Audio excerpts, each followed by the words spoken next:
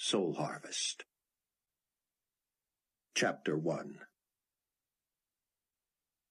Rayford Steele wore the uniform of the enemy of his soul, and he hated himself for it.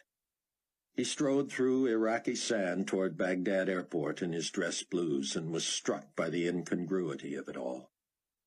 From across the parched plain he heard the wails and screams of hundreds he couldn't begin to be able to help. Any prayer of finding his wife alive depended on how quickly he could get to her. There was no quick here, only sand. And what about Chloe and Buck in the States? And Sion? Desperate, frantic, mad with frustration, he ripped off his natty waistcoat with its yellow braid, heavy epaulets, and arm patches that identified a senior officer of the global community.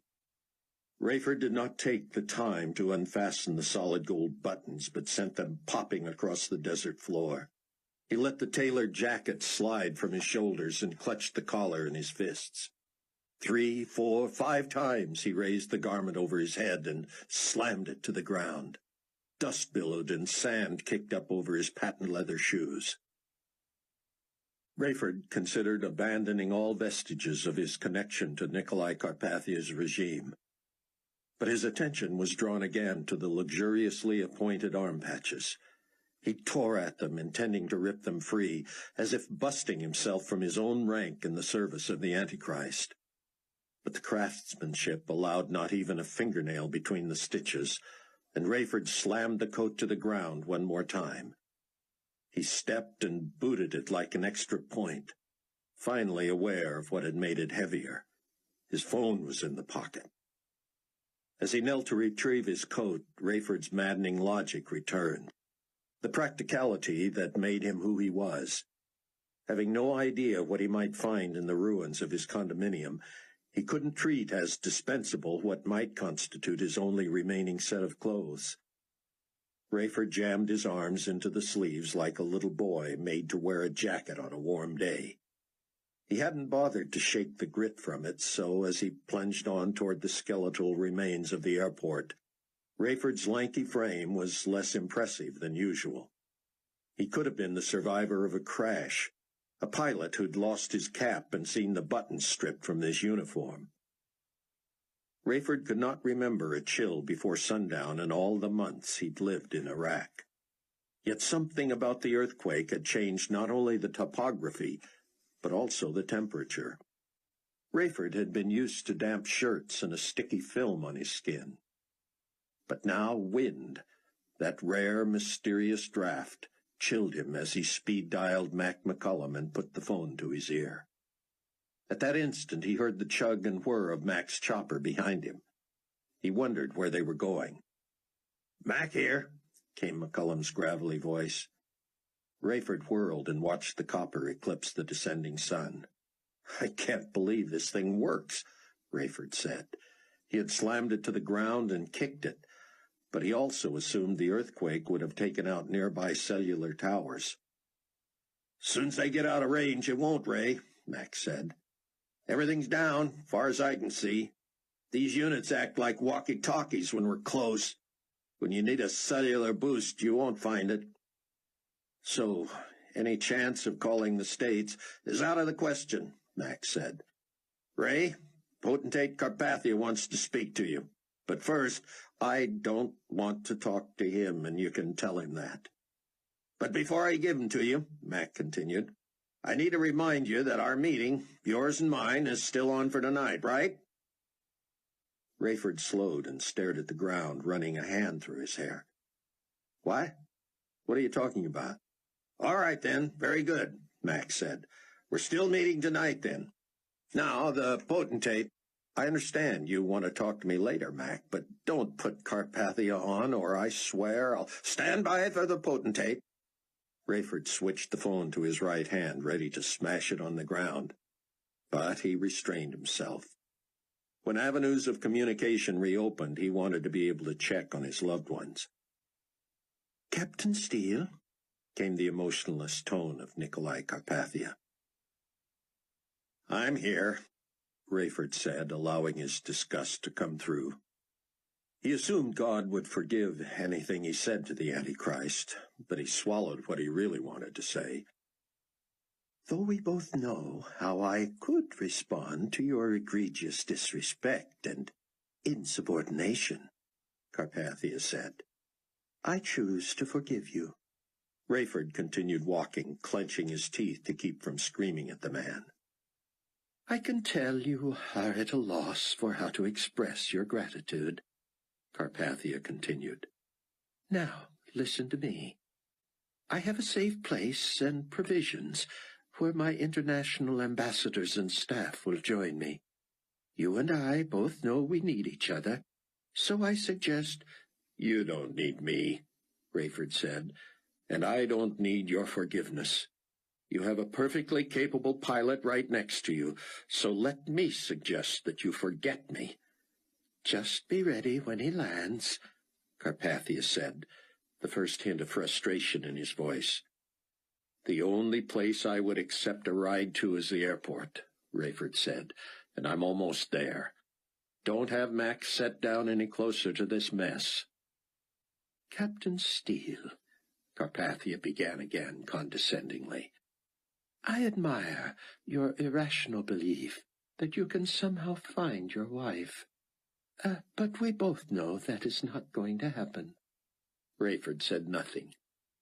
He feared Carpathia was right, but he would never give him the satisfaction of admitting it. And he would certainly never quit looking until he proved to himself Amanda had not survived. Come with us, Captain Steele. Just reboard, and I will treat your outburst as if it never— I'm not going anywhere until I've found my wife. Let me talk to Mac. Officer McCullum is busy. I will pass along a message. Mac could fly that thing with no hands. Now let me talk to him. If there is no message, then, Captain Steele. All right, you win. Just tell Mac— Now is no time to neglect protocol, Captain Steele. A pardoned subordinate is behooved to address his superior. All right, potentate Carpathia. Just tell Mac to come for me if I don't find a way back by 2200 hours. And should you find a way back, the shelter is 3.5 clicks northeast of the original headquarters. You will need the following password: Operation Wrath. What? Carpathia knew this was coming. You heard me, Captain Steele. Cameron Buck Williams stepped gingerly through the rubble near the ventilation shaft, where he had heard the clear, healthy voice of Rabbi Tzion ben Judah, trapped in the underground shelter. Tzion assured him he was unhurt, just scared and claustrophobic. That place was small enough without the church imploding above it. With no way out unless someone tunneled to him, the rabbi, Buck knew, would soon feel like a caged animal. Had Tzion been in immediate danger, Buck would have dug with his bare hands to free him. But Buck felt like a doctor in triage, having to determine who most urgently needed his help. Assuring Tzion he would return, he headed toward the safe house to find his wife. To get through the trash that had been the only church home he ever knew, Buck had to crawl again past the remains of the beloved Loretta. What a friend she had been. First to the late Bruce Barnes, and then to the rest of the Tribulation Force. The force had begun with 4, Rayford, Chloe, Bruce, and Buck. Amanda was added. Bruce was lost. Tzion was added. Was it possible now that they had been reduced to just Buck and Tzion? Buck didn't want to think about it.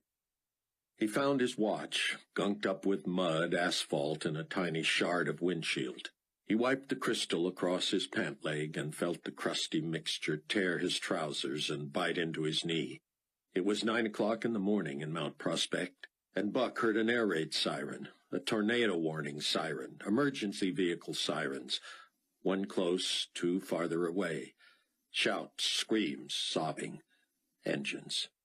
Could he live without Chloe? Buck had been given a second chance. He was here for a purpose. He wanted the love of his life by his side, and he prayed. Selfishly, he realized that she had not already preceded him to heaven. In his peripheral vision, Buck noticed the swelling of his own left cheek. He had felt neither pain nor blood, and had assumed the wound was minor. Now he wondered. He reached in his breast pocket for his mirror-lensed sunglasses. One lens was in pieces. In the reflection of the other he saw a scarecrow, hair wild, eyes white with fear, mouth open and sucking air. The wound was not bleeding yet. It appeared deep. There would be no time for treatment. Buck emptied his shirt pocket, but kept the frames, a gift from Chloe. He studied the ground as he moved back to the Range Rover, picking his way through glass, nails, and bricks like an old man, assuring himself solid purchase. Buck passed Loretta's car and what was left of her, determined not to look. Suddenly the earth moved, and he stumbled. Loretta's car, which he had been unable to budge moments before, rocked and disappeared. The ground had given way under the parking lot. Buck stretched out on his stomach and peered over the edge of a new crevice. The mangled car rested atop a water main 20 feet beneath the earth. The blown tires pointed up like feet of a bloated roadkill. Curled in a frail ball atop the wreckage was the Raggedy Ann-like body of Loretta, a tribulation saint. There would be more shifting of the earth. Reaching Loretta's body would be impossible. If he was also to find Chloe dead, Buck wished God had let him plunge under the earth with Loretta's car. Buck rose slowly, suddenly aware of what the roller coaster ride through the earthquake had done to his joints and muscles. He surveyed the damage to his vehicle. Though it had rolled and been hit from all sides, it appeared remarkably roadworthy. The driver's side door was jammed, the windshield in gummy pieces throughout the interior, and the rear seat had broken away from the floor on one side. One tire had been slashed to the steel belts, but looked strong and held air. Where were Buck's phone and laptop? He had set them on the front seat. He hoped against hope neither had flown out in the mayhem. Buck opened the passenger door and peered onto the floor of the front seat. Nothing. He looked under the rear seats all the way to the back. In a corner, open and with one screen hinge cracked, was his laptop. Buck found his phone in a door well. He didn't expect to be able to get through to anyone with all the damage to cellular towers and everything else above ground. He switched it on, and it went through a self-test and showed 0 range. Still, he had to try. He dialed Loretta's home. He didn't even get a malfunction message from the phone company. The same happened when he dialed the church, then Sion's shelter. As if playing a cruel joke, the phone made noises as if trying to get through. Then, nothing. Buck's landmarks were gone. He was grateful the Range Rover had a built-in compass. Even the church seemed twisted from its normal perspective on the corner. Poles and lines and traffic lights were down, buildings flattened, trees uprooted, fences strewn about. Buck made sure the Range Rover was in 4-wheel drive. He could barely travel 20 feet before having to punch the car over some rise. He kept his eyes peeled to avoid anything that might further damage the Rover. It might have to last him through the end of the tribulation. The best he could figure, that was still more than 5 years away. As Buck rolled over chunks of asphalt and concrete where the street once lay, he glanced again at the vestiges of New Hope Village Church. Half the building was underground. But that one section of pews, which had once faced west, now faced north and glistened in the sun. The entire sanctuary floor appeared to have turned 90 degrees. As he passed the church, he stopped and stared. A shaft of light appeared between each pair of pews in the 10-pew section, except in one spot. There something blocked Buck's view. He threw the Rover into reverse and carefully backed up. On the floor in front of one of those pews were the bottoms of a pair of tennis shoes, toes pointing up. Buck wanted above all to get to Loretta's and search for Chloe, but he could not leave someone lying in the debris. Was it possible someone had survived? He set the brakes and scrambled over the passenger seat and out the door, recklessly trotting through stuff that could slice through his shoes. He wanted to be practical, but there was no time for that. Buck lost his footing 10 feet from those tennis shoes and pitched face forward. He took the brunt of the fall on his palms and chest. He pulled himself up and knelt next to the tennis shoes, which were attached to a body. Thin legs and dark blue jeans led to narrow hips. From the waist up, the small body was hidden under the pew. The right hand was tucked underneath. The left lay open and limp. Buck found no pulse, but he noticed the hand was broad and bony, the third finger bearing a man's wedding band. Buck slipped it off, assuming a surviving wife might want it. Buck grabbed the belt buckle and dragged the body from under the bench. When the head slid into view, Buck turned away. He had recognized Donnie Moore's blonde coloring only from his eyebrows. The rest of his hair, even his sideburns, was encrusted with blood. Buck didn't know what to do in the face of the dead and dying at a time like this. Where would anyone begin disposing of millions of corpses all over the world? Buck gently pushed the body back under the pew, but was stopped by an obstruction.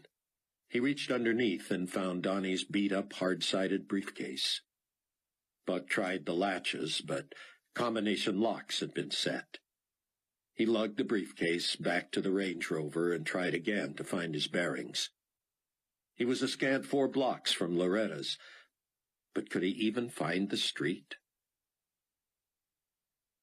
Rayford was encouraged to see movement in the distance at Baghdad Airport. He saw more wreckage and carnage on the ground than people scurrying about, but at least not all had been lost. A small, dark figure with a strange gait appeared on the horizon. Rayford watched, fascinated, as the image materialized into a stocky, middle-aged Asian in a business suit. The man walked directly toward Rayford, who waited expectantly, wondering if he could help. But as the man drew near, Rayford realized he was not aware of his surroundings. He wore a wing-tip dress shoe on one foot, with only a sock sliding down the ankle of the other. His suit coat was buttoned, but his tie hung outside it. His left hand dripped blood. His hair was mussed, yet his glasses appeared to have been untouched by whatever he had endured. "Are you all right?" Rayford asked. The man ignored him. "Can I help you?" The man limped past, mumbling in his own tongue. Rayford turned to call him back, and the man became a silhouette in the orange sun. There was nothing in that direction but the Tigris River. "Wait," Rayford called after him. "Come back. Let me help you." The man ignored him, and Rayford dialed Mac again. "Let me talk to Carpathia," he said. "Sure," Mac said. "We're set on that meeting tonight, right?" "Right. Now let me talk to him." "I mean our personal meeting, right?" "Yes, I don't know what you want, but yes, I get the point. Now I need to talk to Carpathia." "Okay, sorry. Here he is." "Change your mind, Captain Steele?" Carpathia said. "Hardly. Listen, do you know Asian languages?" "Some. Why?" "What does this mean?" he asked, repeating what the man had said.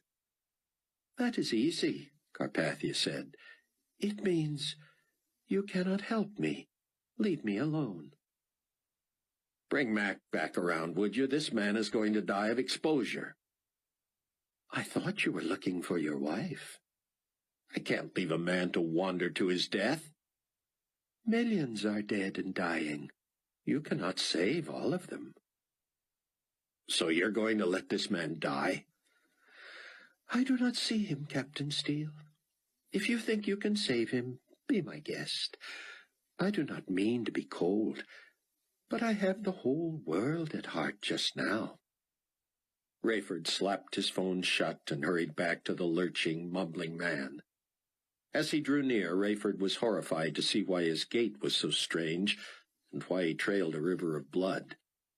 He had been impaled by a gleaming white chunk of metal, apparently some piece of a fuselage.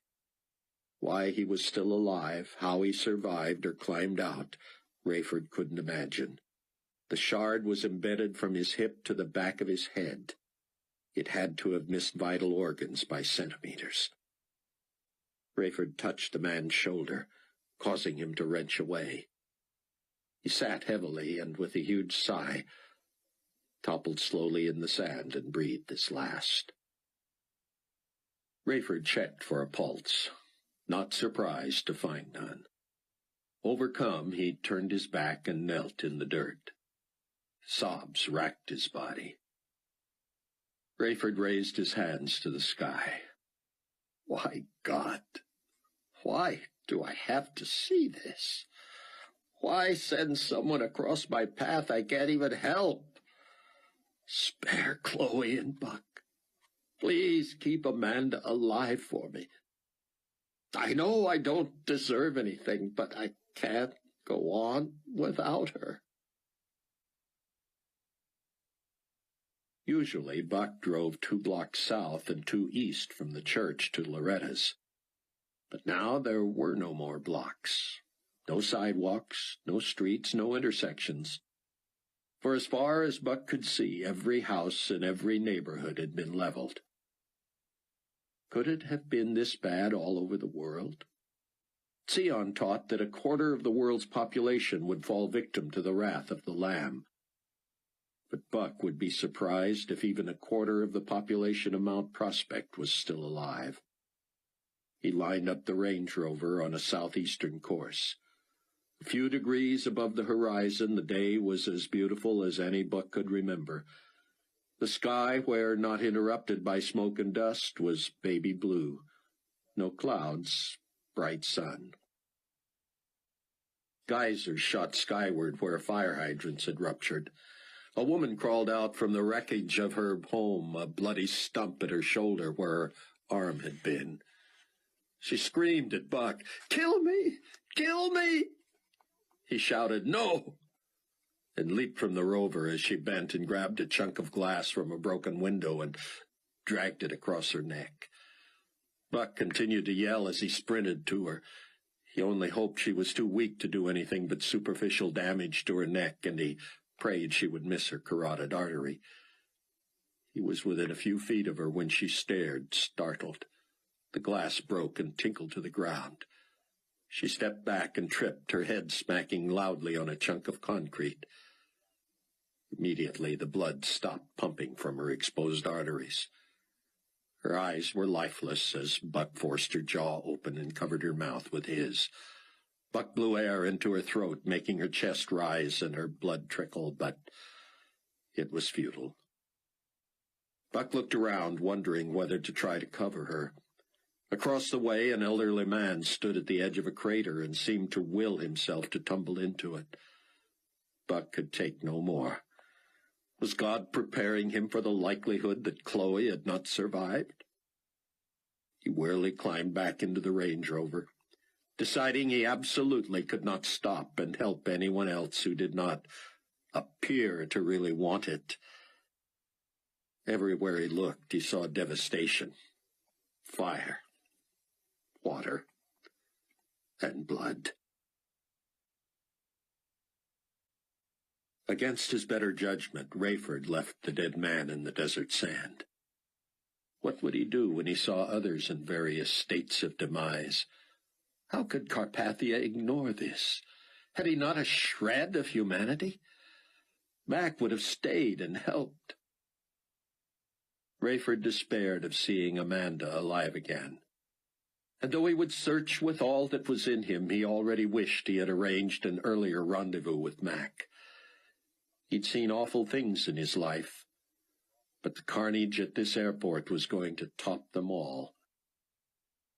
A shelter, even the Antichrists, sounded better than this. Chapter 2. Buck had covered disasters, but as a journalist he had not felt guilty about ignoring the dying. Normally, by the time he arrived on a scene, medical personnel were usually in place. There was nothing he could do but stay out of the way. He had taken pride in not forcing his way into situations that would make things more difficult for emergency workers. But now it was just him. Sounds of sirens told him others were at work somewhere, but surely there were too few rescuers to go around. He could work 24 hours finding barely breathing survivors, but he would not make a dent in the magnitude of this disaster. Someone else might ignore Chloe to get to his own loved one. Those who had somehow escaped with their lives could only hope that they had their own hero fighting the odds to get to them. Buck had never believed in extrasensory perception or telepathy, even before he had become a believer in Christ. Yet now he felt such a deep longing for Chloe, such a desperate grief at even the prospect of losing her, that he felt as if his love oozed from every pore. How could she not know he was thinking of her, praying for her, trying to get to her at all cost? Having kept his eyes straight ahead as despairing, wounded people waved or screamed out to him, Buck bounced to a dusty stop. A couple of blocks east of the main drag was some semblance of recognizable geography. Nothing looked like it had before, but ribbons of road gouged up by the churning earth lay sideways in roughly the same configuration they had before. The pavement of Loretta's street now stood vertically, blocking the view of what was left of the homes. Buck scrambled from his car and climbed atop the asphalt wall. He found the upturned street about 4 feet thick with a bed of gravel and sand on its other side. He reached up and over and dug his fingers into the soft part, hanging there and staring at Loretta's block. 4 stately homes had stood in that section, Loretta's the second from the right. The entire block looked like some child's box of toys that had been shaken and tossed to the ground. The home directly in front of Buck, larger even than Loretta's, had been knocked back off its foundation, flipped onto its front, and collapsed. The roof had toppled off upside down in one piece, apparently when the house hit the ground. Buck could see the rafters, as he would have had he been in the attic. All 4 walls of the house lay flat, flooring strewn about. In 2 places, Buck saw lifeless hands at the end of stiff arms poking through the debris. A towering tree more than 4 feet in diameter had been uprooted and had crashed into the basement. 2 feet of water lay on the cement floor, and the water level was slowly rising. Strangely, what appeared to be a guest room in the northeast corner of the cellar looked unmolested, neat and tidy. It would soon be under water. Buck forced himself to look at the next house, Loretta's. He and Chloe had not lived there long, but he knew it well. The house, now barely recognizable, seemed to have been lifted off the ground and slammed down in place, causing the roof to split in 2 and settle over the giant box of sticks. The roof line all the way around was now about 4 feet off the ground. 3 massive trees in the front yard had fallen toward the street, angled toward each other, branches intertwined, as if 3 swordsmen had touched their blades together. Between the 2 destroyed houses stood a small metal shed that, while pitched at an angle, had nonsensically escaped serious damage. How could an earthquake shake, rattle, and roll a pair of 5-bedroom, 2-story homes into oblivion and leave untouched a tiny utility shed? Buck could only surmise that the structure was so flexible it did not snap when the earth rolled beneath it. Loretta's home had shrunk flat where it sat, leaving her backyard empty and bare. All this, Buck realized, had happened in seconds. A fire truck with makeshift bullhorns on the back rolled slowly into view behind Buck. As he hung on that vertical stretch of pavement, he heard, "Stay out of your homes. Do not return to your homes. If you need help, get to an open area where we can find you." A half-dozen police officers and firefighters rode the giant ladder truck. A uniformed cop leaned out the window. "You all right there, buddy?" "I'm all right," Buck hollered. "That your vehicle?" "Yes." "We could sure use it in the relief effort." "I've got people I'm trying to dig out," Buck said. The cop nodded. "Don't be trying to get into any of those homes." Buck let go and slid to the ground. He walked toward the fire truck as it slowed to a stop. "I heard the announcement, but what are you guys talking about?" "We're worried about looters, but we're also worried about danger. These places are hardly stable." "Obviously," Buck said. "But looters? You're the only healthy people I've seen. There's nothing of value left, and where would somebody take anything if they found it?" "We're just doing what we're told, sir. Don't try to go in any of the homes, okay?" "Of course I will. I'm going to be digging through that house to find out if somebody I know and love is still alive." "Trust me, pal. You're not going to find survivors on this street. Stay out of there." "Are you going to arrest me? Do you have a jail still standing?" The cop turned to the fireman driving. Buck wanted an answer. Apparently, the cop was more level-headed than he was, because they slowly rolled away. Buck scaled a wall of pavement and slid down the other side, covering his entire front with mud. He tried wiping it off, but it stuck between his fingers.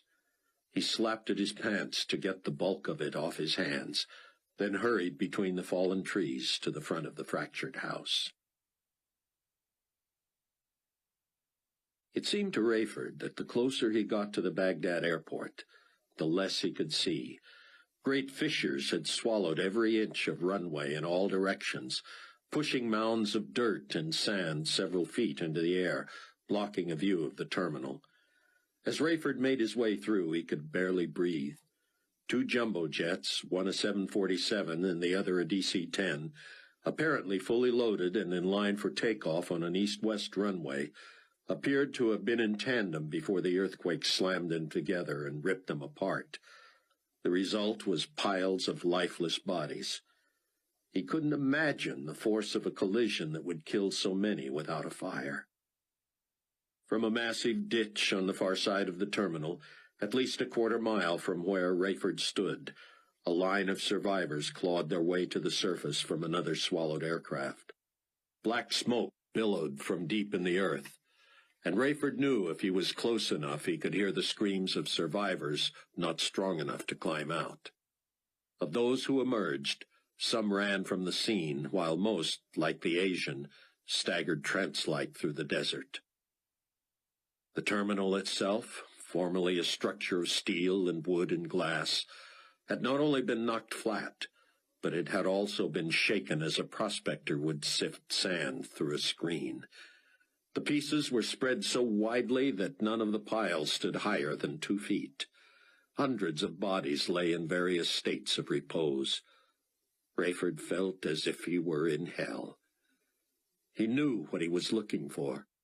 Amanda's scheduled flight had been on a Pan-Continental 747, the airline and equipment he used to fly.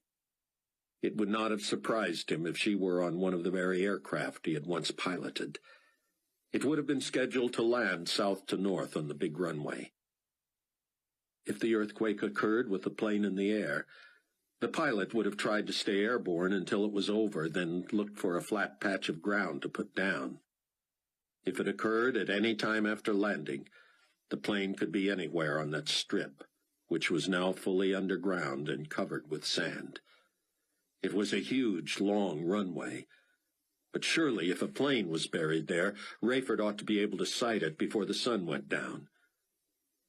Might it be facing the other direction on one of the auxiliary runways, having already begun taxiing back to the terminal? He could only hope it was obvious and pray there was something he could do in the event that Amanda had somehow miraculously survived. The best-case scenario, short of the pilot having had enough foresight to have landed somewhere safely, would have been if the plane had landed and either stopped or was traveling very slowly when the earthquake hit. If it had somehow been fortunate enough to be in the middle of the airstrip when the runway slipped from the surface, there was a chance it would still be upright and intact. If it was covered with sand, who knew how long the air supply would last? It seemed to Rayford there were at least 10 people dead for every one alive near the terminal. Those who had escaped had to have been outside when the quake hit. It didn't appear anyone inside the terminal had survived. Those few global community uniformed officers who patrolled the area with their high-powered weapons looked as shell-shocked as anyone.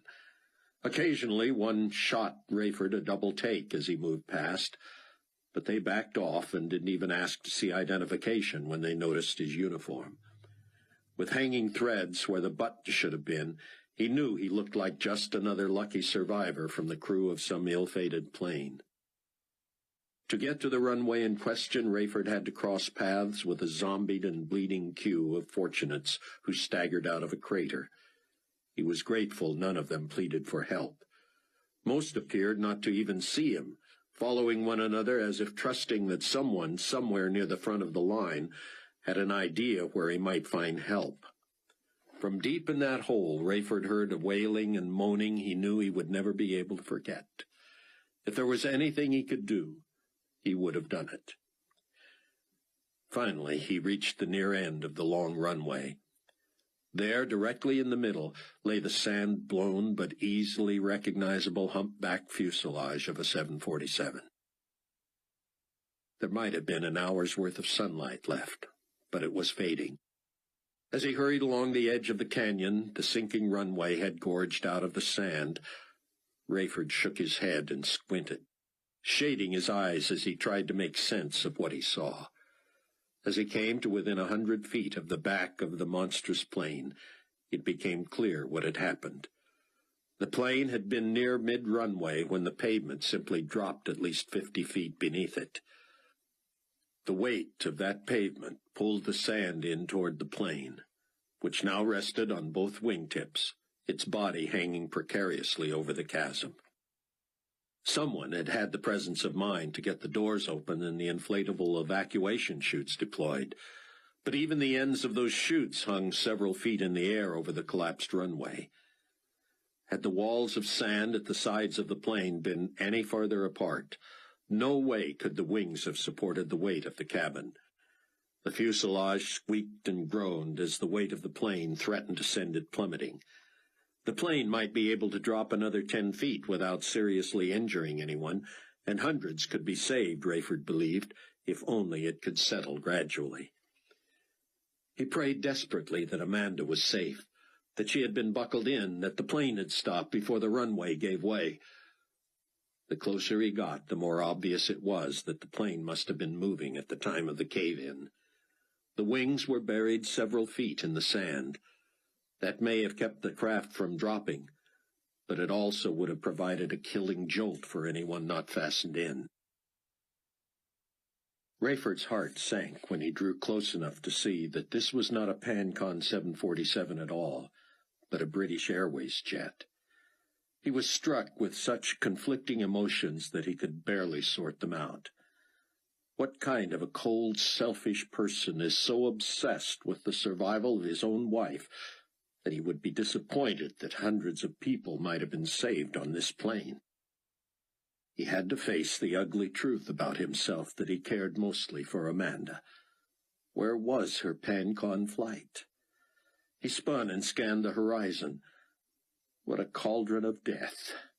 There was nowhere else to look for the PanCon jet. Until he knew for sure, he would not accept that Amanda was gone. With no other recourse and the inability to call Mac for an earlier pickup, he turned his attention back to the British Airways plane. At one of the open doors, a flight attendant, staring ghost-like from the cabin, helplessly surveyed their precarious position. Rayford cupped his hands and called out to her, "I am a pilot. I have some ideas." "Are we on fire?" she screamed. "No, and you should be very low on fuel. You don't seem to be in danger." "This is very unstable," she shouted. "Should I move everyone to the back so we don't go nose down?" "You won't go nose down anyway. Your wings are stuck in the sand. Get everyone toward the middle and see if you can exit onto the wings without breaking up." "Can we be sure of that?" "No, but you can't wait for heavy equipment to tunnel down there and scaffold up to you. The earthquake was worldwide, and it's unlikely anyone will get to you for days." "These people want out of here now. How sure are you that this will work?" "Not very, but you have no choice. An aftershock could drop the plane all the way." As far as Buck knew, Chloe had been alone at Loretta's. His only hope of finding her was to guess where she might have been in the house when it collapsed. Their bedroom in the southwest corner upstairs was now at ground level. A mass of brick, siding, drywall, glass, framing, trim, floor, studs, wiring, and furniture, covered by half of the split roof. Chloe kept her computer in the basement, now buried under the other 2 floors on that same side of the house. Or she might have been in the kitchen at the front of the house, but also on that same side. That left Buck with no options. He had to get rid of a major section of that roof and start digging. If he didn't find her in the bedroom or the basement, his last hope was the kitchen. He had no boots, no gloves, no work clothes, no goggles, no helmet. All he had were the filthy, flimsy clothes on his back, normal shoes, and his bare hands. It was too late to worry about tetanus. He leaped onto the shifting roof. He edged up the steep incline, trying to see where it might be weak or could fall apart. It felt solid, though unsteady. He slid to the ground and pushed up under the eaves. No way could he do this by himself. Might there be an axe or chainsaw in the metal shed? He couldn't get it open at first. The door was jammed. It seemed such a frail thing, but having shifted in the earthquake, the shed had bent upon itself and was unwilling to budge. Buck lowered his shoulder and rammed it like a football player. It groaned in protest, but snapped back into position. He karate-kicked it 6 times, then lowered his shoulder and barreled into it again. Finally, he backed up 20 feet and raced toward it, but his slick shoes slipped in the grass and sent him sprawling. In a rage, he trotted back farther, started slower, and gradually picked up speed. This time he smashed into the side of the shed so hard that he tore it from its moorings. It flipped over the tools inside, and he went with it, riding it to the ground before bouncing off. A jagged edge of the roof caught his rib cage as he hurtled down, and flesh gave way. He grabbed his side and felt a trickle, but unless he severed an artery, he wouldn't slow down. He dragged shovels and axes to the house and propped long-handled garden implements under the eaves. When Buck leaned against them, the edge of the roof lifted, and something snapped between the few remaining shingles. He attacked that with a shovel, imagining how ridiculous he looked and what his father might say if he saw him using the wrong tool for the wrong job. But what else could he do? Time was of the essence. He was fighting all odds anyway. Yet stranger things had happened. People had stayed alive under rubble for days. But if water was getting into the foundation of the house next door, what about this one? What if Chloe was trapped in the basement? He prayed that if she had to die, it had already happened quickly and painlessly. He did not want her life to ebb slowly away in a horrifying drowning. He also feared electrocution when water met open electric lines.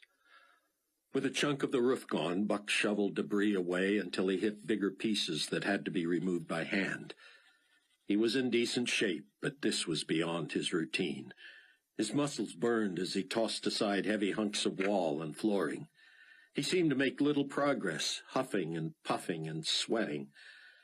Buck twisted conduit out of the way and tossed aside ceiling plaster. He finally reached the bed frame, which had been snapped like kindling. He pushed in to where Chloe often sat at a small desk. It took him another half hour to dig through there, calling her name every so often.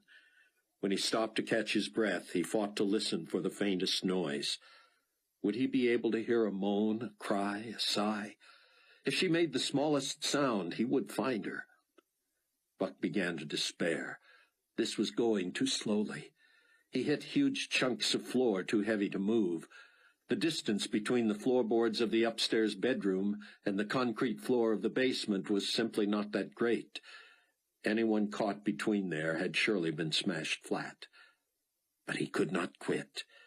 If he couldn't get through this stuff by himself, he would get Sion to help him. Buck dragged the tools out to the front and tossed them over the pavement wall. Getting over from this side was a lot harder than from the other because the mud was slippery.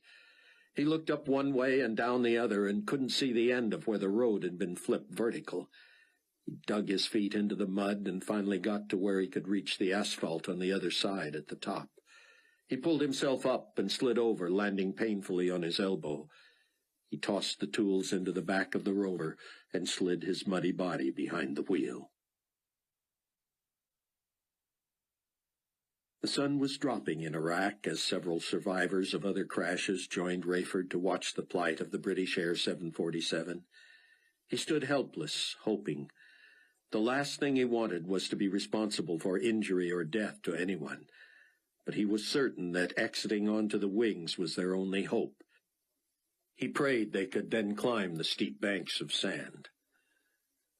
Rayford was encouraged at first when he saw the first passengers crawl onto the wings. Apparently, the flight attendant had rallied the people and got them to work together. Rayford's encouragement soon turned to alarm when he saw how much motion they generated and how it strained the fragile support. The plane was going to break up. Then what would happen to the fuselage? If one end or the other tipped too quickly, dozens could be killed. Those not strapped in would be hurtled to one end of the plane or the other, landing atop each other. Rayford wanted to shout, to plead with the people inside to spread out. They needed to go about this with more precision and care. But it was too late, and they would never hear him.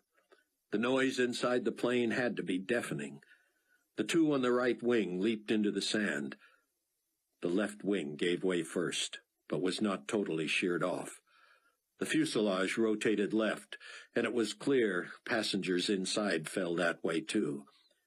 The rear of the plane was going down first. Rayford could only hope the right wing would give way in time to even it out. At the last instant, that happened. But though the plane landed nearly perfectly flat on its tires, it had dropped much too far. People had to have been horribly bounced against each other in the plane. When the front tire collapsed, the nose of the plane drove so hard into the pavement that it shook more sand avalanches loose from the sides, which quickly filled the gorge. Rayford stuffed his phone in his pants pocket and tossed his jacket aside. He and others dug with their hands and began burrowing into the plane to allow air and escape passages. Sweat soaked through his clothes. The shine of his shoes would never return, but when might he ever again need dress shoes anyway? When he and his compatriots finally reached the plane, they met passengers digging their way out. Rescuers behind Rayford cleared the area when they heard helicopter blades. Rayford assumed, as everyone probably did, that it was a relief chopper. Then he remembered. If it was Mac, it must be 10 already. Was it because he cared, Rayford wondered, or was he more concerned with their meeting?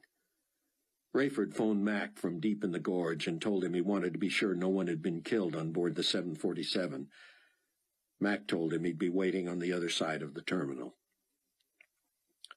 A few minutes later, relieved that all had survived, Rayford climbed back to the surface. He could not, however, find his jacket. That was just as well. He assumed Carpathia would soon fire him anyway. Rayford picked his way through the flattened terminal and around the back. Mac's helicopter idled 100 yards away. In the darkness, Rayford assumed a clear path to the small craft and began hurrying. Amanda was not here, and this was a place of death. He wanted out of Iraq altogether, but for now he wanted away from Baghdad. He might have to endure Carpathia's shelter, whatever that was, but as soon as he was able, he would put distance between himself and Nikolai. Rayford picked up speed, still in shape in his early 40s. But suddenly he somersaulted into what? Bodies. He had tripped over one and landed atop others. Rayford stood and rubbed a painful knee, fearing he had desecrated these people.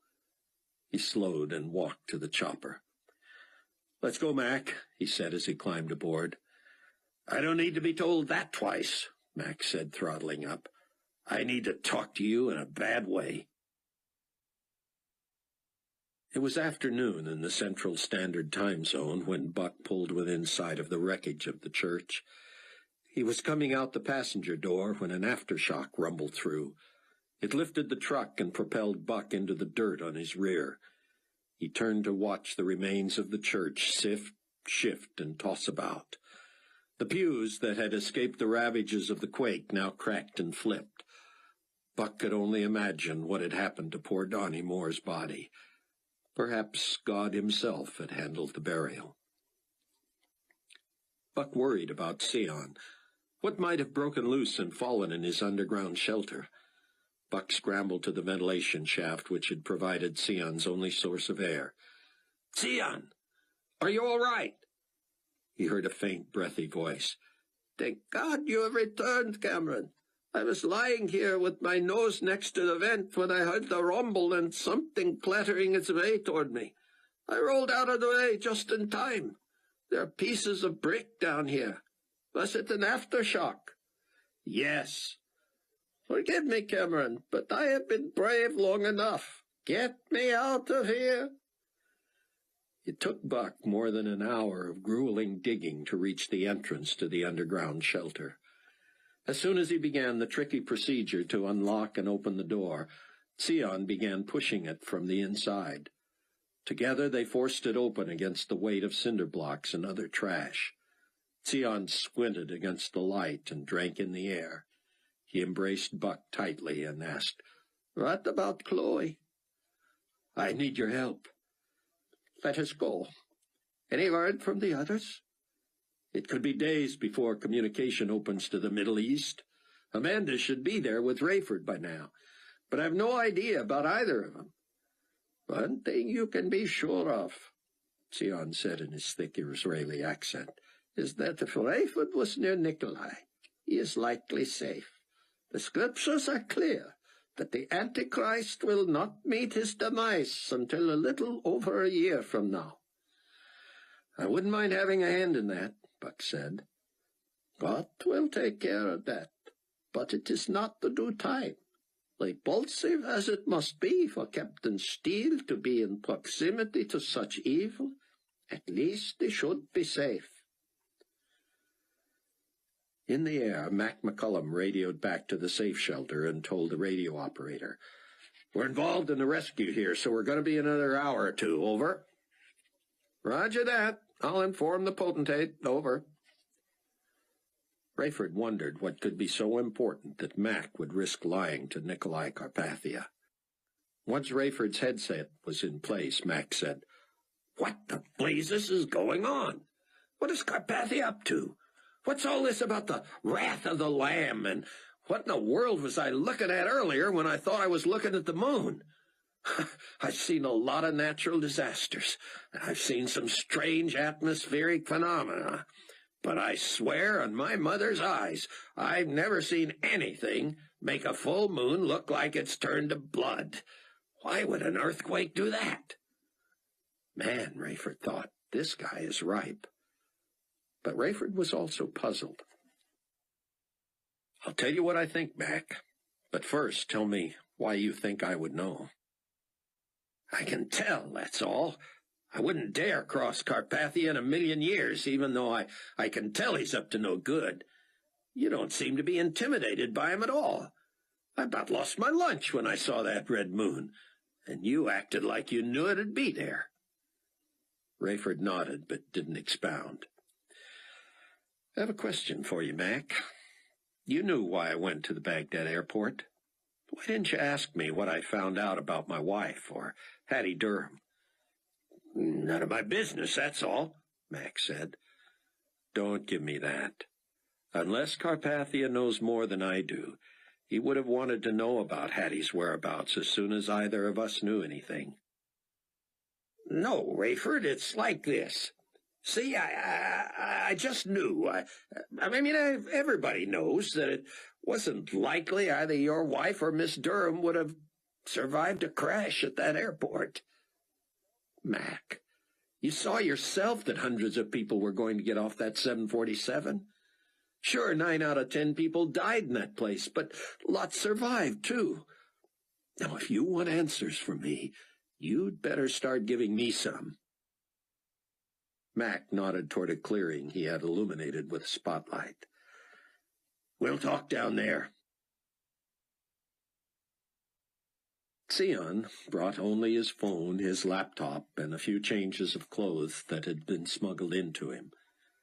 Buck waited until they parked near the torn-up pavement in front of Loretta's house to tell him about Donnie Moore. It is a tragedy, Sion said. And he was the one I told you about, the computer whiz who put together our laptops.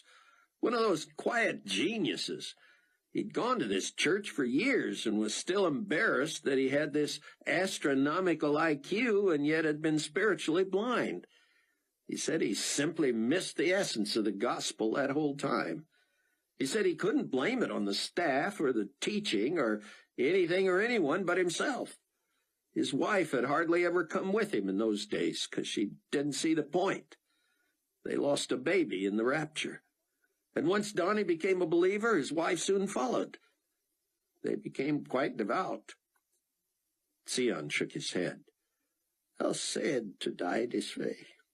But now they are reunited with their child. What do you think I ought to do about the briefcase? Buck asked. Do about it? Donnie must have something very important in there. I saw him with it constantly. But I don't know the combinations. Should I leave it alone? Sion seemed in deep thought. Finally, he said, At a time like this, you must decide if there is something in there that might further the cause of Christ. The young man would want you to have access to it. Should you break into it and find only personal things, it would be only right to maintain his privacy. Sion and Buck clambered out of the rover. As soon as they had tossed their tools over the wall and climbed over it, Sion said, Buck, there is Chloe's car. Chapter 3. Rayford could not swear to the credibility of Mac McCullum. All he knew was that the freckled, twice-divorced man had just turned 50 and had never had kids. He was a careful and able aviator, facile with various types of aircraft, having flown both militarily and commercially. Mac had proved a friendly, interested listener, earthy in expression. They had not known each other long enough for Rayford to expect him to be more forthcoming. Though he seemed a bright and engaging guy, their limited relationship had involved only surface cordiality. Mac knew Rayford was a believer. Rayford hid that from no one. But Mac had never shown the slightest interest in the matter. Until now. Paramount in Rayford's mind was what not to say. Mac had finally expressed frustration over Carpathia, going so far as to allow that he was up to no good. But what if Mac was a subversive, working for Carpathia as more than a pilot? What a way to entrap Rayford! Dare he both share his faith with Mac and reveal all that he and the Tribulation Force knew about Carpathia? And what of the bugging device built into the Condor 216? Even if Mac expressed an interest in Christ, Rayford would keep that volatile secret until he was sure Mac was not a fake. Mac turned off everything on the chopper except auxiliary power that kept the control panel lights and radio on. All Rayford could see across the expanse of inky desert was moon and stars. If he hadn't known better, he might have been persuaded that the little craft was drifting along on an aircraft carrier in the middle of the ocean. Mac, Rayford said, Tell me about the shelter. What does it look like? And how did Carpathia know he needed it? I don't know, Max said. Maybe it was a security blanket in case one or more of his ambassadors turned on him again. It's deep, it's concrete, and it'll protect him from radiation. And I'll tell you one more thing. It's plenty big enough for the 216. Rayford was dumbfounded. The 216? I left that at the end of the long runway in New Babylon. And I was assigned to move it early this morning. Move it where? Didn't you ask me just the other day about that new utility road Carpathia had built? That single-lane thing that seemed to lead only to the fence at the end of the airstrip? Yeah, well, now there's a gate in the fence where that road ends. So, you open the gate, Rayford said, and you go where? Across desert sand, right? That's what it looks like, Max said. But a huge expanse of that sand has been treated with something. Wouldn't you think a craft as big as the 216 would sink in the sand if it ever got that far? You're telling me you taxied the 216 down that little utility road to a gate in the fence? How big must that gate be? Only big enough for the fuselage. The wings are higher than the fence. So you ferried the Condor off the airstrip and across the sand to where? 3.5 clicks northeast of headquarters, just like Carpathia said. So this shelter isn't in a populated area? Nope. I doubt anyone's ever seen it without Carpathia's knowledge. It's huge, Ray, and it must have taken ages to build. I could have fit 2 aircraft that size in there and only half filled the space. It's about 30 feet below ground with plenty of supplies, plumbing, lodging, cooking areas, you name it. How does something underground withstand the shifting of the earth? Part genius, part luck, I guess, Max said. The whole thing floats, suspended on some sort of a membrane filled with hydraulic fluid and sitting on a platform of springs that serve as mammoth shock absorbers. So, the rest of New Babylon is in ruins, but the Condor and Carpathia's little hideout, or I should say big hideout, escaped damage. That's where the ingenious part comes in, Ray. The place was rocked pretty good, but the technology delivered. The one eventuality they couldn't escape, even though they predicted it, was that the main entrance, the huge opening that allowed the plane to easily slip in there, was completely covered over with rock and sand by the quake. They were able to shelter a couple of other smaller openings on the other side to maintain passage, and Carpathia already has earth movers reopening the original entrance. They're working on it right now. So, what? He's looking to go somewhere? Can't stand the heat? No, not at all. He's expecting company. His kings are on their way? He calls them ambassadors. He and Fortunato have big plans. Rayford shook his head. Fortunato. I saw him in Carpathia's office when the earthquake started. How'd he survive? I was surprised as you, Ray. Unless I missed him, I didn't see him come out that door on the roof. I figured the only people with a prayer surviving the collapse of that place were the few who were on the roof when the thing went down. That's more than a 60-foot drop with concrete crashing all around you. So even that's a long shot. But I've heard stranger. I read about a guy in Korea who was on top of a hotel that collapsed, and he said he felt like he was surfing on a concrete slab till he hit the ground and rolled and wound up with only a broken arm. So what's the story? How did Fortunato get out? You're not going to believe it. I'd believe anything at this point. Here's the story the way I saw it. I take Carpathia back to the shelter, and I put her down near the entrance where I'd parked the Condor. It was totally covered over, like I say, so Carpathia directs me around to the side where there's a smaller opening. We go in and find a big staff of people working, almost as if nothing's happened. I mean, there's people cooking, cleaning, setting up, all that. Carpathia's secretary? Mac shook his head. I guess she was killed in the building collapse along with most of the other headquarters staff. But he's got her and all the rest of them replaced already. Unbelievable. And Fortunato? He wasn't there either. Somebody tells Carpathia there were no survivors at headquarters. And I swear, Ray, it looked to me like Carpathia paled. It was the first time I've ever seen him rattled, except when he pretends to go into a rage about something. I think those are always planned. Me too. So what about Leon? Carpathia recovers real quick and says, we'll just see about that. He says he'll be right back, and I ask him, can I take him somewhere?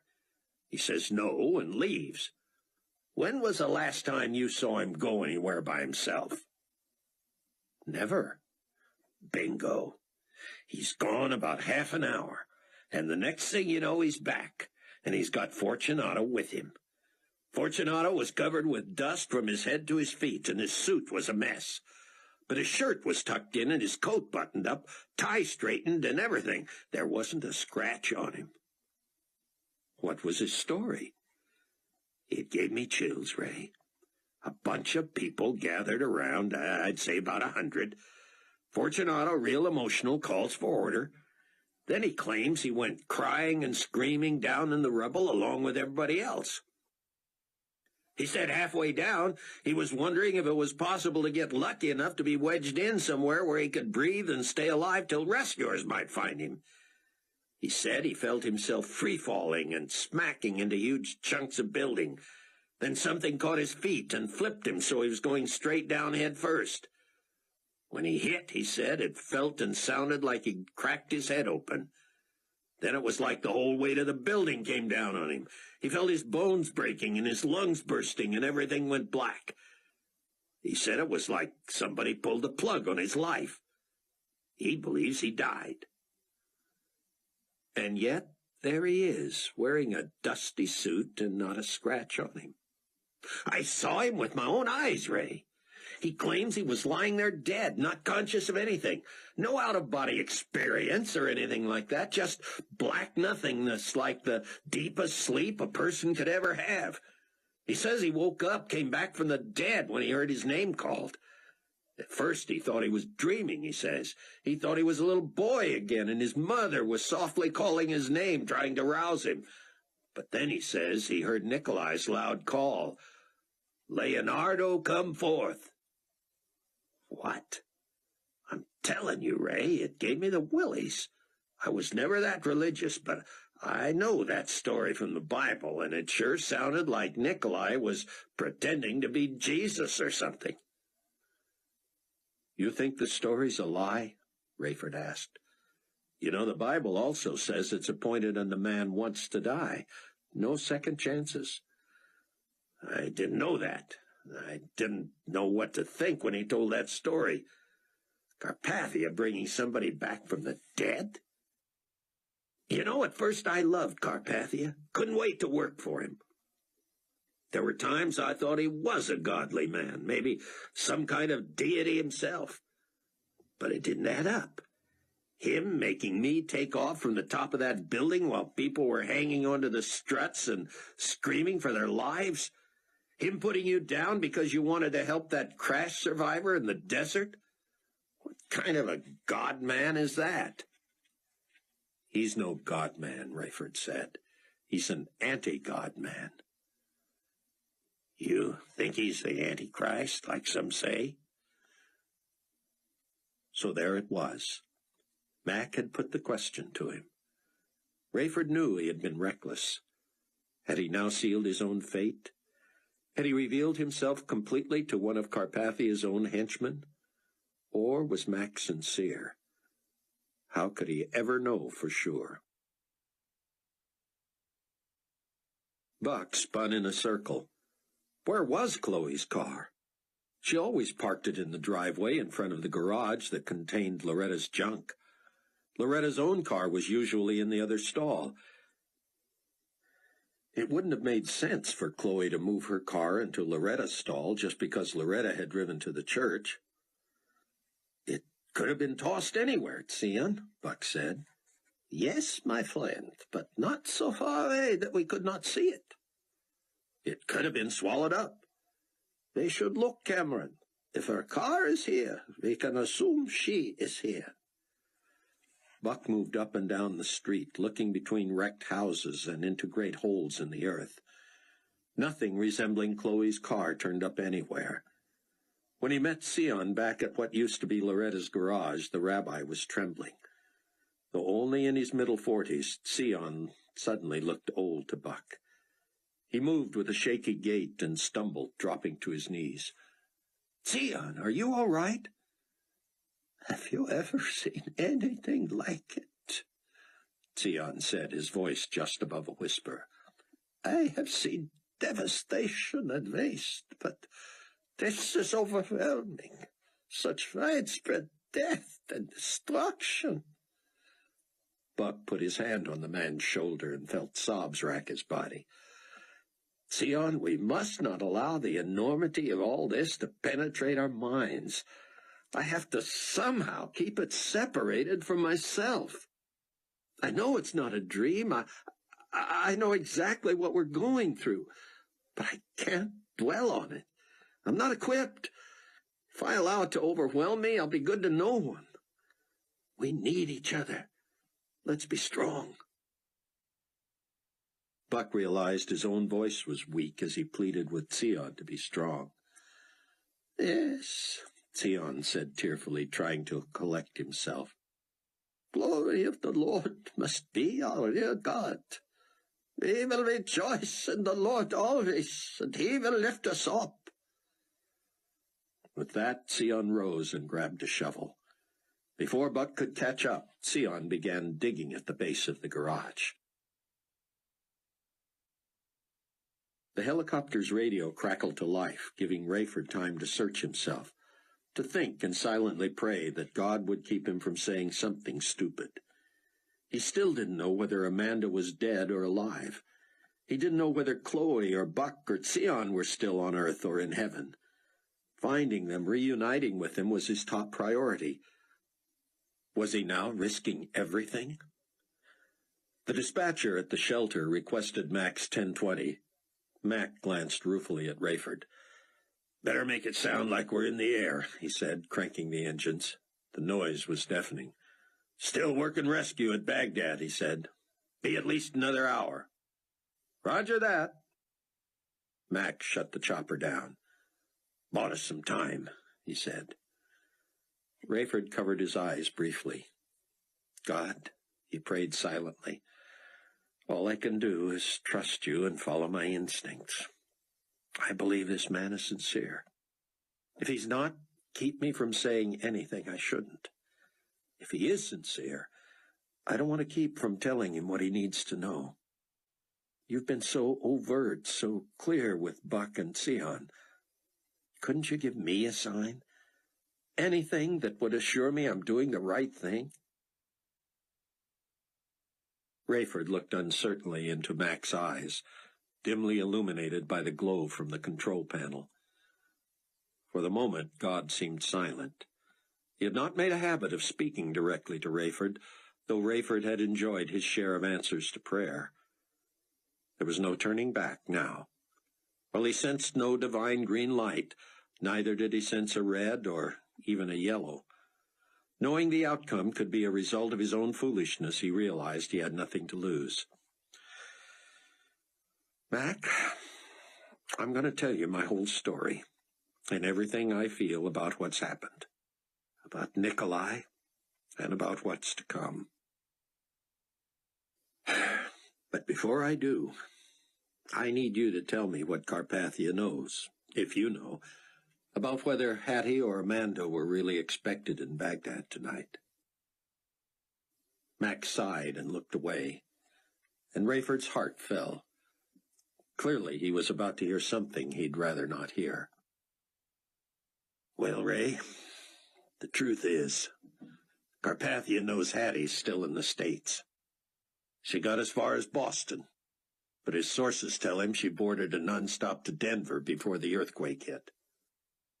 To Denver? I thought that's where she'd come from. It was. That's where her family is.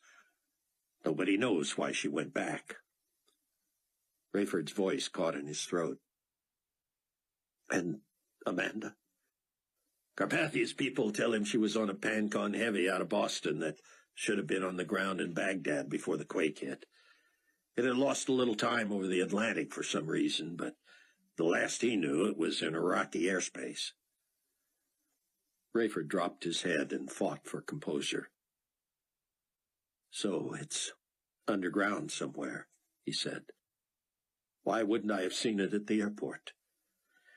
I don't know, Max said. Maybe it was completely swallowed by the desert. But all the other planes monitored by Baghdad Tower have been accounted for, so that doesn't seem likely. There's still hope, then, Rayford said. Maybe that pilot was far enough behind schedule that he was still in the air and just stayed there until everything stopped moving and he could find a spot to put down. Maybe, Max said, but Rayford detected flatness in his voice. Clearly Mac was dubious. I won't stop looking until I know. Mac nodded, and Rayford sensed something more. Mac, what are you not telling me? Mac looked down and shook his head. Listen to me, Mac. I've already hinted what I think of Carpathia. That's a huge risk for me. I don't know where your true loyalties lie. And I'm about to tell you more than I should tell anyone that I wouldn't trust with my life. If you know something about Amanda that I need to know, you've got to tell me.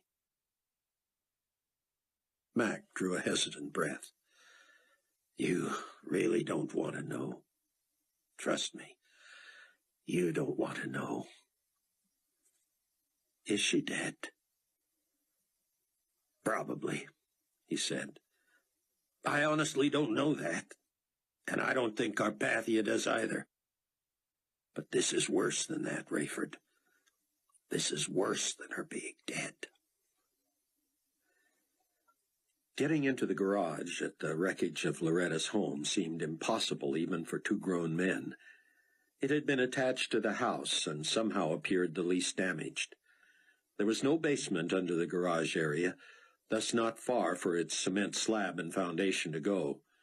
When the roof had fallen in, the section doors had been so heavily compressed that their panels had overlapped by several inches. One door was angled at least 2 feet off track, pointing to the right. The other was off track about half that much and pointed in the other direction. There was no budging them. All Buck and Sion could do was start hacking through them. In their normal state, the wood doors might easily have been cracked through, but now they sat with a huge section of roof and eaves jamming them awkwardly down to concrete, which rested 2 feet below the surface. To Buck, every whack at the wood with his axe felt as if he were crashing steel against steel. With both hands at the bottom of the handle and swinging with all his might, the best he could do was chip tiny pieces with each blow. This was a quality door, made only more solid by the crush of nature. Buck was exhausted. Only nervous energy and grief held in check kept him going. With every swing of the axe, his desire grew to find Chloe. He knew the odds were against him, but he believed he could face her loss if he knew anything for sure. He went from hoping and praying that he would find her alive to that he would simply find her in a state that proved she died relatively painlessly. Wouldn't be long, he feared, before he would be praying that he find her regardless. Sion Ben Judah was in good shape for his age. Up until he had gone into hiding, he had worked out every day. He had told Buck that though he had never been an athlete, he knew that the health of his scholar's mind depended also on the health of his body. Sion was keeping up his end of the task, wailing away at the door in various spots, testing for any weakness that would allow him to drive through it more quickly. He was panting and sweating, yet still he tried to talk while he worked. "Cameron, You did not expect to find Chloe's car in the area, do you? No. And if you do not, from that you will conclude that she somehow escaped. That's my hope. So, this is a process of elimination. That's right. As soon as we have established that her car is not here, Cameron, let us try to salvage whatever we can from the house. Like what? Foodstuffs, your clothes. Did you say you had already cleared your bedroom area? Yes, but I didn't see the closet or its contents. It can't be far. The chest of drawers? Surely you have clothes in there. Good idea, Buck said. Between the two axes and their resounding thwacks against the garage door, Buck heard something else. He stopped swinging and held up a hand to stop Sion. The older man leaned on his axe to catch his breath, and Buck recognized the thump, thump, thump of helicopter blades. It grew so loud and close that Buck assumed it was 2 or 3 choppers. But when he caught sight of the craft, he was astounded to see it was just one, big as a bus. The only other he'd seen like it was in the Holy Land during an air attack years before. But this one, settling down just 100 or so yards away, resembled those old gray and black Israeli transport choppers only in size. This was sparkling white, and appeared to have just come off the assembly line. It carried the huge insignia of the global community. "Do you believe this?" Buck asked. "What do you make of it?"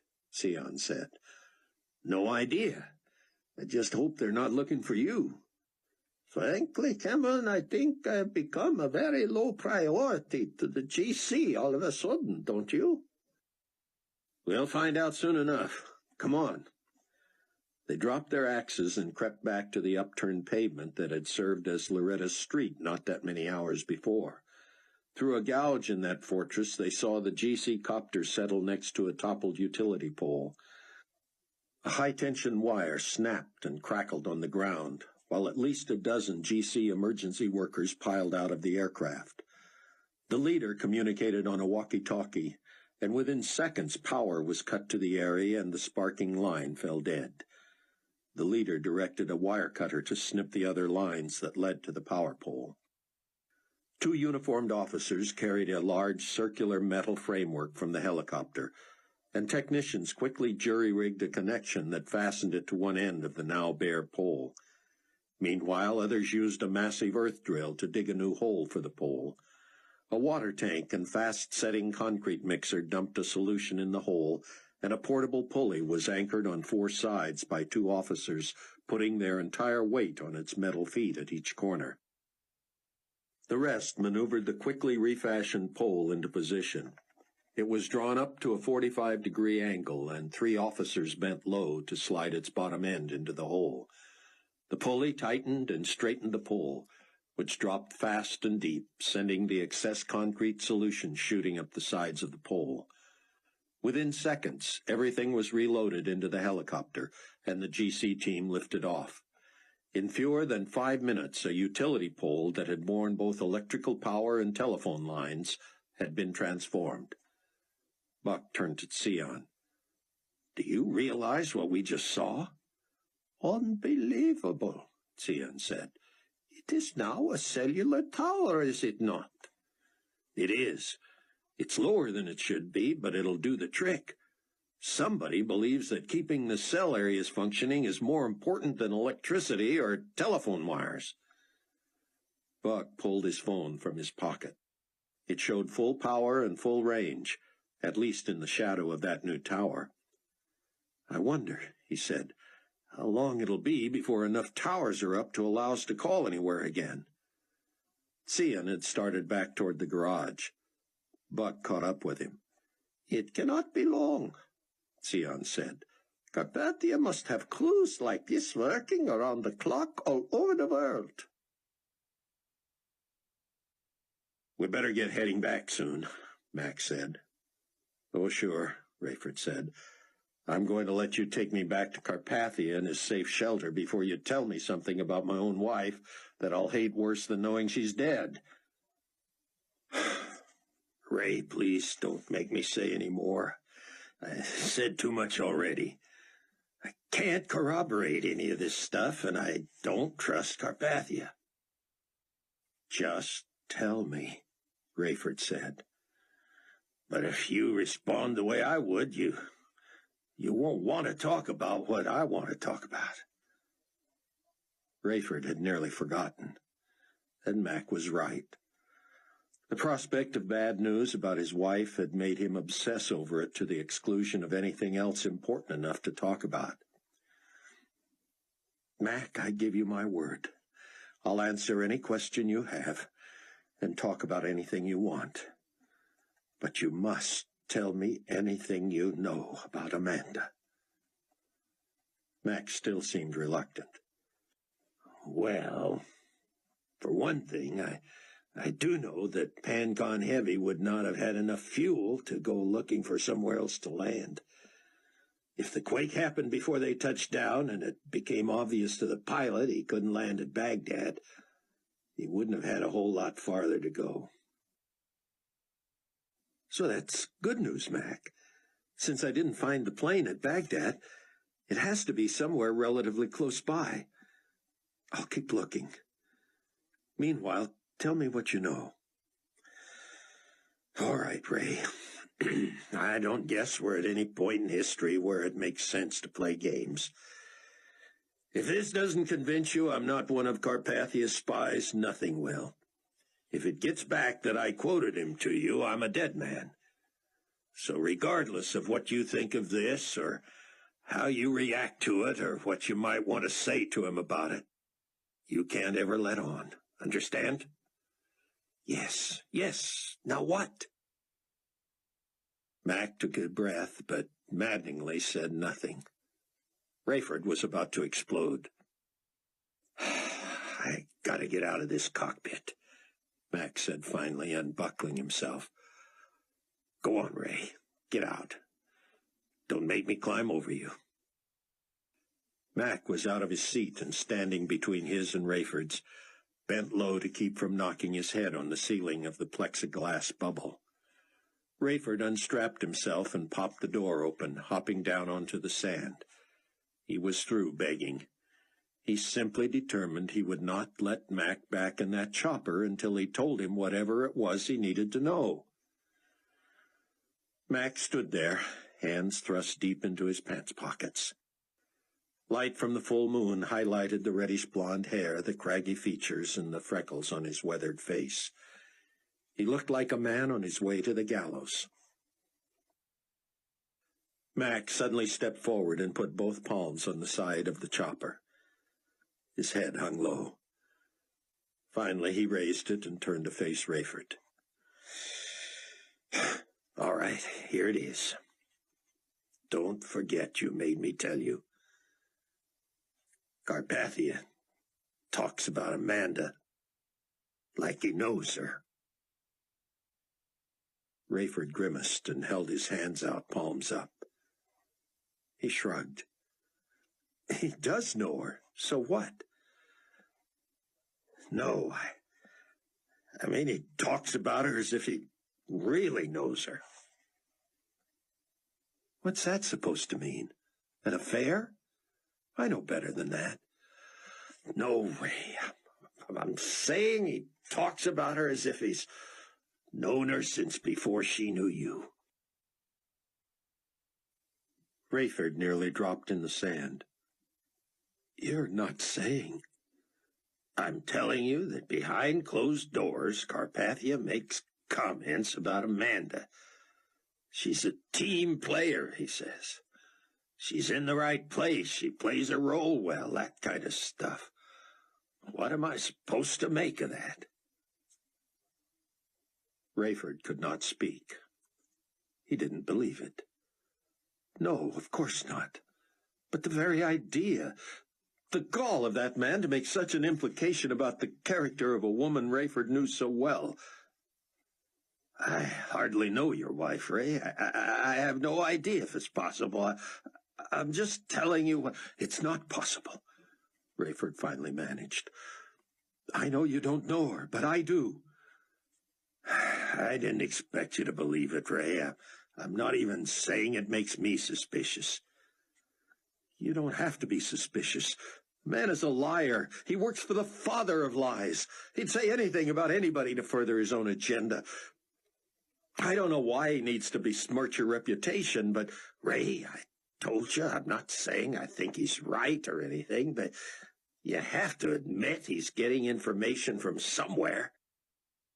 Don't even suggest. I'm not suggesting anything. I'm just saying, Mac, I can't say I've known Amanda long in the larger scheme of things. I can't say she bore me children like my first wife did. I can't say we've been together 20 years like I was with Irene. I can say, though, that we are not just husband and wife. We're brother and sister in Christ. If I had shared Irene's faith, she and I would have been true soulmates too, but that was my fault. Amanda and I met after we'd both become believers, and so we shared an almost instantaneous bond. It's a bond no one could break. That woman is no more a liar or a betrayer or a subversive or a turncoat than anyone. No one could be that good. No one could share my bed and hold my gaze and pledge her love and loyalty to me that earnestly and be a liar without my suspecting. No way. That's good enough for me, Cap, Max said. Rayford was furious with Carpathia. If he had not pledged to maintain Mac's confidentiality, it would have been difficult to stop himself from jumping on the radio right then and demanding to talk directly to Nikolai. He wondered how he would face the man. What would he say or do when he saw him later? Why should I expect any different from a man like him? Rayford said. Good question, Max said. Now, we'd better get back, don't you think? Rayford wanted to tell Mac he was still willing to talk about the questions he had raised, but he didn't really feel like talking anymore. If Mac raised it again, Rayford would follow through. But if Mac let him off the hook, he'd be grateful to wait for a better time. Mac, he said as they strapped themselves into the chopper, since we're supposed to be on a rescue mission anyway, would you mind doing a 25-mile circle search? It'd sure be a lot easier during daylight, Max said. You want me to bring you back tomorrow? Yeah, but let's do a cursory look right now anyway. If that plane went down anywhere near Baghdad, the only hope of finding survivors is to find them quick. Rayford saw sympathy on Mac's face. I know, Rayford said. I'm dreaming. But I can't run back to Carpathia and take advantage of shelter and supplies if I don't exhaust every effort to find Amanda. I was just wondering, Max said, if there was anything to Carpathia's claims. There's not, Mac, and I mean it. Now get off of that. I'm just saying if there is. Do you think there might be a chance that he would have had her on another plane? Kept her safe somehow? Oh, I get it, Rayford said. The upside of my wife working for the enemy is that she might still be alive. I wasn't looking at it that way, Max said. What's the point, then? No point. We don't have to talk about it anymore. We sure don't. But as Mac took the chopper in wider and wider concentric circles from the Baghdad terminal, all Rayford saw on the ground was shifting and sinking sand. Now he wanted to find Amanda, not just for himself, but also to prove that she was who he knew her to be. By the time they gave up the search and Mac promised the dispatcher they were finally on their way in, a sliver of doubt had crept into Rayford's mind. He felt guilty for entertaining it at all, but he could not shake it. He feared the damage that sliver could do to his love and reverence for this woman who had completed his life, and he was determined to eradicate it from his mind. His problem was that despite how romantic she had made him and how emotional he had waxed since his conversion and his exposure to more tragedy than anyone should ever endure, he still possessed the practical, analytical, scientific mind that made him the airman he was. He hated that he couldn't simply dismiss a doubt because it didn't fit what he felt in his heart. He would have to exonerate Amanda by somehow proving her loyalty and the genuineness of her faith, with her help if she was alive, and without it if she was dead. It was mid-afternoon when Buck and Sion finally ripped a big enough hole in one of the garage doors to allow Sion to crawl through.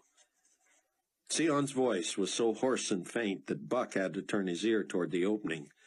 "Kevin, Chloe's car is here. I can get the door open just far enough to put the inside light on. It is empty, except for her phone and computer." "I'll meet you at the back of the house," Buck shouted. "Hurry, Sion! If her car's still here, she's still here." Buck scooped up as many of the tools as he could carry and raced to the back. This was the evidence he had hoped and prayed for. If Chloe was buried in that rubble, and there was one chance in a million she was still alive, he would not rest. Buck attacked the wreckage with all his might, having to remind himself to breathe. Sion appeared and picked up a shovel and an axe. "Should I start in at some other location?" he asked. "No, we have to work together if we have any hope."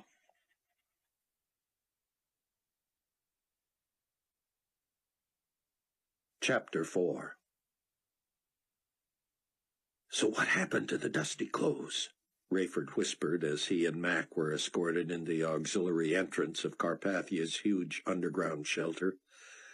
Far across the structure, past the Condor 216 and amongst many subordinates and assistants, Fortunato looked chipper in a fresh suit. "Nikolai's got him cleaned up already," Mac muttered. Rayford had eaten nothing for more than 12 hours, but had not thought about hunger until now. The milling crowd of surprisingly upbeat Carpathia lackeys had been through a buffet line and sat balancing plates and cups on their knees. Suddenly ravenous, Rayford noticed ham, chicken, and beef, as well as all sorts of Middle Eastern delicacies. Fortunato greeted him with a smile and a handshake. Rayford did not smile and barely gripped the man's hand. "Potentate Carpathia would like us to join him in his office in a few moments. But please, eat first." "Don't mind if I do," Rayford said. Though an employee, he felt as if he was eating in the enemy's camp. Yet it would be foolish to go hungry just to make a point. He needed strength. As he and Mac made their way around the buffet, Mac whispered, "Maybe we shouldn't look too buddy-buddy." "Yeah," Rayford said. "Carpathia knows where I stand, but I assume he sees you as a loyalist." "I'm not, but there's no future for those who admit that." "Like me," Rayford said. "A future for you? Not a long one. But what can I say? He likes you. Maybe he feels secure knowing you don't hide anything from him." Rayford ate even as he ladled choices onto his plate. It might be the enemy's food, he thought, but it does the job. He felt well-fed and suddenly logy when he and Mac were ushered into Carpathia's office. Mac's presence surprised Rayford. He had never before been in on a meeting with Carpathia. As was often true during times of international crisis and terror, it seemed Nikolai could barely contain a grin. He, too, had changed into fresh clothes and appeared well-rested. Rayford knew he himself looked terrible. "Please," Carpathia said expansively. "Captain Steele, Officer McCullum. Sit." "I prefer to stand, if you don't mind," Rayford said. "There is no need. You look weary, and we have important items on the agenda." Rayford reluctantly settled into a chair. He did not understand these people. Here was a beautifully decorated office that rivaled Carpathia's main digs, now in a pile less than half a mile away. How was it this man was prepared for every eventuality? Leon Fortunato stood at a corner of Carpathia's desk.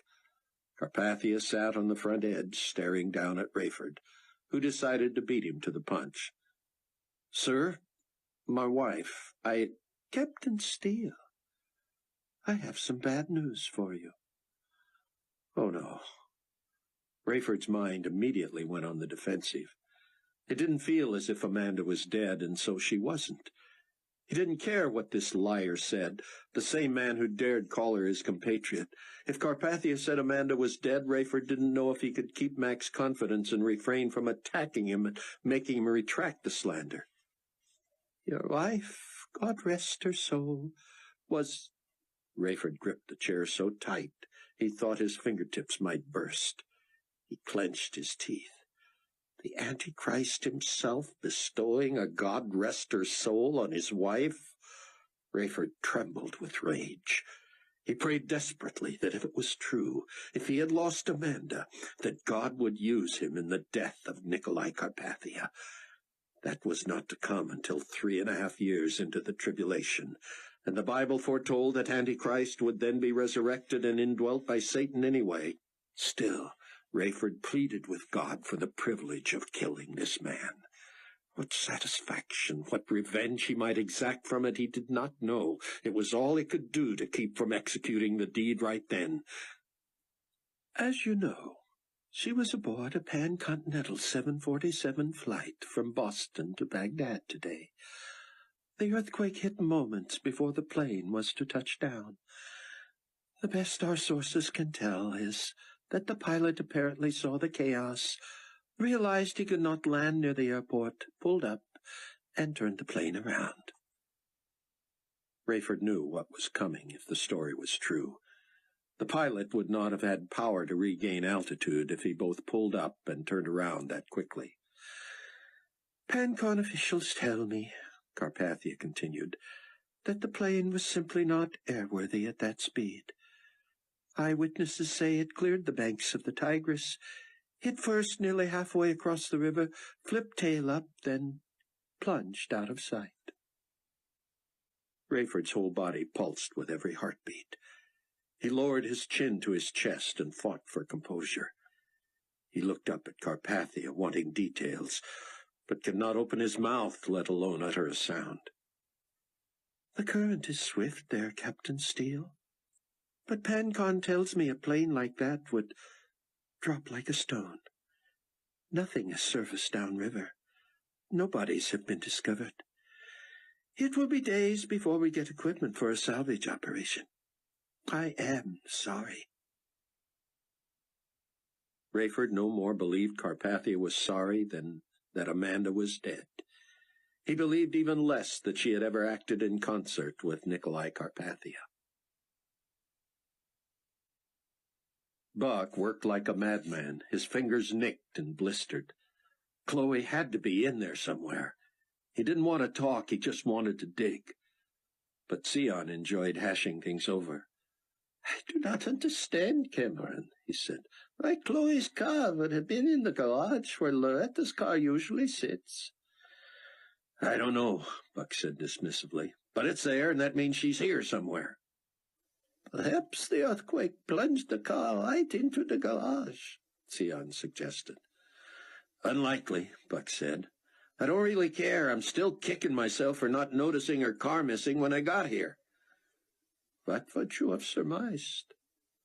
"That she had driven away, escaped." "Is that not still possible?" Buck straightened up and pressed his knuckles into his back, trying to stretch sore muscles. "She wouldn't have gotten anywhere on foot. This thing hit so suddenly, there was no warning." "Ah, but there was." Buck stared at the rabbi. "You were underground, Sion. How would you know?" "I heard the rumblings a couple of minutes before the shaking began." Buck had been in his Range Rover.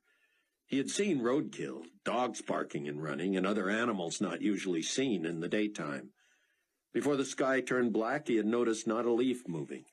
Yet stoplights and traffic signs swayed. That was when he knew the earthquake was coming. There had been at least a brief warning.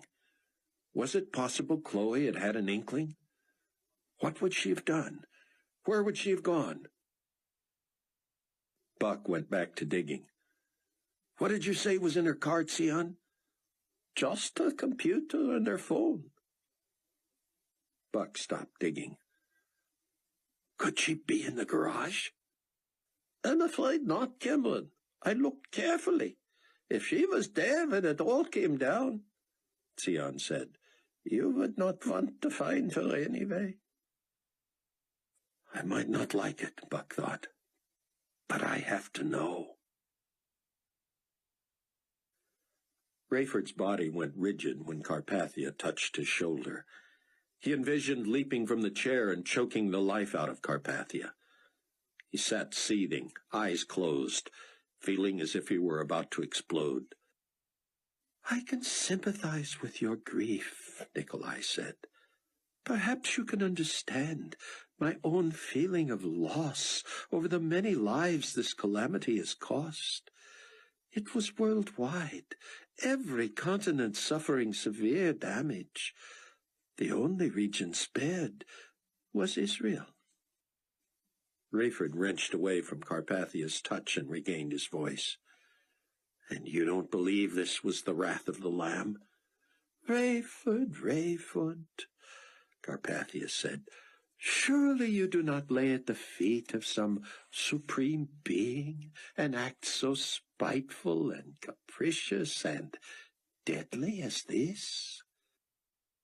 Rayford shook his head. What had he been thinking?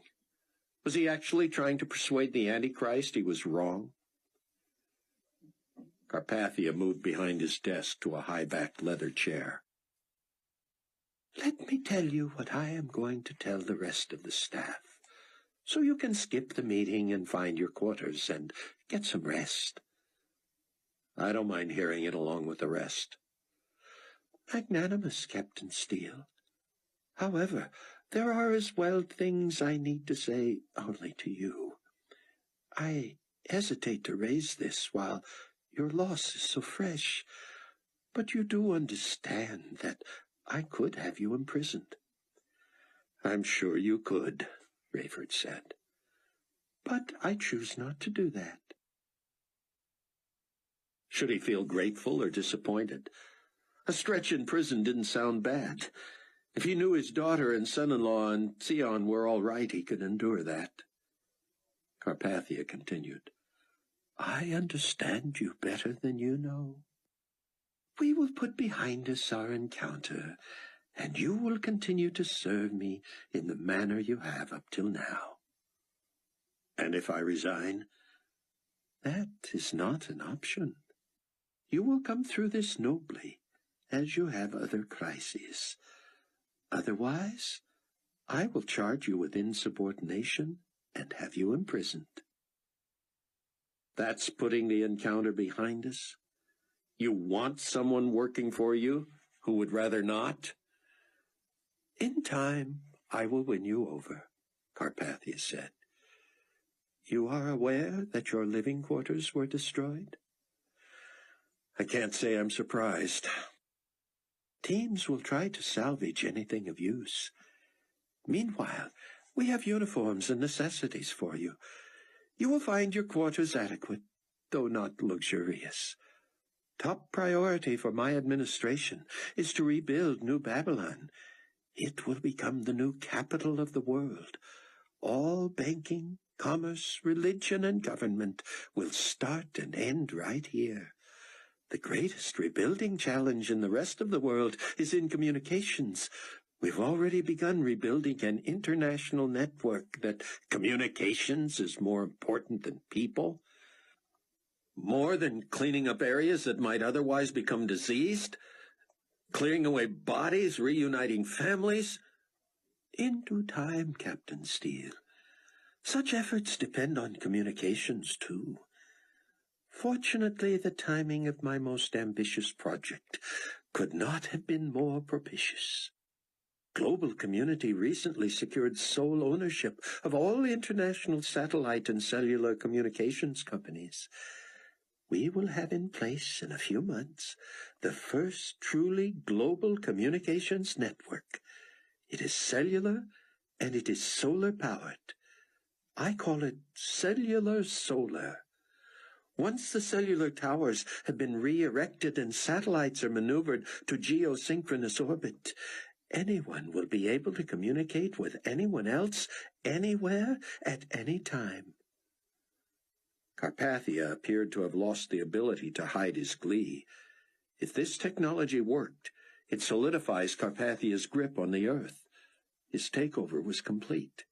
He owned and controlled everything and everybody. As soon as you are up to it, you and Officer McCullum are to fly my ambassadors here. A handful of major airports around the world are operational, but with the use of smaller aircraft, we should be able to get my key men to where you can collect them in the Condor 216 and deliver them to me. Rayford could not concentrate. I have a couple of requests, he said. I love when you ask, Carpathia said. I would like information about my family. I will put someone on that right away. And? I need a day or two to be trained by Mac in helicopters. I may be called upon to ferry someone from somewhere only a chopper can go. Whatever you need, Captain, you know that. Rayford glanced at Mac, who looked puzzled. He shouldn't have been surprised. Unless Mac was a closet Carpathia sympathizer, they had serious things to discuss. They wouldn't be able to do that inside, where every room was likely wiretapped. Rayford wanted Mac for the kingdom. He would be a wonderful addition to the Tribulation Force, especially as long as they kept his true loyalties from Carpathia. I am weak from hunger, Cameron, Sion said. They had dug halfway through the rubble, Buck despairing more with every shovelful. There was plenty of evidence Chloe lived in this place, but none that she was still there, dead or alive. I can dig to the basement within the hour, Sion. Start on the kitchen. You might find food there. I'm hungry, too. Even with Sion just around the side of the house, Buck felt overwhelmed with loneliness. His eyes stung with tears as he dug and grabbed and lifted and tossed in what was a likely futile effort to find his wife.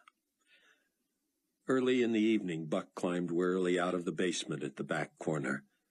He dragged his shovel to the front, willing to help Sion, but hoping the rabbi had found something to eat. Sion lifted a split and crushed secretary desk and flung it at Buck's feet. Oh, Cameron, I did not see you there. Trying to get to the refrigerator? Exactly. The power has been out for hours, but there must be something edible still in there. 2 large beams were lodged in front of the refrigerator door. As Buck tried to help move them, his foot caught the edge of the broken desk, and papers and phone books flopped out onto the ground. One was the membership directory at New Hope Village Church. That might come in handy, he thought. He rolled it up and stuck it in his pants pocket. A few minutes later, Buck and Sion sat back against the refrigerator, munching. That took the edge off his hunger, but Buck felt he could sleep for a week. The last thing he wanted was to finish digging. He dreaded evidence that Chloe had died. He was grateful Sion finally didn't need to converse. Buck needed to think. Where would they spend the night? What would they eat tomorrow? But for now, Buck wanted to just sit, eat, and let memories of Chloe wash over him. How he loved her. Was it possible he had known her less than 2 years? She had seemed much older than 20 when they had met, and she had the bearing of someone 10 or 15 years older now. She had been a gift from God, more precious than anything he had ever received except salvation. What would his life have been worth following the rapture had it not been for Chloe? He would have been grateful and would have enjoyed that deep satisfaction of knowing he was right with God. but he would have also been lonely and alone. Even now, Buck was grateful for his father-in-law and Amanda, grateful for his friendship with Chaim Rosenzweig, grateful for his friendship with Zion. He and Zion would have to work on Chaim. The old Israeli was still enamored of Carpathia. That had to change. Chaim needed Christ. So did Ken Ritz, the pilot Buck had used so many times. He would have to check on Ken, make sure he was all right, see if he had planes that still flew. He pushed his food aside and hung his head, nearly asleep. "I need to go back to Israel," Zion said. Buck mumbled. "I need to go back to my homeland." Buck raised his head and stared at Zion. "We're homeless," he said. "We can barely drive to the next block. We don't know we'll survive tomorrow. You're a hunted criminal in Israel. You think they'll forget about you now that they have earthquake relief to do?" "On the contrary, but I have to assume the bulk of the 144,000 witnesses, of whom I am one, must come from Israel. Not all of them will. Many will come from tribes all over the globe. But the greatest source of Jews is Israel. These will be zealous as Paul, but new to the faith and untrained. I feel a call to meet them and greet them and teach them. They must be mobilized and sent out. They are already empowered." "Let's assume I get you to Israel. How do I keep you alive?" "But you think you kept me alive on our flight across the Sinai?" "I helped." "You helped? You amused me, Cameron. In many ways, yes, I owe you my life. But you were as much in the way as I was. That was God's work, and we both know it." Buck stood. "Fair enough. Still, taking you back to where you're a fugitive seems lunacy." He helped Zion stand. "Send word ahead that I was killed in the earthquake," the rabbi said. "Then I can go in disguise under one of those phony names you come up with." "Not without plastic surgery, you won't," Buck said. "You're a recognizable guy even in Israel, where everybody your age looks like you." The sunlight softened and faded as they finished picking through the kitchen. Zion found plastic bags and wrapped food he would store in the car. Buck wrenched a few clothes out of the mess that had been his and Chloe's bedroom, while Zion collected Chloe's computer and phone from the garage. Neither had the strength to climb over the pavement barrier, so they took the long way around. When they reached the Range Rover, both had to get in the passenger side. "And so, what do you think now?" Zion said. "If Chloe were alive somewhere in there, she would have heard us and called out to us, would she not?" Buck nodded miserably. "I'm trying to resign myself to the fact that she's at the bottom. I was wrong, that's all. She wasn't in the bedroom or the kitchen or the basement. Maybe she ran to another part of the house. It would take heavy equipment to pull all the trash out of that place and find her. I can't imagine leaving her there, but neither can I think about more digging tonight." Buck drove toward the church. "Should we stay in the shelter tonight?" "I worry it is unstable," Zion said. "Another shift, and it could come down on us." Buck drove on. He was a mile south of the church when he came to a neighborhood twisted and shaken but not broken. Many structures were damaged, but most still stood. A filling station illuminated by butane torches serviced a small line of cars. "They're not the only civilians who survived," Zion said. Buck pulled into line. The man running the station had a shotgun propped up against the pumps. He shouted over a gasoline generator, "Cash only, 20-gallon limit. When it's gone, it's gone." Buck topped off his tank and said, "I'll give you 1,000 cash for the generator. Yeah, I know. Take a number. I could get 10,000 for it by tomorrow." Know where I could get another one? I don't know anything, the man said wearily. My house is gone. I'll be sleeping here tonight. Need some company? Not especially. If you get desperate, come back. I wouldn't turn you away. Buck couldn't blame him. Where would you start and end taking in strangers at a time like this? Cameron, Sion began when Buck got back in the car, I've been thinking. Do we know whether the computer technician's wife knows about her husband? Buck shook his head. I met his wife only one time. I don't remember her name. Wait a minute. He dug into his pocket and pulled out the church directory. Here it is, he said. Sandy. Let me call her. He punched in the numbers, and while he was not surprised the call did not go through, he was encouraged to get as far as a recorded message that all circuits were busy. That was progress, at least. Where do they live? Sion said. It's not likely standing, but we could check. Buck read the street address. I don't know where that is. He saw a squad car ahead, lights flashing. Let's ask him. The cop was leaning against his car, having a cigarette. You on duty? Buck asked. Taking a break, the cop said. I've seen more in one day than I cared to see in a lifetime, if you know what I mean. Buck showed him the address. I don't know what I'll tell you as far as landmarks, but, just follow me. You sure?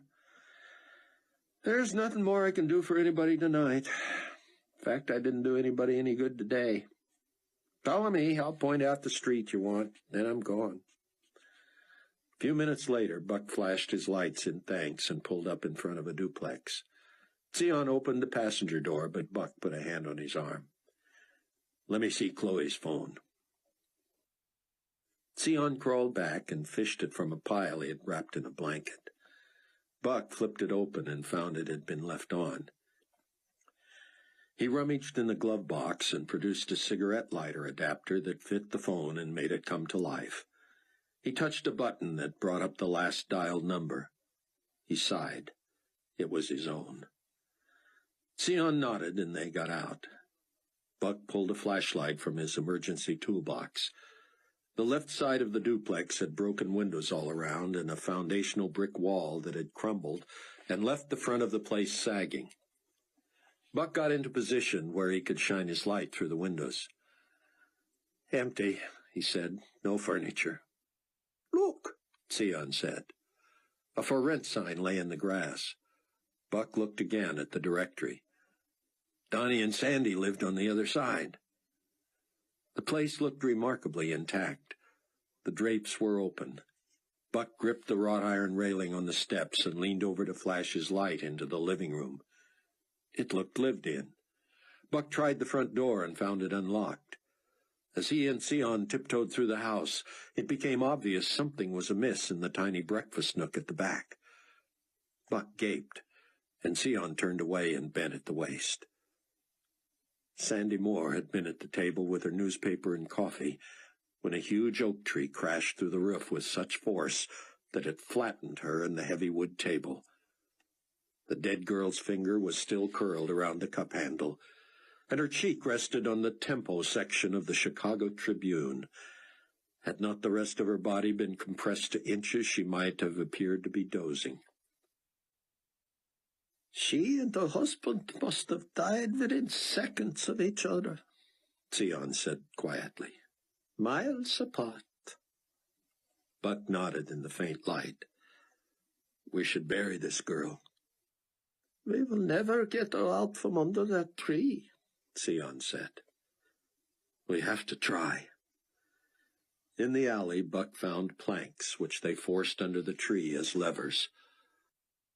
But a trunk with enough mass to destroy roof, wall, window, woman, and table would not be budged. They need heavy equipment, Sion said. What's the use, Buck said. No one will ever be able to bury all of the dead. I confess I am thinking less of respect for her body than for the possibility that we have found a place to live. Buck shot him a double take. "What?" Sion said. "Is it not ideal? There's actually a bit of pavement out front. This room, open to the elements, can easily be closed off. I don't know how long it would take to get power, but—" "Say no more," Buck said. "We have no other prospects." Buck threaded the rover between the duplex and the burned-out shell of whatever had been next door. He parked out of sight in the back, and he and Sion unloaded the car. Coming through the back door, Buck noticed they might be able to extricate Mrs. Moore's body from underneath. Branches were lodged against a huge cabinet in the corner. That would keep the tree from dropping further if they could somehow cut under the floor. "I am so tired I can barely stand, Cameron," Sion said as they descended narrow steps to the cellar. "I'm about to collapse myself," Buck said. He shined his light toward the underside of the first floor and saw that Sandy's elbow had been driven through and hung exposed. They found mostly discarded computer parts until they came upon Donnie's stash of tools. A hammer, chisels, crowbar, and a handsaw should do it, Buck thought. He dragged a stepladder under the spot, and Sion held it as Buck wrapped his legs around the top step to brace himself. Then began the arduous task of driving the crowbar up through the floorboards with a hammer.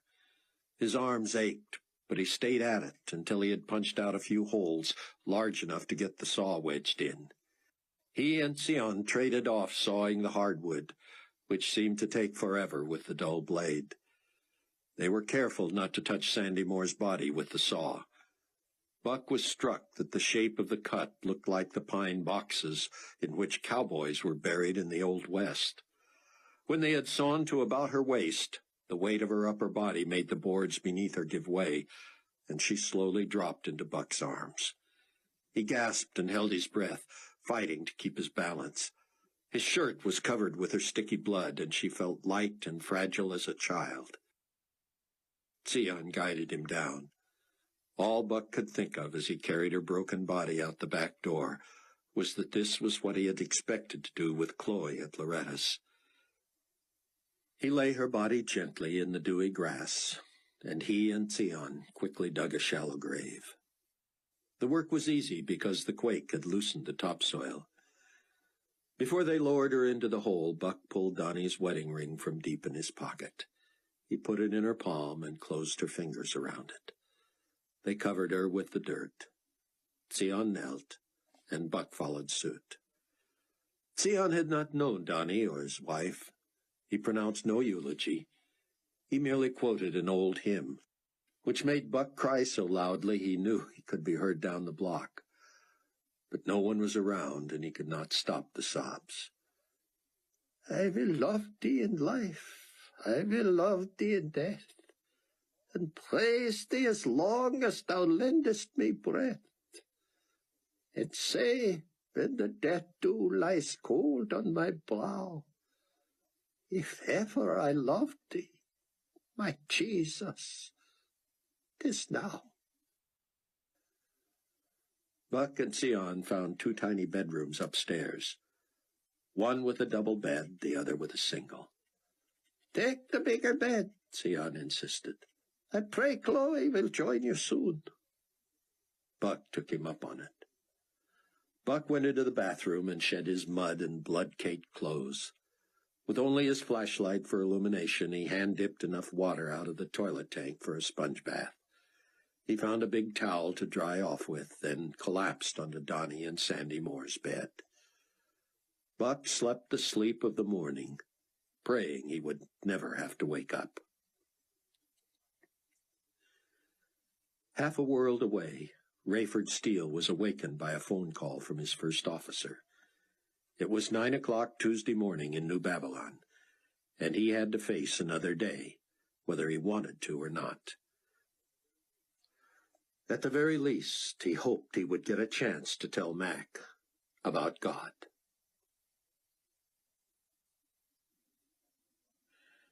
Chapter 5. Rayford ate with the stragglers at a bountiful breakfast. Across the way, dozens of aides hunched over maps and charts and crowded phone and radio banks. He ate lethargically, Mac next to him drumming his fingers and bouncing a foot. Carpathia sat with Fortunato and other senior staffers at a table not far from his office. Now he pressed a cell phone to his ear and talked earnestly in a corner, his back to the room. Rayford eyed him with disinterest. He wondered about himself now, about his resolve. If it was true Amanda had gone down with the 747, Chloe and Buck and Sion were all he cared about. Could he be the only Tribulation Force member left standing? Rayford could muster not a whit of interest in whom Carpathia might be talking to or what about. If a gadget allowed him to listen in, he wouldn't even flip the switch. He had prayed before he ate, a prayer ambivalent about sustenance provided by the Antichrist. Still, he had eaten, and it was good that he had. His spirits began to lift. No way could he cogently share his faith with Mac if he stayed in a funk. Mac's fidgeting made him nervous. "Eager to get flying?" Rayford said. "Eager to get talking, but not here. Too many ears. But are you up for this, Rayford? With what you're going through?" Mac seemed as ready to hear about God as anyone he had ever talked to. Why did it happen this way? When he had been most eager to share, he had tried to get through to his old senior pilot, Earl Halliday, who had had no interest and was now dead. He had tried without success to reach Hattie Durham, and now he could only pray there was still time for her. Here was Mac, in essence, begging him for the truth, and Rayford would rather be back in bed. He crossed his legs and folded his arms. He would will himself to move today. In the corner, Carpathia wheeled around and stared at him, the phone still at his ear. Nikolai waved enthusiastically, then seemed to think better of showing such enthusiasm to a man who had just lost his wife. His face grew somber and his wave stiffened. Rayford did not respond, though he held Carpathia's gaze. Nikolai beckoned with a finger. "Oh, no," Max said. "Let's go, let's go." But they couldn't walk out on Nikolai Carpathia. Rayford was in a testy mood. He didn't want to talk to Carpathia. Carpathia wanted to talk to him. He could come Rayford's way. What have I become? Rayford wondered. He was playing games with the potentate of the world. Petty, silly, immature. But I don't care. Carpathia snapped his phone shut and slipped it into his pocket. He waved at Rayford, who pretended not to notice and turned his back. Rayford leaned toward Mac. "So, what are you going to teach me today?" "Don't look now, but Carpathia wants you. He knows where I am." "Ray, he could still toss you in jail." "I wish he would. So anyway, what are you going to teach me today?" "Teach you? You've flown whirlybirds." "A long time ago," Rayford said. "More than 20 years. "Chopper jockeying is like riding a bike," Mac said. "You'll be as good as me in an hour." Mac looked over Rayford's shoulder, stood and thrust out his hand. "Potentate Carpathia, sir." "Excuse Captain Steele and me for a moment, would you, Officer McCullum?" "I'll meet you in the hangar," Rayford said. Carpathia slid McCullum's chair close to Rayford's and sat. He unbuttoned his suit coat and leaned forward, forearms on his knees. Rayford still had legs crossed and arms folded. Carpathia spoke earnestly. "Rayford, I hope you do not mind my calling you by your first name, but I know you are in pain." Rayford tasted bile. "Lord, please," he prayed silently, "keep my mouth shut." It only made sense that the embodiment of evil himself was the slimiest of liars. To imply that Amanda had been his plant, a mole in the tribulation force for the global community, and then to feign sorrow over her death. A lethal wound to the head was too good for him. Rayford imagined torturing the man who led the forces of evil against the God of the universe. "I wish you had been here earlier, Rayford. Well, actually, I am glad you were able to get the rest you needed. But those of us here for the first breakfast were treated to Leon Fortunato's account of last night." Max said something about it. "Yes, Officer McCullum has heard it twice. You should ask him to share it with you again. Better yet, schedule some time with Mr. Fortunato." It was all Rayford could do to feign civility. "I'm aware of Leon's devotion to you." "As am I. However, even I was moved and flattered at how his view has been elevated." Rayford knew the story, but couldn't resist baiting Carpathia. "It doesn't surprise me that Leon is grateful for your rescuing him." Carpathia sat back and looked amused. "McCullum has heard the story twice, and that is his assessment. Have you not heard? I did not rescue Mr. Fortunato at all. I did not even save his life. According to his testimony, I brought him back from the dead." "Indeed." "I do not claim this for myself, Rayford. I am telling you only what Mr. Fortunato says." "You were there. What's your account?" "Well, when I heard that my most trusted aide and personal confidant had been lost in the ruins of our headquarters, something came over me. I simply refused to believe it. I willed it to be untrue. Every fiber of my being told me to simply go by myself to the site and bring him back." "Too bad you didn't take witnesses." "You do not believe me?" "It's quite a tale." "You must talk with Mr. Fortunato." "I'm really not interested." "Rayford, that 50-foot pile of bricks, mortar, and debris had been a 200-foot tall building. Leon Fortunato had been with me on the top floor when that building gave way. Despite the earthquake precautions designed into it, everyone in there should have been killed. And they were. You know, there were no survivors." "So you're saying it's Leon's contention, and yours, that even he was killed in the fall?" "I called him out of the middle of that wreckage. No one could have survived that." "And yet he did." "He did not. He was dead. He had to be." "And how did you extricate him?" "I commanded him to come forth, and he did." Rayford leaned forward. "That had to make you believe the story of Lazarus. Too bad it's from a book of fairy tales, huh?" "No, Rayford. I have been most tolerant, and have never disparaged your beliefs. Neither have I hidden that I believe you are at best misguided, but yes, it gave me pause that this incident mirrored an account I believe was allegorical." "Is it true you used the same words Jesus used with Lazarus?" "So Mr. Fortunato says. I was unaware of precisely what I said. I left here with full confidence that I would come back with him, and my resolve never wavered, not even when I saw that mountain of ruins and knew that rescuers had found no one alive." Rayford wanted to vomit. "So now you're some sort of deity?" "That is not for me to say, though clearly raising a dead man is a divine act. Mr. Fortunato believes I could be the Messiah." Rayford raised his eyebrows. "If I were you, I'd be quick to deny that, unless I knew it to be true." Carpathia softened. "It does not seem the time for me to make such a claim. But I am not so sure it is untrue." Rayford squinted.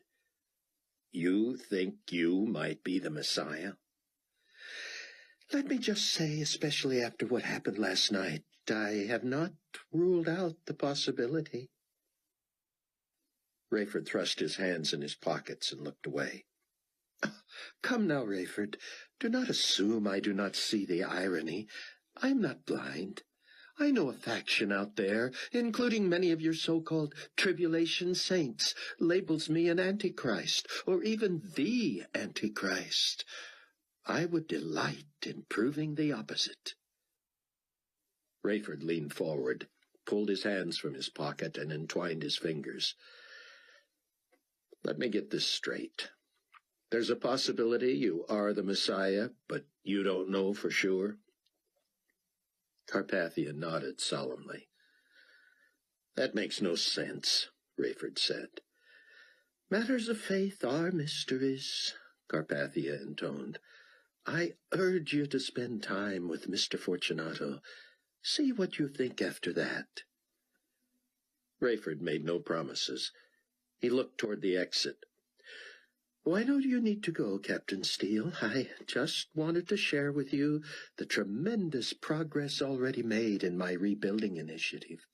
As early as tomorrow, we expect to be able to communicate with half the world. At that time, I will address anyone who can listen.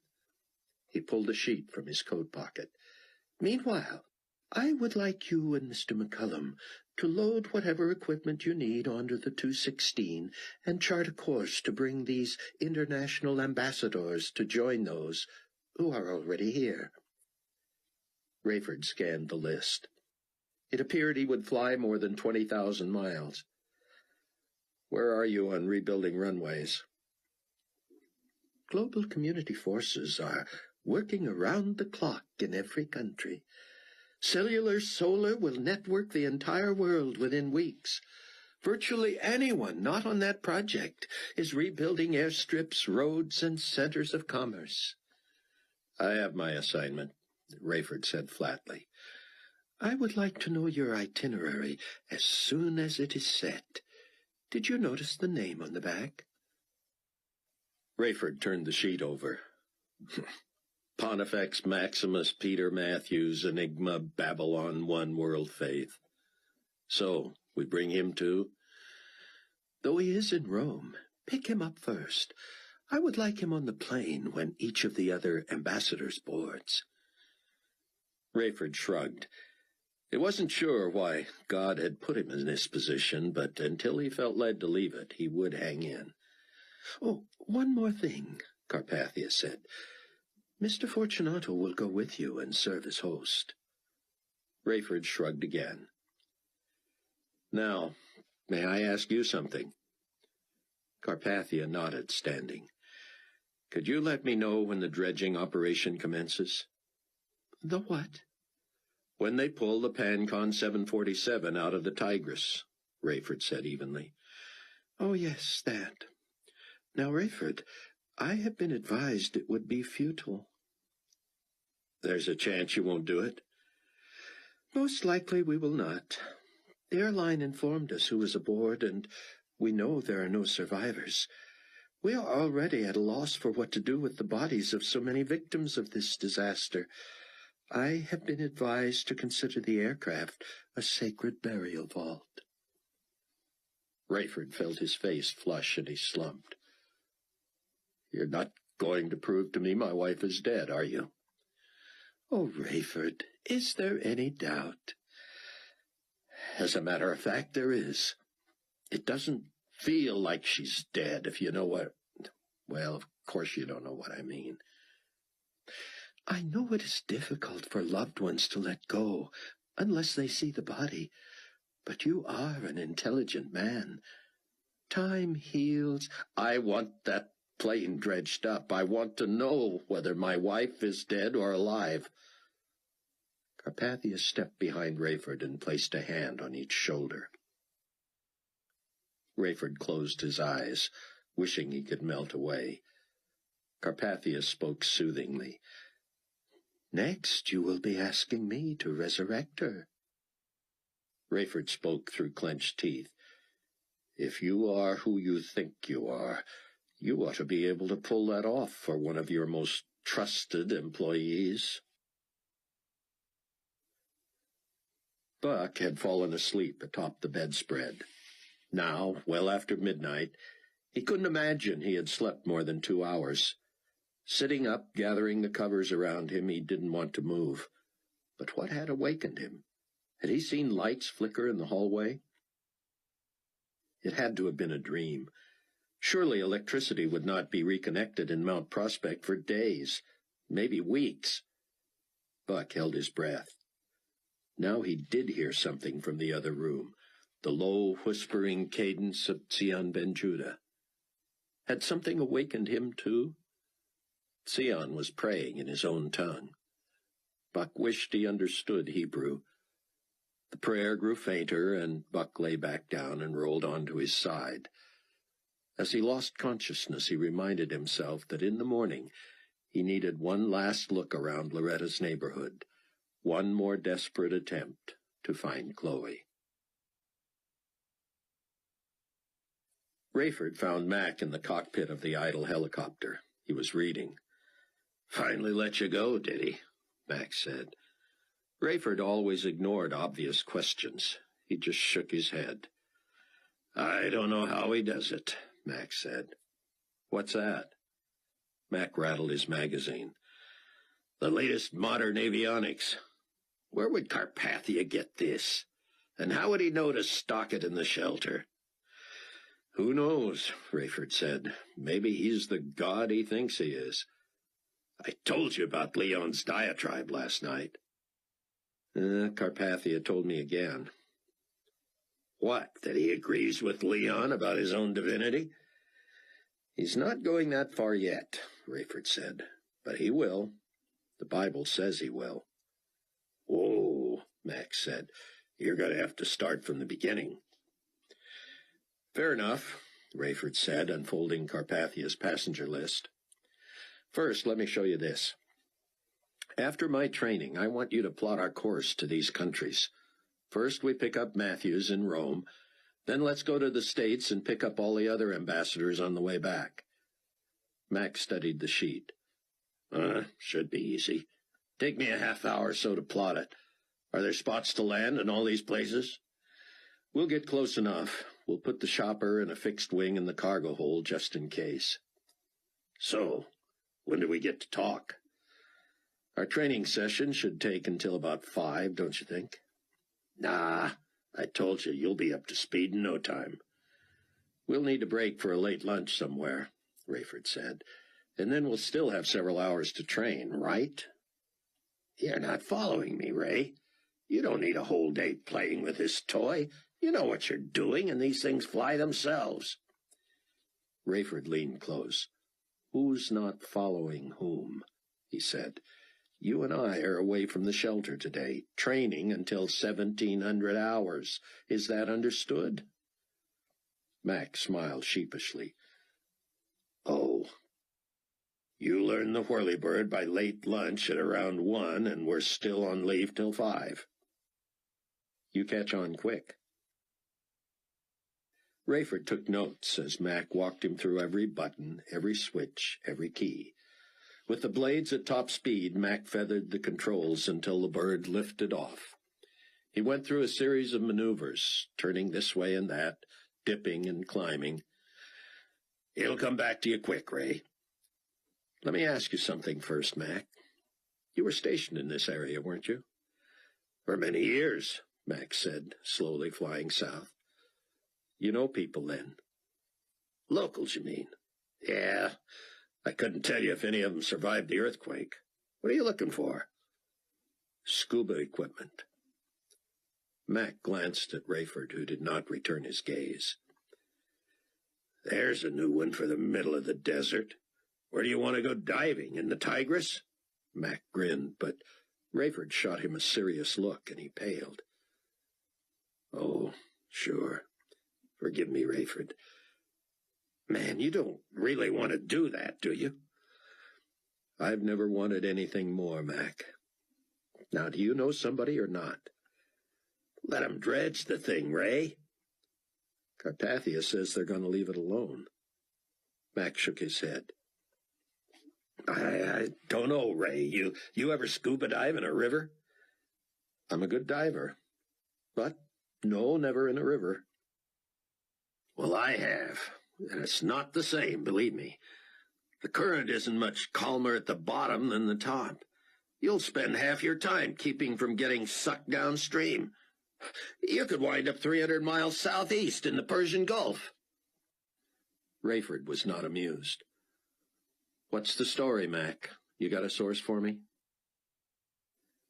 Yeah, I know a guy. He was always able to get anything I wanted from just about anywhere. I've never seen scuba stuff around here, but if it's available and he's still alive, he can get it. Who and where? He's a national. He runs a tower at the airstrip down at Al-Basra. That's northwest of Abadan, where the Tigris becomes the Shatt al-Arab. I wouldn't begin to try to pronounce his real name. To all of his clients, he goes by Al-B. I call him Albie. What's his arrangement?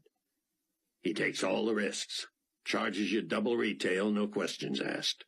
You get caught with contraband stuff, he's never heard of you. Try to reach him for me? Just say the word.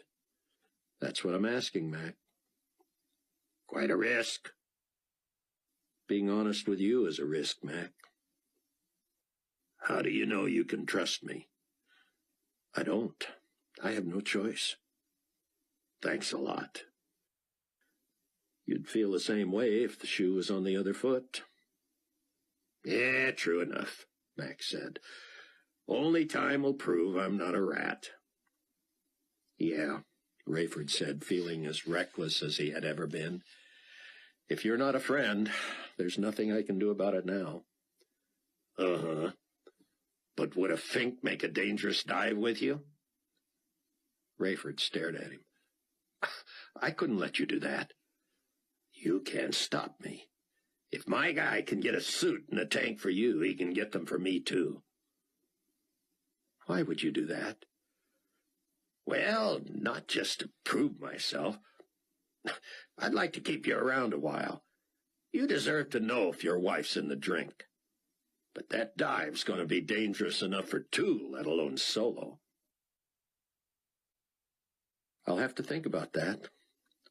Oh, for once, quit thinking so much. I'm going with you, that's that.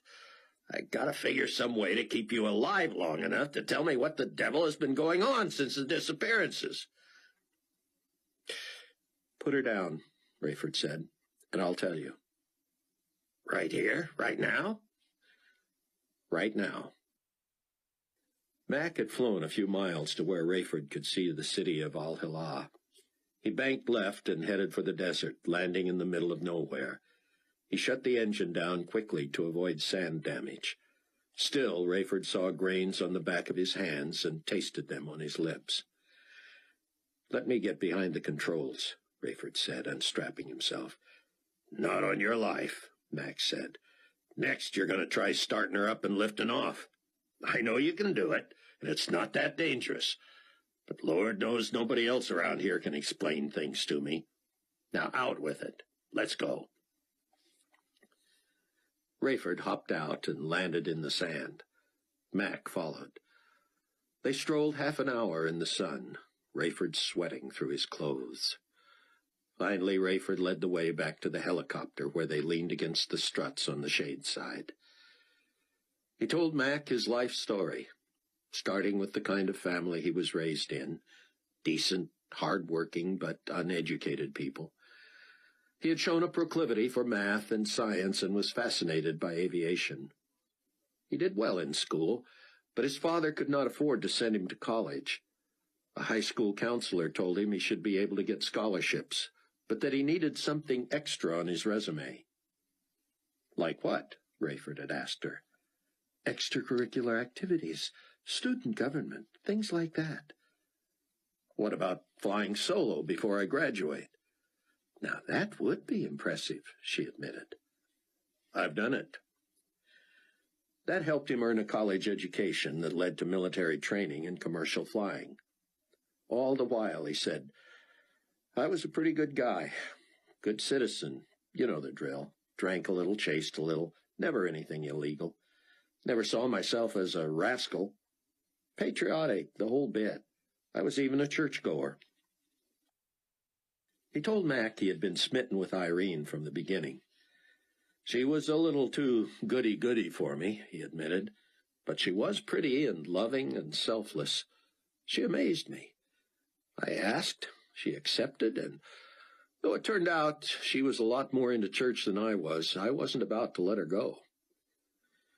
Rayford told of how he broke his promise to be a regular churchgoer. They'd had fights, and Irene had shed tears, but he sensed she had resigned herself to the fact that, at least in this one area, I was a creep who couldn't be trusted. I was faithful, a good provider, respected in the community. I thought she was living with the rest of it. Anyway, she left me alone about it. She couldn't have been happy about it, but I told myself she didn't care. I sure didn't. When we had Chloe, I turned over a new leaf. I believed I was a new man. Seeing her born convinced me of miracles, forced me to acknowledge God, and made me want to be the best father and husband in history. I made no promises. I just started going back to church with Irene. Rayford explained how he realized that church wasn't that bad. Some of the same people we saw at the country club we saw at church.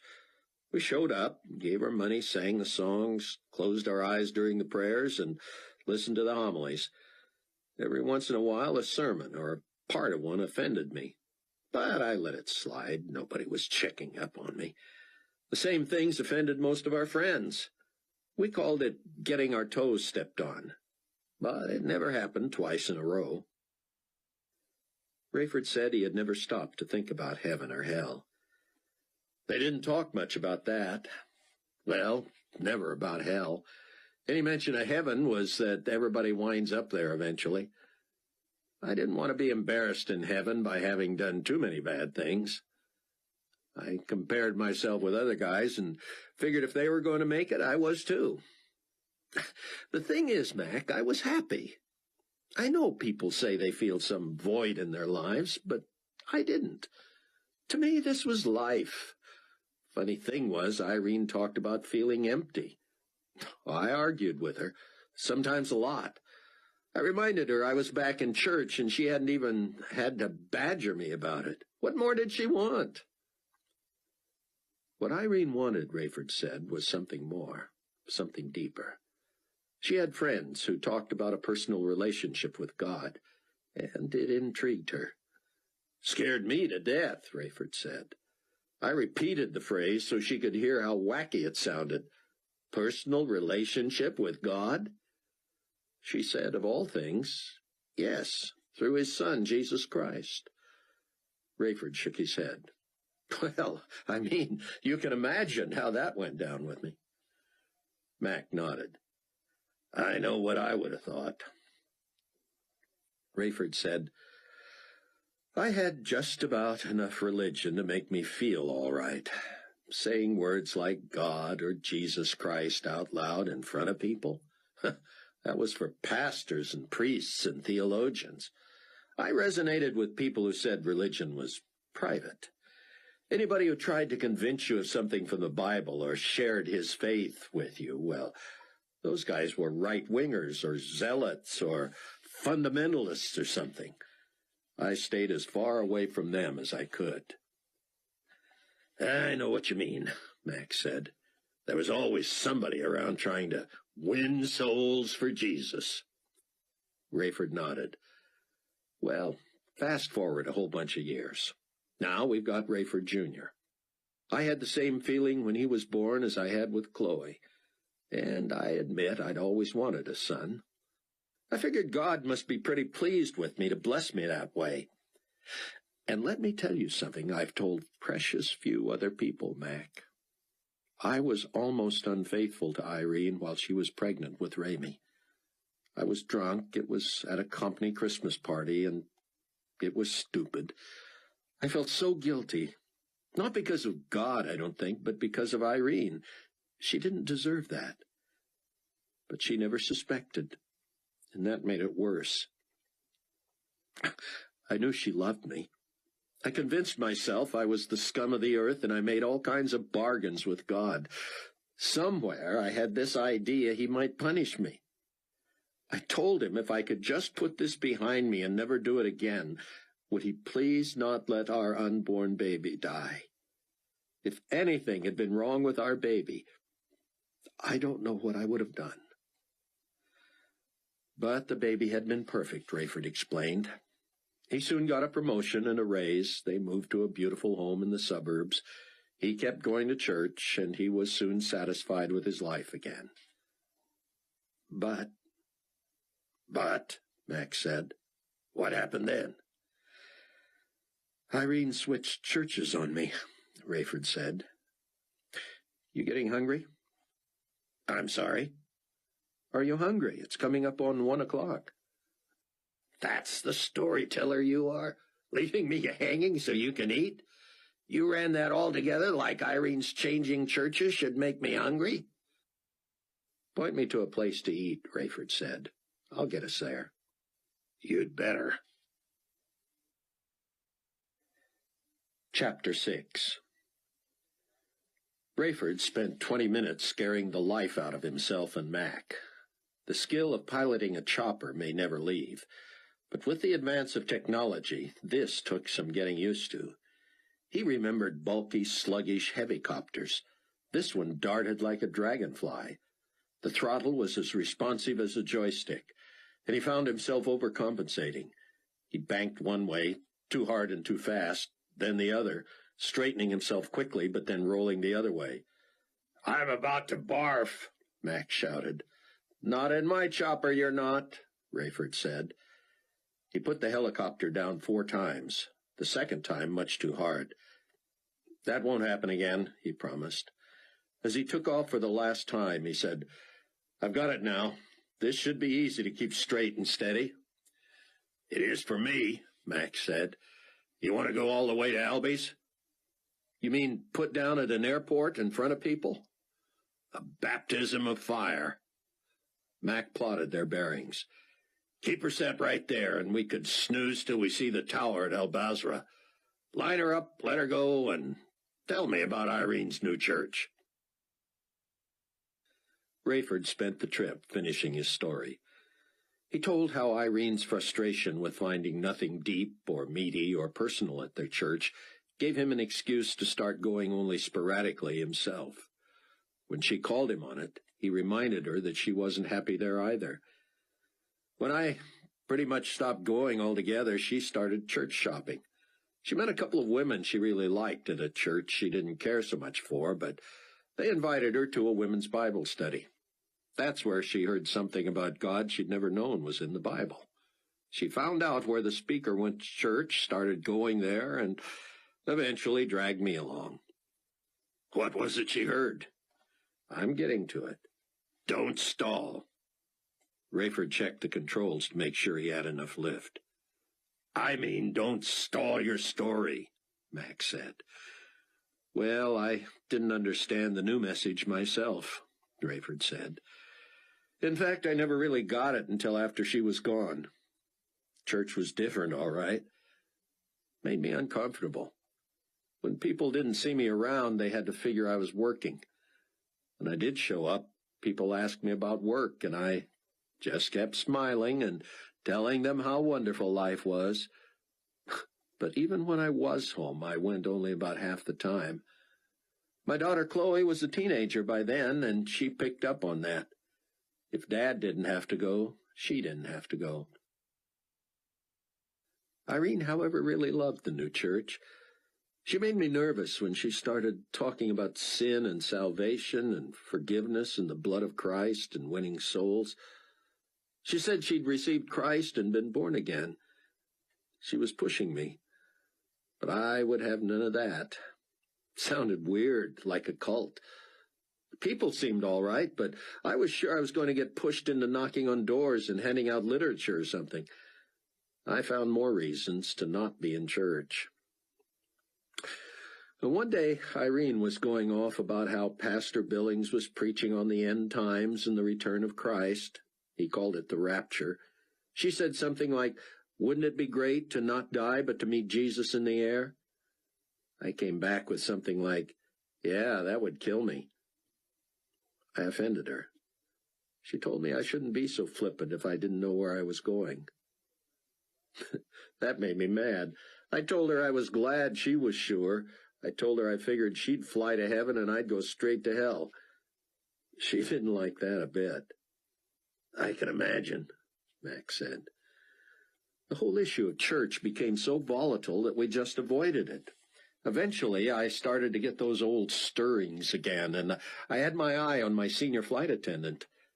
Uh-oh, Mac said. Tell me about it. We had a few drinks, shared a few meals, but it never went past that. Not that I didn't want it to. One night I decided to ask her out when we got to London. Then I thought, hey, I'll ask her in advance. I'm way out over the Atlantic in the middle of the night with a fully loaded 747, so I put it on autopilot and go looking for her. Rayford paused, disgusted with himself even now for how low he had sunk.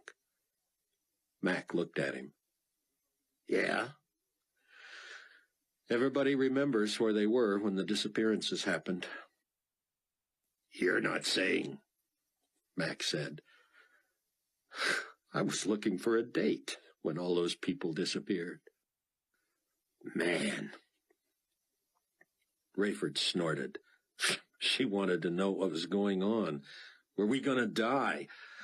I told her I was pretty sure we weren't going to die, but that I had no more idea than she did what had happened. The truth was, I knew. Irene had been right. Christ had come to rapture his church, and we had all been left behind. There was a lot more to Rayford's story, of course, but he just wanted that to sink in. Mac sat staring straight ahead. He would turn, take a breath, and then turn back and watch the scenery as they continued toward Al-Basra. Mac checked his clipboard and stared at the dials. We're close enough, he said. I'm going to see what I can find out. He set the frequency and depressed the mic button. Golf Charlie 9er to Al-Basra Tower. Do you read? Static. Al-Basra Tower, this is Golf Charlie 9er. I'm switching to Channel 11, over. Mac made the switch and repeated the call. Al-Basra Tower, came the reply. Go ahead, Niner. I'll be around. Stand by, Niner. Mac turned to Rayford. Here's hoping, he said. Golf Charlie, this is Albie, over. Albie, you old son of a gun. Mac here. You're okay, then? Not totally, my friend. We just raised our temporary tower. Lost 2 hangars. I'm on crutches. Please, not to be bringing a fixed-winged plane. Not for 2-3 days. We're in a bird, Mac said. Welcome, then, Albie said. We need help. We need company. We can't stay long, Albie. Our ETA is 30 minutes. Roger that, Mac. We watch for you. Rayford saw Mac bite his lip. That's a relief, he whispered, his voice shaky. He monitored the controls, stashed his clipboard, and turned to Rayford. Back to your story. Rayford was intrigued that Mac cared so much for his friend. Had Rayford had a friend like that before he was a believer? Had he ever cared about another man enough to become emotional over his well-being? Rayford looked at the devastation below. Tents had been erected where homes had disappeared in the quake. Bodies dotted the landscape, and expeditions of cheap trailers came to cart them off. Here and there, bands of people with shovels and pickaxes worked on a paved road. If they saw what Rayford could see, they would know that even if they spent days on their tiny stretch of twisted pavement, the road for miles ahead would take months to fix, even with heavy equipment. Rayford told Mac how he had landed at O'Hare after the disappearances, walked to the terminal, saw the devastating reports from around the world, lost his co-pilot to suicide, paid heavily for a ride home, and had his worst fears confirmed. Irene and Ramey were gone. Chloe, a skeptic like me, was trying to get home from Stanford. It was my fault. She followed my example. and we had both been left behind. Rayford remembered as if it were yesterday. He didn't mind telling the story because it came to a good end, but he hated this part. Not just the horror, not just the loneliness, but the blame. If Chloe had never come to Christ, he wasn't sure he could have forgiven himself. He wondered about Mac. He would tell Mac what was going on, exactly who Nikolai Carpathia was, the whole package. He would tell him of the prophecies in Revelation, walk him through the judgments that had already come, show him how they had been foretold and could not be disputed. But if Mac was phony, if Mac worked for Carpathia, he would have already been brainwashed. He could fake this emotion, this interest. He could even insist he wanted to make a dangerous scuba dive with Rayford just to stay on his good side. But Rayford was already beyond the point of no return. Again, he prayed silently that God might give him a sign whether Mac was sincere. If he wasn't, he was one of the better actors Rayford had seen. It was hard to trust anyone anymore. When they finally came in sight of the airfield at Al-Basra, Mac coached Ray to a gentle, if lengthy, touchdown. As Ray shut down the engine, Mac said, "That's him, coming down the ladder." They scrambled out of the chopper as a tiny, dark-faced, long-nosed, turbaned man in bare feet gingerly made his way down from a tower that looked more like a guard station in a prison. He had tossed his crutches down, and when he reached the ground, he hopped to them and deftly used them to rush to Mac. They embraced. "What happened to you?" Mac asked. "I was in the mess hall," Albie said. "When the rumbles began, I knew immediately what it was. Foolishly, I raced for the tower. No one was there. We were not expecting traffic for a couple of hours. What I would do up there, I had no idea. The tower began falling before I even reached it. I was able to elude it, but a fuel truck was thrown into my path. I saw it at the last instant and tried to leap over the cab, which lay on its side. I almost reached the other side, but twisted my ankle on the tire and scraped my shin on the lug nuts. That is not the worst of it. I have broken bones in my foot, but there are no supplies to set it, and I am low on the priority list. It will grow strong. Allah will bless me." Mac introduced Rayford. "I want to hear your stories," Albie said. "Where were you when it hit? Everything. I want to know everything. But first, if you have time, we could use help." Heavy machinery was already grading a huge area, preparing it for asphalt. "Your boss, the potentate himself, has expressed pleasure at our cooperation. We are trying to get underway as soon as possible to help the global peacekeeping effort. What a tragedy to have thrown in our way after all he has accomplished." Rayford said nothing. Mac said, "Albie, we might be able to help later, but we need to eat." "The mess hall is gone," Albie said. "As for your favorite place in town, I have not heard. Shall we check?" "Do you have a vehicle?" "That old pickup," Albie said. They followed as he crutched his way to it. "Clutching will be difficult," he said. "Do you mind?" Mac slid behind the wheel. Albie sat in the middle, knees spread to keep from blocking the gear shift. The pickup rattled and lurched over unpaved roads until it arrived at the outskirts of the city. Rayford was sickened by the smell. He still found it hard to accept that this was part of God's ultimate plan. Did this many people have to suffer to make some eternal point? He took comfort in that this was not God's desired result. Rayford believed God was true to his word, that he had given people enough chances that he could now justify allowing this to get their attention. Wailing men and women carried bodies over their shoulders or pushed them in wheelbarrows through the crowded streets. It seemed every other block had been left in pieces by the earthquake. Mac's favorite eatery was missing a concrete block wall. But the management had draped something over it and was open for business. One of the few eating establishments still open, it was wall-to-wall with customers who ate while standing. Mac and Rayford shouldered their way in, drawing angry stares until the townspeople saw Albie. Then they made room, as much as they could, still pressed shoulder to shoulder. Rayford had little faith in the sanitation of this food, but still he was grateful for it. After 2 bites of a rolled-up pastry stuffed with ground lamb and seasonings, he whispered to Mac, "I can see and I can smell, and yet somehow even here hunger is the best seasoning." On the way back, Mac pulled to the side of a dusty field and turned off the engine. "I wanted to know you were all right, Albie," he said. "But this is also a business mission." "Splendid," Albie said. "How can I help?" "Scuba gear," Mac said. Albie furrowed his brow and pursed his lips. "Scuba," he said simply. "You need everything. Wetsuit, mask, snorkel, tanks, fins." "All that, yes."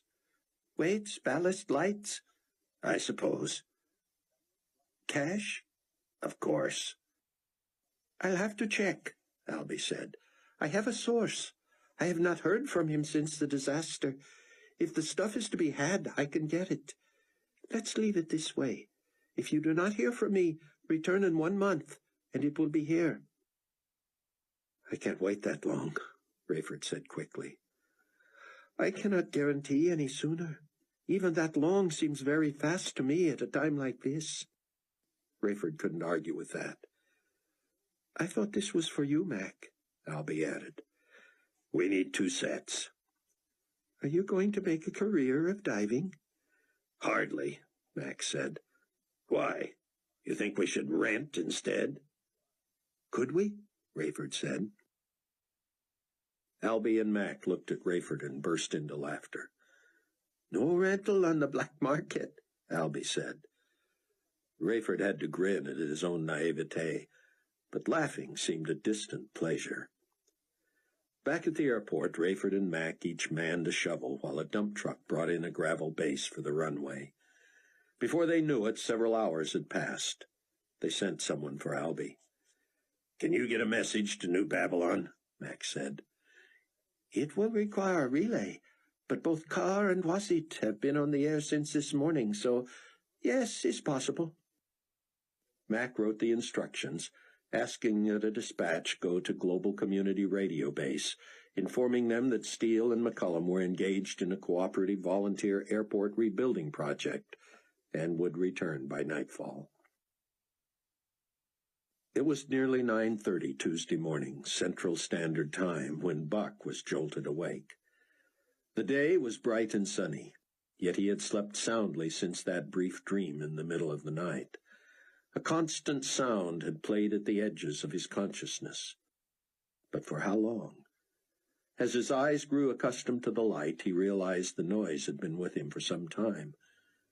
It seemed to come from the backyard, from beyond the Range Rover. He padded to the window and opened it, pressing his cheek against the screen and looking as far that way as he could.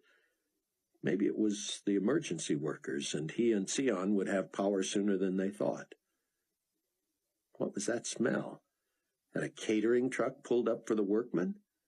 He threw on some clothes. The light was on in the hallway. Had it not been a dream, after all? He skipped down the stairs in his bare feet. "Sion, we have power! What's happening?" Sion came from the kitchen with a skillet full of food and began scooping it onto a plate at the table. Sit down, my friend. Are you not proud of me?" "You found food." "I did more than that, Buck. I discovered the generator, and the big one." Buck bowed his head and said a brief prayer. "Did you eat, Sion?" "Yes, go ahead. I could not wait. I could not sleep in the middle of the night, so I tiptoed in and took your flashlight. I did not rouse you, did I?" "No," Buck said, his mouth full. "But later I thought I dreamed I saw lights in the hallway." "It was not a dream, Buck. I lugged that generator out of the cellar and into the backyard myself. It took me forever to fill it with gas and clean the spark plug and get it fired up. But as soon as I hooked it to the cable in the basement, lights came on, the refrigerator came on, everything started happening. I am sorry to have disturbed you. I tiptoed into my bedroom and knelt by my bed, just praising the Lord for our good fortune. I heard you. Oh, forgive me. It was like music, Buck said, and this food is like nectar. You need sustenance. You are going back to Loretta's. I will stay here and see if I can get on the internet. If I cannot, I have much studying to do and messages to write, so they will be ready to go to the faithful when I can get hooked up. Before you leave, however, you will help me get into Donnie's briefcase, no? You've decided that's okay, then? Under other circumstances, no. But we have so few tools for survival now, Cameron. We must take advantage of anything that might be there. Fortunately, Donnie's well remained intact, and somehow, under a steaming shower a few minutes later, Buck's spirits were raised. What was it about creature comforts that made the day look brighter despite the crisis? Buck knew he was in denial. Whenever he felt his realistic, practical journalist side take over, he fought it. He wanted to think Chloe had somehow escaped death, but her car was still at the house. On the other hand, he hadn't found her body. Tons of debris still covered the place, and he had not been able to dig through much of it. Was he up to displacing every piece of trash from the foundation to prove to himself she was or wasn't there? He was willing. He simply hoped there was a better way. On his way out of the house, Buck was intrigued that Sion had not waited for him to get Donnie's briefcase from the rover. The rabbi had it on the table. He wore a shy, impish look. They were about to break into someone's personal belongings, and both had convinced themselves it was what Donnie would have wanted. They were also prepared to close it back up and discard it if what they found was personal. There are all kinds of tools in the basement, Sion said. I could use some care and do this in such a way that it would not threaten the integrity of the structure. What? Buck said. Threaten the integrity of the structure? You mean not hurt this cheap briefcase? How about I just save you the time and effort? Buck turned the 5-inch deep plastic briefcase vertically and held it between his knees as he sat in a kitchen chair. He angled both knees left and drove the heel of his hand into the case, forcing it to fall between his ankles and land on one corner. That caused the latches to separate and the case to spring out of shape and fly open. His legs kept it from opening wide and spilling. With a feeling of accomplishment, he plopped it on the table and spun it around so Sion could open it. This is what this young man has been lugging with him everywhere he goes, Sion said. Buck leaned over to peek in. There, in neatly stacked rows, were dozens of small spiral notebooks, each not quite as large as a stenographer's notebook. They were labeled on the front with dates in block handprinting. Sion grabbed a few, and Buck took more. He fanned them in his hands and noticed that each contained approximately 2 months' worth of entries. "This may be his personal diary," Buck said. "Yes," Sion said. "If so, we must not violate his confidence." They looked at each other. Buck wondered which of them was going to look, to determine whether these were private notes that should be discarded, or technical notes that might be of assistance to the tribulation force. Sion raised his eyebrows and nodded to Buck. Buck opened one notebook to the middle. It read, "Talk to Bruce B. about underground necessities. He still seems reluctant about suggesting location. I don't need to know. I outlined specifications, electric, water, phone, ventilation, etc." "That is not personal," Sion said. "Let me study these today and see if there's anything we can use. I am amazed how he stacked them. I do not believe he could have fit another one in, and he used every bit of space." "What's this?" Buck said, leafing to the back. "Look at these. He hand-drew these schematics." "That is my shelter," Sion exulted. "That is where I've been staying. So he designed it." "But it looks like Bruce never told him where he was building it." Sion pointed to a passage on the next page. "Putting a duplicate shelter in my backyard has proven more labor-intensive than I expected. Sandy is getting a kick out of it. Bagging the dirt and storing it in her van takes her mind off our loss. She enjoys the clandestine nature of it. We take turns dumping it in various locations. Today we loaded so much that the back tires looked as if they might explode. It was the first time I had seen her smile in months." Buck and Sion looked at each other. "Is it possible?" Sion said. "A shelter in his backyard?" "How did we miss it?" Buck said. "We were digging out there last night." They moved to the back door and gazed out on the lawn. A fence between Donnie's home and the rubble next door had been ripped up and moved by the quake. "Maybe I parked over the entrance," Buck said. He backed the Rover out of the way. "I see nothing here," Sion said. "But the journal indicates this was more than a dream. They were moving dirt." "I'll find some metal rods today," Buck said. "We can poke them through the grass and see if we can find this thing." "Yes, you go. Finish up at Loretta's. I have much work today on the computer." The sun was setting in Iraq. "We'd better head back," Rayford said, breathing hard. "What are they going to do?" Mac said. "Fire us?" "As long as he's got you around, Mac, he could follow through on his threat to put me in jail." "That would be just like him, to think one man can fly that Condor halfway around the world and back. By the way, you ever wonder why he calls that thing the 216? The number on his office was 216 too, even though it was on the top floor of an 18-story building." "Never thought about it," Rayford said. "I can't see a reason to care. Maybe he's got a fetish for that number." As he and Mac trudged back toward the new tower with shovels over their shoulders, Albie hurried to them on his crutches. "I can't thank you enough for your help, gentlemen. You are true friends of Allah and Iraq, true friends of the global community." "The global community might not appreciate hearing you honor Allah," Rayford said. "You are a loyalist, and yet you have not joined an Enigma Babylon faith?" "On my mother's grave, I should never mock Allah with such blasphemy." So, Rayford thought, Christians and Jews are not the only holdouts against the new Pope Peter. Albie led them back to where they turned in their shovels. He spoke in hushed tones. "I am happy to inform you that I have already made some initial inquiries. I should have no trouble procuring your equipment." "All of it?" Mac said. "All of it." "How much?" Mac said.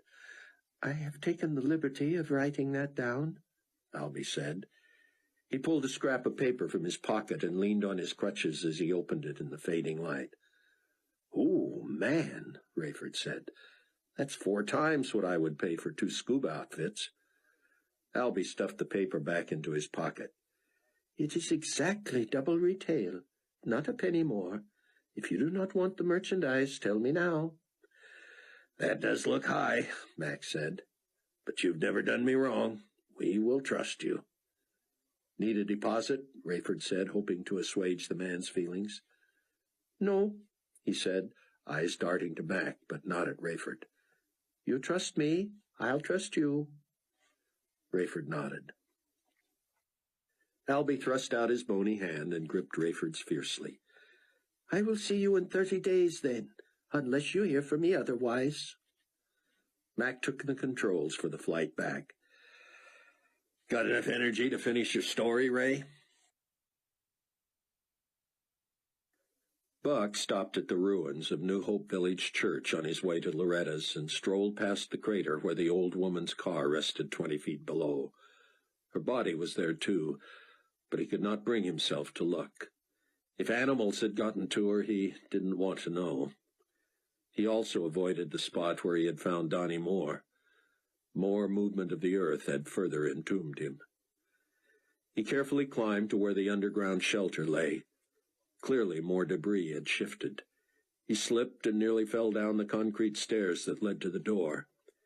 He wondered if anything salvageable could be dragged out. He could always come back. Buck headed for the Range Rover and brushed his fingers across his still-swollen cheek. Why was it flesh wounds looked worse and felt more tender the second day? Traffic dotted the area today. Any front-end loader, bulldozer, or dragline that had not sunk out of sight appeared to have been called into service. Buck couldn't park where he had the day before. Road crews rammed the up-twisted pavement in front of Loretta's house. Dump trucks were loaded with the huge chunks. Where they would take it and what they would do with it, Buck had no idea. All he knew was that there was nothing else for anyone to do but start rebuilding. He couldn't imagine this area ever looking like its old self again, but he knew it wouldn't be long before it was rebuilt. Buck drove over a small pile of trash and parked next to one of the felled trees in Loretta's front yard. Workers ignored him as he slowly circled the house, wondering whether to continue picking through what was left of it. A man with a clipboard studied the residue of the house next door. He shot pictures and took notes. Didn't think insurance would cover an act of God like this. Oh, it wouldn't, the man said. I'm not with an insurance company. He turned so Buck could see the ID tag clipped to his collar. It read, Sonny Kuntz, Senior Field Supervisor, Global Community Relief. Buck nodded. What happens next? We fax pictures and stats to headquarters. They send money, we rebuild. GC headquarters is still standing? Nope, they're rebuilding too.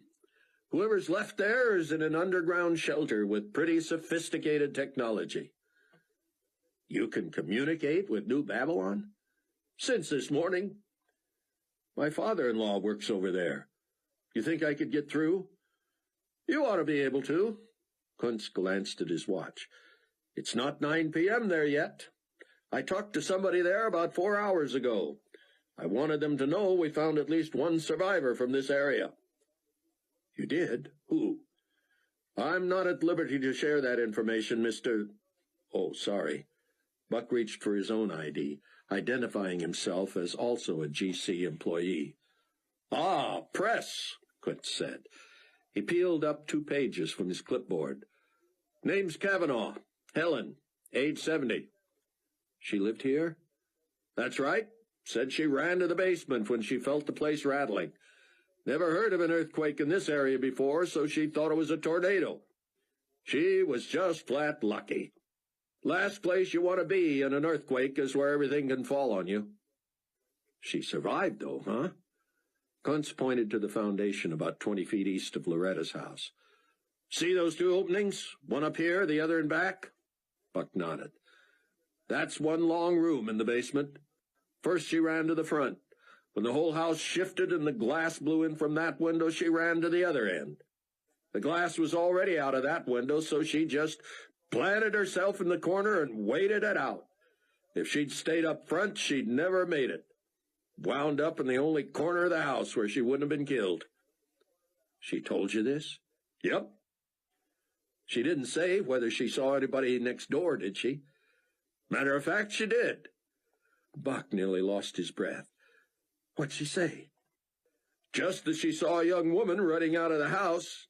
Just before the window gave way on this end, the woman jumped in her car. But when the road started rising on her, she drove into the garage. Buck trembled, desperate to stay calm until he got the whole story. Then what? Mrs. Kavanaugh said she had to move to the back because of that window, and when that house started to give way, she thought she saw the woman come out the side door of the garage and run through the backyard. Buck lost all objectivity. Sir, that was my wife. Any more details? None I can remember. Where is this Mrs. Kavanaugh? In a shelter about 6 miles due east. A furniture store somehow suffered very little damage. There's probably 200 survivors in there, the least injured.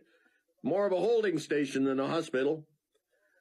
Tell me exactly where this place is. I need to talk to her. Okay, Mr. Williams, but I need to caution you not to get your hopes up about your wife. What are you talking about? I didn't have my hopes up till I found out she ran from this. My hopes were nowhere when I tried to dig through the mess. Don't tell me not to get my hopes up now. Oh, I'm sorry. I'm just trying to be realistic. I worked disaster relief more than 15 years before joining the GC task force. This is the worst I've ever seen. And I need to ask you, if you've seen the escape route your wife might have taken, if Mrs. Cavanaugh was right and she ran through that backyard. Buck followed Kuntz to the back. Kuntz swept the horizon with his arm. Where would you go? He asked. Where would anybody go? Buck nodded somberly. He got the message. As far as he could see was nothing but piles, crevices, craters, fallen trees, and downed utility poles. There had certainly been no place to run.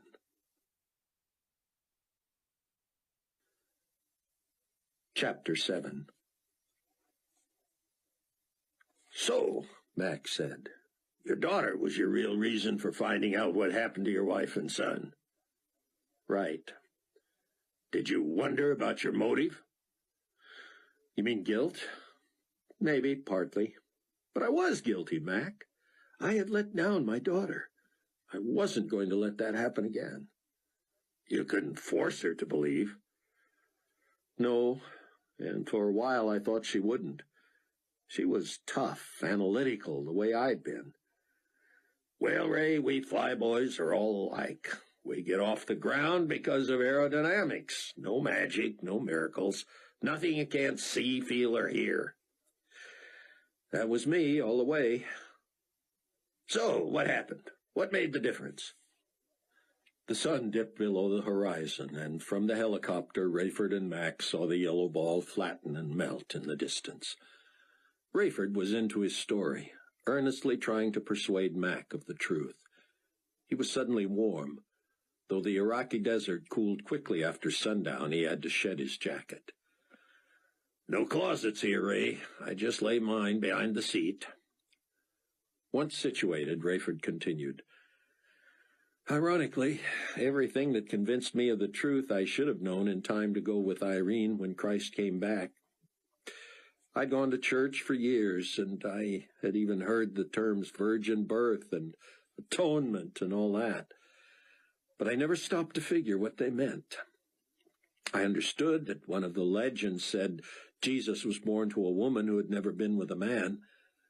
I couldn't have told you whether I believed that or even thought it was important. It seemed just like a religious story, and I thought explained why a lot of people thought sex was dirty. Rayford told Mac of finding Irene's Bible, digging out the phone number of the church she loved so much, reaching Bruce Barnes, and seeing Pastor Billings' videotape prepared for those left behind. He had this whole thing figured out, Mac said. Oh, yes. Just about anybody who was raptured knew it was coming. They didn't know when, but they looked forward to it. That tape really did it for me, Mac. I'd like a look at that. I might be able to track down a copy for you if the church is still standing. Buck got directions to the makeshift shelter from Kuntz and hurried to the Range Rover. He tried calling Sion and was frustrated to get a busy signal. But that was encouraging, too. It wasn't the normal buzz of a malfunctioning phone.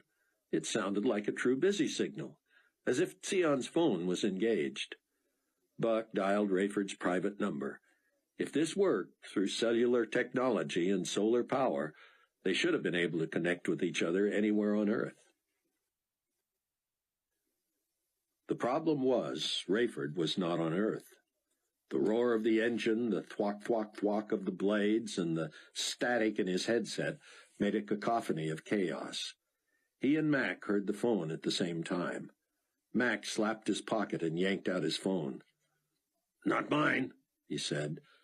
Rayford turned to fish his out of his folded jacket, but by the time he whipped off his headphones, flipped open the phone, and pressed it to his ear, he heard only that empty echo of an open connection. He couldn't imagine cellular towers close enough to relay a signal. He had to have gotten that ring off a satellite. He turned in his seat, angling the phone and its antenna to try to pick up a stronger signal. "Hello, Rayford Steele here. Can you hear me? If you can, call me back. I'm in the air and can hear nothing. If you're family, call me within 20 seconds to make this phone ring again right away, even if we can't communicate. Otherwise, call me in about—" He looked to Mac. 90 minutes. 90 minutes from now. We should be on the ground and reachable. Hello? Nothing. Buck had heard Rayford's phone ringing. Then nothing but static. At least he had not gotten an unanswered ring. Another busy signal would have been encouraging. But what was this? A click, static, nothing understandable. He slapped his phone shut. Buck knew the furniture store. It was on the way to the Edens Expressway. The drive normally took no more than 10 minutes, but the terrain had changed. He had to drive miles out of the way to go around mountains of destruction. His landmarks were gone or flat. His favorite restaurant was identifiable only by its massive neon sign on the ground. About 40 feet away, the roof peeked from a hole that swallowed the rest of the place. Rescue crews filed in and out of the hole, but they weren't hurrying. Apparently anyone they brought out of there was in a bag. Buck dialed the Chicago bureau office of Global Community Weekly. No answer. He called headquarters in New York City. What had been a lavish area covering 3 floors of a skyscraper had been rebuilt in an abandoned warehouse following the bombing of New York. That attack had cost Buck the life of every friend he had ever made at the magazine. After several rings, a harried voice answered. "We're closed. Unless this is an emergency, please let us leave the lines open." "Buck Williams from Chicago," he said.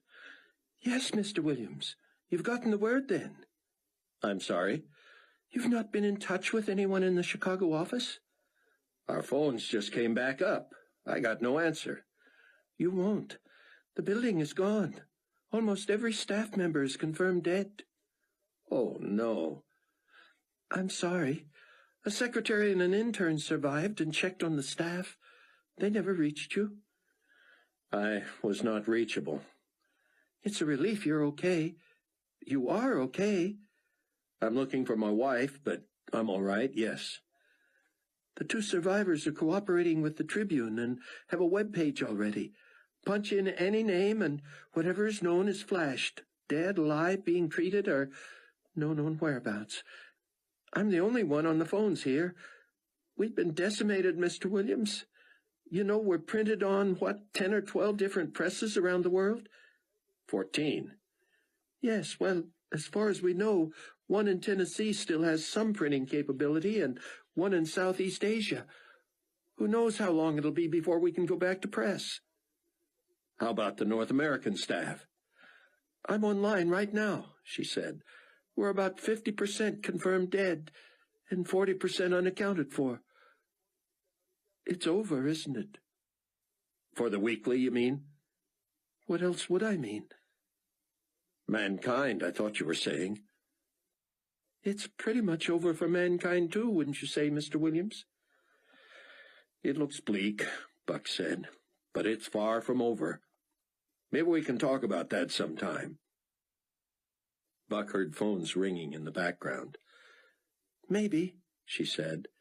"I've got to get these." After more than 40 minutes of driving, Buck had to stop for a procession of emergency vehicles. A grader built a dirt mound over a fissure in a road that had otherwise escaped damage. No one could drive through until that mound was leveled off. Buck grabbed his laptop and plugged it into the cigarette lighter. He searched the web for the Global Community Weekly information page. It was not working.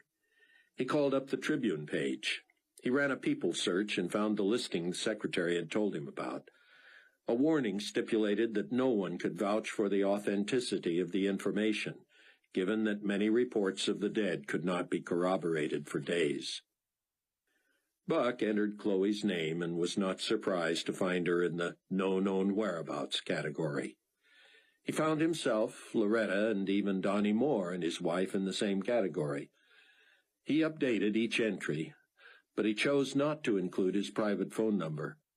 Anyone needing that already had it. He entered Sion's name. No one seemed to know where he was either. Buck tapped in Rayford Steele, Captain, Global Community Senior Administration. He held his breath until he saw Confirmed Alive, Global Community, Temporary Headquarters, New Babylon, Iraq.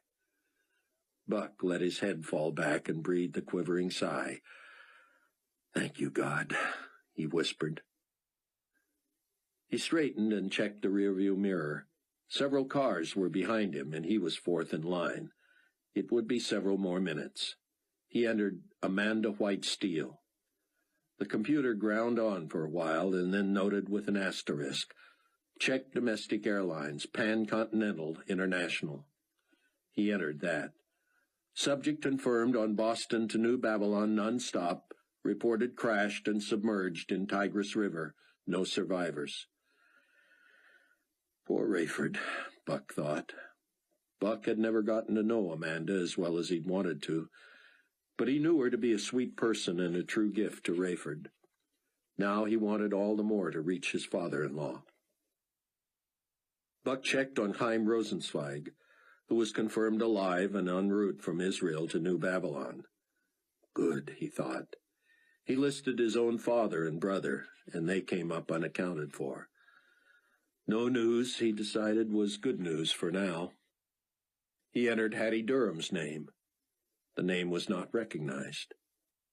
Hattie can't be a real name. What is Hattie short for? Hilda? Hildegard? What else starts with an H? Harriet? That sounds as old as Hattie. It worked. He was again directed to the airlines, this time for a domestic flight. He found Hattie confirmed on a nonstop flight from Boston to Denver. No report of arrival. So, Buck thought, if Amanda made her flight, she's gone. If Hattie made her flight, she could be gone. If Mrs. Cavanaugh was right, and she saw Chloe run from Loretta's house, Chloe might still be alive. Buck could not get his mind around the possibility that Chloe could be dead. He wouldn't allow himself to consider it until he had no other alternatives.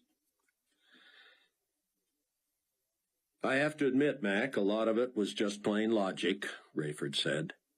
Pastor Billings had been raptured, but he'd made that video first, and on it he talked about everything that had just happened, what we were going through, and what we were probably thinking about. He had me pegged. He knew I'd be scared. He knew I'd be grieving. He knew I'd be desperate and searching. And he showed from the Bible the prophecies that told of this. He reminded me I'd probably heard about it somewhere along the line. He even told of things to watch out for. Best of all, he answered my biggest question. Did I still have a chance? I didn't know a lot of people had questions about that very thing. Was the rapture the end? If you missed out because you didn't believe, were you lost forever? I'd never thought about it. But supposedly lots of preachers believed you couldn't become a believer after the rapture. They used that to scare people into making their decisions in advance. I wish I'd heard that before, because I might have believed. Mac looked sharply at Rayford. No, you wouldn't. If you were going to believe before, you would have believed your wife. Probably, but I sure couldn't argue now. What other explanation was there? I was ready. I wanted to tell God that if there was one more chance, if the rapture had been his last attempt to get my attention, it had worked. So then what? You had to do something, say something, talk to a pastor, what? On the tape, Billings walked through what he called the Bible's plan of salvation. That was a strange term to me. I'd heard it at some time or another, but not in our first church. And at New Hope, I wasn't listening. I was sure listening now. So, what's the plan? It's simple and straightforward, Mac. Rayford outlined from memory the basics about man's sin separating him from God and God's desire to welcome him back. Everybody's a sinner, Rayford said. I wasn't open to that before. But with everything my wife said coming true, I saw myself for what I was. There were worse people. A lot of people would say I was better than most. But next to God, I felt worthless. That's one thing I don't have any problem with, Ray. You won't find me claiming to be anything but a scoundrel. And yet, see? Most people think you're a nice guy. I'm okay, I guess. But I know the real me. Pastor Billings pointed out that the Bible says there is none righteous, no, not one, and that all we like sheep have gone astray, and that all our righteousnesses are like filthy rags. It didn't make me feel better to know I wasn't unique. I was just grateful there was some plan to reconnect me with God. When he explained how a holy God had to punish sin but didn't want any of the people he created to die, I finally started to see it. Jesus, the Son of God, the only man who ever lived without sin, died for everybody's sin. All we had to do was believe that, repent of our sins, receive the gift of salvation. We would be forgiven, and what Billings referred to as reconciled to God. So, if I believe that, I'm in, Mac said. You also have to believe that God raised Jesus from the dead. That provided the victory over sin and death, and it also proved Jesus was divine. I believe all that, Ray. So is that it? Am I in? Rayford's blood ran cold. What was troubling him? Whatever made him sure Amanda was alive was also making him wonder whether Mac was sincere. This was too easy. Mac had seen the turmoil of almost 2 years of the tribulation already. But was that enough to persuade him? He seemed sincere, but Rayford didn't really know him, didn't know his background. Mac could be a loyalist, a Carpathia plant. Rayford had already exposed himself to mortal danger if Mac was merely entrapping him. Silently he prayed again. God, how will I know for sure? Bruce Barnes, my first pastor, encouraged us to memorize Scripture. I don't know if I'll find my Bible again, but I remember lots of passages. One of the first I learned was Romans 10:9-10. It says, If you confess with your mouth the Lord Jesus, and believe in your heart that God has raised him from the dead, you will be saved. For with the heart one believes unto righteousness, and with the mouth confession is made unto salvation. Max stared ahead as if concentrating on flying. He was suddenly less animated. He spoke more deliberately. Rayford didn't know what to make of it. Oh, what does it mean to confess with your mouth? Max said. Just what it sounds like. You've got to say it. You've got to tell somebody. In fact, you're supposed to tell lots of people. You think Nikolai Carpathia is the Antichrist? Is there anything in the Bible about telling him? Rayford shook his head. Not that I know of. Not too many people have to make that choice. Carpathia knows where I stand because he has ears everywhere. He knows my son-in-law is a believer, but Buck never told him. He thought it best to keep that to himself so he could be more effective. Rayford was either persuading Mac or burying himself. He wasn't sure which. Mac was silent several minutes. Finally, he sighed. So, how does it work? How did you know when you'd done whatever it was God wanted you to do? Pastor Billings walked the viewers of that tape through a prayer.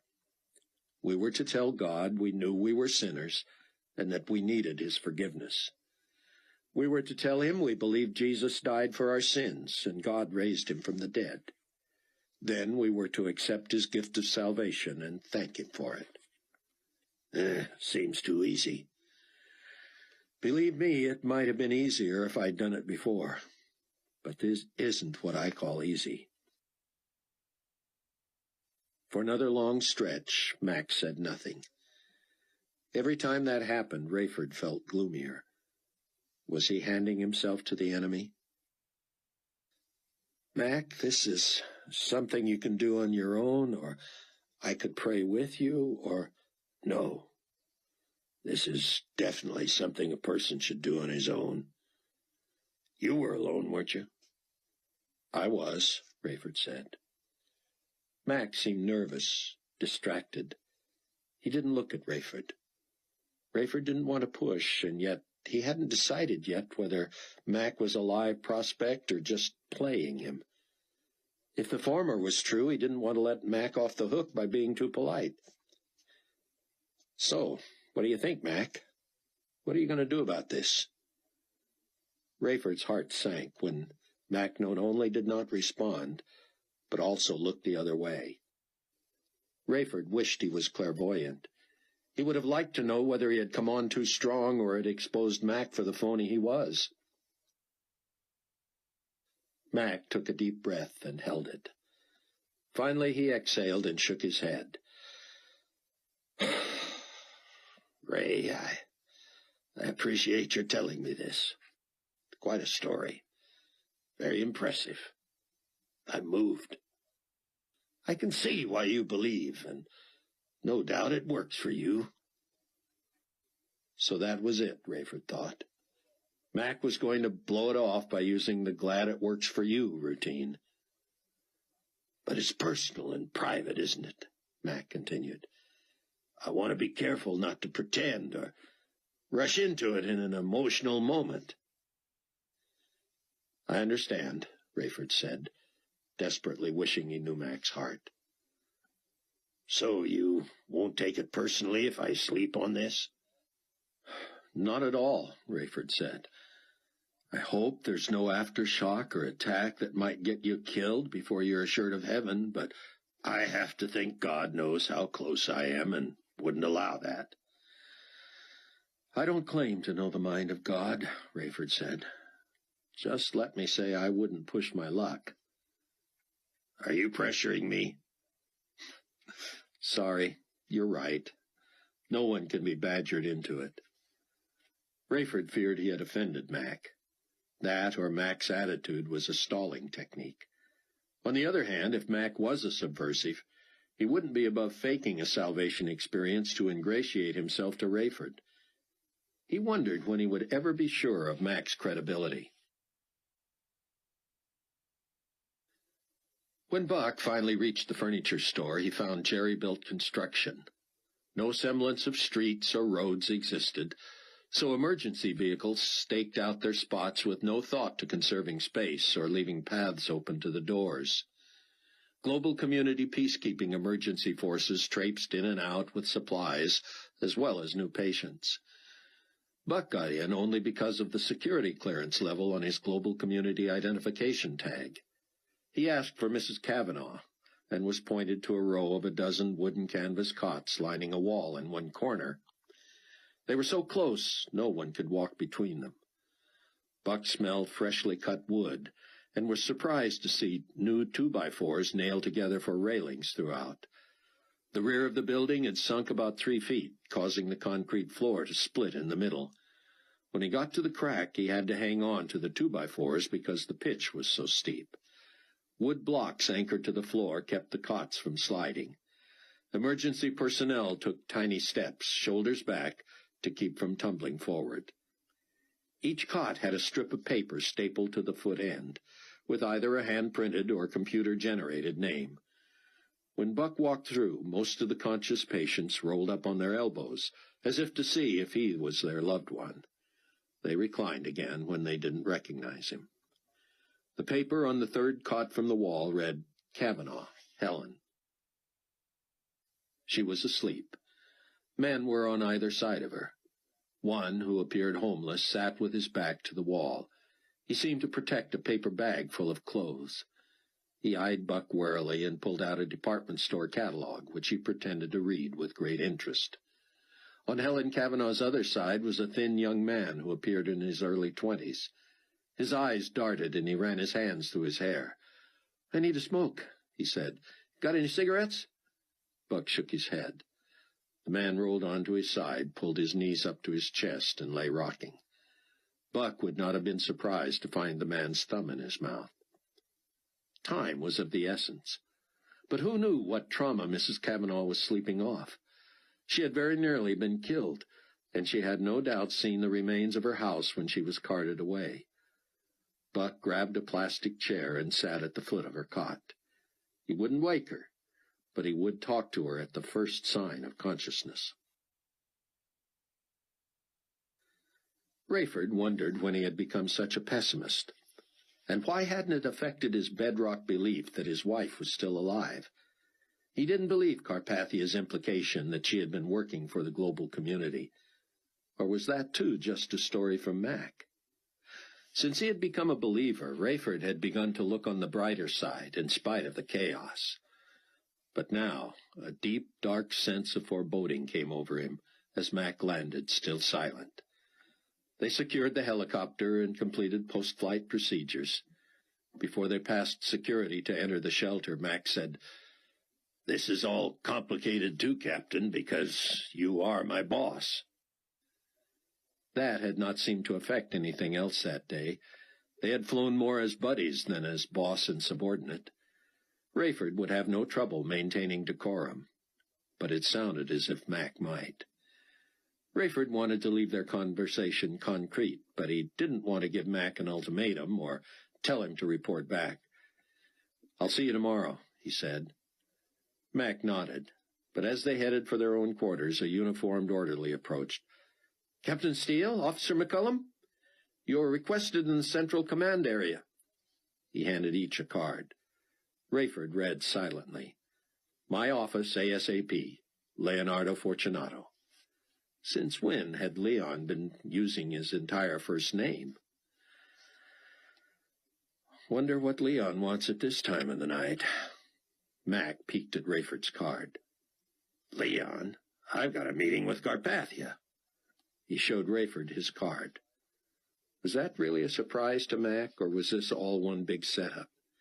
He and Mac had not gotten into why Rayford and the rest of the Tribulation Force believed Carpathia fit the bill of the Antichrist.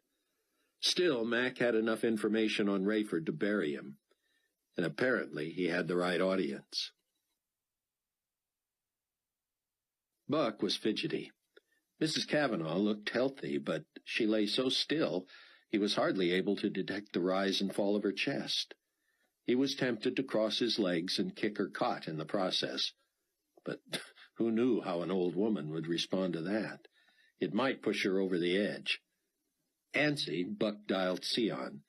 He finally got through, and Buck gushed that he had reason to believe Chloe was alive. "Wonderful, Cameron. I am doing well here, too. I have been able to get on the net, and I have more reason than ever to get back to Israel." "We'll have to talk about that," Buck said. "I still think it's too dangerous, and I don't know how we would get you there." "Cameron, there's news all over the Internet that one of Carpathia's top priorities is rebuilding transportation networks." Buck spoke louder than he needed to, hoping to rouse Mrs. Cavanaugh. "I'll be back as soon as I can, and I plan to have Chloe with me." "I will pray," Sion said. Buck hit the speed dial for Rayford's phone. Rayford was amazed that Leon's office was only slightly smaller and every bit as exquisitely appointed as Nikolai's. Everything in the shelter was state-of-the-art, but the opulence began and ended in those two offices. Fortunato had a glow. He shook Rayford's hand, bowed at the waist, motioned to a chair, then sat behind his desk. Rayford had always found him curious, a dark, swarthy man, short and stocky, with black hair and dark eyes.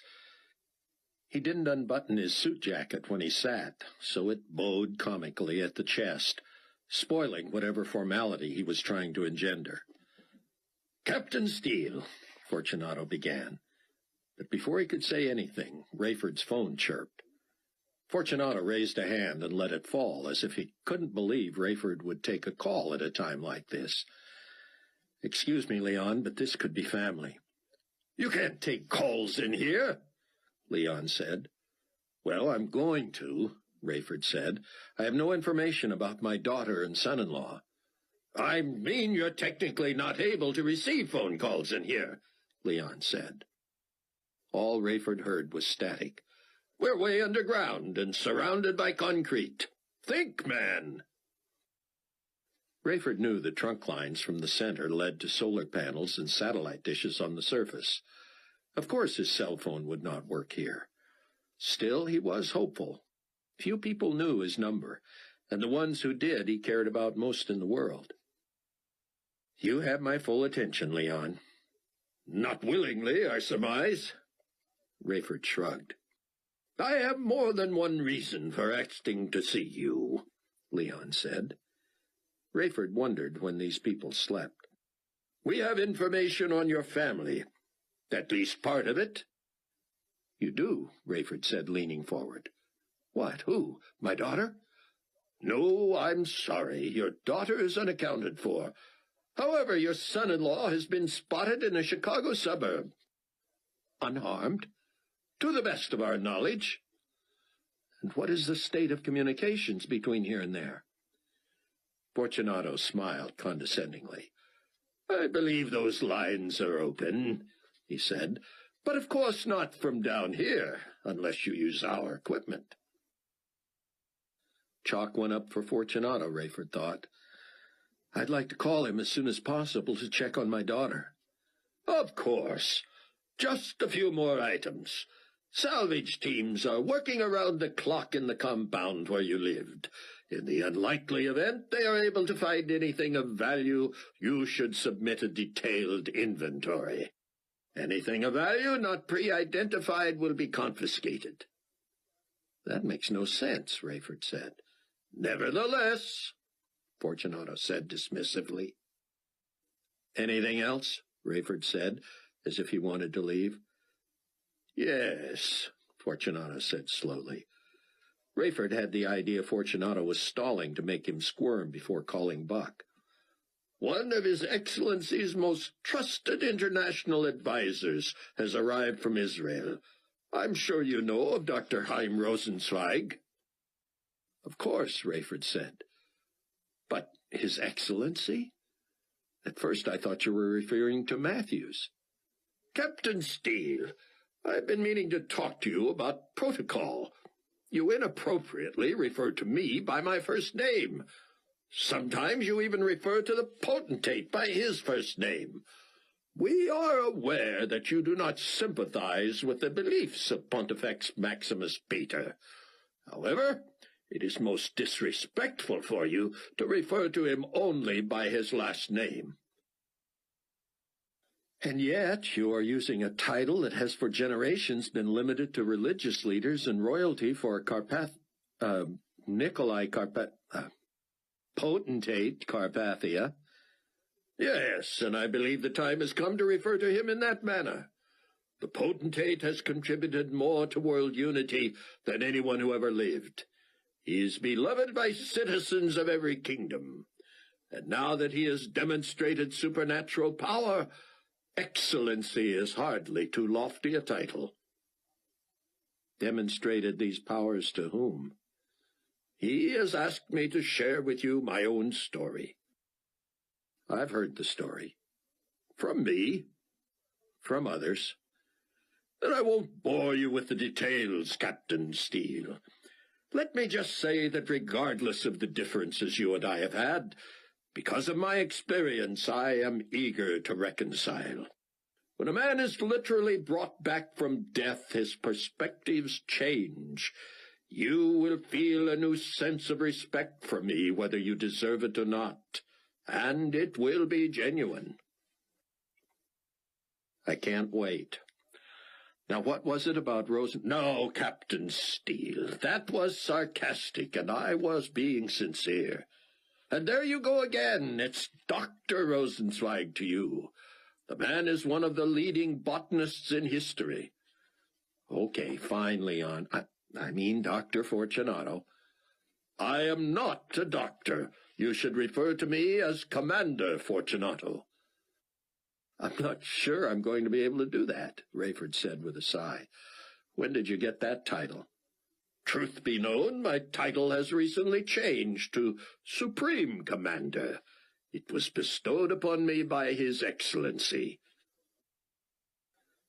This is all getting a little crazy, Rayford said. Wasn't it more fun when you and I were just Rayford and Leon? Fortunato grimaced.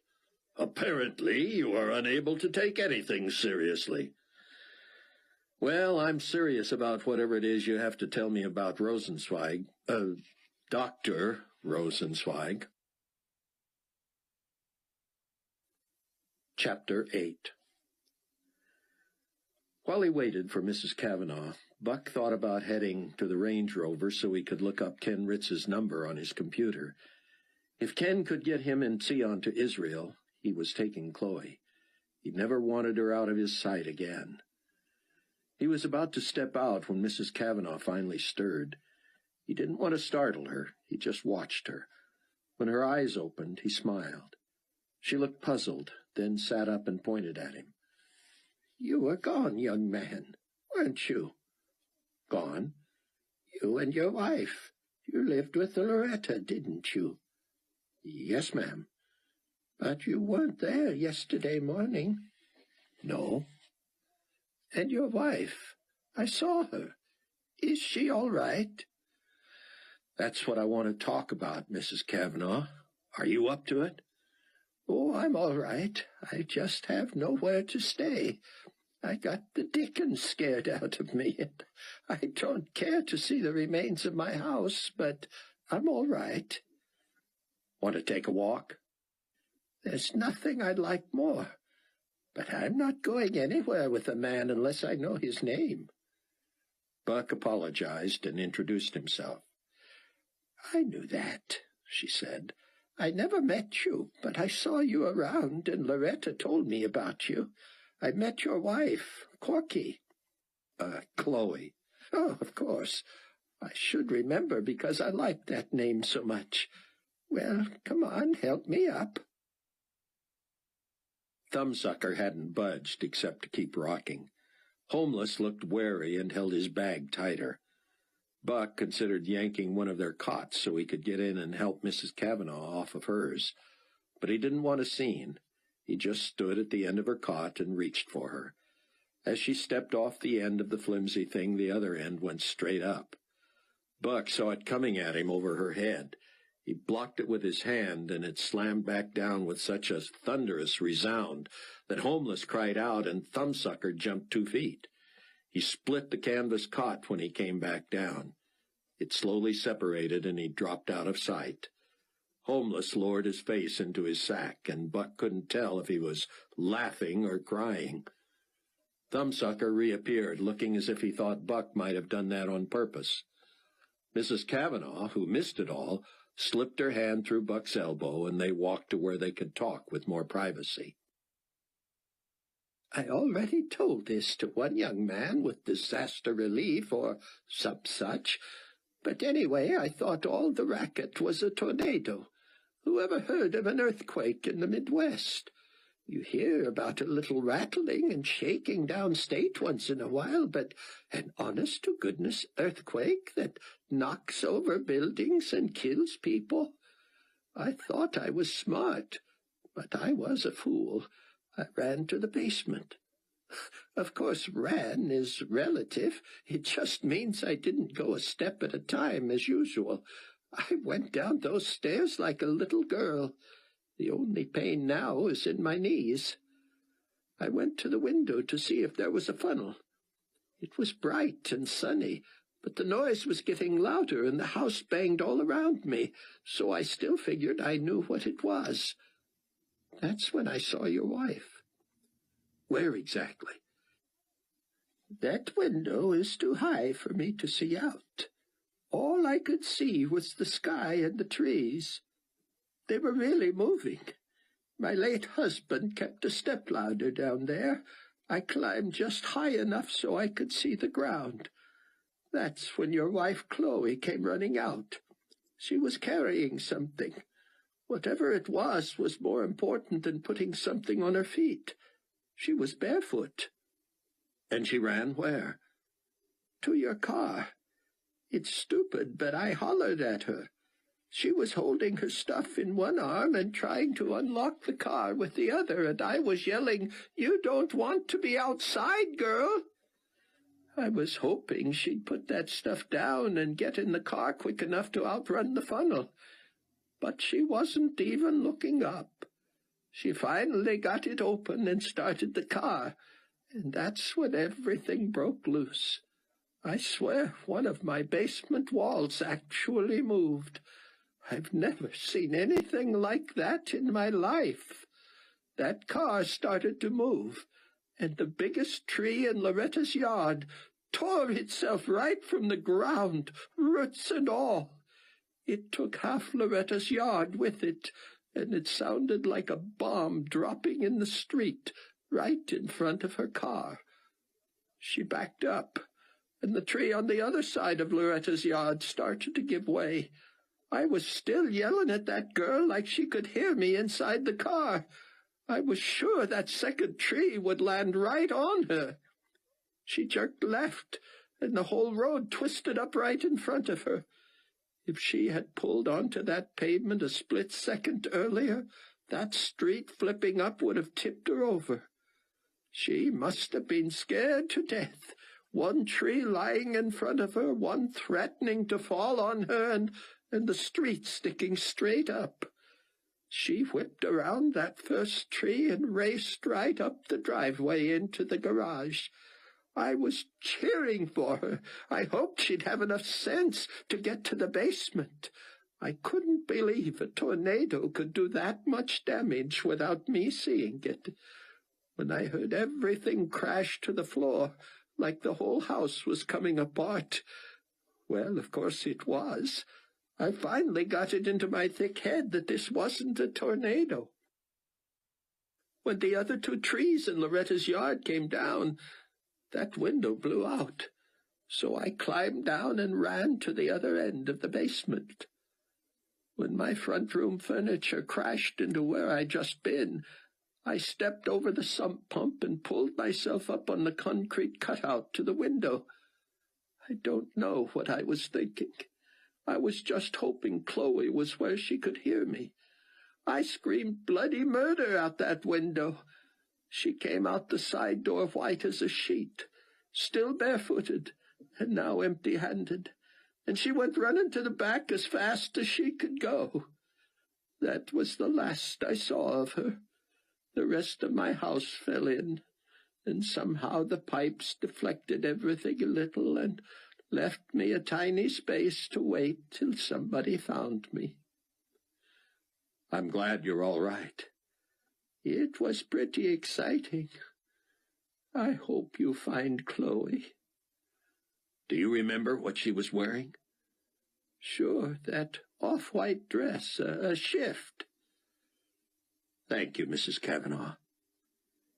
The old woman stared into the distance and shook her head slowly. Chloe's still alive, Buck thought. The first thing Dr. Rosenzweig asked about was your well-being, Captain Steele. I hardly know the man, Supreme Commander Fortunato, Brayford said, carefully enunciating. Commander is sufficient, Captain. You can call me Ray. Now Fortunato was angry. I could call you Private, he said. Oh, good one, Commander. You're not going to bait me, Captain. As I told you, I'm a new man. Brand new, Rayford said, if you really were dead yesterday and alive today. The truth is, Dr. Rosenzweig next asked after your son-in-law, daughter, and Sion Ben-Judah. Rayford froze. Rosenzweig couldn't have been that stupid. On the other hand, Buck always said Rosenzweig was enamored of Carpathia. He didn't know Carpathia was as much an enemy of Ben-Judah as the state of Israel was. Rayford maintained eye contact with the glaring Fortunato, who seemed to know he had Rayford on the ropes. Rayford prayed silently. "I brought him up to date and told him your daughter was unaccounted for," Leon said. He let that hang in the air. Rayford did not respond. "And what did you wish us to tell him of Sion Ben-Judah?" "What did I wish?" Rayford said. "I have no knowledge of his whereabouts." "Then why did Dr. Rosenzweig ask about him in the same breath with your daughter and son-in-law?" "Why don't you ask him?" "Because I'm asking you, Captain.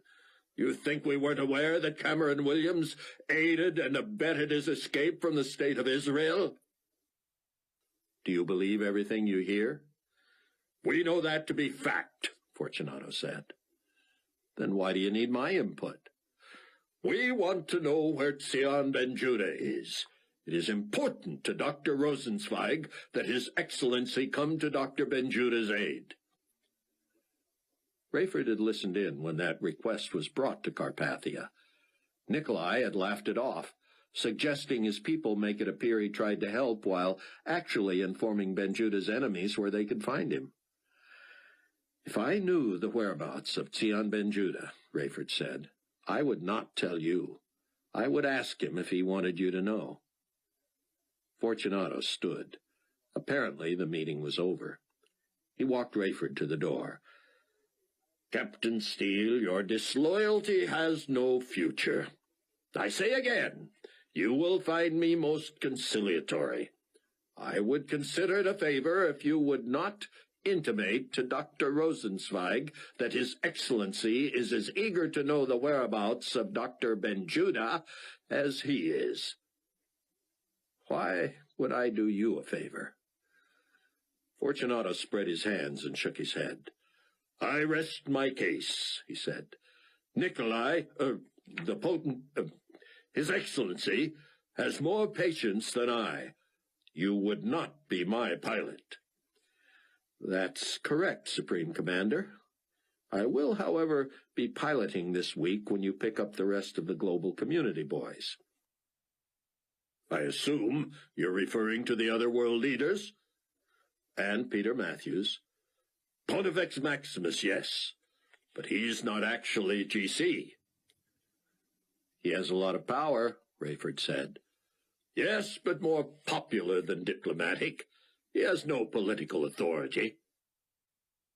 "Whatever you say." Buck walked Mrs. Cavanaugh back to her bunk. But before helping her settle, he approached the woman in charge of that area. "Does she have to be between those wackos?" "You can put her in any open cot," the woman said.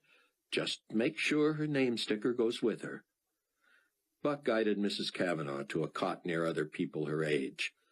On his way out, he approached the supervisor again.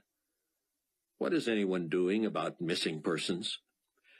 "Ask Ernie," she said, pointing to a small middle-aged man plotting something on a map on the wall. "He's with GC, and he's in charge of the transfer of patients between shelters." Ernie proved formal and distracted. "Missing persons," he repeated, not looking at Buck, but still working on his map. "First off, most of them are going to wind up dead. There are so many, we don't know where to start." Buck pulled a photo of Chloe from his wallet. "Start here," he said. He finally had Ernie's attention. He studied the picture, turning it toward the battery-powered lights.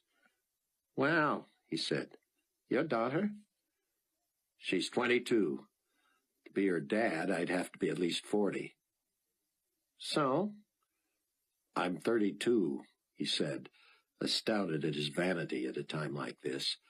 "This is my wife, and I was told she escaped from our house before the quake leveled it." "Show me," Ernie said, turning toward his map. Buck pointed to Loretta's block. Not good. This was a worldwide quake, but GC has pinpointed several epicenters. That Potabout prospect was close to the epicenter for northern Illinois. So it's worse here? It's not much better anywhere else, but this is pretty much the worst of it in this state. Ernie pointed to a mile stretch from behind Loretta's block, in direct line with where they were. Major devastation. She would not have been able to get through there. Where might she have gone? Can't help you there. Tell you what I can do, though. I can blow a picture up and fax it to the other shelters. That's about it. I'd be grateful. Ernie did the clerical work himself. Buck was impressed at how sharp the enlarged copy was. We only got this machine working about an hour ago, Ernie said. Obviously, it's cellular. You hear about the Potentate's communications company? No, Buck said, sighing. But it wouldn't surprise me to know he's cornered the market. That's fair, Ernie said. It's called cellular solar, and the whole world will be linked again before you know it. GC headquarters calls it CellSol for short. Ernie wrote on the enlargement, Missing person, Chloe Irene Steele Williams, age 22, 5'7", 125, blonde hair, green eyes, no distinguishing marks or characteristics. He added his name and phone number. Tell me where I can reach you, Mr. Williams. You know not to get your hopes up. Too late, Ernie, Buck said, jotting his number. He thanked him again and turned to leave, then returned.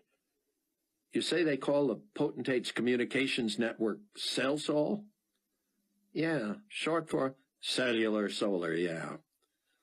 Buck left, shaking his head. As he climbed into the Range Rover, he felt helpless. But he couldn't shake the feeling that Chloe was out there somewhere. He decided to drive back to Loretta's another way. No sense being out without looking for her. Always. It was late, and Rayford was tired. Carpathia's office door was shut, but light streamed beneath the door. He assumed Mac was still there. Curious as he was, Rayford wasn't confident Mac would honestly debrief him.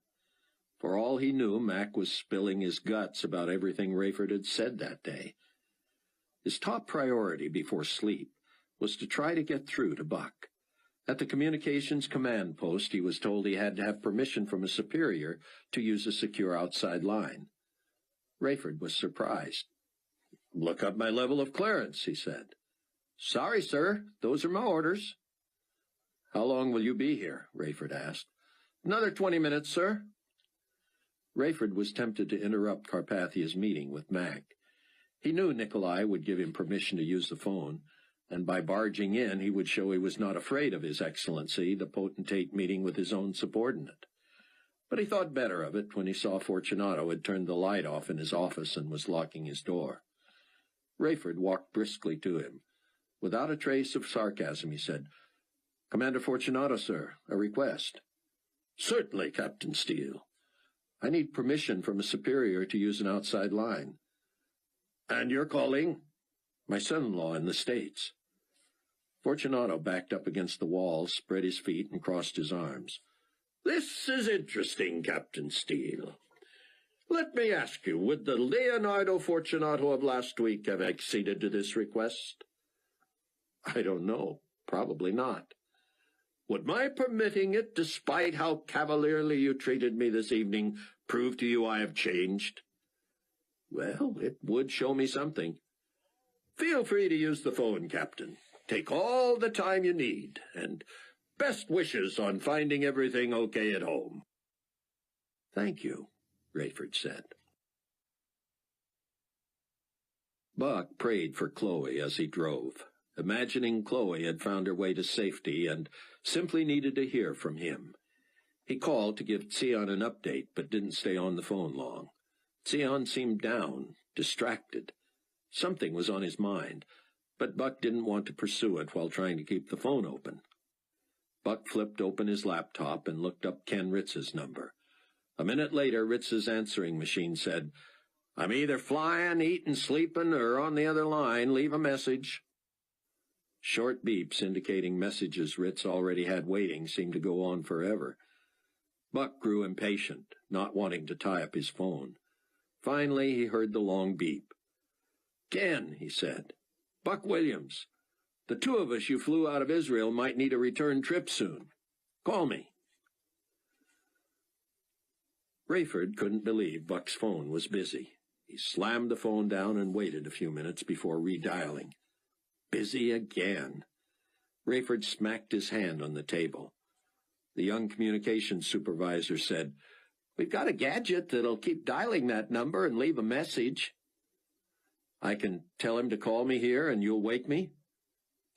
Unfortunately, no, sir, but you could ask that he call you at 0700 hours when we open."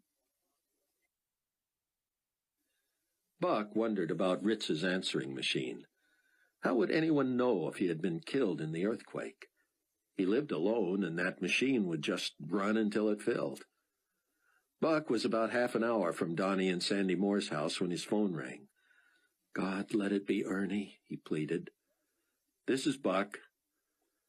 "Buck, this is a recorded message from Rayford. I'm sorry I couldn't reach you. Please call me at the following number at 7 o'clock in the morning, my time. That's going to be 10 p.m. if you're in the Central Standard Time Zone. Praying Chloe's all right. You and our friend, too, of course. I want to hear everything. I'm still looking for Amanda. I feel in my soul she's still alive. Call me." Buck looked at his watch. Why couldn't he call Rayford right then? Buck was tempted to call Ernie, but he didn't want to bug him. He wended his way back to Sion. As soon as he came into the house, Buck knew something was wrong. Sion would not look him in the eye. Buck said, "I didn't find any rods to poke in the backyard. Did you find the shelter?" "Yes," Sion said flatly. "There's a duplicate of where I lived at the church. You want to see it?" "What's wrong, Sion?" "We need to talk. Did you want to see the shelter?" "That can wait. I just want to know how you get to it." "You will not believe how close we were last night when we were doing our unpleasant business. The door that appears to lead to a storage area actually opens into a larger door. Through that door is the shelter. Let us pray we never have to use it." "Here's thanking God it's there if we do need it," Buck said.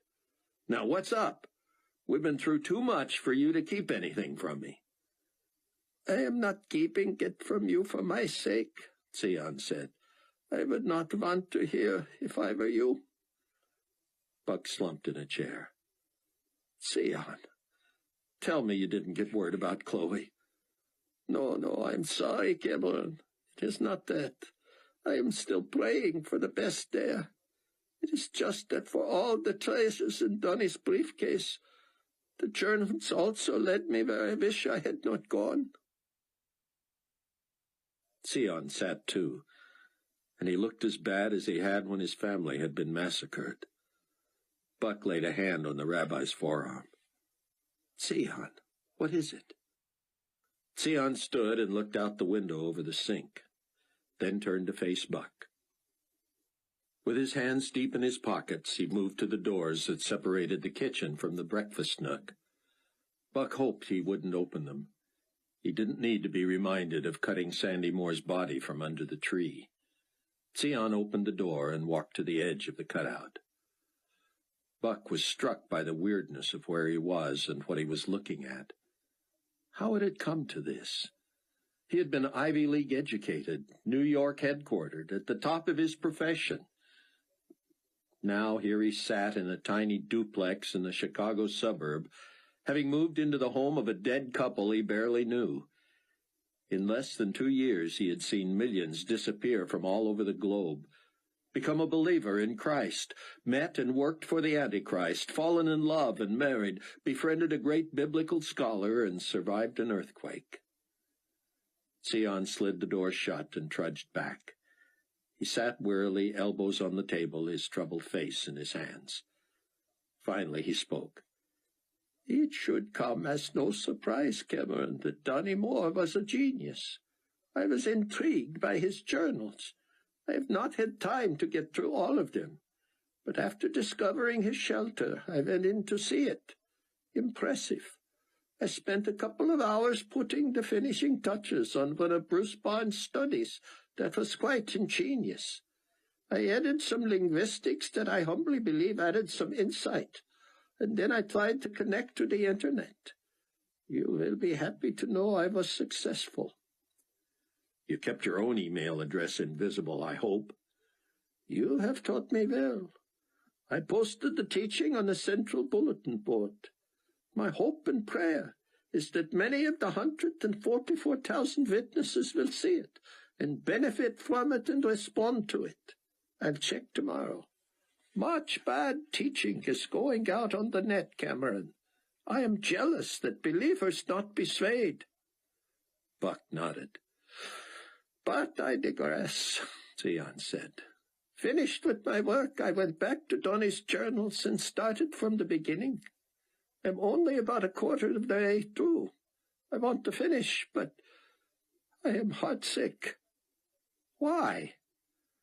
First, let me say that Donnie was a true believer. He wrote eloquently of his remorse over missing his first chance to receive Christ. He told of the loss of their baby and how his wife eventually also found God. It is a very sad, poignant account of how they found some joy and anticipation of being reunited with their child. Praise the Lord, that has now been realized. Theon's voice began to quaver. But, Cameron, I came upon some information I wish I had not discovered. Maybe I should have known it was to be avoided. Donnie taught Bruce to encrypt personal messages to make anything he wished inaccessible without his own password. As you recall, no one knew that password. Not Loretta, not even Donnie. That's right, Buck said. I asked him.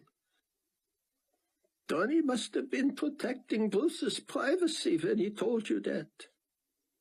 Donnie knew Bruce's password? We could have used that.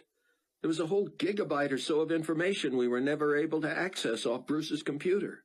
It was not that Donnie knew the password, Theon said, but he developed his own code-breaking software. He loaded it onto all the computers he sold you. As you know, during my time in the shelter, I downloaded to my computer, which has astounding storage capacity, everything that had been on Bruce's.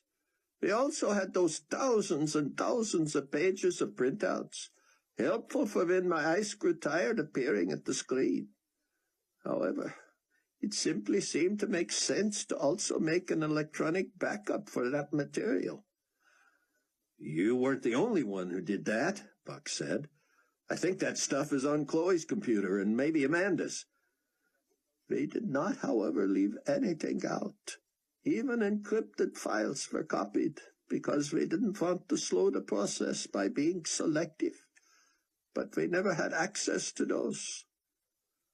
Buck stared at the ceiling. Until now, right? That's what you're telling me. Sadly, yes, Theon said. Buck stood. If you're about to tell me something that will affect my esteem for Bruce and his memory, be careful. He's the man who led me to Christ and who helped me grow and... Put your mind at ease, Cameron.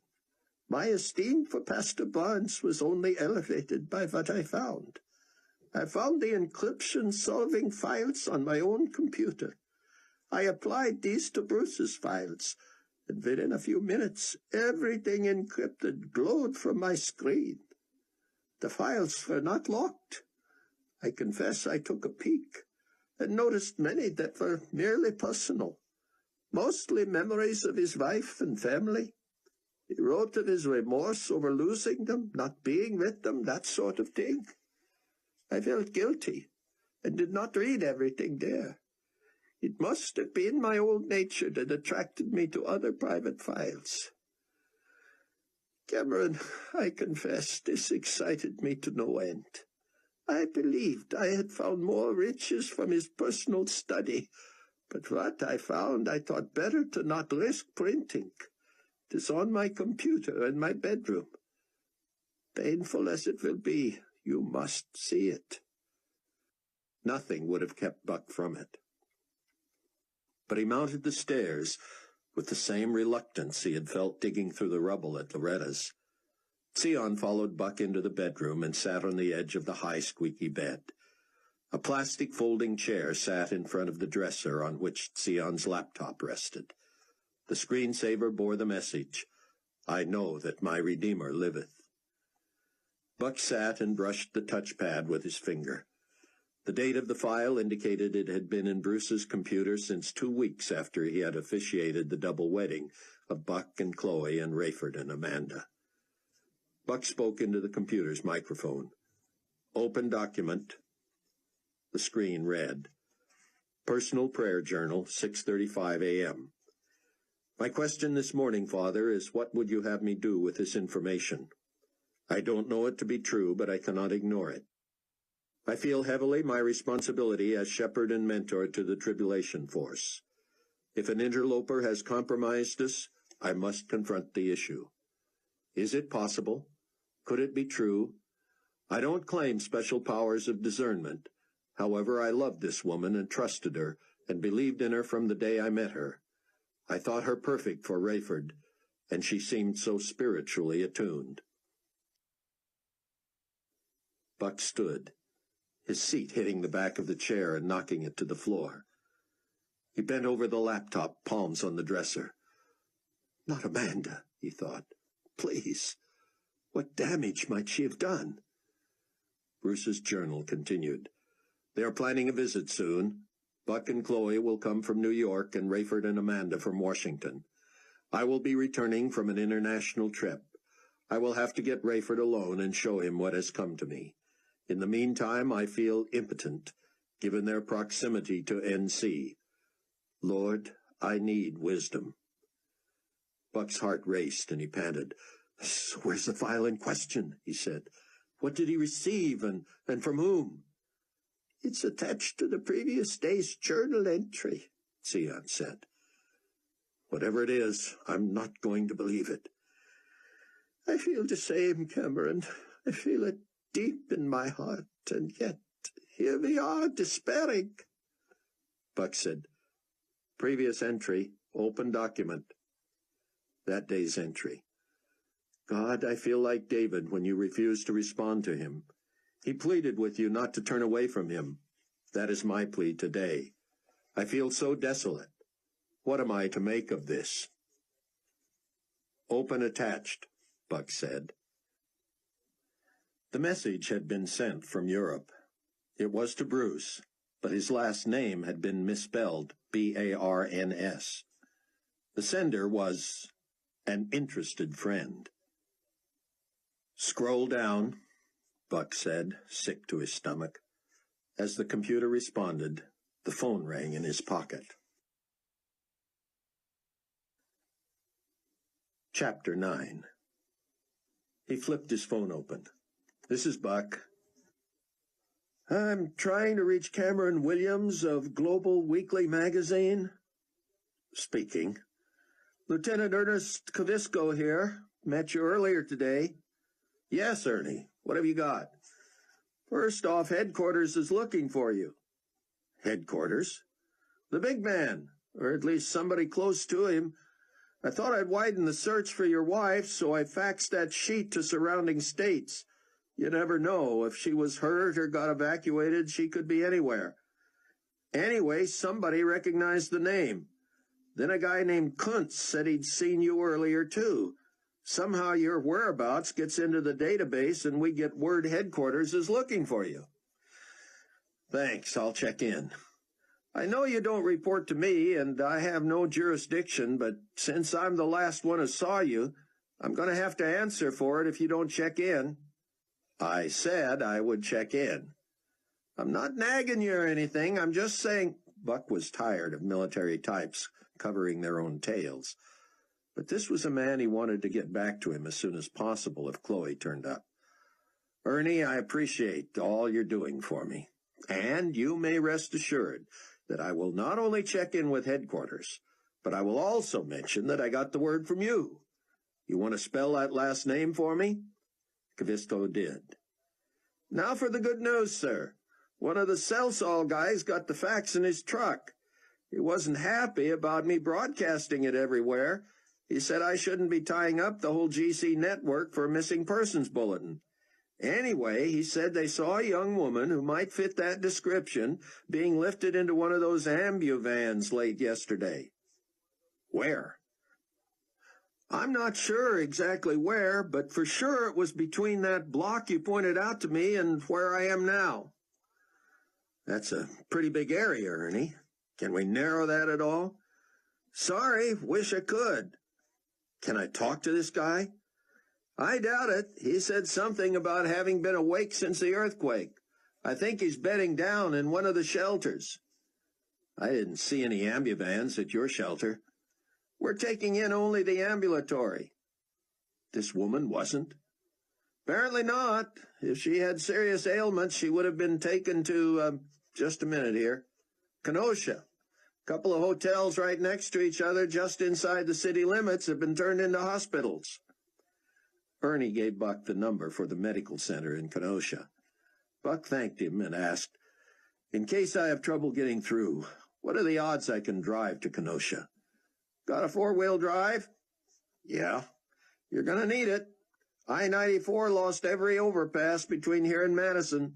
There's a couple places you can get on, but then before you get to the next overpass, you have to go through single-lane roads, little towns, or just open fields and hope for the best.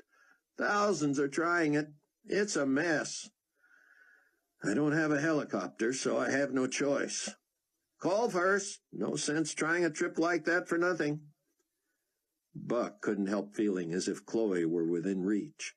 It bothered him that she might be hurt, but at least she was alive. What would she think about Amanda? Buck scrolled back down through Bruce's journal entry and found the email Bruce had received. The message from the interested friend read, Suspect the root beer lady. Investigate her maiden name and beware the eyes and ears of New Babylon. Special forces are only as strong as their weakest links. Insurrection begins in the home. Battles are lost in the field, but wars are lost from within. Buck turned to face Sion. What did you deduce from that? Someone was warning Bruce about somebody within the tribulation force. We have only two women. The one with the maiden name Bruce might not know would have been Amanda. I still do not know why he or she referred to her as the root beer lady. Her initials. A.W., Sion said, as if to himself, as he righted Buck's chair. I do not follow. A and W is an old brand of root beer in this country, Buck said. How is she supposed to be the ears and eyes of, what, Carpathia? Is that what we're supposed to get out of New Babylon? It is all in the maiden name, Sion said. I was going to look it up, but you will see Bruce has already done the work. Amanda's maiden name was Ricus, which meant nothing to Bruce and stalled him for a while. It means nothing to me either, Buck said. Bruce dug deeper. Apparently, Amanda's mother's maiden name before she married Ricus was Fortunato. Buck blanched and dropped into the chair again. Bruce must have had the same reaction, Sion said. He writes in there, please God, don't let it be true. What is the significance of that name? Buck sighed. Nikolai Carpathia's right-hand man. A total sycophant. Is named Leonardo Fortunato. Buck turned back to Sion's computer. Close files.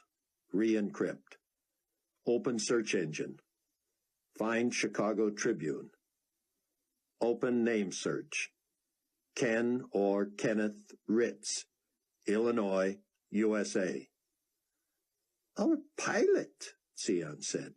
You're going to get me home after all. I only want to see if the guy's still alive, just in case. Ritz was listed among patients in stable condition, Arthur Young Memorial Hospital, Palatine, Illinois. How come all the good news is about someone else? Buck dialed the number Ernie had given him for Kenosha. It was busy. Again and again for 15 minutes. We can keep trying while we're on the road. The road? Sion said. In a manner of speaking, Buck said. He looked at his watch. It was after 7 in the evening, Tuesday. 2 hours later, he and Sion were still in Illinois. The rover bounced slowly along with hundreds of other cars snaking their way north. Just as many were coming the other way, 50 to 100 feet from where I-94 once propelled cars at 80-plus miles an hour in both directions. While Buck looked for alternate routes or some way to pass pokey vehicles, Sion manned the phone. They powered it from the cigarette lighter to save the battery, and every minute or so, Sion hit the redial button. Either the phone in Kenosha was hopelessly overloaded, or it was not working. For the second day in a row, his first officer, Mac McCullum, awakened Rayford. A tick past 6:30 Wednesday morning in New Babylon, Rayford heard soft but insistent knocking. He sat up, tangled in sheet and blankets. Give me a minute, he slurred, realizing this might be news of his call from Buck. He opened the door, saw it was Mac, and collapsed back into bed. I'm not ready to wake up yet. What's up? Mac flipped the light on, making Rayford hide his face in the pillow. I did it, Cap. I did it. Did what? Rayford said, his voice muffled. I prayed. I did it. Rayford turned over, covering his left eye and peeking at Mac through a slit in his right. Really? I'm a believer, man. Can you believe it? Keeping his eyes shielded, Rayford reached with his free hand to shake Mac's. Mac sat on the edge of Rayford's bed. Man, this feels great, he said. Just a while ago I woke up and decided to quit thinking about it and do it. Rayford sat up with his back to Mac and rubbed his eyes. He ran his hands through his hair and felt his bangs brush his eyebrows. Few people ever saw him that way. What was he to make of this? He hadn't even debriefed Mac on his meeting with Carpathia from the night before. How he wished it were true. What if it was all a big act, a plot to reel him in and incapacitate him? Surely that had to be Carpathia's long-range plan, to take at least one member of the opposition out of action. All he could do until he knew for sure was to take this at face value. If Mac could fake a conversion, and the emotion that went along with it, Rayford could fake being thrilled. His eyes finally adjusted to the light, and he turned to face Mac. The usually dapper first officer was wearing his uniform as usual. Rayford had never seen him casual. But what was that? Did you shower this morning, Mac? Always. What do you mean? You've got a smudge on your forehead. Mac swiped with his fingers just below the hairline. Still there, Rayford said. Looks like what Catholics used to get on Ash Wednesday. Mac stood and moved to the mirror attached to Rayford's wall. He leaned close, turning this way and that. What the heck are you talking about, Ray? I don't see a thing. Maybe it was a shadow, Rayford said. I've got freckles, you know. When Mac turned around, Rayford saw it again, plain as day.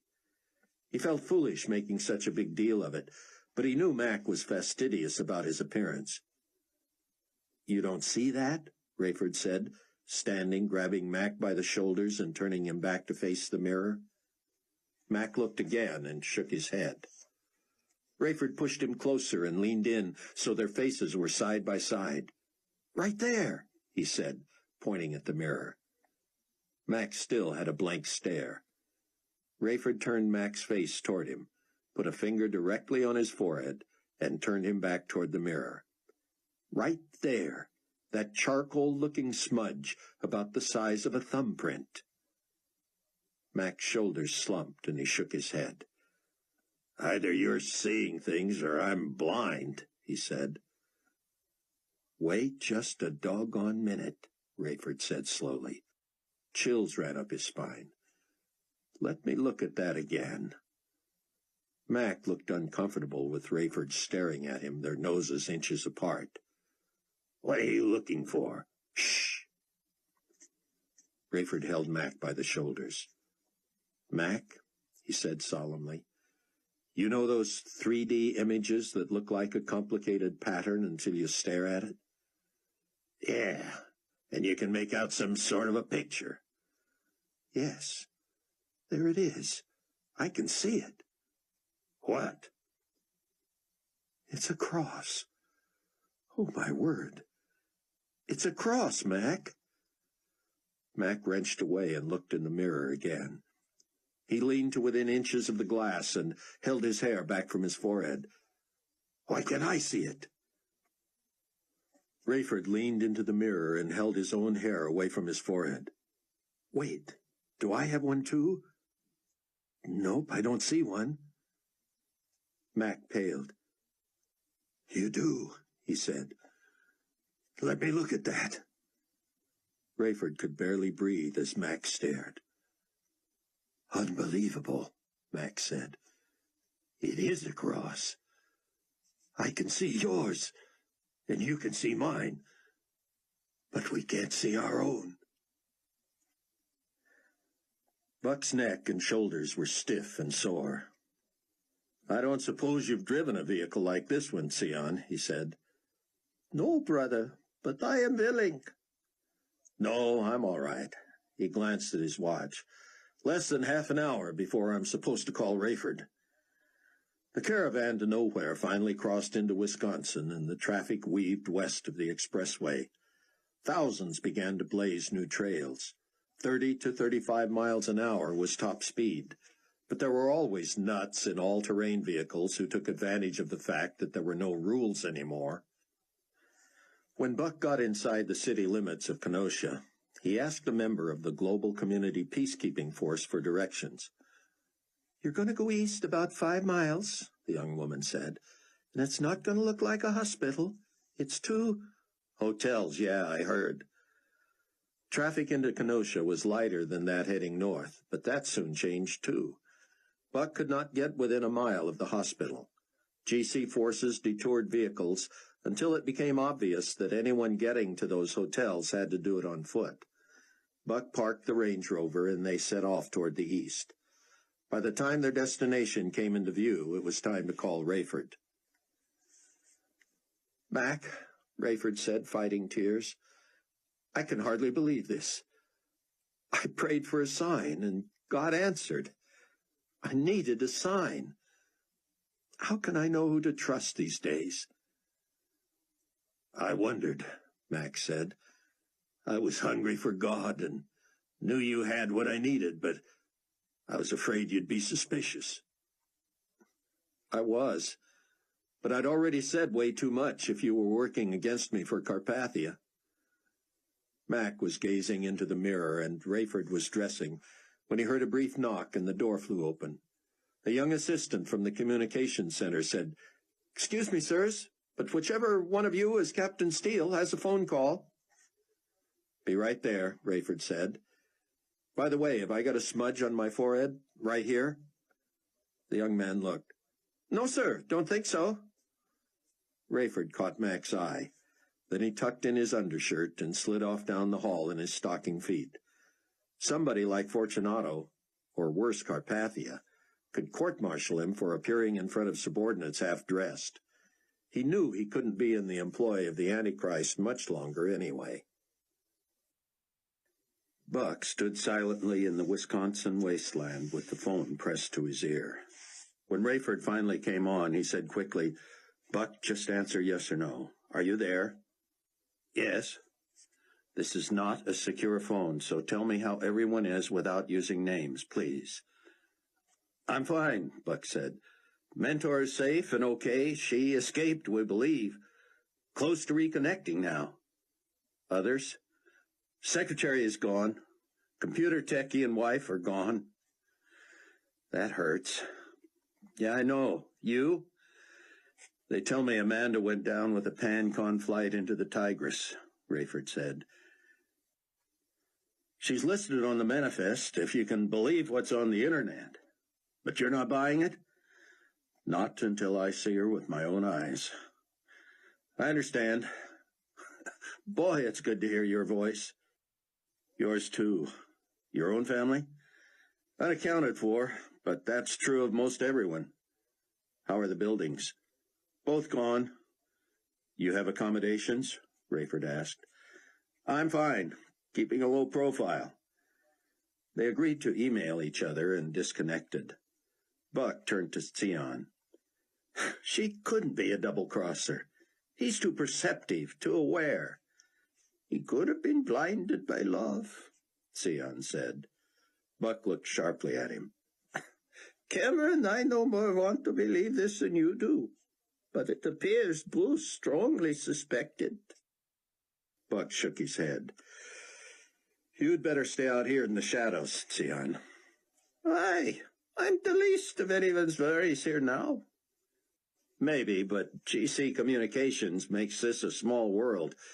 They know I'm bound to show up sooner or later if Chloe is here.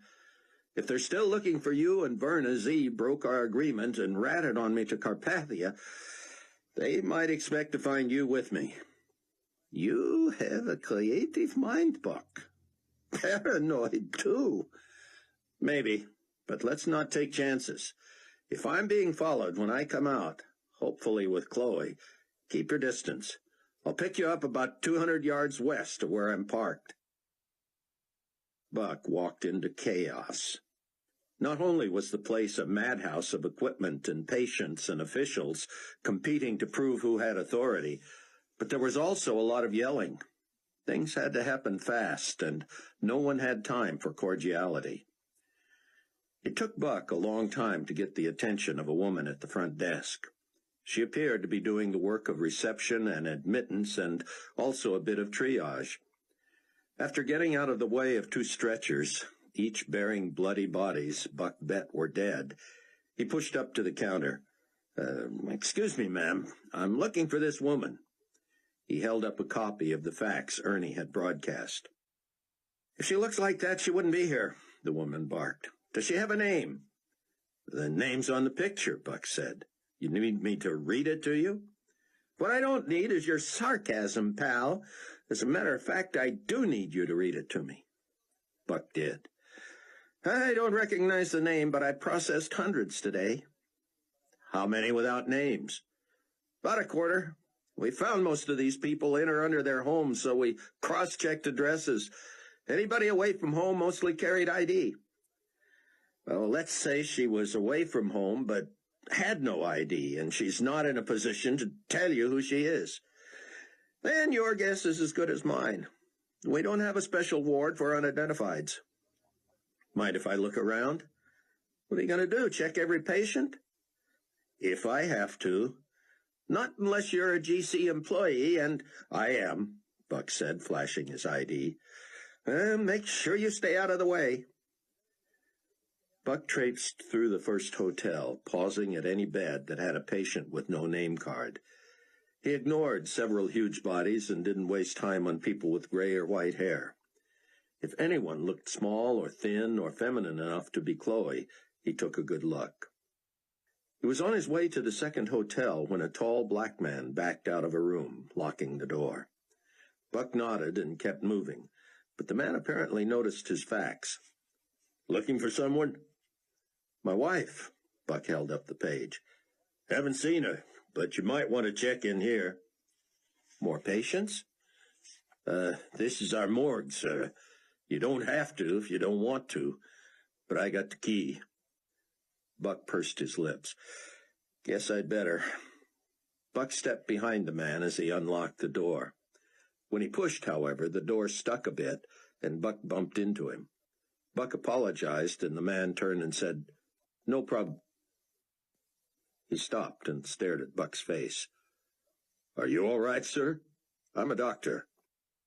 Oh, the cheek's all right. I just fell. It looks okay, doesn't it? The doctor cocked his head to look more closely. Oh, that looks superficial. I thought I noticed a bruise on your forehead just under the hairline. Nope, didn't get banged there as far as I know. Bumps there can cause subcutaneous bleeding. It's not dangerous, but you could look like a raccoon in a day or two. Mind if I take a peek? Buck shrugged. I'm in kind of a hurry, but go ahead. The doctor grabbed a fresh pair of rubber gloves from a box in his pocket and pulled them on. Oh, please don't make a big production of it, Buck said. I don't have any diseases or anything. That may be, the doctor said, pushing Buck's hair out of the way. I can't claim the same for all the bodies I deal with. They were in a huge room, nearly every foot of the floor covered with sheeted corpses. You do have a mark there, the doctor said. He pushed on it and around it. No pain? No. You know, Buck said, you've got something on your forehead, too. Looks like a smudge. The doctor swiped his forehead with his sleeve. May have picked up some newsprint. The doctor showed Buck how to pull back the shroud at the head of each body. He would have a clear view of the face and could simply let the material drop again. Ignore this row. It's all men. Buck jumped when the first body proved that of an elderly woman with bared teeth, eyes open and scared. I'm sorry, sir, the doctor said. I have not manipulated the bodies. Some appear asleep, others look like that. Sorry to startle you. Buck grew more cautious and breathed a prayer of desperation before each unveiling. He was horrified at the parade of death, but grateful each time he did not find Chloe. When he finished, Buck thanked the doctor and headed for the door. The doctor looked at him curiously and apologetically reached for Buck's smudge once more, rubbing it lightly with his thumb as if he could wash it away. He shrugged. Sorry. Buck opened the door. Yours is still there too, Doc. In the first room of the other hotel, Buck saw two middle-aged women who looked as if they'd been through a war. On his way out, he caught a glimpse of himself in a mirror. He held his hair away from his forehead. He saw nothing. Buck waited so long for an elevator that he almost gave up and took the stairs. But when a car finally had room for him, he stood there with the picture of Chloe dangling from his fingers. A heavy-set, older doctor stepped on at the third floor and stared. Buck raised the picture to eye level. May I? The doctor asked, reaching for it. She belonged to you? My wife. I saw her. Buck felt a lump in his throat. Where is she? Don't you mean, how is she? Is she all right? When last I saw her, she was alive. Step off on 4 so we can talk. Buck tried to withhold his excitement. She was alive. That was all that mattered. He followed the doctor off the elevator, and the big man motioned him to a corner. I advised she needed surgery, but we're not operating here. If they followed my advice, they scheduled her for Milwaukee or Madison or Minneapolis. What was wrong with her? At first, I thought she'd been run over. Her right side was pretty banged up from her ankle to her head. She had what appeared to be chunks of asphalt embedded into that side of her body. She had broken bones, possibly a fractured skull, totally on that side. But for her to be run over on asphalt, she would have had to have damage on her other side. And there was nothing there but a slight abrasion on her hip. Is she going to live? I don't know. We couldn't do X-rays or MRIs here. I have no idea about the extent of damage to bones or to internal organs. I did, however, finally come to some hypothesis of what might have happened to her. I believe she was struck by a section of roofing. It probably knocked her to the ground, causing that abrasion. She was brought here by Amuvan. I understand she was unconscious, and they had no idea how long she'd been lying there. Did she regain consciousness? Yes, but she was unable to communicate. She couldn't speak? No. And she did not squeeze my hand or blink or nod or shake her head. You're sure she's not here? I'd be disappointed if she was still here, sir. We're sending all the acute cases to one of the 3 M's, as I told you. Who would know where she was sent? The doctor pointed down the hall. Ask that man right there for the disposition of Mother Doe. Thanks so much, Buck said. He hurried down the hall, then stopped and turned around. Mother Doe? We have been through the alphabet several times with all the unidentified does. By the time your wife arrived, we were into descriptive terms.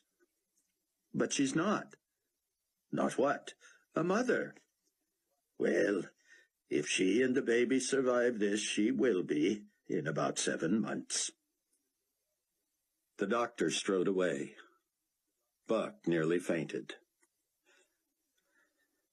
Rayford and Mac sat at breakfast that morning, planning the lengthy tour in the Condor 216 that would commence Friday. So, what did His Excellency want last night?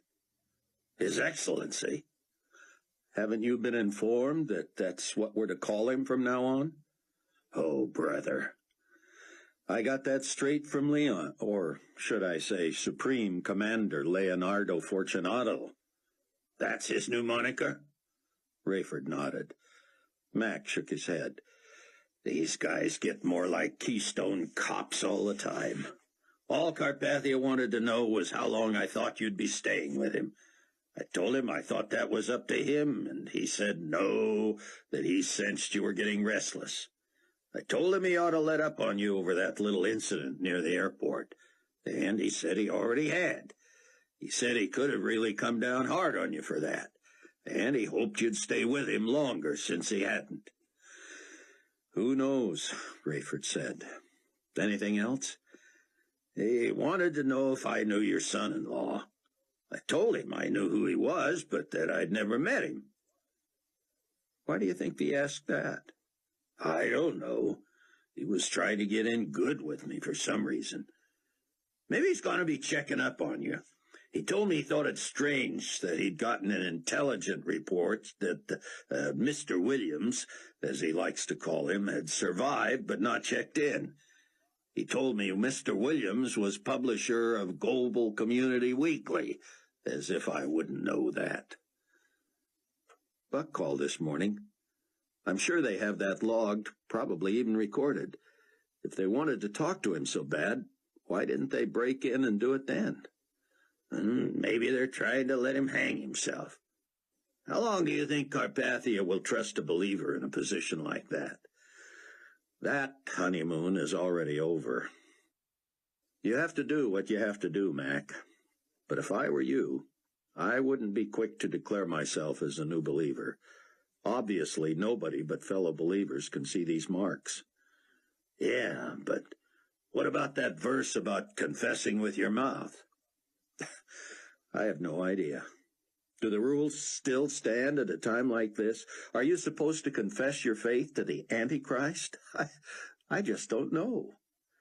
Well, I already confessed it to you. I don't know whether that counts, but meanwhile, you're right. I'll be more help to you this way. What they don't know won't hurt them, and it can only help us. With a lump in his throat, Buck prayed silently as he approached the doctor at the other end of the hall. Lord, keep her alive. I don't care where she is as long as you take care of her and our baby. A moment later, he was saying, Minneapolis, that's got to be over 300 miles from here. I drove it last week in 6 hours, the doctor said. But I understand the foothills that make that western edge of Wisconsin so beautiful around Toma were turned into mini mountains in the quake. Chapter 10. Rayford and Mac were on their way to board the Condor 216 and confirmed she was flight-worthy. Rayford threw an arm around Mac's shoulder and drew him close. There's also something I need to show you on board, he whispered. installed just for me by an old friend, no longer with us.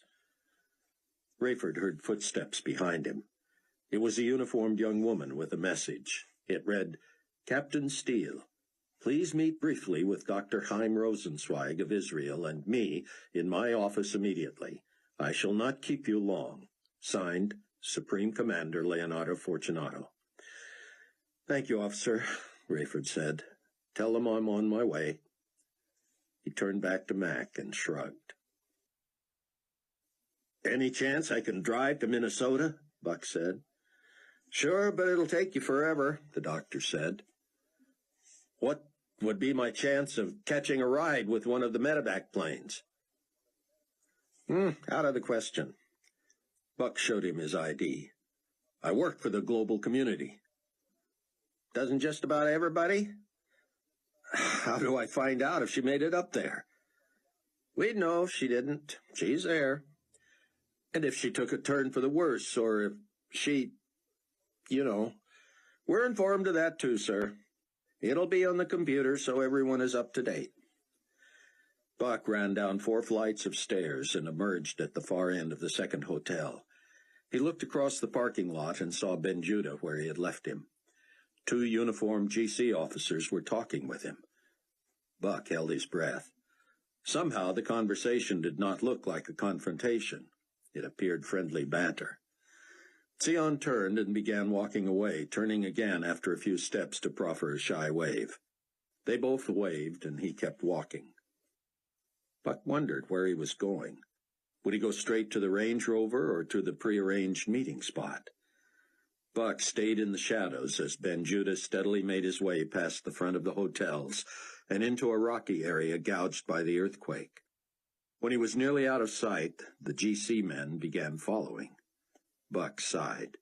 He prayed Sion would have the wisdom to not lead them to the Range Rover.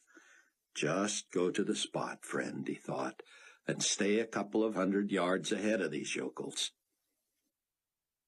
Buck did a couple of jumping jacks to loosen up and get the blood pumping. He jogged around the back of the second hotel, continued around the back of the first hotel, and emerged into the parking lot. He made a wide arc 50 yards to the left of the GC pair and maintained a leisurely pace as he jogged into the night. If the GC men noticed him, they didn't let on.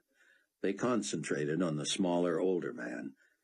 Buck hoped that if Sion noticed them, he wouldn't call out or follow. It had been a long time since Buck had jogged more than a mile, especially scared to death. He huffed and puffed as he reached the area where he had left the Range Rover. A new section of cars had parked beyond his, so he had to search to find it. Sion plodded along, making his own trail over a difficult course. The GC men were still 100 to 150 yards behind him. Buck guessed Sion knew he was being followed. He was not heading for the Rover, but toward their spot. When Buck started the engine and turned on the headlights, Sion touched a hand to his nose and increased his tempo. Buck raced over the open spaces, bouncing and banging, but on pace to intersect with Sion. The rabbi began trotting, and the GC men now sprinted. Buck was doing about 30 miles an hour, much too fast for the uneven ground. As he flopped in the seat, corralled only by his seat belt, he leaned over and lifted the handle on the passenger door. When he slid to a stop in front of Sion, the door flew open. Sion grabbed the inside handle, and Buck floored the accelerator. The door swung back and smacked Sion in the rear, sending him across the seat and nearly into Buck's lap. Sion laughed hysterically. Buck looked at him, bemused, and jerked the wheel left. He put such distance between himself and the GC men that they would not have been able to see even the color of the vehicle, let alone the license number. "What is so funny?" he asked Sion, who cackled through his tears. I am Joe Baker," Sion said in a ridiculously labored American accent. "I run a bakery shop and bake the rolls for you because I am Joe Baker." He laughed and laughed, covering his face and letting the tears come. "Have you lost your mind?" Buck asked. "What is this about?" "Those officers," Sion said, pointing over his shoulder. "Those brilliant, highly trained bloodhounds." He laughed so hard he could hardly breathe. Buck had the laugh himself. He had wondered if he would ever smile again. Sion kept one hand over his eyes and raised the other as if to inform Buck that if he could just calm himself, he would be able to tell the story. Finally, he managed. They greeted me in a friendly way. I camouflaged my Hebrew accent and did not say much, hoping they would get bored and walk away. But they continued to study me in the dim light. Finally, they asked who I was. He began to giggle again and had to collect himself. That is what I told them. I said, my name is Joe Baker, and I am a baker. I have a bakery. You didn't, Buck roared. They asked me where I was from, and I asked them to guess. One said Lithuania, and so I pointed at him and smiled and said, yes, I am Joe the baker from Lithuania. You're crazy. Yes, he said, but am I not a good soldier? You are. They asked me if I had papers. I told them I had them at the bakery. I had just come out for a stroll to see the damage. My bakery survived, you know. I'd heard that, Buck said. I told them to come by sometime for free donuts. They said they might do that and asked where Joe's bakery was located. I told them to head west to the only establishment on Route 50 still standing. I said, God must like donuts, and they laughed. When I left, I waved at them, but soon enough they began to follow. I knew you would know where to look for me if I was not where I was supposed to be, but I worried that if you stayed in the hotels much longer, they would overtake me. God was watching over us, as usual. You are acquainted with Dr. Rosenzweig, I'm sure, Fortunato said. I am indeed, Commander, Rayford said, shaking Himes' hand. Rosenzweig was his usual enthusiastic self, an elf-like septuagenarian with broad features, a deeply lined face, and wisps of curly white hair independent of his control. Captain Steele, he said, it's such an honor to see you again. I came to ask after your son-in-law, Cameron. I spoke with him this morning. He's fine. Rayford looked directly into Rosenzweig's eyes, hoping to communicate the importance of confidentiality. Everyone is fine, Doctor, he said. Und Dr. Benjuda, Rosenzweig said. Rayford felt Fortunato's eyes all over him. Dr. Benjuda, he said. Surely you know him, an old protege of mine. Cameron helped him escape zealots in Israel with the help of Excellency Carpathia. Leon appeared pleased that Rosenzweig had used the proper title. He said, You know how much His Excellency thinks of you, Doctor. We promised to do all we could. And so where did Cameron take him? Rosenzweig asked. And why has he not reported to the global community? Rayford fought for composure.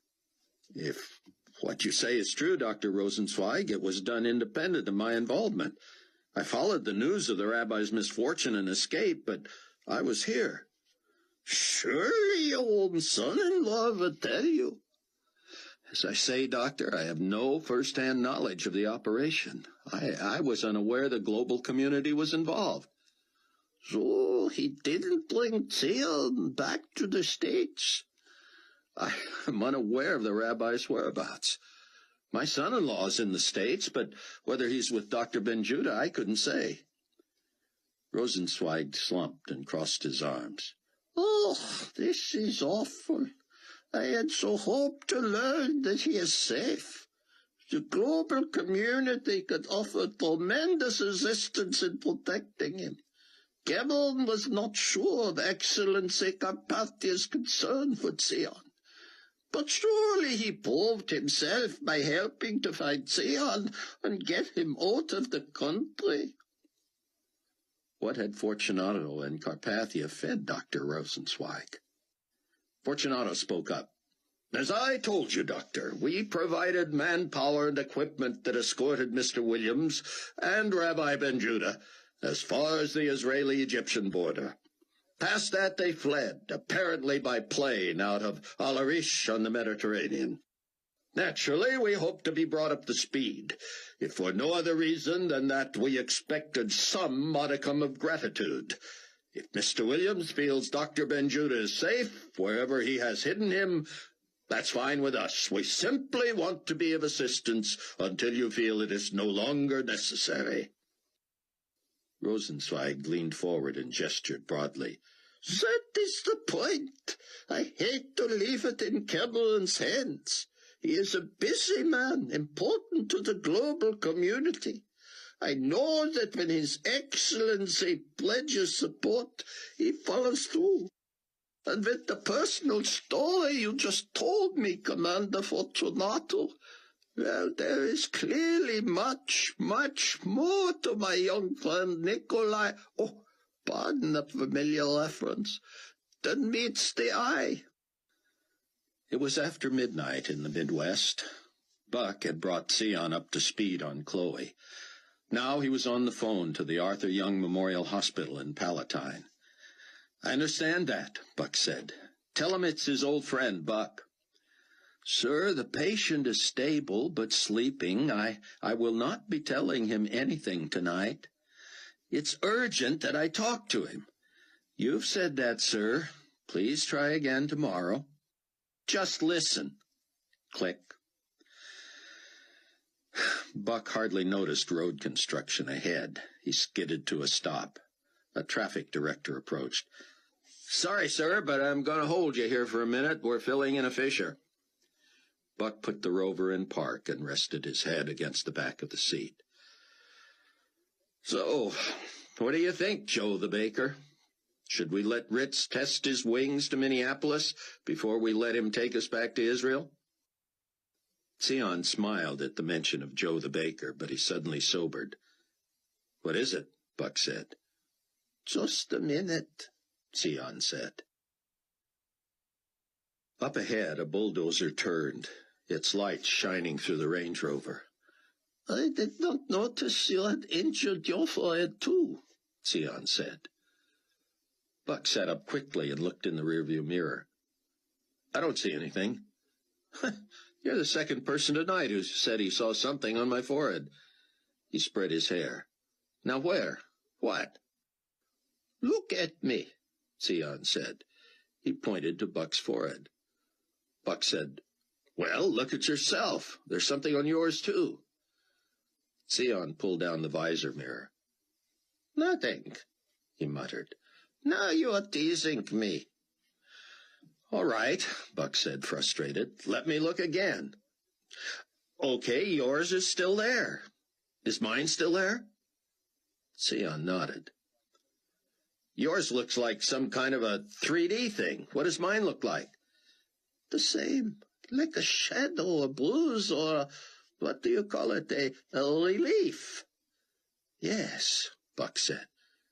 Hey, this is like one of those puzzles that looks like a bunch of sticks until you sort of reverse it in your mind and see the background as the foreground and vice versa.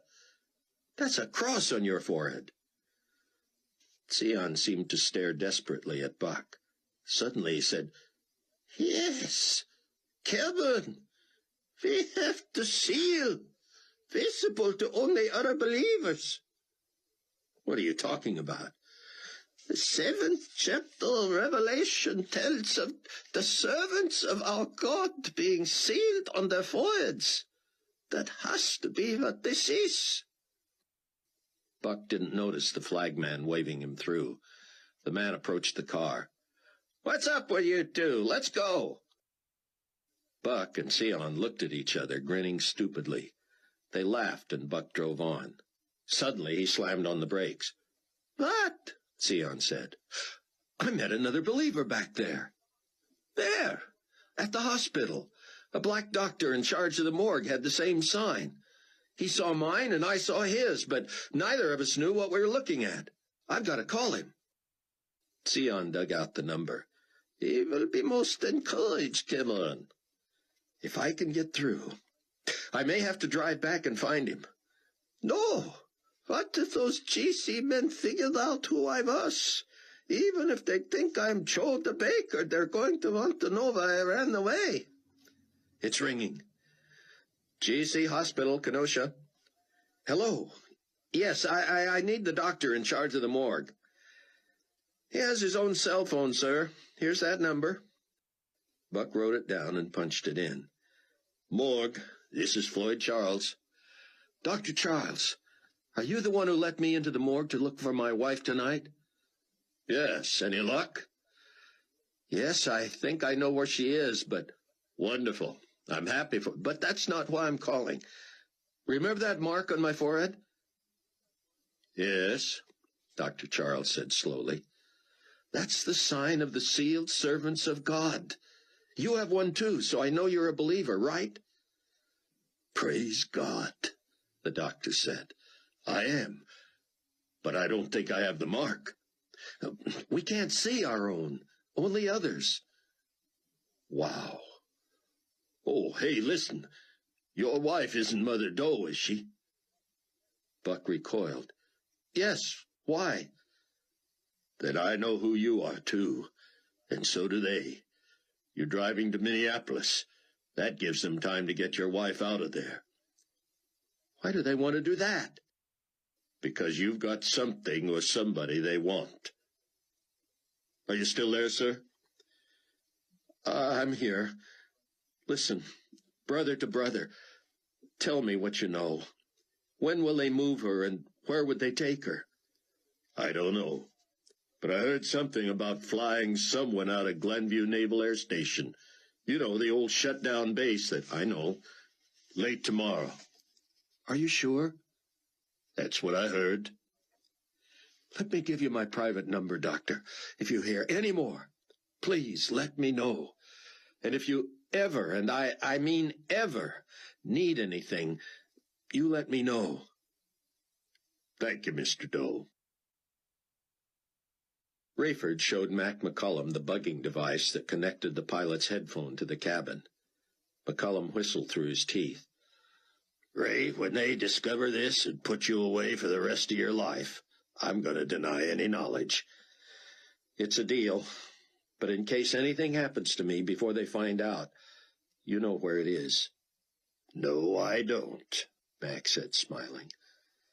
Invent something to get us outside. I need to talk to Buck on my own phone. I could use some help with the skyhooks on that chopper, Mac said. With the what? The skyhooks. The ones I attached to the sky that let me pull a helicopter off the ground and work underneath it. Oh, those skyhooks. Yes, let's check on those. It was well after midnight when Buck and Sion dragged themselves into the house. I don't know what I'm going to run into in Minneapolis, Buck said, but I have to go there in better shape than I'm in right now. Pray that Ken Ritz is up to this. I don't know if I should even hope for that. We don't hope, Sion said. We play. Then pray for this. 1, that Ritz is healthy enough. 2, that he's got a plane that works. 3, that it's at an airport he can take off from. Buck was at the top of the stairs when his phone rang. Rayford. Rayford quickly filled Buck in on the fiasco with Rosenzweig. I love that old buzzard, Buck said, but he sure is naive.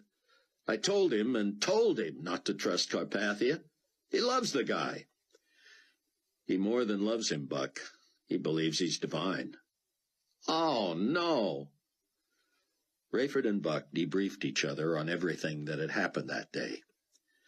I can't wait to meet Mac, Buck said. If you're in as much trouble as it appears, Buck, you may never meet him. Well, maybe not this side of heaven. Rayford brought up Amanda. Would you believe Carpathia tried to make Mac think she was working for him? Buck didn't know what to say. Working for Carpathia? He said lamely. Think of it. I know her like I know myself. And I'll tell you something else. I'm convinced she's alive. I'm praying you can get to Chloe before the GC does. You pray I find Amanda. She wasn't on the plane that went down? That's all I can believe, Rayford said. If she was on it, she's gone. But I'm going to check that out, too. How? I'll tell you later. I don't want to know where Zion is, but just tell me, you're not taking him to Minnesota, are you? If something goes wrong, there's no way you want to be forced to trade him for Chloe. Oh, of course not. He thinks he's going, but he'll understand. I don't think anybody knows where we are, and there is that shelter I told you about. Perfect. Wednesday morning, Buck had to talk Zion out of coming with him even to Palatine. The rabbi understood the danger of going to Minnesota, but he insisted he could help Buck get Ken Ritz out of the hospital. If you need a distraction, I could be Joe the Baker again. Much as I would enjoy seeing that, Zion, we just don't know who's on to us. I don't even know whether anyone ever found out it was Ken who flew me to Israel and you and me back. Who knows whether they've got that hospital staked out? Ken might not even be there. It could all be a setup. Cameron, don't we have enough real worries without you inventing more? Zion reluctantly stayed. Buck urged him to prepare the shelter in the event things went haywire in Minneapolis and global community forces began to track him in earnest. Zion would be broadcasting his teachings and encouragement to the 144,000 witnesses and any other clandestine believers all over the world via the Internet.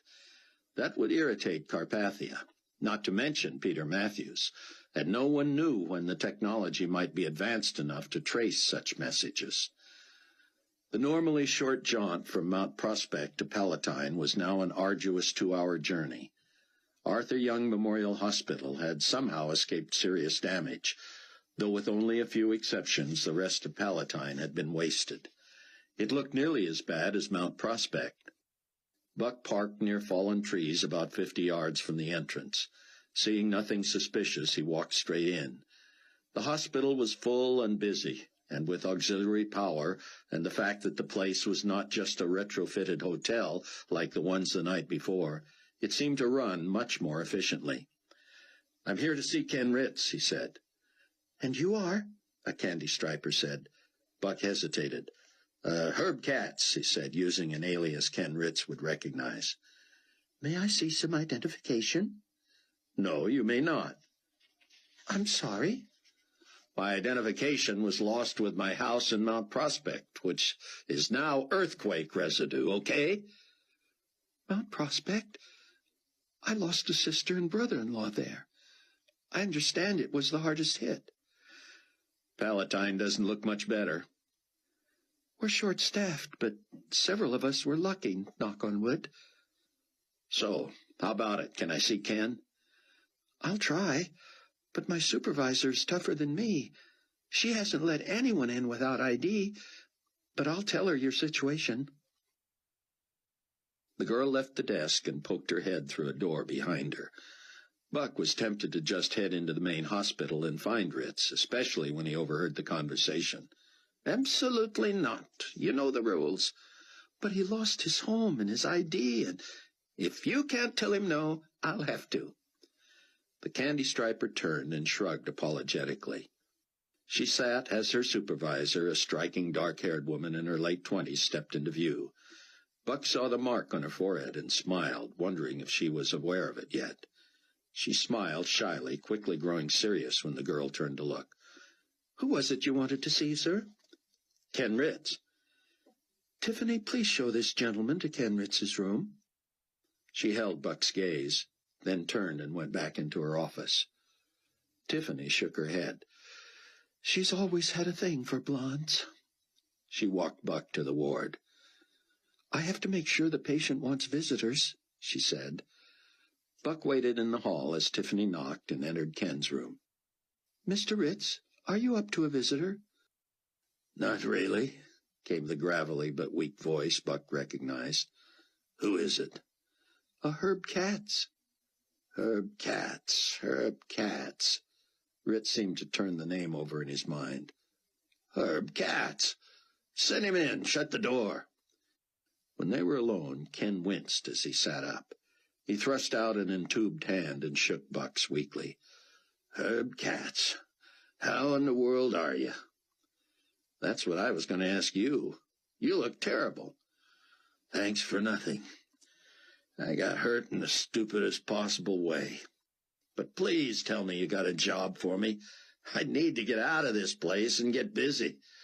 I'm going stir-crazy. I wanted to call you, but I lost all my phone numbers. Nobody knows how to get a hold of you.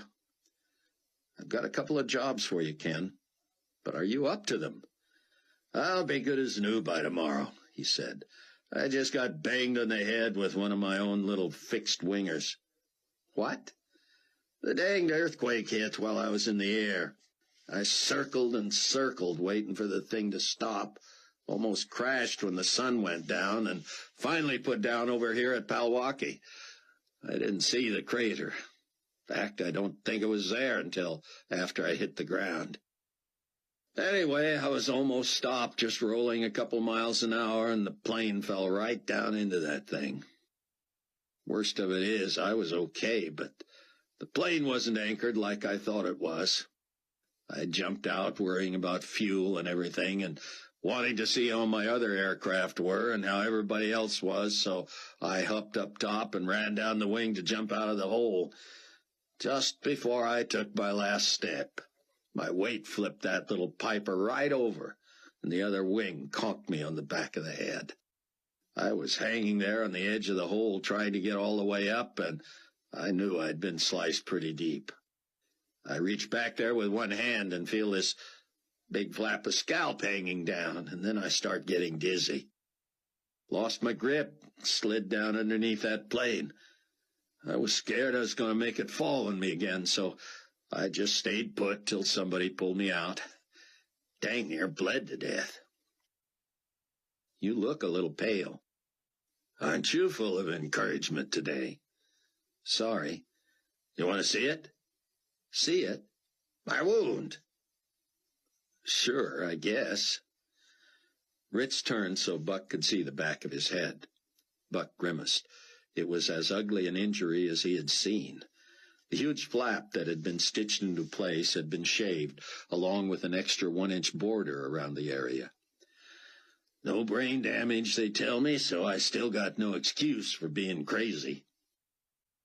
Buck filled him in on his dilemma and that he needed to get to Minneapolis before the GC did something stupid with Chloe. I'm going to need you to recommend somebody, Ken. I can't wait till tomorrow.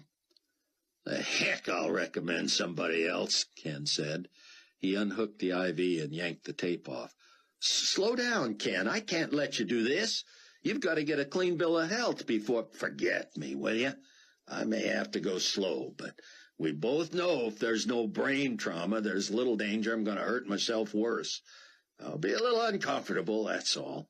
Now, come on. Help me get dressed and get out of here.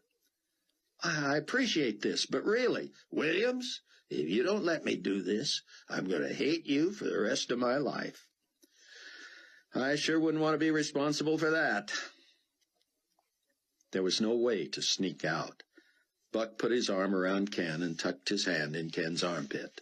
They moved as quickly as possible, but a male nurse came running. Whoa, he's not allowed out of bed. Help, someone, get his doctor. This ain't prison, Ken called out. I signed in and I'm checking out. They were headed through the lobby when a doctor hurried toward them.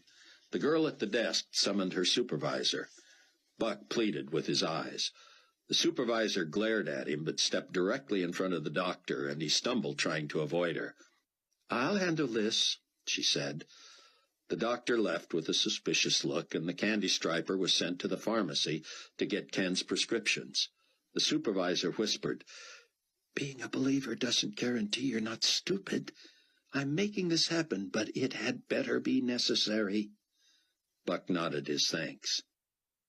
Once in the Rover, Ken sat still, gently cradling his head in his fingers. You okay? Buck asked. Ritz nodded. Run me by Palwaki. I got a bag of stuff they're keeping for me, and we got to get to Waukegan. Waukegan? Yeah, my Learjet got blown around over there, but it's okay. Only problem is the hangars are gone. Their fuel tanks are fine, they tell me. One problem, though.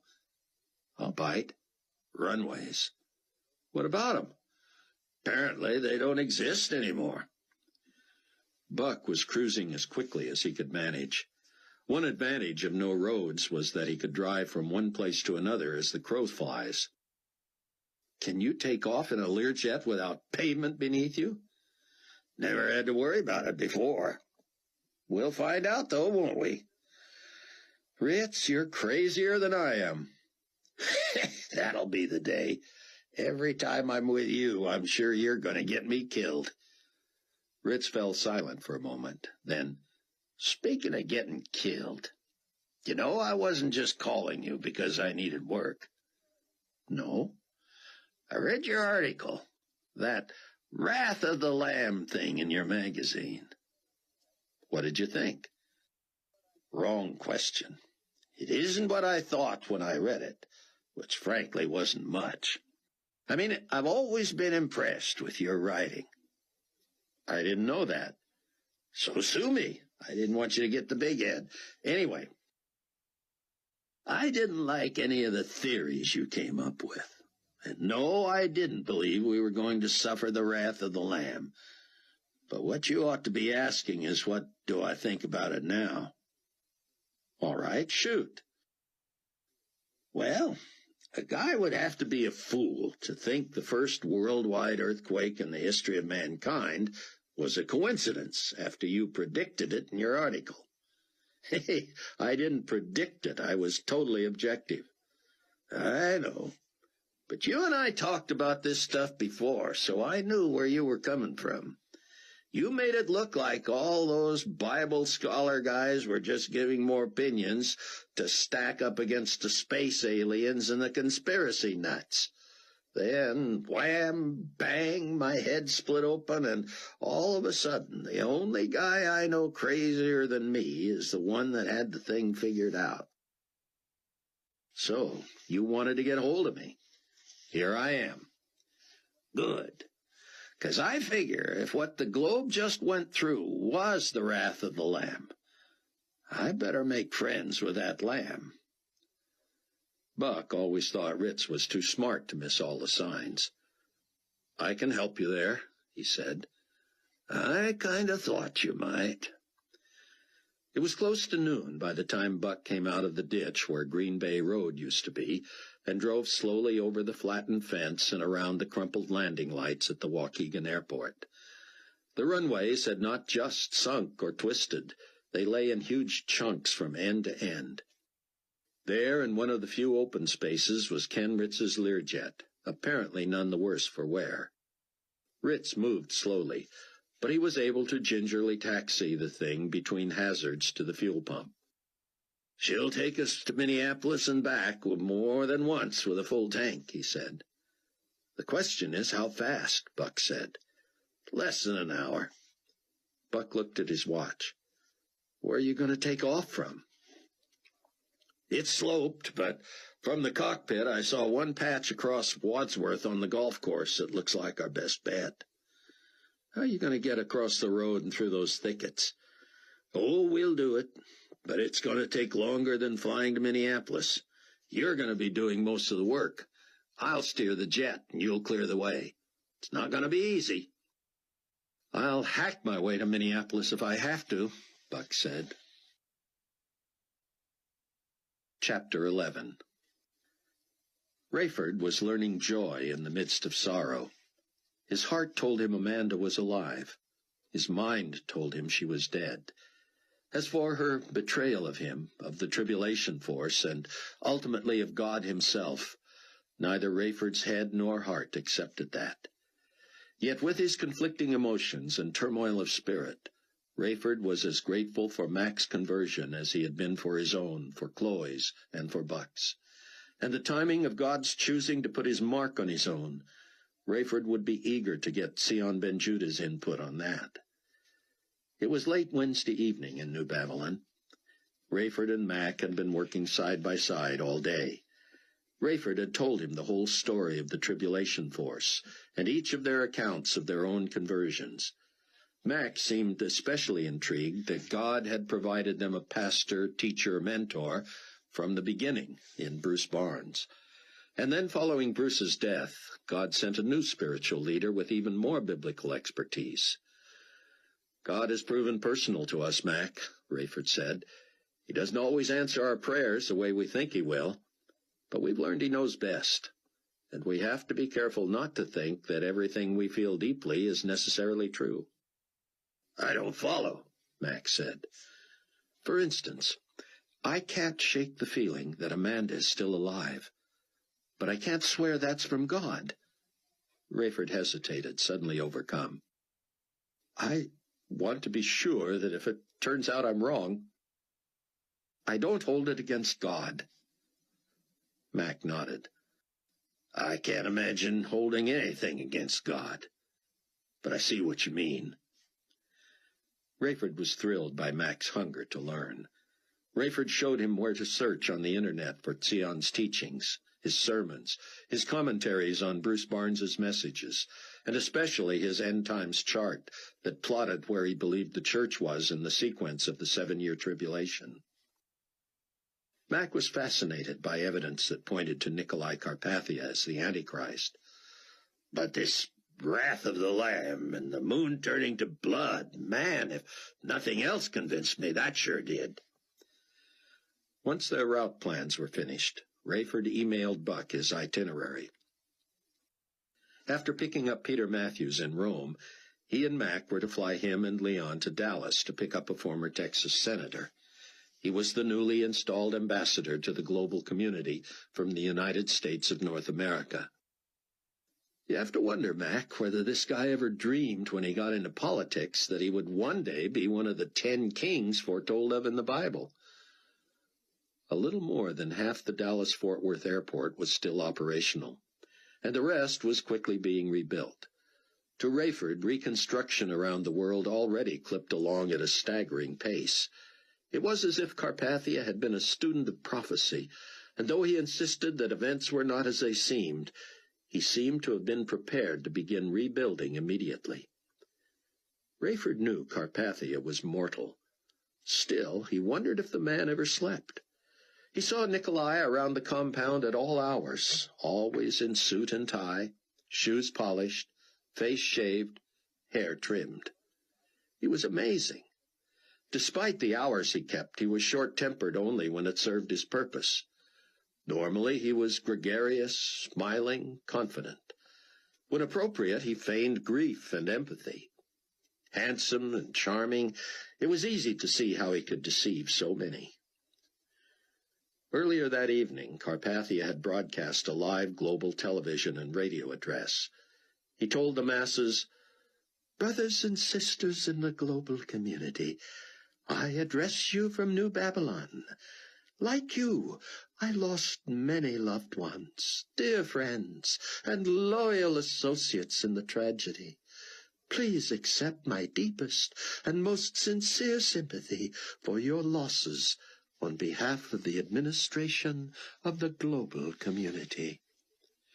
No one could have predicted this random act of nature, the worst in history to strike the globe. We were in the final stages of our rebuilding effort, following the war against a resistant minority. Now, as I trust you are able to witness wherever you are, rebuilding has already begun again. New Babylon will, within a very short time, become the most magnificent city the world has ever known. Your new international capital will be the center of banking and commerce, the headquarters for all global community governing agencies, and eventually the new holy city where Enigma Babylon One World Faith will relocate. It will be my joy to welcome you to this beautiful place. Give us a few months to finish, and then plan your pilgrimage. Every citizen should make it his or her life's goal to experience this new utopia and see the prototype for every city. With a couple of hundred other GC employees, Rayford and Mac had watched on a television high in the corner of the mess hall. Nikolai, in a small studio down the hall, played a virtual reality disc that took the viewer through the new city, gleaming as if already completed. It was dizzying and impressive. Carpathia pointed out every high-tech, state-of-the-art convenience known to man, each blended into the beautiful new metropolis. Mac whispered, "With those gold spires, it looks like old Sunday school pictures of heaven." Rayford nodded. "Both Bruce and Sion say Antichrist just counterfeits what God does." Carpathia finished with a stirring pep talk. "Because you are survivors, I have unwavering confidence in your drive and determination and commitment to work together, to never give up, to stand shoulder to shoulder and rebuild our world. I am humbled to serve you, and pledge that I will give my all for as long as you allow me the privilege. Now, let me just add that I am aware that due to speculative reporting in one of our own global community publications, many have been confused by recent events. While it may appear that the global earthquake coincided with the so-called Wrath of the Lamb, let me clarify. Those who believe this disaster was God's doing are also those who believe that the disappearances nearly 2 years ago were people being swept away to heaven.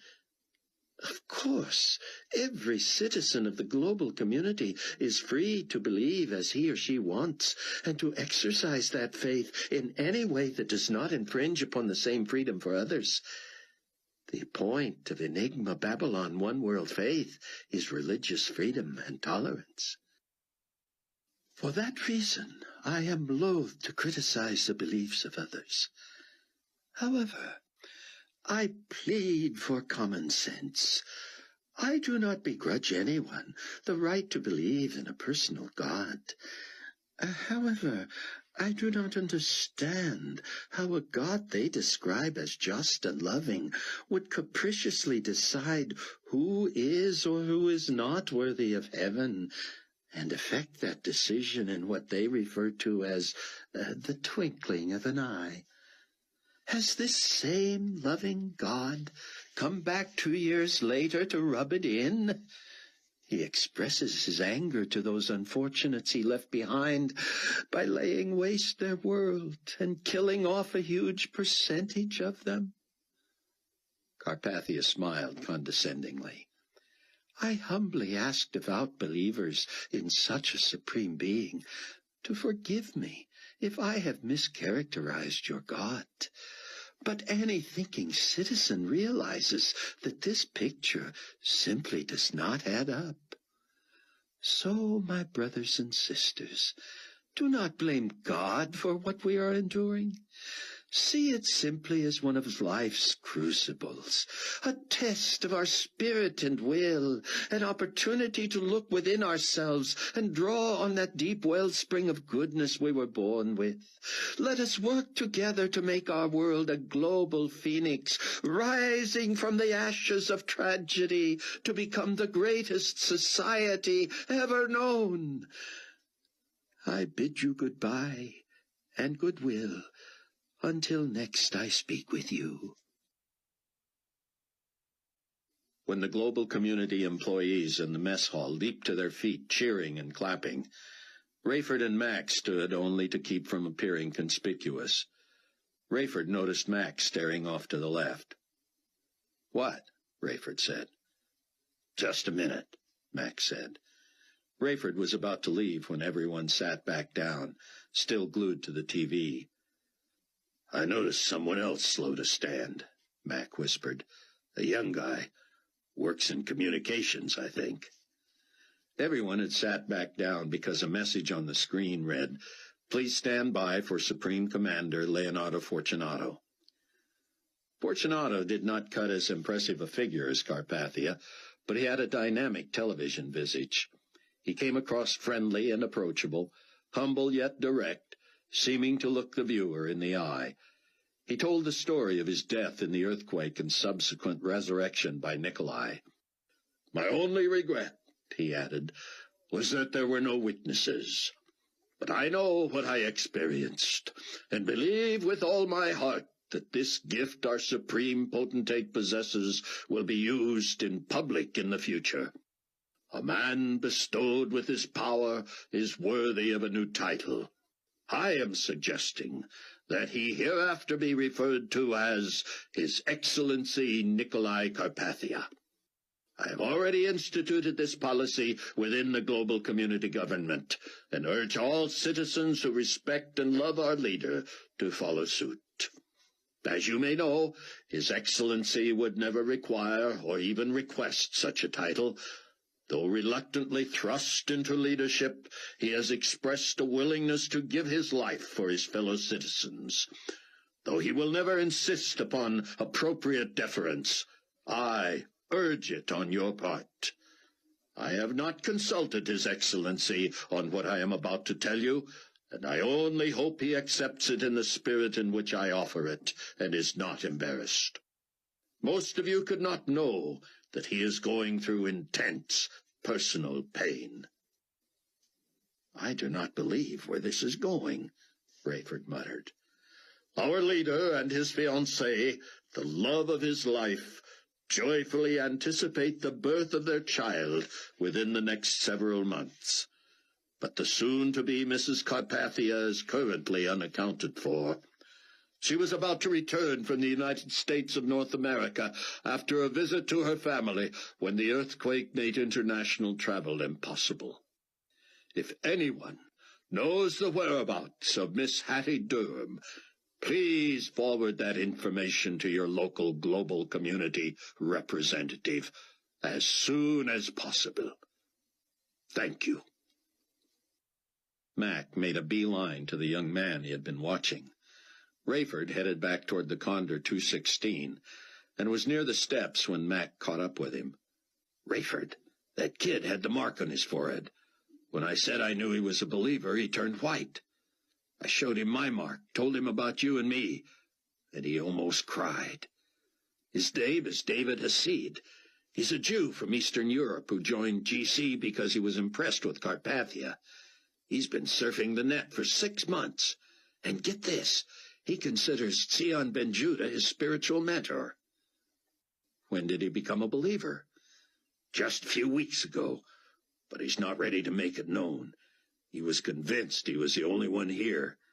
He says Zion put something on the net called the Romans' Road to Salvation. I guess all the verses come from Romans. Anyway, he wants to meet you. He can't believe you know Ben Judah personally." "Shoot, I can probably get the kid an autograph."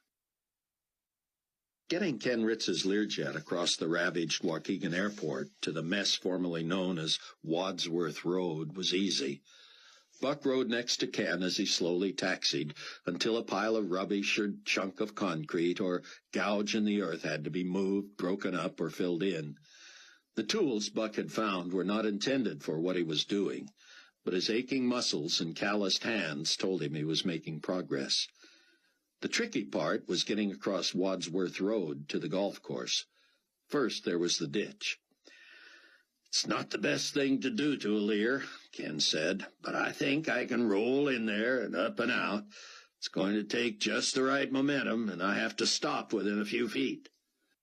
The pavement had been bowed at least 8 feet, so steep that a car would not have the right angle to get over it.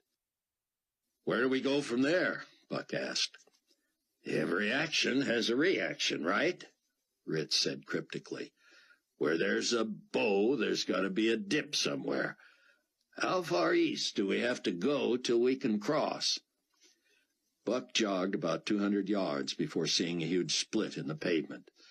If Ritz could get the plane that far, keeping his left wing from touching the bowed pavement, and his right wheel from the ditch, he could turn left across the road.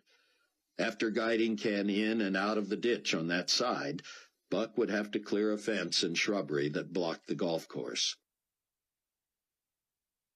Ritz negotiated the first ditch easily, but being careful to stop before the outcropping of pavement, he rolled back down.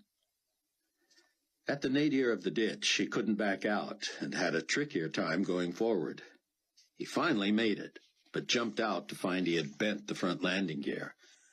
"Shouldn't affect anything, but I wouldn't want to land on it too many times," he said. Buck was not reassured. He walked ahead as Ritz taxied east down the shoulder. Ken kept an eye on the left wing, keeping it inches from the bulge of the road, while Buck watched the right tire and made sure it didn't slip into the ditch. Once across the road, it was down into and up out of the other ditch, Ken jamming the brakes again to miss the fence. He began helping Buck move stuff out of the way, but when they started yanking shrubbery, he had to sit down. "Save your strength," Buck said. "I can do this." Ritz looked at his watch. "You'd better hurry. What time did you want to be in Minneapolis?" "Not much after 3. My source says GC guys are coming from Glenview late this afternoon."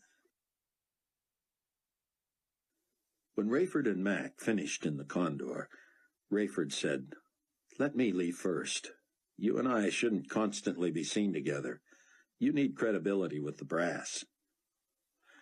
Rayford was tired, but eager to get the long trip behind him and get back for his scuba expedition. He prayed his hunch would be right, and he would not find Amanda in that submerged plane. Then he would demand to know what Carpathia had done with her. As long as she was alive and he could get to her, he didn't worry about the ridiculous claims of her being a plant. An officer greeted Rayford as he got to his quarters. "His Excellency would like to see you, sir." Rayford thanked him and masked his disgust. He had enjoyed a day without Carpathia. His disappointment was doubled when he discovered Fortunato in Carpathia's office as well. They apparently didn't feel the need for their usual smarmy cordiality. Neither rose to greet him or shake his hand. Carpathia pointed to a chair and referred to a copy of Rayford's itinerary. "I see you have scheduled a 24-hour layover in North America." "We need the downtime for the plane and the pilots." "Will you be seeing your daughter and son-in-law?" "Why?" "I am not implying your personal time is my business," Carpathia said, "but I need a favor." "I'm listening." "It is the same matter we discussed before the earthquake." "Hattie?" "Yes." "You know where she is, then?" Rayford said. "No, but I assume you do." "How would I if you don't?" Carpathia stood. "Is it time for the gloves to come off, Captain Steele? Do you really think I could run the international government and not have eyes and ears everywhere? I have sources you could not even imagine. You do not think I know that the last time you and Miss Durham flew to North America, you were on the same flight?" "I've not seen her since, sir." "But she interacted with your people. Who knows what they might have filled her head with? She was supposed to have come back much earlier. You had your assignment. Whatever she was doing over there, she missed her original flight, and we know she was then traveling with your wife." "That was my understanding, too." "She did not board that plane, Captain Steele.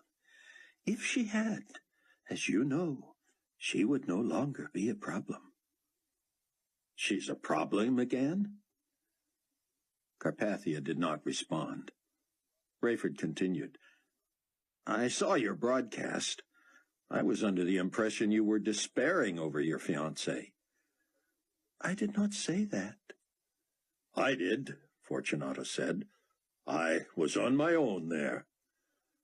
"Oh," Rayford said. "That's right.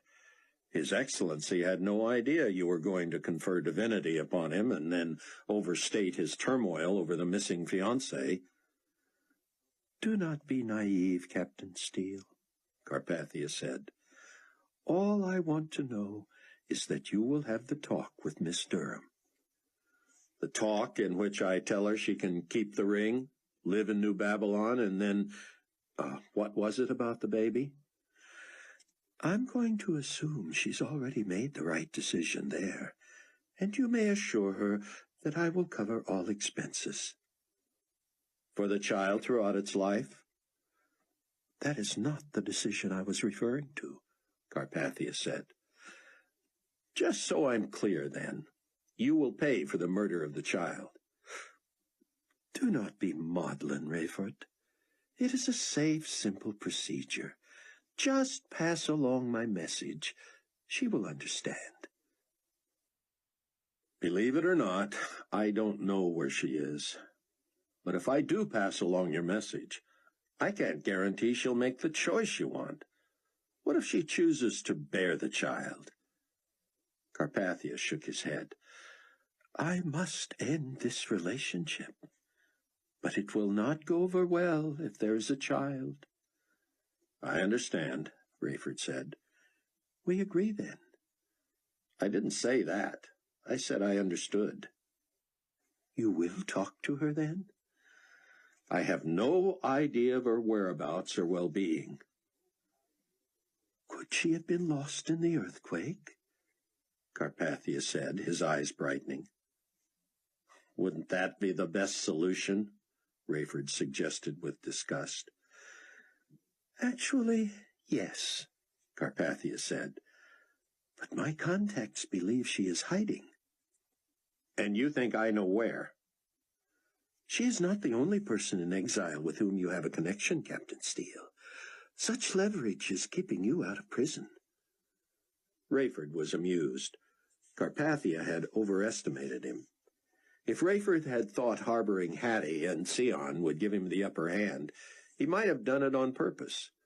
But Hattie was on her own, and Sion was Buck's doing.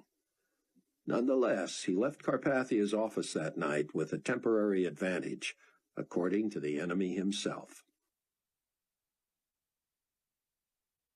Buck was sweaty and exhausted when he finally strapped himself in next to Ken Ritz.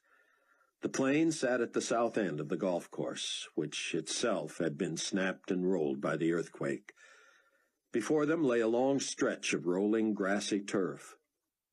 We really ought to walk that and see if it's as solid as it looks, Ken said, but we don't have time. Against his better judgment, Buck did not protest. Still, Ken sat there staring. I don't like it, he said finally. It looks long enough, and we'll know right away if it's solid. The question is, can I gain enough speed to get airborne? Can you abort if you don't? I can try.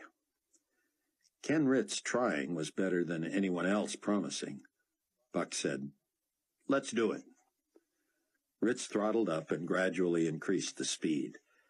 Buck felt his pulse race as they roller-coastered the hills of the fairway, engines screaming. Ken hit the flat stretch and throttled up all the way. The force pressed Buck to his seat, but as he braced for liftoff, Ritz throttled back. Ritz shook his head. We've got to be at top speed by the flats. I was only at about 3/4. He turned around and took the plane back. Just have to start faster, he said. It's like popping the clutch. If you spin, you don't accelerate fast. If you feather it for the right purchase, you've got a chance. The rolling start was slow again, but this time Ken throttled up as quickly as possible. They nearly left the ground as they skimmed dips and skipped mounds. They reached the flat area at what seemed twice the speed as before. Ken shouted over the din, Now we're talking, baby!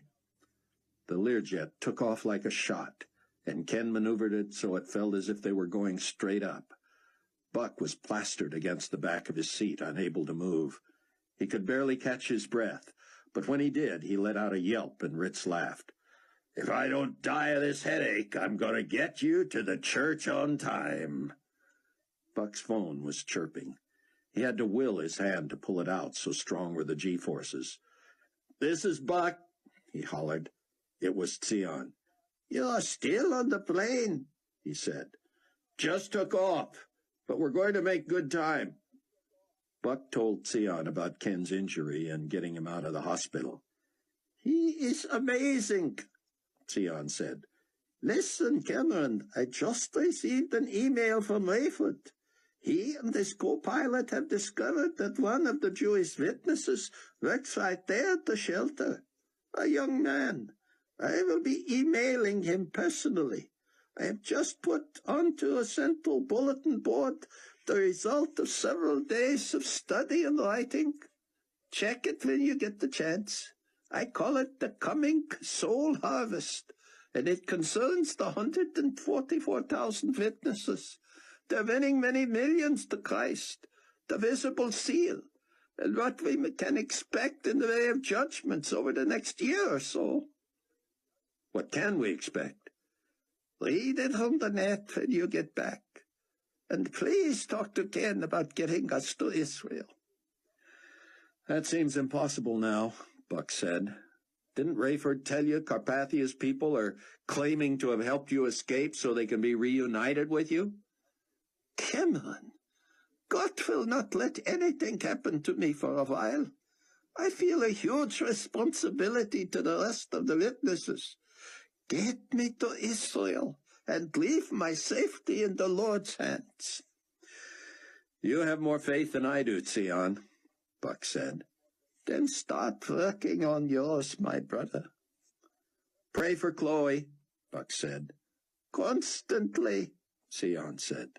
"For all of you." Less than an hour later, Ritz radioed Minneapolis for landing instructions and asked to be put through to a rental car agency. With the shortage of staff and vehicles, prices had been doubled. However, cars were available, and he was given directions to the Global Community Hospital. Buck had no idea what he might encounter there. He couldn't imagine easy access or the ability to get Chloe out. GC officials weren't expected to take custody of her until late that afternoon, but surely she was already under guard. He wished he had some clue to her health. Was it wise to move her? Should he kidnap her even if he could? "Ken, if you're up to it, I might use you and your crazy head wound as a distraction. They might be looking for me, hopefully not this soon, but I don't think anyone's ever put you together with us anyway." "I hope you're serious, Buck," Ken said, "because I love to act. Plus, you're one of the good guys. Somebody's watching out for you and your friends." Just outside Minneapolis, Ritz was informed that air traffic was heavier than expected, and he would be in a landing pattern for another 10 minutes. "Roger that," he said. "I do have a bit of an emergency here. It's not life or death, but one passenger on this plane has a serious head wound." "Roger, Lear. We'll see if we can move you up a couple of slots. Let us know if your situation changes." "Pretty crafty," Buck said. When Ritz was finally cleared to bring in the Learjet, he banked and swooped over the terminal, apparently the target of major quake damage. Rebuilding had begun, but the entire operation, from ticket counters to rental car agencies, was now housed in mobile units. Buck was stunned at the amount of activity at an airport where only 2 runways functioned. The harried ground control manager apologized for having nowhere to hangar the Learjet. He accepted Ken's pledge that he would not leave the plane longer than 24 hours. "I hope not," Buck whispered. Ritz taxied near one of the old runways where heavy equipment was moving massive amounts of earth.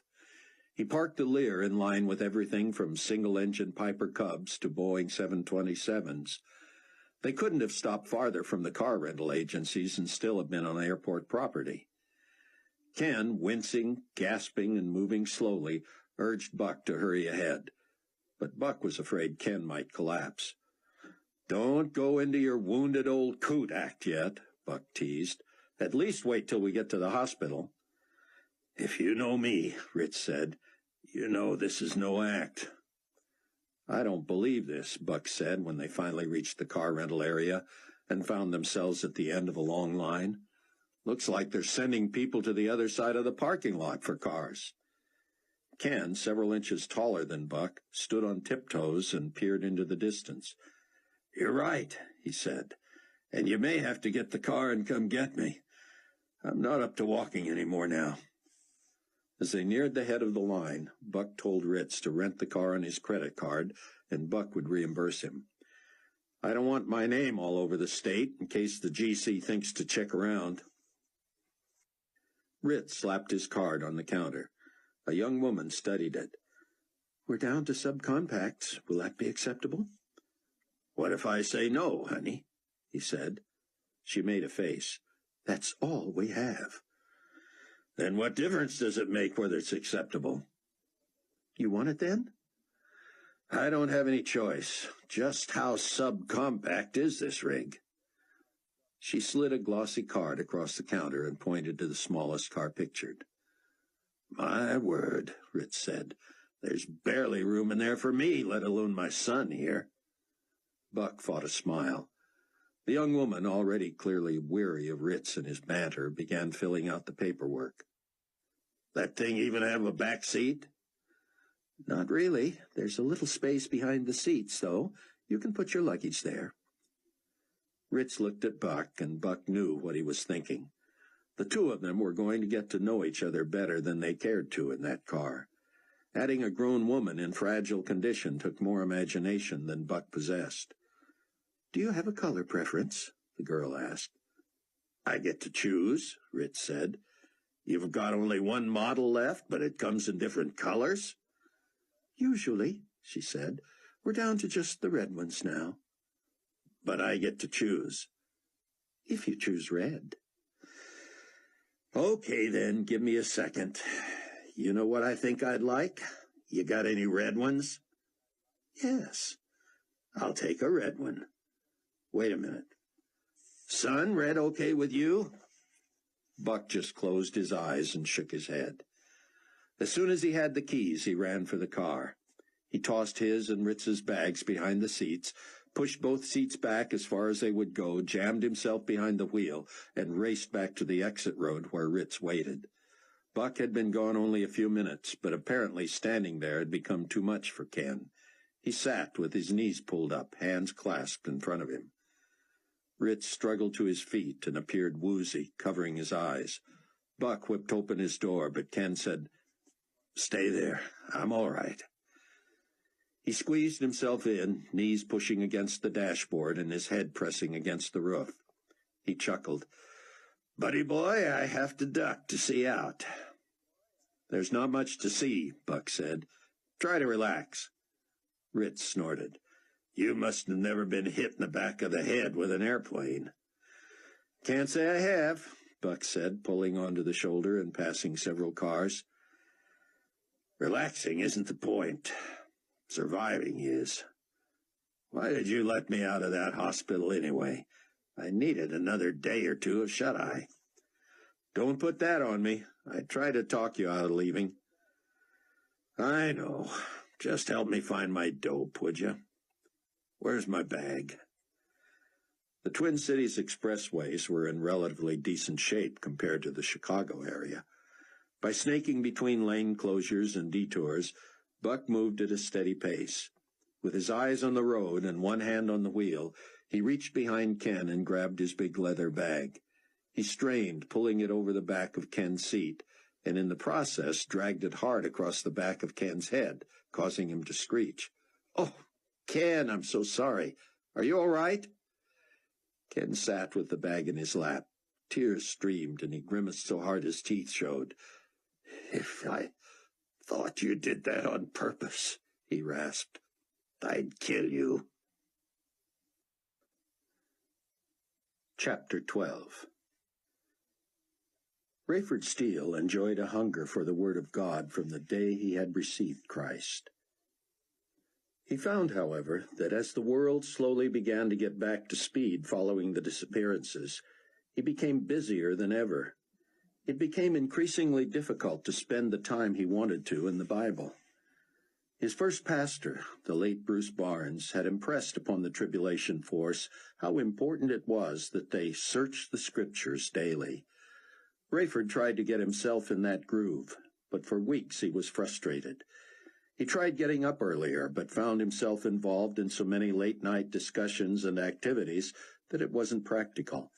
He tried reading his Bible during breaks on his flights, but that caused tension between him and his various co-pilots and first officers. Finally, he hit upon a solution. No matter where he was in the world, regardless of what he had done during the day or evening, sometime he would be going to bed. Regardless of the location or situation, before he turned out the light, he would get his daily Bible study in. Bruce had at first been skeptical, urging him to give God the first few minutes of the day rather than the last. "You have to get up in the morning, too," Bruce had said. "Wouldn't you rather give God your freshest and most energetic moments?" Rayford saw the wisdom of that, but when it didn't seem to work, he went back to his own plan. Yes, he had at times fallen asleep while reading or praying, but usually he was able to stay alert, and God always showed him something. Since losing his Bible in the earthquake, Rayford had been frustrated. Now, in the wee hours, he wanted to get onto the internet, download a Bible, and see if Zion Ben Judah had posted anything. Rayford was grateful he had kept his laptop in his flight bag. If only he had kept his Bible there, he would still have that, too. In his undershirt, trousers, and socks, Rayford lugged his laptop to the communications center. Answering machines were engaged, but no personnel were around. He found an open phone jack, attached the cord, and sat where he could see his own door down the hall. As information began appearing on his screen, he was distracted by footsteps. He lowered the screen and stared down the hall. A young, dark-haired man stopped at Rayford's door and knocked quietly. When there was no answer, he tried the knob. Rayford wondered if someone had been assigned to rob him or look for clues to the whereabouts of Hattie Durham or Zion Ben Judah. The young man knocked again. His shoulders slumped, and he turned away. Then it hit Rayford. Could it be Hasid? He gave a loud "Psst." The young man stopped and looked toward the sound. Rayford was in the dark, so he raised his computer screen. The young man paused, clearly wondering if the figure at the computer was whom he wanted to see.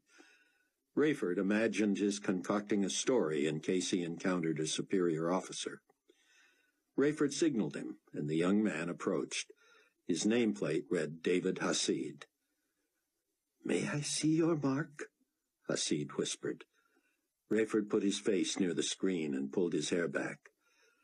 "Like the young Americans say, that is so cool." Rayford said, "You were looking for me?" "I just wanted to meet you," Hasid said. "By the way, I work here in communications." Rayford nodded. "Though we don't have phones in our rooms, we do have phone jacks." "I don't. I looked."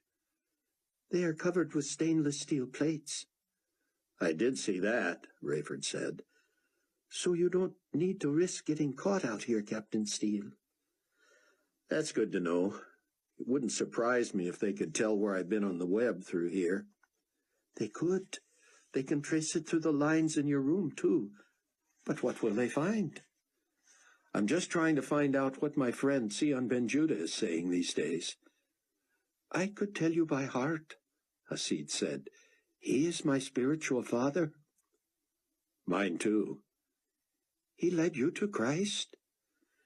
"Well, no," Rayford admitted. "That was his predecessor. But I still see the rabbi as my pastor and mentor."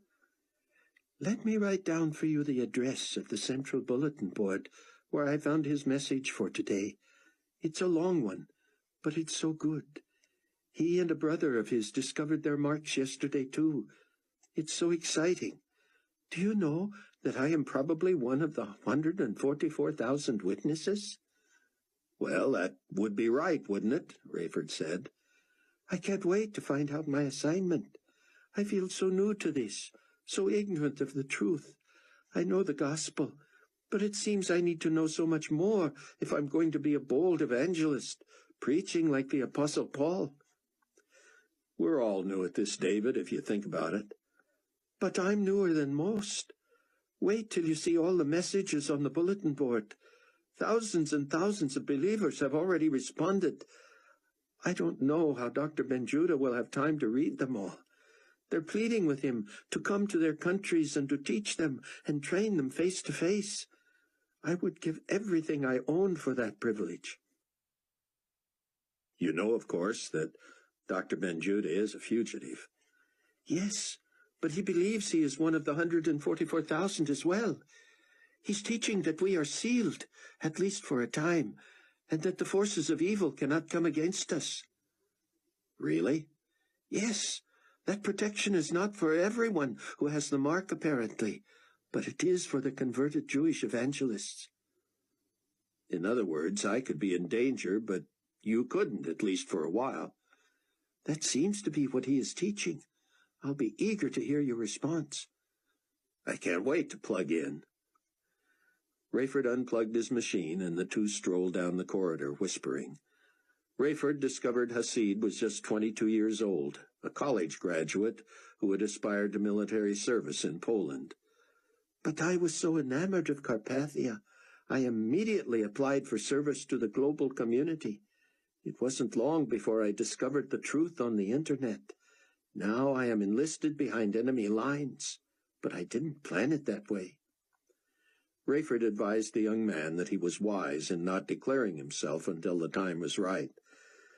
It'll be dangerous enough for you to be a believer, but you'll be of greater help to the cause right now if you remain silent about it, as Officer McCullum is doing. At Rayford's door, Hasid gripped his hand fiercely and squeezed hard. "It is so good to know I am not alone," he said. "Did you want to see my mark?" Rayford smiled. "Sure." Still shaking Rayford's hand, Hasid reached with his free hand and pulled his hair out of the way. "Sure enough," Rayford said. "Welcome to the family." Buck found parking at the hospital similar to what it had been at the airport. The original pavement had sunk, and a turnaround had been scraped from the dirt at the front. But people had created their own parking places, and the only spot Buck could find was several hundred yards from the entrance. He dropped Ken off in front with his bag and told him to wait. "If you promise not to smack me in the head again," Ken said. "Man, getting out of this car is like being born." Buck parked in a haphazard line of other vehicles and grabbed a few toiletries from his own bag. As he headed toward the hospital, he tucked in his shirt, brushed himself down, combed his hair, and applied a few sprays of deodorant. When he got near the entrance, he saw Ken on the ground, using his bag as a pillow. He wondered if pressing him into service had been a good idea. A few people stared at him. Ken appeared comatose. "Oh, no," Buck thought. He knelt by Ken. "Are you all right?" he whispered. "Let me get you up." Ken spoke without opening his eyes. "Oh, man. Buck, I did something royally stupid." "What?" "Remember when you got me my medicine?" Ken's words were slurred. "I popped them in my mouth without water, right?" "I offered to get you something to drink." "That's not the point. I was supposed to take one from one bottle and 3 from the other every 4 hours.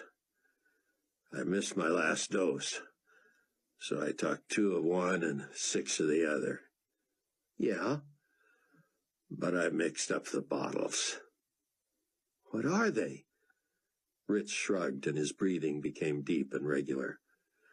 "Don't fall asleep on me, Ken. I gotta get you inside." Buck pawed through Ken's bag and found the bottles. The larger recommended dose was for local pain. The smaller appeared to be a combination of morphine, Demerol, and Prozac. "You took 6 of these?" Come on, Ken, get up, right now." "Oh, Buck, let me sleep." "No way. Right now we have to go." Buck didn't think Ken was in danger or had to have his stomach pumped. But if he didn't get him inside, he'd be a dead weight and worthless. Worse, he would probably be hauled away. Buck lifted one of Ken's hands and stuck his own head under Ken's arm. When he tried to straighten, Ken was no help and too heavy. "Come on, man, you gotta help me." Ken just mumbled. Buck held Ken's head gently and pulled the bag out from under him. "Let's go, let's go." You... Buck feared Ken's head was the only place still sensitive, and that might be dulled soon, too. Rather than risk contaminating the wound, Buck looked for inflammation other than at the opening. Below, where Ken had been gouged, the hairline was fiery red. Buck spread his feet and braced himself, then pressed directly on the spot. Ritz leaped to his feet as if he'd been shot from a gun. He swung at Buck, who ducked, wrapped one arm around Ken's back, scooped up the bag with the other, and marched him to the entrance. Ken looked and sounded like the deliriously injured man that he was. People moved out of the way. Inside the hospital, things were worse. It was all Buck could do to hold Ken up. The lines at the front desk were 5 deep. Buck dragged Ken to the waiting area where every chair was filled and several people were standing. Buck looked for someone who might give up his seat, and finally a stocky middle-aged woman stood. Buck thanked her and lowered Ken into the chair. Ken curled sideways, lifted his knees, drew his hands to his cheek, and rested on the shoulder of an old man next to him. The man caught sight of the wound, recoiled, then apparently resigned himself to serving as Ken's pillow. Buck stuffed Ken's bag under his chair, apologized to the old man, and promised to be back as soon as he could. When he tried to move to the front at the receptionist's desk, people in 2 lines rebuffed him. He called out, "I'm sorry, but I have an emergency here." "We all do," one shouted back. He stood in line for several minutes, worrying more about Chloe than Ken. Ken would sleep this off. The only problem was Buck was still stuck. Unless... Buck stepped out of line and hurried into a public washroom. He washed his face, watered down, and slicked back his hair, and made sure his clothes were as neat as possible. He pulled his identification card from his pocket and clipped it to his shirt, turning it around so his picture and name were hidden.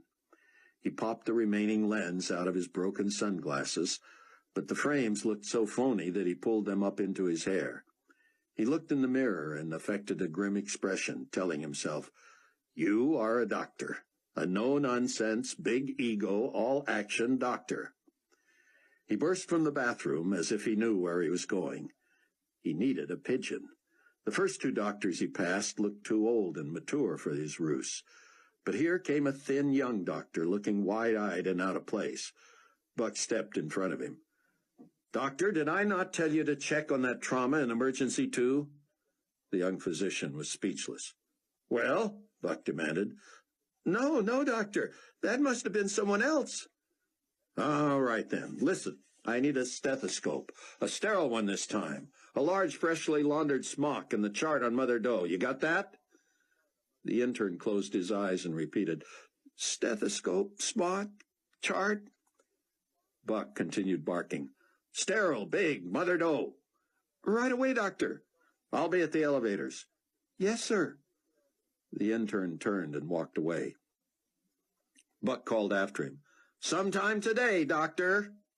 The intern ran. Now Buck had to find the elevators. He slipped back into the reception area to find Ken still snoozing in the same position, the old man next to him looking as intimidated as ever. He asked a Hispanic woman if she knew where the elevators were. She pointed down the hall. As he hurried that way, he saw his intern behind the counter hassling the receptionists. "Just do it," he was saying. A few minutes later, the young doctor rushed to him with everything he had asked for. He held the smock open, and Buck hastily slipped into it, draped the stethoscope around his neck, and grabbed the chart. "Thank you, doctor. Where are you from?" "Right here," the intern said. "This hospital." "Oh, well then, good. Very good. I'm from..." Buck hesitated a second. "Young Memorial. Thanks for your help." The intern looked puzzled, as if trying to think where Young Memorial was. Any time," he said. Buck left the elevators and hurried to the washroom. He locked himself in a stall and flipped open Chloe's chart. The photographs made him burst into tears. Buck set the clipboard on the floor and doubled over. "God," he prayed silently, "how could you have let this happen?" He clenched his teeth and shuddered, willing himself to calm down. He didn't want to be heard. After about a minute, he opened the chart again. Staring at him from the photographs was the almost unrecognizable face of his young wife. Had she looked that swollen when she was brought to Kenosha, no doctor would have recognized her from Buck's picture. As the doctor in Kenosha had told him, the right side of her body had apparently been slammed full force by a section of roofing. Her normally smooth, pale skin was now blotched red and yellow and invaded by pitch, tar, and bits of shingling. Worse, her right foot looked as if someone had tried to fold it. A bone protruded from her shin. Bruising began on the outside of her knee and ran to the kneecap, which looked severely damaged. From the position of her body, it appeared her right hip had been knocked out of joint. Bruises and bumps in her midsection evidenced broken ribs. Her elbow had been laid open, and her right shoulder appeared dislocated. Her right collarbone pressed against the skin. The right side of her face appeared flatter, and there was damage to her jaw, teeth, cheekbone, and eye. Her face was so misshapen that Buck could hardly bear to look.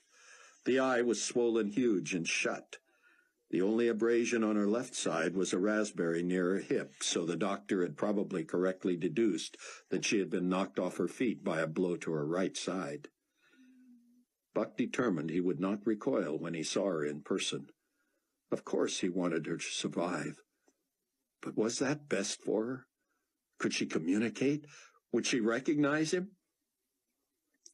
He flipped through the rest of the chart, trying to interpret the notations. It appeared she had escaped injury to her internal organs. She suffered several fractures, including 3 in her foot, 1 in her ankle, her kneecap, her elbow, and 2 ribs. She had dislocated both hip and shoulder. She had also sustained fractures of the jaw, cheekbone, and cranium. Buck scanned the rest quickly, looking for a key word. There it was. Fetal heartbeat detected. Oh, God, save them both. Buck didn't know medicine, but her vital signs looked good for someone who had suffered such a trauma. Though she had not regained consciousness at the time of the report, her pulse, respiration, blood pressure, and even brain waves were normal. Buck looked at his watch. The GC contingent should arrive soon. He needed time to think and to collect himself. He would be no good to Chloe if he went off half-cocked. He memorized as much of the chart as he could, noted that she was in room 335A, and tucked the clipboard under his arm. He left the restroom with rubbery knees, but he effected a purposeful stride once he was in the corridor. While he pondered his options, he moved back into the reception area. The old man was gone. Ken Ritz no longer leaned on anyone, but his gigantic frame was curled in a fetal position like an overgrown child, the healthy part of his head resting on the back of the chair. He looked as if he could sleep for a week. Buck took the elevator to the 3rd floor to get the lay of the land. As the doors opened, however, something struck him. He whipped open the chart. 335A. She was in a double room. What if he was the doctor for the other patient? Even if he wasn't on a security list, they'd have to let him in, wouldn't they? He might have to bluster, but he would get in. 2 uniformed GC guards stood on either side of the 335 doorway. One was a young man, the other a slightly older woman. 2 strips of white adhesive tape were attached to the door, both written on in black marker. The top said, A. Mother Doe, no visitors. The other read, B. A. Ashton. Buck was weak with longing to check on Chloe. With the clock working against him, he wanted to get in there before GC officials did. He passed the room, and at the end of the hall turned, and walked directly back to 335. Rayford had not been prepared for what he found on the internet. Sion had outdone himself. As David Hasid had said, thousands upon thousands had already responded. Many put messages on the bulletin board identifying themselves as members of the 144,000. Rayford scrolled through the messages for more than an hour, still not coming to the end. Hundreds testified that they had received Christ after reading Sion's message and the verses from Romans that showed their need of God. It was late, and Rayford was bleary-eyed. He had intended to spend not more than an hour on the net, but he had spent that and more merely working through Zion's message. The coming soul harvest was a fascinating study of biblical prophecy. Zion made himself so understandable and personable that it did not surprise Rayford that thousands considered themselves his protégés, though they had never met him. From the looks of the bulletin board, however, that would have to change. They clamored for him to come where they could meet him and sit under his tutelage. Zion responded to the request by telling his own story, how as a biblical scholar he had been commissioned by the state of Israel to study the claims of the coming Messiah. He explained that by the time of the rapture of the church he had come to the conclusion that Jesus of Nazareth fulfilled every qualification of the Messiah prophesied in the Old Testament. But he did not receive Christ as his own Savior until the rapture convinced him. He kept his belief to himself until he was asked to go on international television to reveal the results of his lengthy study. He was astounded that the Jews still refused to believe that Jesus was who the Bible claimed he was. Zion revealed his finding at the very end of the program, causing tremendous outcry, especially among the Orthodox. His wife and 2 teenage children were later slaughtered, and he barely escaped. He told his internet audience he was now in hiding, but that he would continue to teach and to proclaim that Jesus Christ is the only name under heaven given among men through whom one can be saved. Rayford forced himself to stay awake, poring over Zion's teachings. A meter on his screen showed the number of responses as they were added to the central bulletin board. He believed the meter was malfunctioning. It raced so fast that he could not even see the individual numerals. He sampled a few of the responses. Not only were many converted Jews claiming to be among the 144,000 witnesses, but Jews and Gentiles were also trusting Christ. Thousands more encouraged each other to petition the global community for protection and asylum for this great scholar. Rayford felt a tingle behind his knees that shot to his head. One bit of leverage with Nikolai Carpathia was the court of public opinion. It wasn't beyond him to have Zion ben Judah assassinated or accidentally killed and make it appear other forces were at work. But with thousands all over the globe appealing to Nikolai on Zion's behalf, he would be forced to prove he could deliver. Rayford wished there was some way to make him do the right thing by Hattie Durham as well. Zion's main message for the day was based on Revelation 8 and 9. Those chapters supported his contention that the earthquake, the foretold wrath of the Lamb, ushered in the second 21 months of the tribulation. There are 7 years or 84 months in all, so my dear friends, you can see that we are now 1/4 of the way through. Unfortunately, as bad as things have been, they get progressively worse as we race headlong toward the end, the glorious appearing of Christ. What is next? In Revelation 8:5, an angel takes a censer, fills it with fire from the altar of God, and throws it to the earth. That results in noise, thunder, lightning, and an earthquake. That same chapter goes on to say that 7 angels with 7 trumpets prepared themselves to sound. That is where we are now. Sometime over the next 21 months, the first angel will sound, and hail and fire will follow, mingled with blood thrown down to the earth. This will burn 1/3 of the trees and all the green grass. Later, a second angel will sound the second trumpet, and the Bible says a great mountain burning with fire will be thrown into the sea. This will turn 1/3 of the water to blood, kill 1/3 of the living creatures in the sea, and sink 1/3 of the ships. The third angel's trumpet sound will result in a great star falling from heaven, burning like a torch. It will somehow fall over a wide area and land in 1/3 of the rivers and springs. This star is even named in Scripture. The book of Revelation calls it wormwood. Where it falls, the water becomes bitter, and people die from drinking it. How can a thinking person see all that has happened and not fear what is to come? If there are still unbelievers after the third trumpet judgment, the fourth should convince everyone. Anyone who resists the warnings of God at that time will likely have already decided to serve the enemy.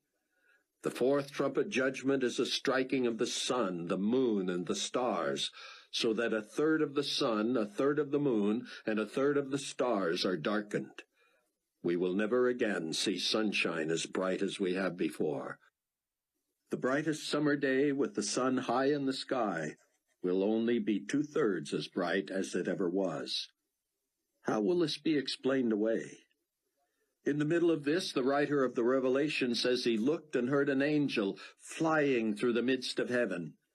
It was saying with a loud voice, "Woe, woe, woe to the inhabitants of the earth, because of the remaining blasts of the trumpet of the 3 angels who are about to sound." In my next lesson, I will cover those last 3 trumpet judgments of the second 21 months of the tribulation. But, my beloved brothers and sisters in Christ, victory is also coming. Let me remind you with a few choice passages of Scripture that the outcome has already been determined.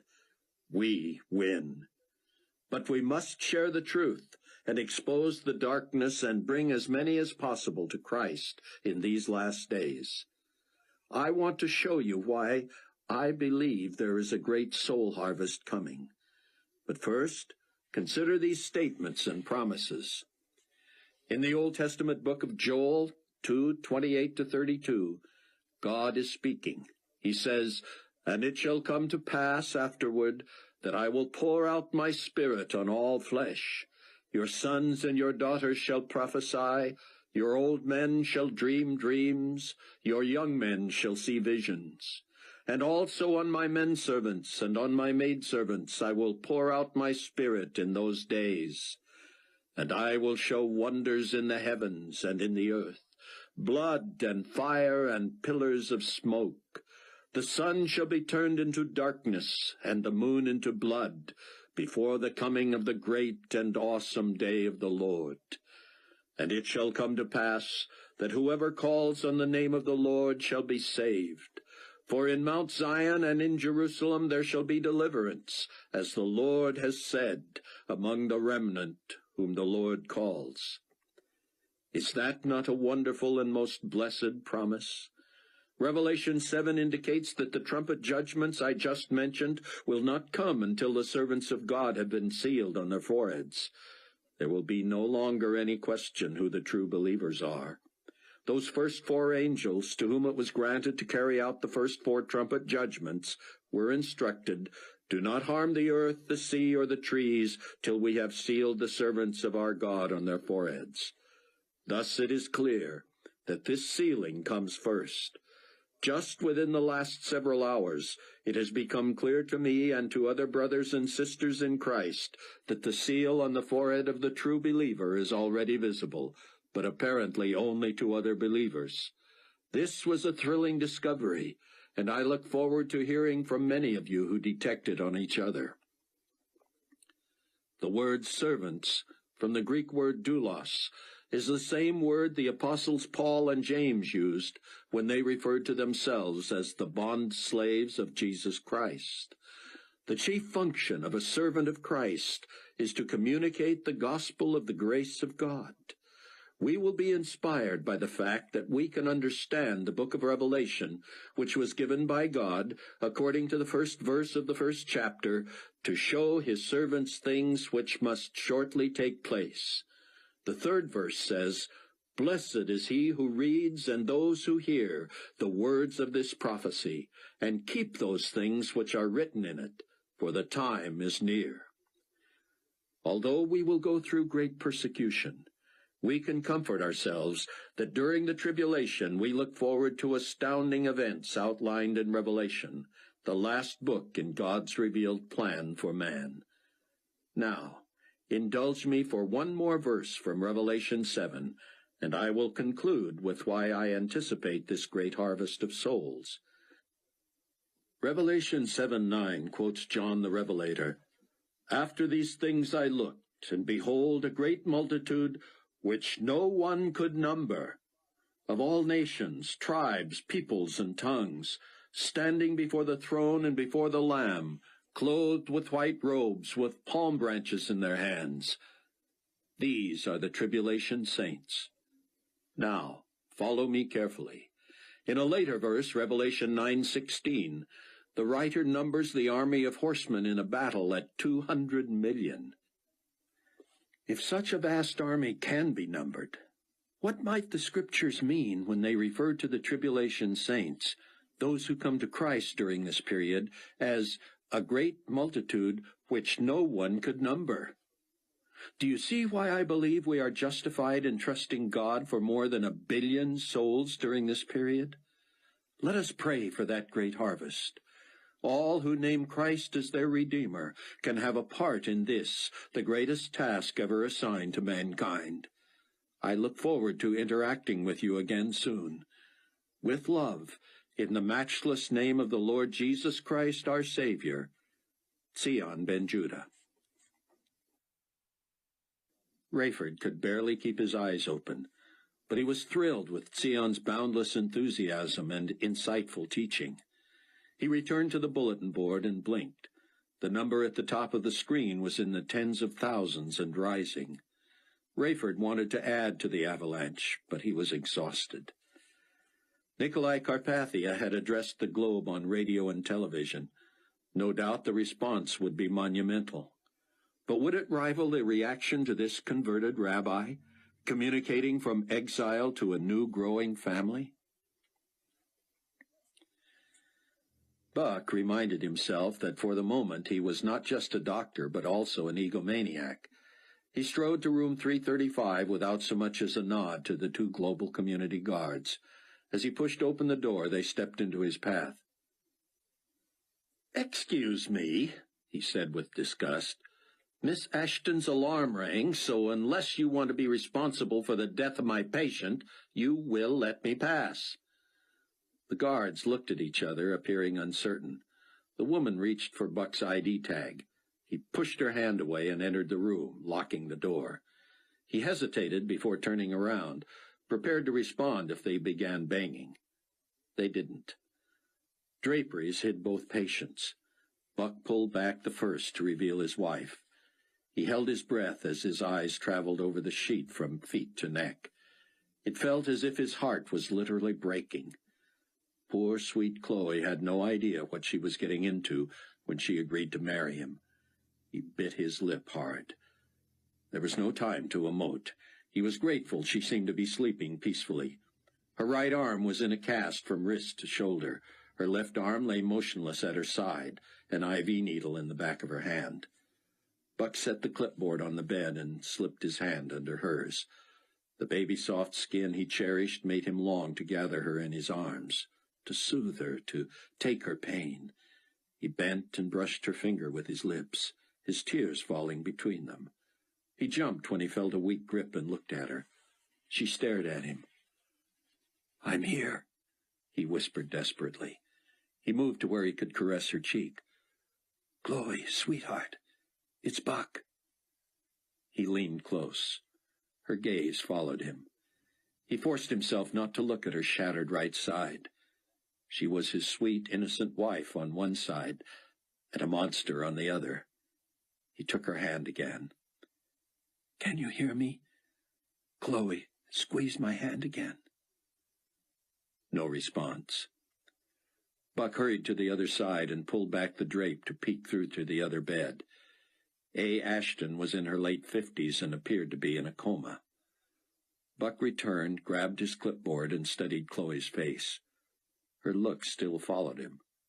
Could she hear? Was she conscious? He unlocked the door and stepped quickly into the hall. "She's out of danger for the moment," he said, "but we've got a problem. Who told you Miss Ashton was in bed B?" "Excuse me, doctor," the woman guard said, "but we have nothing to do with the patients. Our responsibility is the door." "So you're not responsible for this screw-up?" "Absolutely not," the woman said. Buck pulled the adhesive strips from the door and reversed them. "Ma'am, can you handle this post yourself while this young man finds me a marker?" "Certainly, sir. Craig, get him a marker." Chapter 13. Buck slipped back into Chloe's room, desperate to let her know he was there and she was safe. He could hardly bear to look at her black and purple face with the eyes so swollen. He gently took her hand and leaned close. "Chloe, I'm here, and I won't let anything happen to you. But I need your help. Squeeze my hand. Blink. Let me know you're with me." No response. Buck lay his cheek on her pillow, his lips inches from her ear. "Oh, God," he prayed, "why couldn't you have let this happen to me? Why her? Help me get her out of here. God, please." Her hand felt like a feather, and she seemed fragile as a newborn. What a contrast to the strong woman he had loved and come to know. She was not only fearless, but she was also smart. How he wished she was up to being his ally in this. Chloe's breathing accelerated, and Buck opened his eyes as a tear slid past her ear. He looked her in the face. She blinked furiously, and he wondered if she was trying to communicate. "I'm here," he said over and over. "Chloe, it's Buck." The GC guard had been gone too long. Buck prayed he was out there waiting with the marker, but too intimidated to knock. Otherwise, who knew whom he might bring with him, and what might quash any chance Buck had to protect Chloe. He spoke quickly. "Sweetheart, I don't know if you can hear me, but try to concentrate. I'm switching your name with the woman's in the other bed. Her name is Ashton, and I'm pretending to be your doctor. Okay? Can you grasp that?" Buck waited, hoping. Finally, a flicker. "I got you those," she whispered. "What? Chloe, what? It's me, Buck. You got me what?" She licked her lips and swallowed. "I got you those, and you broke them." He concluded she was delirious. This was gibberish. He shook his head and smiled at her. "Stick with me, kid. We'll pull something off." "Dr. Buck," she rasped, attempting a lopsided smile. "Yes, Chloe, you know me." She squinted and blinked slowly now, as if staying awake was an effort. "You should take better care of gifts." "I don't know what you're saying, sweetness, and I'm not sure you do either. But whatever I did, I'm sorry." For the first time, she turned to face him. "You broke your glasses, Dr. Buck." Buck reflexively touched the frames on his head. "Yes. Chloe, listen to me. I'm trying to protect you. I switched the names on the door. You're Ashton," she managed. "Yes, and your first initial is A. What's a good A name?" "Annie," she said. "I'm Annie Ashton." "Perfect. And who am I?" She pressed her lips together and started to form a B, then changed. "My doctor," she said. Buck turned to go see if Craig the guard had brought the marker. "Doctor," Chloe called out. "Wristbands." She was thinking. How could he forget that someone could easily check their hospital ID bracelets? He yanked hers apart, careful not to dislodge the IV. He slipped behind A. Ashton's curtain. She still appeared sound asleep. He carefully removed a bracelet, noticing she did not appear even to be breathing. He put his ear close to her nose, but heard and felt nothing. He could find no pulse. He switched the wristbands. Buck knew this only bought him time. It wouldn't be long before someone discovered that this postmenopausal dead woman was not a pregnant 22-year-old, but for the time being she was Mother Doe. When Buck emerged, the guards were talking to an older doctor. Craig, black marker in hand, was saying, "We weren't sure what to do." The doctor, tall, bespectacled and gray, carried 3 charts. He scowled at Buck. Buck sneaked a peek at the name sewn on his breast pocket. "Dr. Lloyd," he exulted, thrusting out his hand. The doctor reluctantly shook it.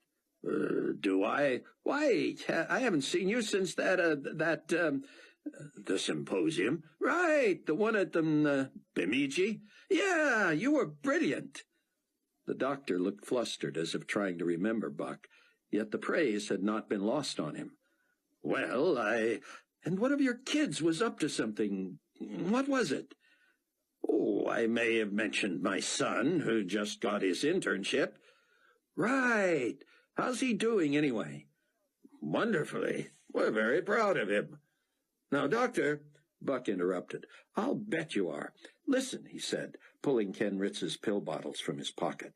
I wonder if you could advise me. I'll certainly try. Thank you, Dr. Lloyd. He held up the tranquilizer bottle. I prescribed this to a patient with a severe head wound, and he inadvertently exceeded the dosage. What's the best antidote? Dr. Lloyd studied the bottle. Oh, it's not that serious. You'll be very sleepy for a few hours, but it'll wear off. Head trauma, you say? Yes, that's why I'd rather he not sleep. Of course. You'll most safely counteract this with an injection of Benzedrine. Not being on staff here, Buck said, I can't get anything from the pharmacy. Dr. Lloyd scribbled him a prescription. If you'll excuse me, Dr. Cameron, Buck said before thinking. Of course, Dr. Cameron. Great to see you again. You too, Dr. Lloyd, and thanks. Buck accepted the marker from the chagrined Craig and changed the strips on the door from B and A to A and B. I'll be back soon, Craig, he said, slapping the marker into the guard's palm. Buck hurried off, pretending to know where he was going, but scanning directories and following signs as he went. Dr. Lloyd's prescription was like gold at the pharmacy, and he was soon on the way back to the lobby for Ken Ritz. On the way, he appropriated a wheelchair. He found Ken leaning forward, elbows on his knees, chin in his hands, snoring. Grateful for his training, taking his turn giving his mother insulin injections, Buck deftly opened the package, raised Ken's sleeve without toppling him, swabbed the area, and pulled the cap off the hypodermic needle with his teeth. As he drove the point into Ken's biceps, the cap popped from his mouth and rattled to the floor. Someone muttered, "Shouldn't he be wearing gloves?" Buck found the cap, replaced it, and put everything in his pocket. Facing Ken, he thrust his wrists into the big man's armpits and pulled him from the chair. He turned him 45 degrees and lowered him into the wheelchair, having forgotten to set the brake. When Ken hit the chair, it began rolling backwards, and Buck had no leverage to remove his hands. Straddling Ritz's long legs, his face in Ken's chest, Buck stumbled across the waiting room as onlookers dived out of the way. As the chair picked up speed, Buck's only option was to drag his feet. He wound up sprawled across the lanky pilot, who roused briefly and called out, "Charlie Bravo Alpha to base." Buck extracted himself, lowered the footrests, and lifted Ritz's knees to set his feet in place. Then they were off to find a gurney. His hope was that Ritz would respond quickly enough to the Benzedrine to be able to help him take Miss Ashton's body with Mother Doe's wristband to the morgue. If he could temporarily convince the global community delegation that their potential hostage had expired, he could buy time. As Buck wheeled him toward the elevators, Ken's arms kept flopping out of the chair and acting as brakes on the wheels. Buck would grab them and tuck them back in, only to find himself veering into traffic. Buck finally secured Ken's arms by the time they backed into an elevator, but Ritz chose that moment to let his chin drop to his chest, exposing his scalp wound to everyone aboard. When Ritz seemed to begin coming out of his fog, Buck was able to get him out of the chair and onto a gurney he had absconded with. The sudden rise, however, had made Ken dizzy. He flopped onto his back, and his head wound brushed the sheet. "Okay," he hollered like a drunk. "All right." He rolled to his side, and Buck covered him to the neck, then wheeled him next to the wall, where he waited for him to fully awaken. Twice, as lots of traffic walked by, Ken spontaneously sat up, looked around, and lay back down. When he finally came to and was able to sit and then stand without dizziness, he was still disoriented. "Man, that was some good sleep. I could use more of that." Buck explained that he wanted to find Ken a smock and have him play an orderly, helping Dr. Cameron. Buck went over it several times until Ken convinced him he was awake and understood. "Wait right here," Buck said. Near a surgical unit, he saw a doctor hang a smock on a hook before heading the other way. It looked clean, so Buck took it back to Ken. But Ken was gone. Buck found him at the elevator. "What are you doing?" "I've got to get my bag," Ken said. "We left it outside." "It's under a chair in the waiting room. We'll get it later. Now put this on." The sleeves were 4 inches short. Ken looked like the last renter in a costume shop. Pushing the gurney, they hurried to 335 as fast as Ken could go. The woman guard said, "Doctor, we just got a call from our superiors that a delegation is on its way from the airport, and—" "I'm sorry, ma'am," Buck said, "but the patient you're guarding has died." "Died?" she said. "Well, it certainly wasn't our fault. No one is saying it's your fault. Now I need to take the body to the morgue. You can tell your delegation or whomever where to find her." "Then we don't need to stay here, do we?" "Of course not. Thanks for your service." As Buck and Ken entered the room, Craig caught sight of Ritz's head. "Man, are you an orderly or a patient?" Ken whirled around. "Are you discriminating against the handicapped?" "No, sir, I'm sorry. It's just—" "Everybody needs a job," Ken said. Chloe tried to smile when she saw Ken, whom she had met at Palwaki after Buck and Sion's flight from Egypt. Buck looked pointedly at Ritz. "Meet Annie Ashton," he said. "I'm her doctor." "Dr. Buck," Chloe said quietly. "You broke his glasses." Ritz smiled. "Sounds like we're on the same medication." Buck pulled the sheet over the dead woman's head, rolled her bed out, and replaced it with the gurney. He wheeled the bed to the door and asked Ken to stay with Chloe, just in case. "In case what?" "In case those GC guys show up." "I get to play doctor?" "In a manner of speaking. If we can convince them the woman they want is in the morgue, we might have time to hide Chloe." "You don't want to strap her to the top of our rental car?" Buck pushed the bed down the corridor to the elevators. Getting off were 4 people, 3 of them men dressed in dark business suits. Tags on their jackets identified them as global community operatives. One said, "What are we looking for again?" Another said, 335. Buck averted his face, not knowing whether his picture had been circulated. As soon as he rolled the bed onto the elevator, a doctor hit the emergency stop button.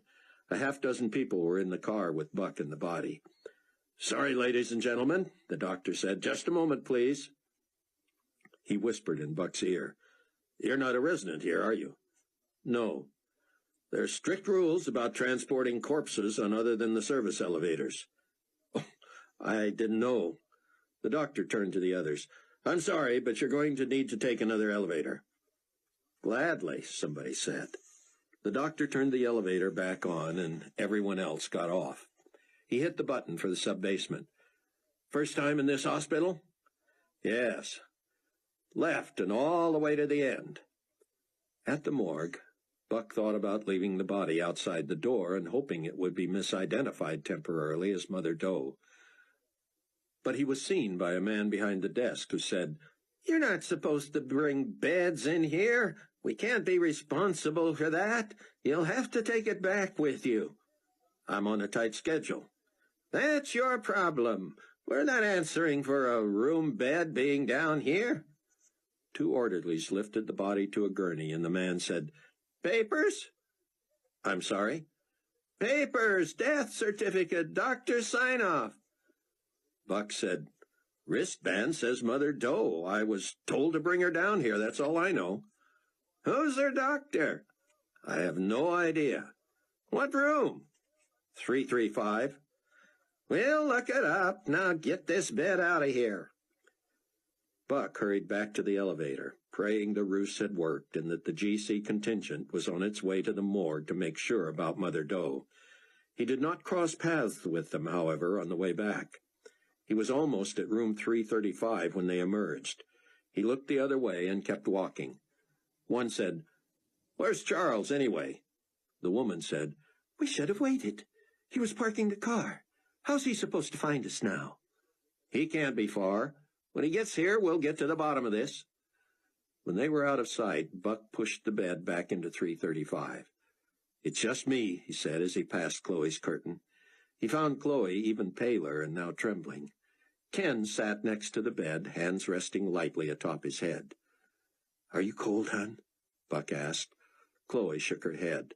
Her discoloration had spread.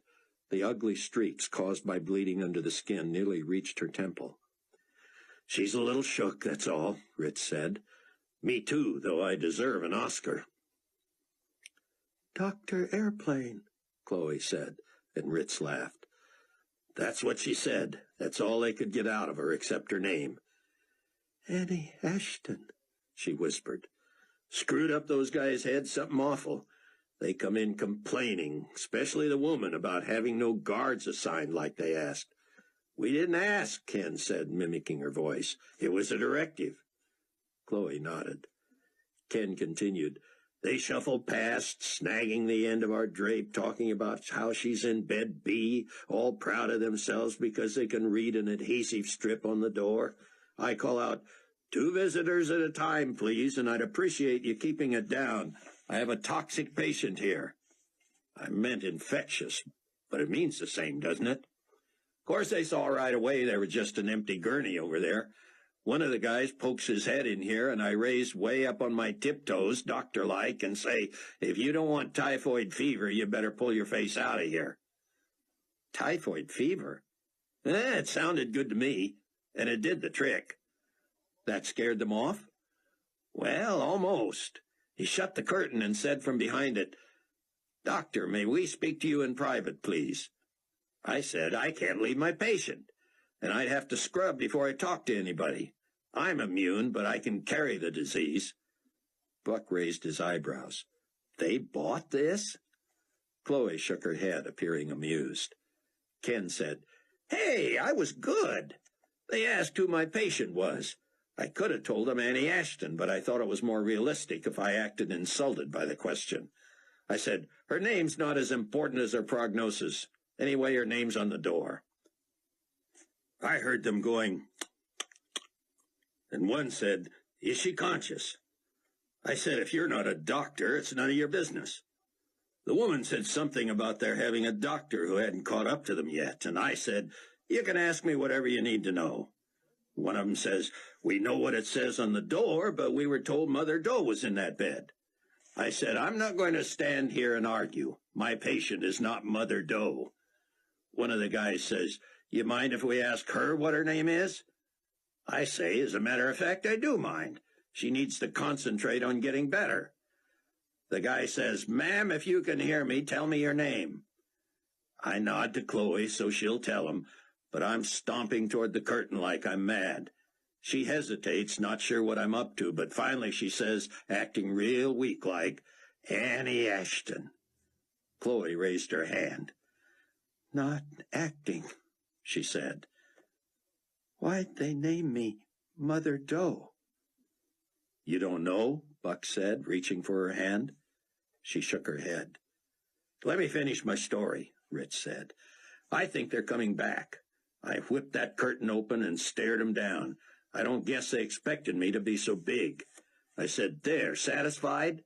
Now you've upset her and me too.' The woman says, 'Excuse us, Doctor,' and Chloe says, 'Dr. Airplane.' I had to bite my tongue. I said, 'The medication's getting to her,' which it was.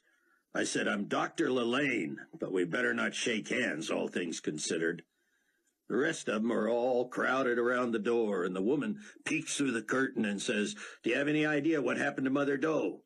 I tell her, 'One patient from this room was taken to the morgue.' She says, 'Oh, really?' in a tone that tells me she doesn't believe that one bit. She says, 'What caused this young lady's injuries? Typhoid?' Real sarcastic. I wasn't ready for that one, and while I'm trying to think up a smart, doctory answer, she says, 'I'm going to have our physician examine her.' I tell her I don't know how they do it where you're from, but in this hospital only the attending physician or the patient can ask for a second opinion. Well, even though she's a good foot shorter than me, she somehow looks down her nose at me.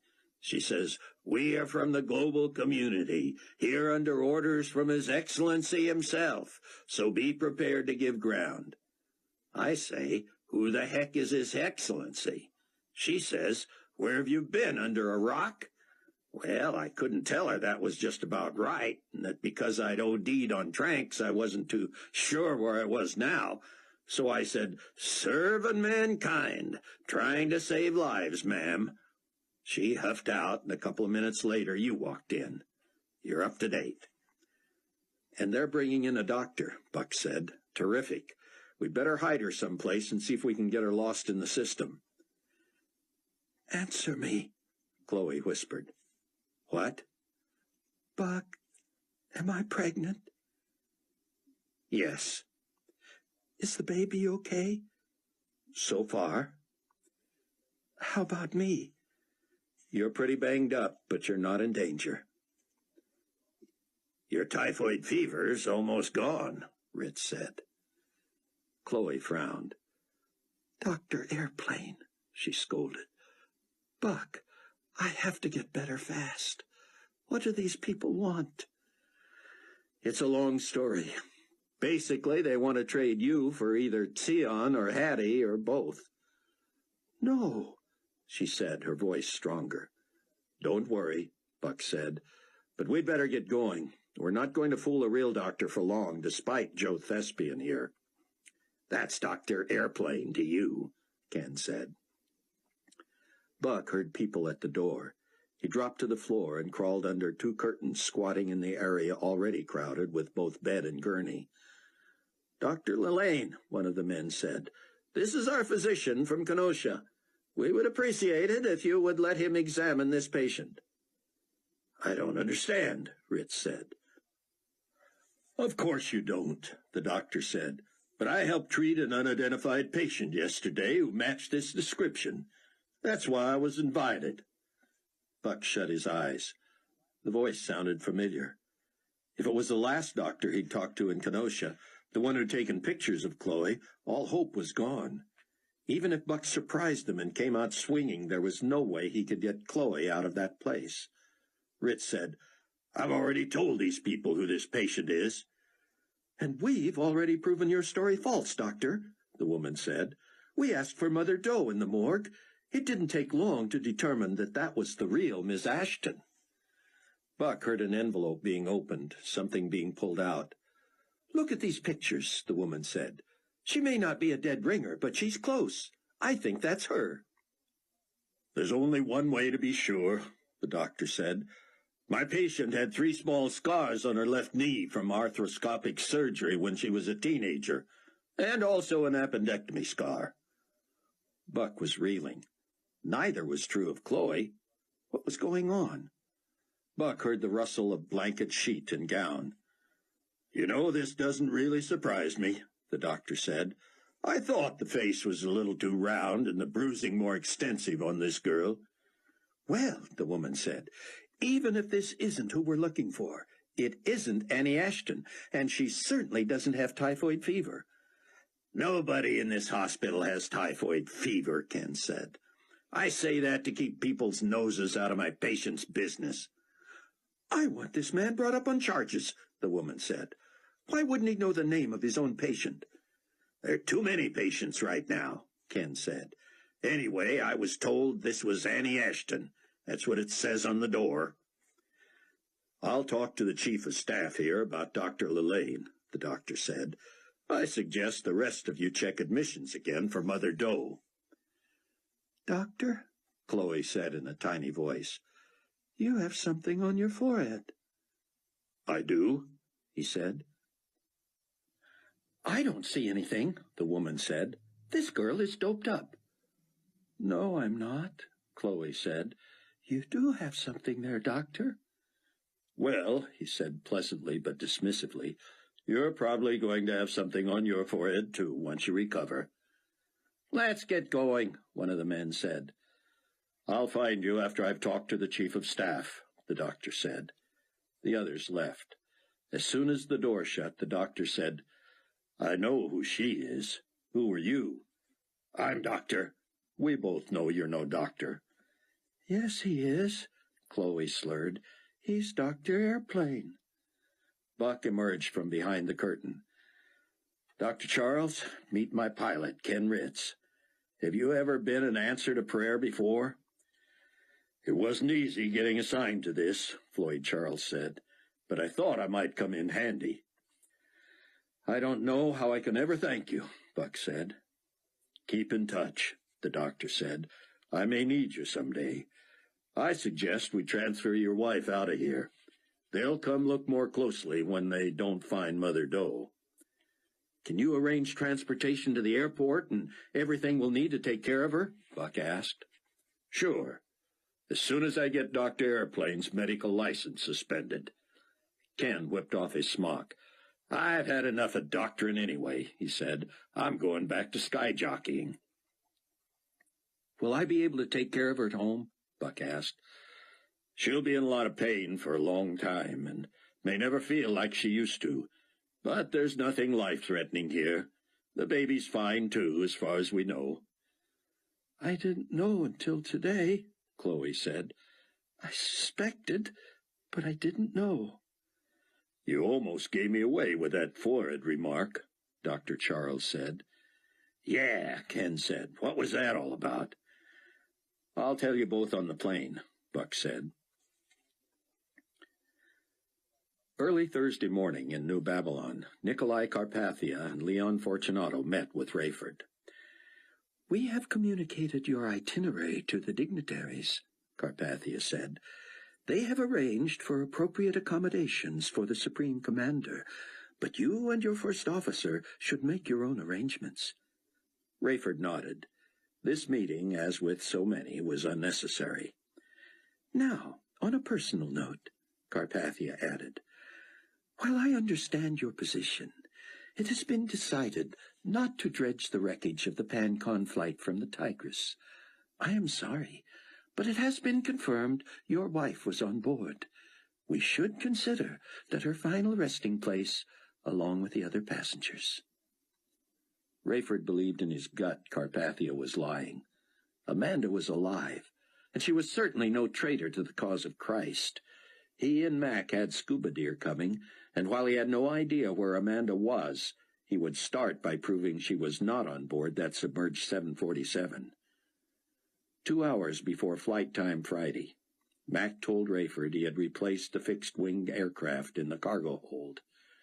We're already taking the chopper, he said. That little 2-engine job is redundant. I replaced it with the Challenger 3. Where'd you find that? The Challenger was about the size of a Learjet, but nearly twice as fast. It had been developed during the last 6 months. I thought we lost everything but the chopper, the fixed wing, and the Condor. But beyond the rise, in the middle of the airstrip, I found the Challenger. I had to install a new antenna and a new tail rudder system, but she's good as new. I wish I knew how to fly it, Rayford said. Maybe I could see my family while Fortunato's laying over in Texas. They found your daughter? Just got the word. She's banged up, but she's fine. And I'm going to be a grandpa. That's great, Ray, Max said, patting Rayford on the shoulder. I'll teach you the Challenger. You'll know how to drive it in no time. I've got to finish packing and get an email to Buck, Rayford said. You're not sending or receiving through the system here, are you? No, I got a coded email from Buck informing me when my private phone would be ringing. I made sure I was outside at that time. We've got to talk to Hasid about how secure the internet is in here. You and he and I have all been on the net keeping track of your friend Sion. I'm worried that the brass can tell who's been on.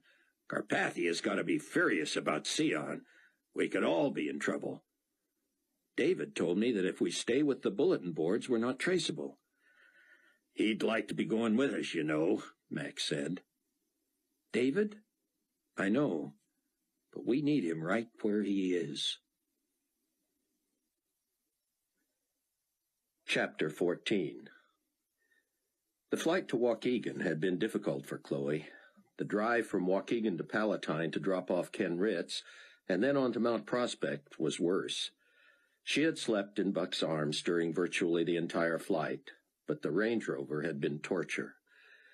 The best Buck could do was let her lie across the back seat, but one of the fasteners connecting the seat to the floor had broken loose during the earthquake, so he had to drive even slower than normal.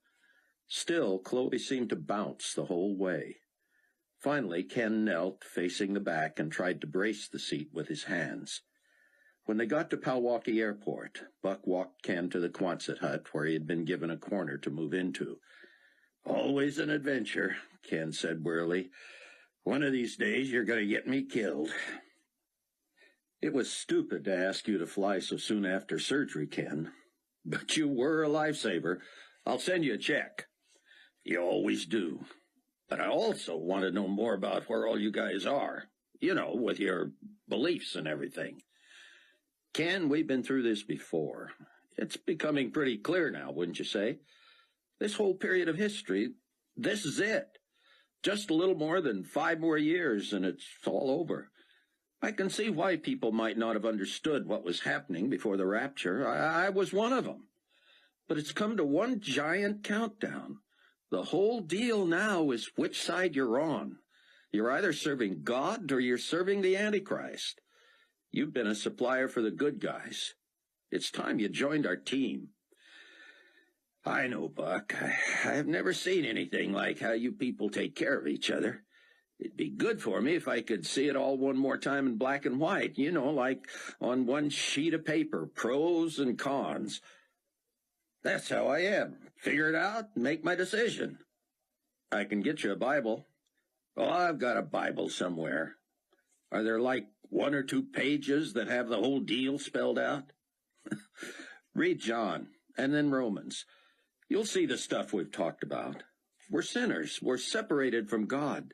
He wants us back. He's provided the way." Ken looked uncomfortable. Buck knew he was lightheaded and in pain. "Have you got a computer?"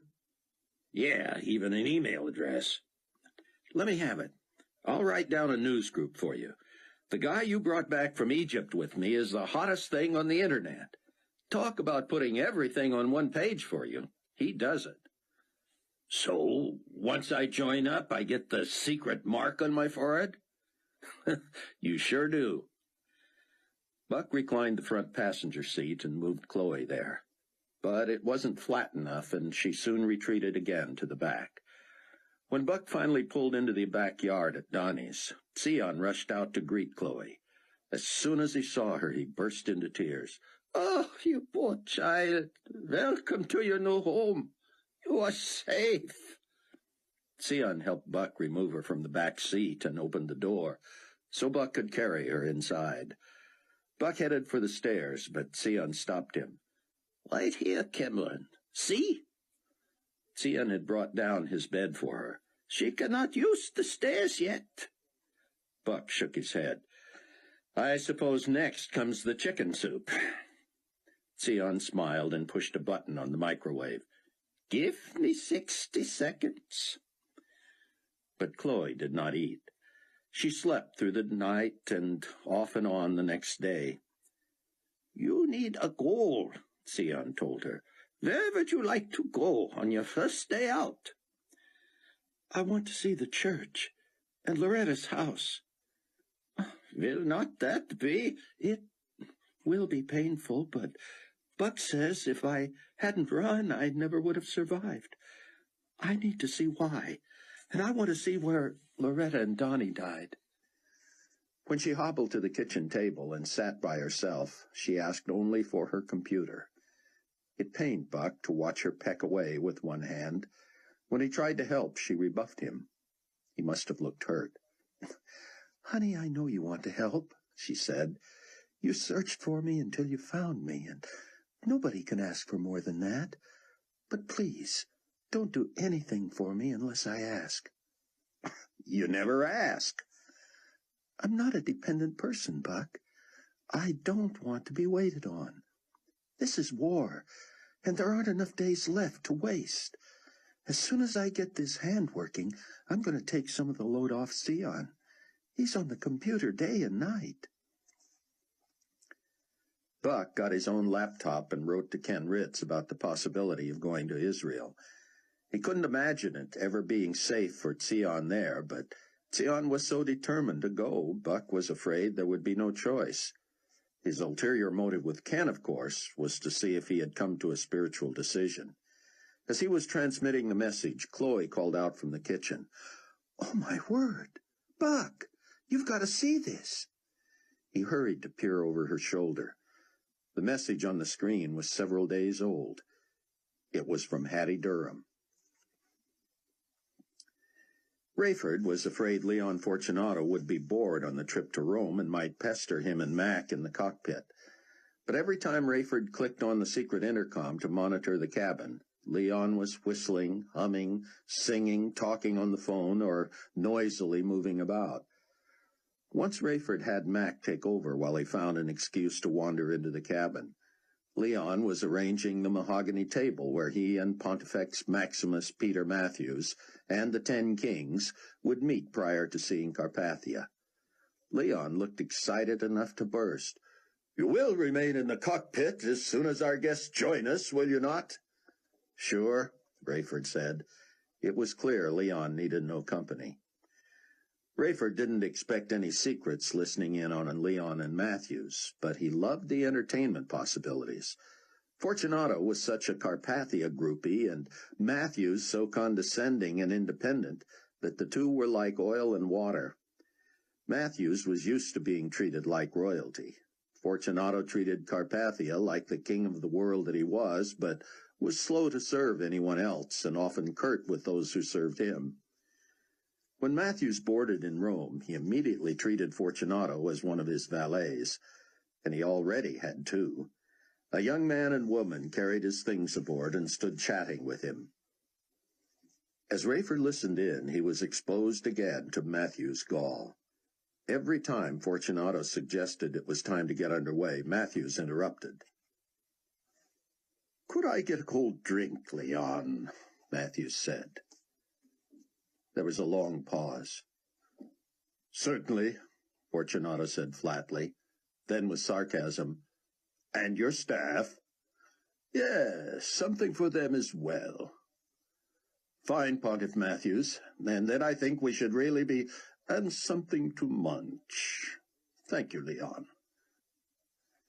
After 2 such encounters, Fortunato's silence was deafening. Finally, Leon said, "Pontiff Matthews, I really think it's time—" "How long are we going to sit here, Leon? What do you say we get this show on the road?" "We cannot move with unauthorized personnel on the plane." "Who's not authorized?" "Your people." "I introduced you, Leon. These are my personal assistants." "You were under the impression they were invited?" "I go nowhere without them." "I'm going to have to check with His Excellency." "I'm sorry?" "I'll have to check with Nikolai Carpathia."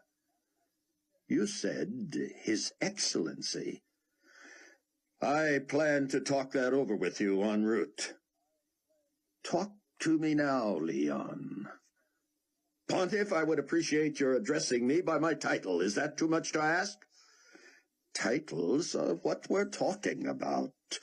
Where does Carpathia get off using Excellency?" "It was not his choice.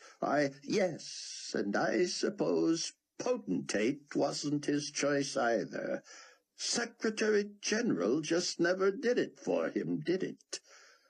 "As I said, I want to discuss the new title with you during the trip." "Then let's get going." "I'm not authorized to transport uninvited guests." "Mr. Fortunato, these are invited guests. I invited them." "My title is not Mr." "Oh, so the potentate is now His Excellency, and you're what? Potentate?" "No. Let me guess. You're Supreme something or other. Am I right?" "I need to check this with His Excellency." "Well, hurry, and tell His Excellency that Pontifex Maximus thinks it's nervy to switch from a royal title, already an overstatement, to a sacred one. Rayford heard only Fortunato's end of the conversation with Nikolai, of course, but Leon had to eat crow.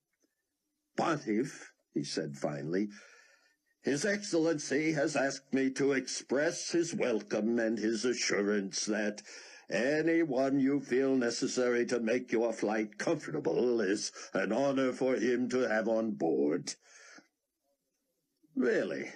Matthew said. "Then I insist on a cabin crew." Fortunato laughed. "Oh, I'm serious, Leon. Or I mean, what is your title, man? I serve at the rank of commander." "Commander? Tell me the truth now, Commander. Is it actually Supreme Commander?" Fortunato did not respond, but Matthews must have detected something in his face. "It is, isn't it? Well, even if it isn't, I insist. If I am to call you Commander, it shall be Supreme Commander. Is that acceptable?" Fortunato sighed loudly. "The actual title is Supreme Commander, yes. You may call me either." "Oh, no, I may not. Supreme Commander it is. Now, Supreme Commander Fortunato, I am deadly serious about cabin service on a long flight like this, and I'm shocked at your lack of foresight in not providing it. We have all the amenities, Pontiff.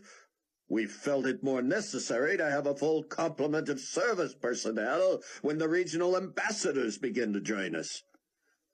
"You were wrong. I wish not to leave the ground until this plane is properly staffed. If you have to check that with His Excellency, feel free." There was a long silence, and Rayford assumed the two were staring each other down. "You're serious about this?" Fortunato said. "Serious as an earthquake." The call button sounded in the cockpit. "Flight deck," Max said. "Go ahead." "Gentlemen, I have decided to employ a cabin crew between here and Dallas. I shall be contracting with one of the airlines here. Please communicate with the tower that we could be delayed for as long as 2 or 3 hours. Thank you." "Begging your pardon, sir," Max said, "but our delay here has already cost us 4 places in line for takeoff. They're being flexible because of who we are, but did you misunderstand something?" Leon said. Not at all, sir. Roger that delay." Hattie's email message read, "Dear C.W., I didn't know who else to turn to. Well, actually, I did. But I got no response from A.S. at the private number she gave me. She said she carries her phone all the time, so I'm worried what happened to her. I need your help. I lied to my former boss and told him my people were from Denver. When I changed my flight from Boston to go west instead of east, I was hoping he would think I was going to see my family. Actually, they live in Santa Monica. I'm in Denver for a whole other reason. I'm at a reproductive clinic here. Now don't overreact. Yes, they do abortions, and they're pushing me that direction. In fact, that's mostly what they do. But they do also ask every mother if she's considered her options. And every once in a while a baby is carried to term. Some are put up for adoption. Some are raised by the mother. Others are raised by the clinic. This place also serves as a safe house, and I am here anonymously. I cut my hair short and dyed it black, and I wear colored contact lenses. I'm sure no one recognizes me. They give us access to these computers a few hours every week. At other times, we write things and draw pictures and exercise. They also encourage us to write to friends and loved ones and make amends. Sometimes they urge us to write to the fathers of our children. I couldn't do that. But I do need to talk to you. I have a private cell phone. Do you have a number like AS does? I'm scared. I'm confused. Some days, abortion seems the easiest solution. But I'm already growing attached to this child. I might be able to give it up, but I don't think I could end its life. I told a counselor I felt guilty about becoming pregnant when I wasn't married. She had never heard anything like that in her life. She said I ought to stop obsessing about right and wrong and start thinking about what was best for me. I feel more guilty about considering abortion than I do about what you would call immorality. I don't want to make a mistake, and I don't want to keep living like this. I envy you and your close friends. I sure hope you all survived the earthquake. I suppose your dad and your husband believe it was the wrath of the Lamb. Maybe it was. I wouldn't be surprised. If I don't hear from you, I'm going to assume the worst, so please get back to me if you can. Say hi to everybody. My love to L. Love, H. Now, Buck, Chloe said, I don't mind if you help me. Just reply as fast as you can that I was hurt and away from my email, that I'm going to be fine, and here's my phone number, okay? Buck was already typing. Rayford slipped his laptop out of his flight bag and left the plane. On the way, he passed the two bored young people, a red-faced and sweating Leon on the phone, and Matthews. The Supreme Pontiff of Enigma Babylon glanced at Rayford and looked away. So much for pastoral interest, Rayford thought. Pilots were just props on this guy's stage. Rayford sat near a window in the terminal. With his amazing computer, powered by the sun and connected by cellular zones, he could communicate from anywhere. He checked the bulletin board where Sion kept in touch with his growing church. In just a few days, hundreds of thousands of people had responded to his messages. Open messages to Nikolai Carpathia pleaded for amnesty for Sion Ben Judah. One poignantly summarized the consensus. Surely a lover of peace like yourself, Potentate Carpathia, who aided in Rabbi Ben Judah's escape from Orthodox zealots in his homeland, has the power to return him safely to Israel, where he can communicate with so many of us who love him. We're counting on you. Rayford smiled. Many were so new in the faith that they did not know Carpathia's true identity. When, he wondered, might Sion himself have to blatantly expose Carpathia? When he downloaded his mail, Rayford was dumbfounded to learn of the contact from Hattie. He had strangely mixed emotions. He was glad she and her baby were safe, but he so badly wanted a message from Amanda that he found himself jealous. He resented that Chloe had heard from Hattie before he heard from Amanda. God forgive me, he prayed silently. Several hours later, the Condor 216 finally took off from Rome with a full cabin crew, compliments of Alitalia Airlines. When Rayford wasn't planning the Tigris River dive, he eavesdropped on the cabin. Now, this is more like it, Supreme Commander Fortunato, Matthews was saying. Isn't this better than the buffet line you had planned? Admit it. Everyone appreciates being served, Fortunato allowed. Now, there are some issues His Excellency has asked me to brief you on. Quit calling him that. It drives me nuts. I was going to save this news, but I might as well let you know. Response to my leadership has been so overwhelming that my staff has planned a week-long festival next month to celebrate my installation. Though I no longer serve the Catholic Church, which has been blended into our much bigger faith, it seemed appropriate to some that my title change as well. I believe it will have more immediate impact and be more easily understood by the masses if I simply go by Peter II. That sounds like a pope's title, Fortunato said. Of course it is. Though some would call my position a papacy, I frankly see it as much larger. You prefer Peter II over Supreme Pontiff or even Pontifex Maximus? Less is more. It has a ring to it, doesn't it? We'll have to see how his potentate Carpathia feels about it. What does the global community potentate have to do with the one-world faith? Oh, he feels responsible for the idea and for your elevation to this post.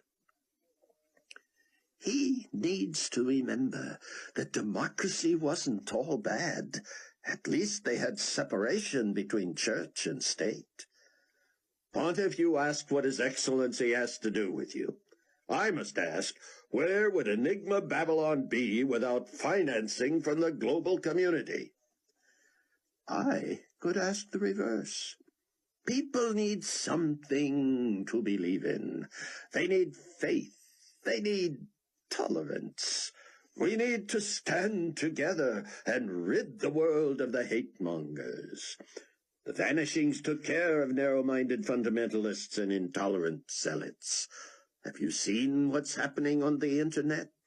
That rabbi who blasphemed his own religion in his own country is now developing a huge following. It falls to me to compete with that. I have a request here. Rayford heard rustling papers. For increased financial support from the global community. His Excellency was afraid of that. Bull! I've never known Carpathia to be afraid of anything. He knows we have tremendous expenses. We are living up to our name. We're a one-world faith. We influence every continent for peace and unity and tolerance. Every ambassador ought to be mandated to increase his share of contributions to Enigma Babylon. Pontiff, no one has ever faced the fiscal problems His Excellency faces now. The balance of power has shifted to the Middle East. New Babylon is the capital of the world. Everything will be centralized. The rebuilding of that city alone has caused the potentate to propose significant tax increases across the board. But he's also rebuilding the whole world. Global community forces are at work on every continent, re-establishing communications and transportation and engaging in cleanup, rescue, relief, sanitation, you name it. Every region leader will be asked to call his subjects to sacrifice. And you get that dirty work, don't you, Supreme Commander? I do not consider it dirty work, Pontiff. It is my honor to facilitate His Excellency's vision. There you go again with that excellency business. Allow me to tell you a personal story I will share with each ambassador during this trip. Indulge me. Then you'll see that the potentate is a deeply spiritual man with a spark of the divine. This I have to hear, Matthews said, chuckling. Carpathia as clergy. Now there's a picture. I pledge that every word is true. It will change forever the way you see our potentate. Rayford turned off the surveillance switch. Leon's telling Matthews his Lazarus story, he muttered. Oh, boy, Max said. The Condor was over the Atlantic in the middle of the night, and Rayford was dozing. The intercom roused him. When convenient, Captain Steele, Fortunato said, I would appreciate a moment. I hate to cater, Rayford told Mac, but I'd just as soon get it out of the way. He depressed the button. Is now okay? Fortunato met him mid-plane and beckoned him to the rear, far from where Matthews and his two young charges were sleeping. His Excellency has asked me to approach you on a delicate matter. It is becoming increasingly embarrassing to not be able to produce Rabbi Zion ben Judah of Israel for his followers. Oh, His Excellency knows you to be a man of your word. When you tell us you do not know where Ben Judah is, we take this at face value. The question then becomes, do you have access to someone who does know where he is? Why? His Excellency is prepared to personally ensure the rabbi's safety. He will make any threat to the safety of Ben Judah simply not worth the consequences. So, why not put that word out and see if Ben Judah comes to you? Too risky. You may think you know how His Excellency views you. However, as the one who knows him best, I know he trusts you. He admires your integrity. And he's convinced I have access to Ben Judah. Let's not play games, Captain Steele. The global community is far-reaching now.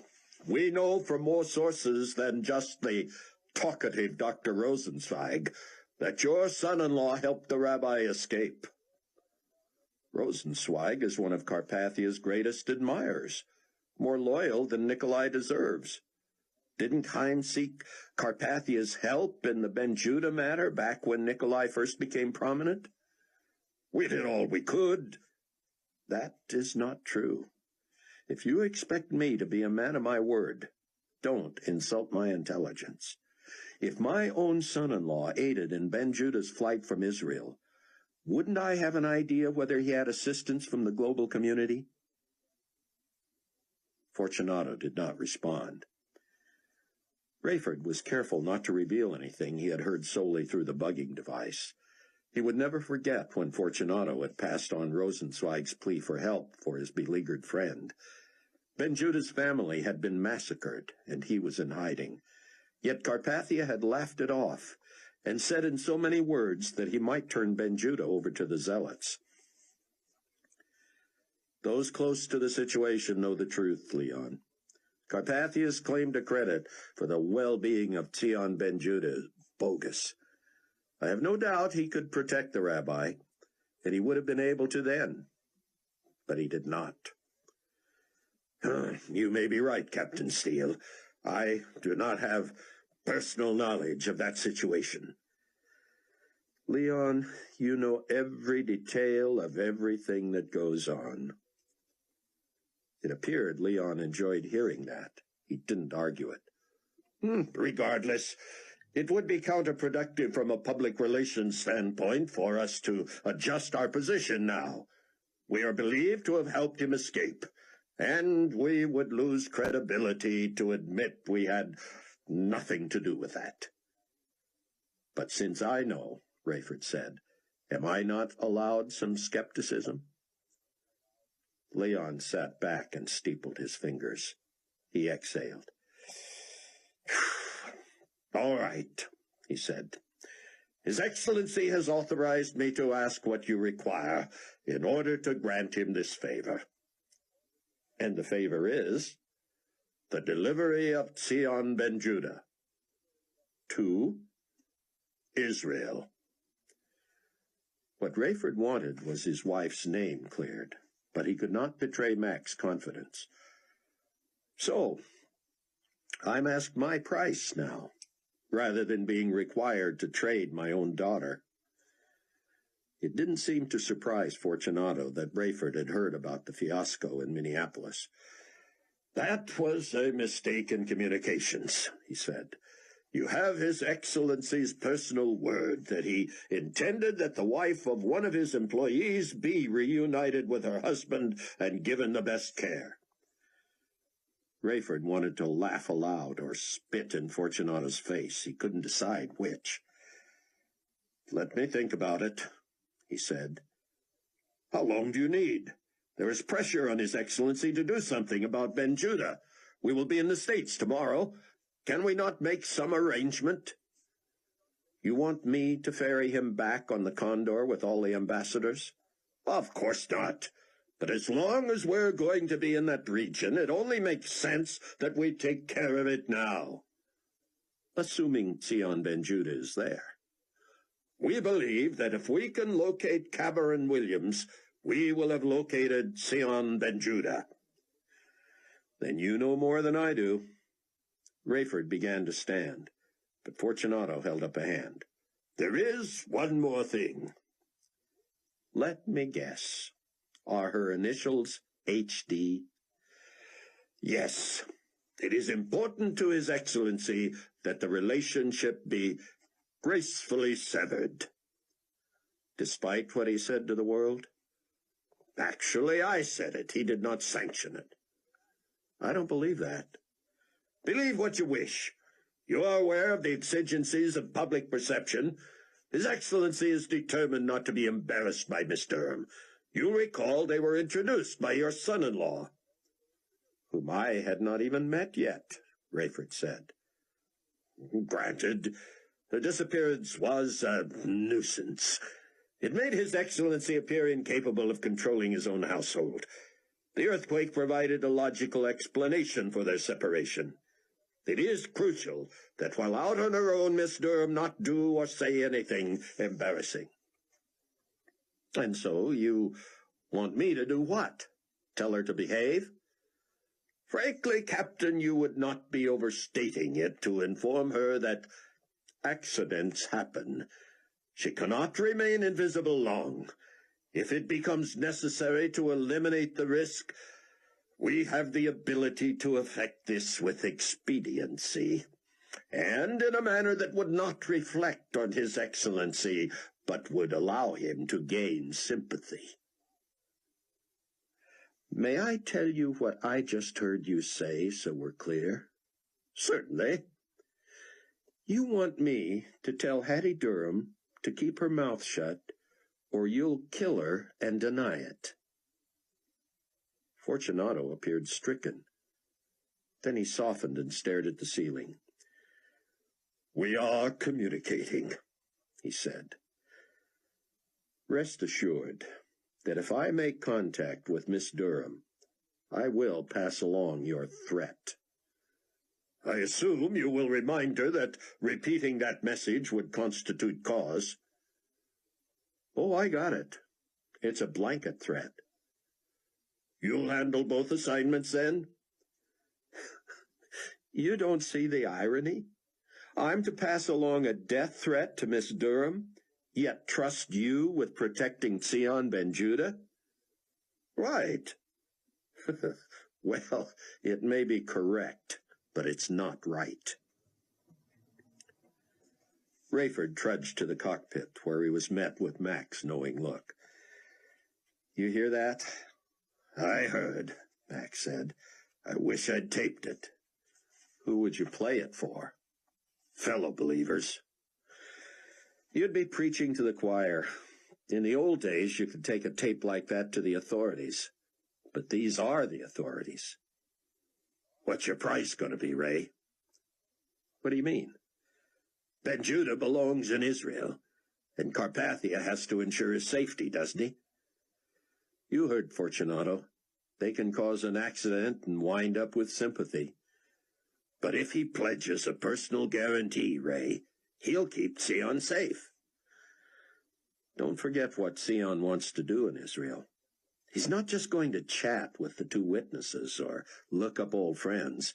He'll be training as many of the 144,000 evangelists as can get there. He'll be Nikolai's worst nightmare.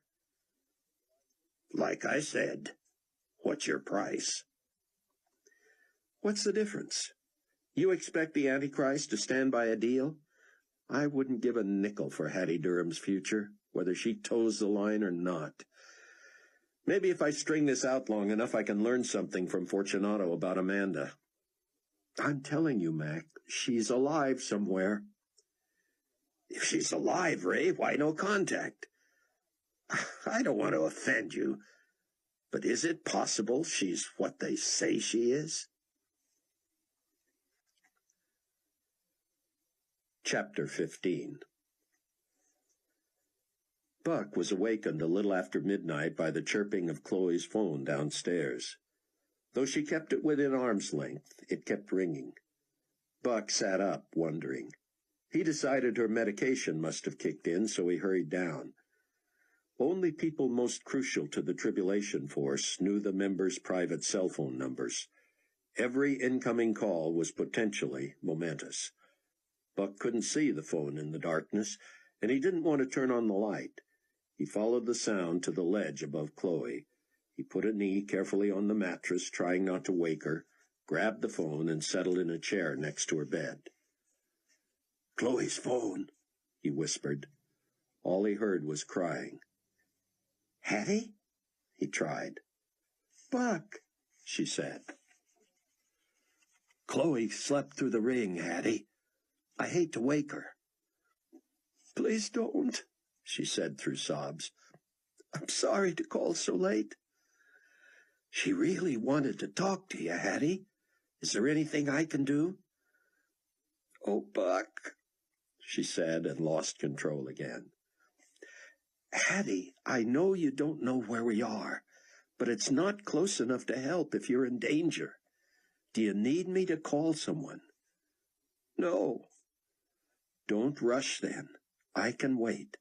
I'm not going anywhere." "Thank you," she managed.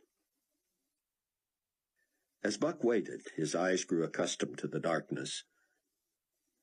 For the first time since she had been home, Chloe was not on her left side, keeping weight off the myriad breaks, bruises, strains, sprains, and scrapes of her other side. Every morning she spent half an hour massaging sleeping body parts. He prayed that someday soon she would enjoy a restful night's sleep. Maybe she was doing that now. But could one really enjoy a sleep so deep that a ringing phone a few feet away would not penetrate? He hoped her body would benefit, and her spirit as well.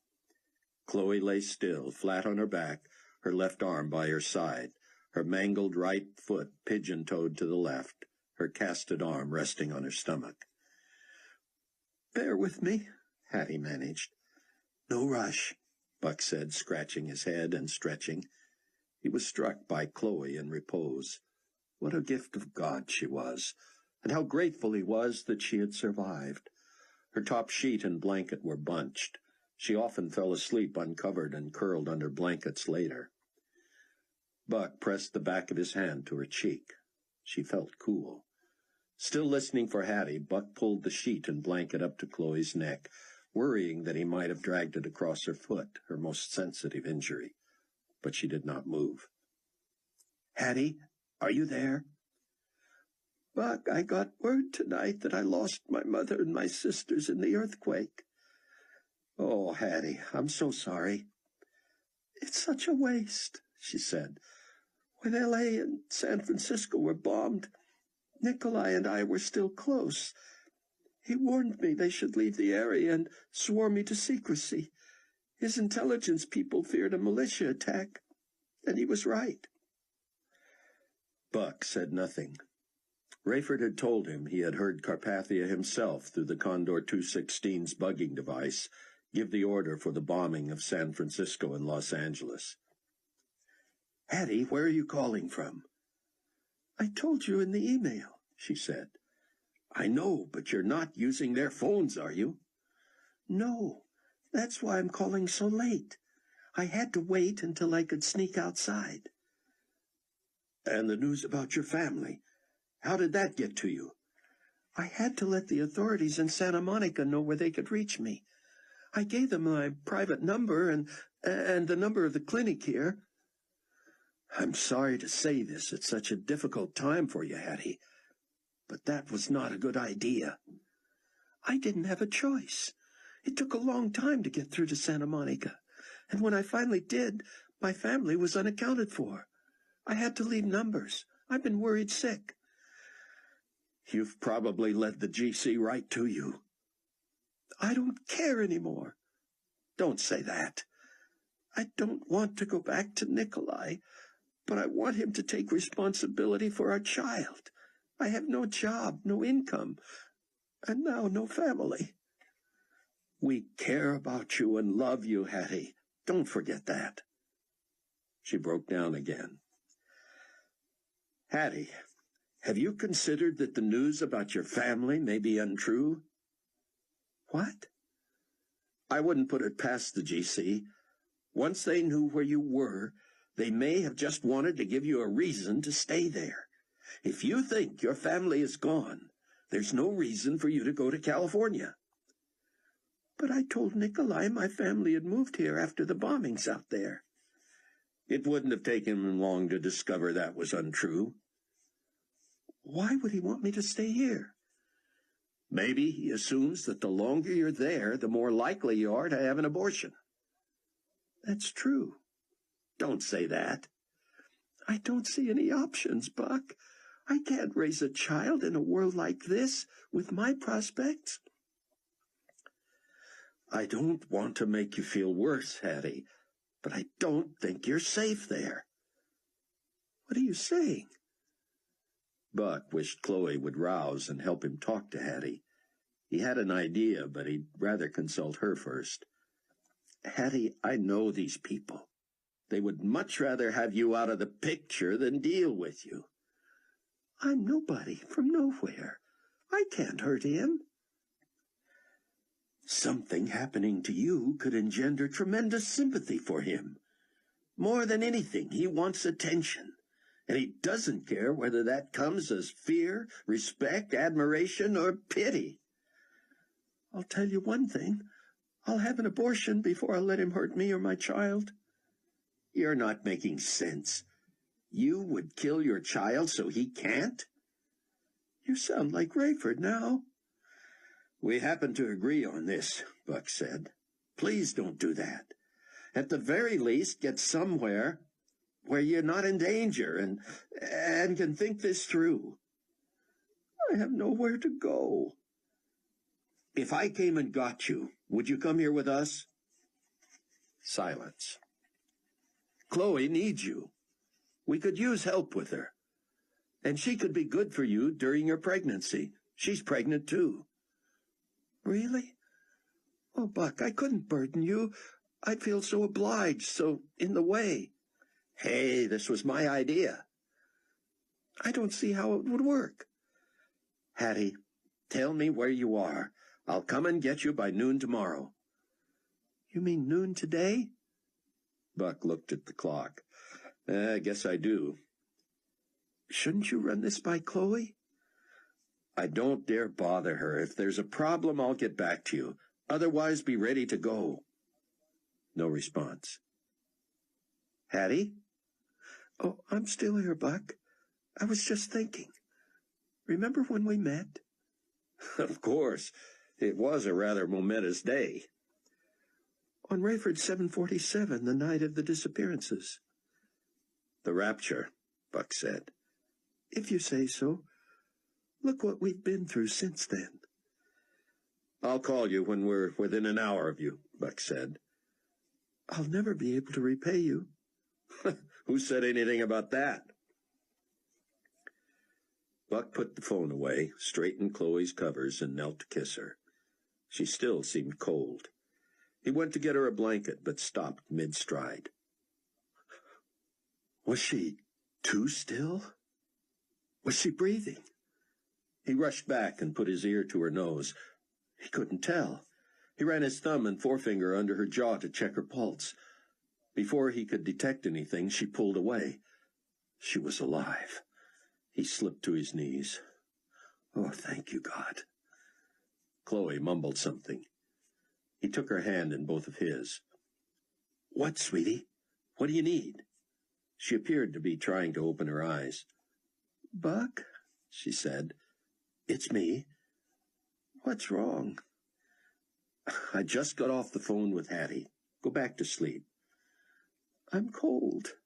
I'll get you a blanket. I wanted to talk to Hattie. What did she say? I'll tell you tomorrow. Buck found a coverlet and spread it over her. Okay, he said. She did not respond. When he began to tiptoe away, she said something. He turned back. What, hon? Hattie. In the morning, he said. Hattie has my bunny. Buck smiled. Your bunny? My blanket. Okay. Thanks for my blanket. Buck wondered if she would remember any of this.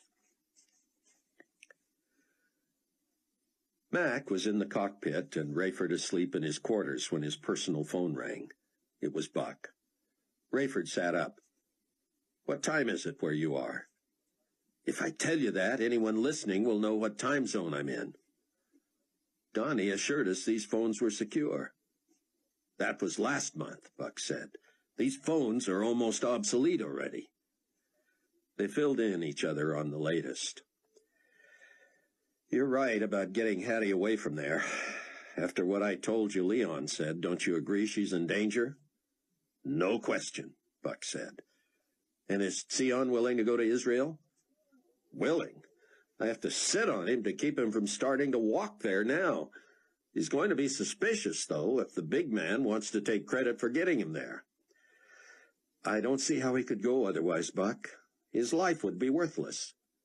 He takes comfort in the prophecies that he and the rest of the 144,000 witnesses are sealed and protected, at least for now. He feels he could walk into the enemy's lair and come out unharmed. He's the expert. I want to go with him. Being in the same country as the two witnesses at the Wailing Wall would make this soul harvest he's been predicting just explode. Buck, have you checked in with headquarters? All I hear from the top is that you're on dangerous ground. You have no secrets anymore. Funny you should ask. I just transmitted a long message to the big boss. Is it going to do you any good? You seem to have survived by being straightforward, Rayford. I'm doing the same. I told him I've been too busy rescuing friends and burying others to worry about my publication.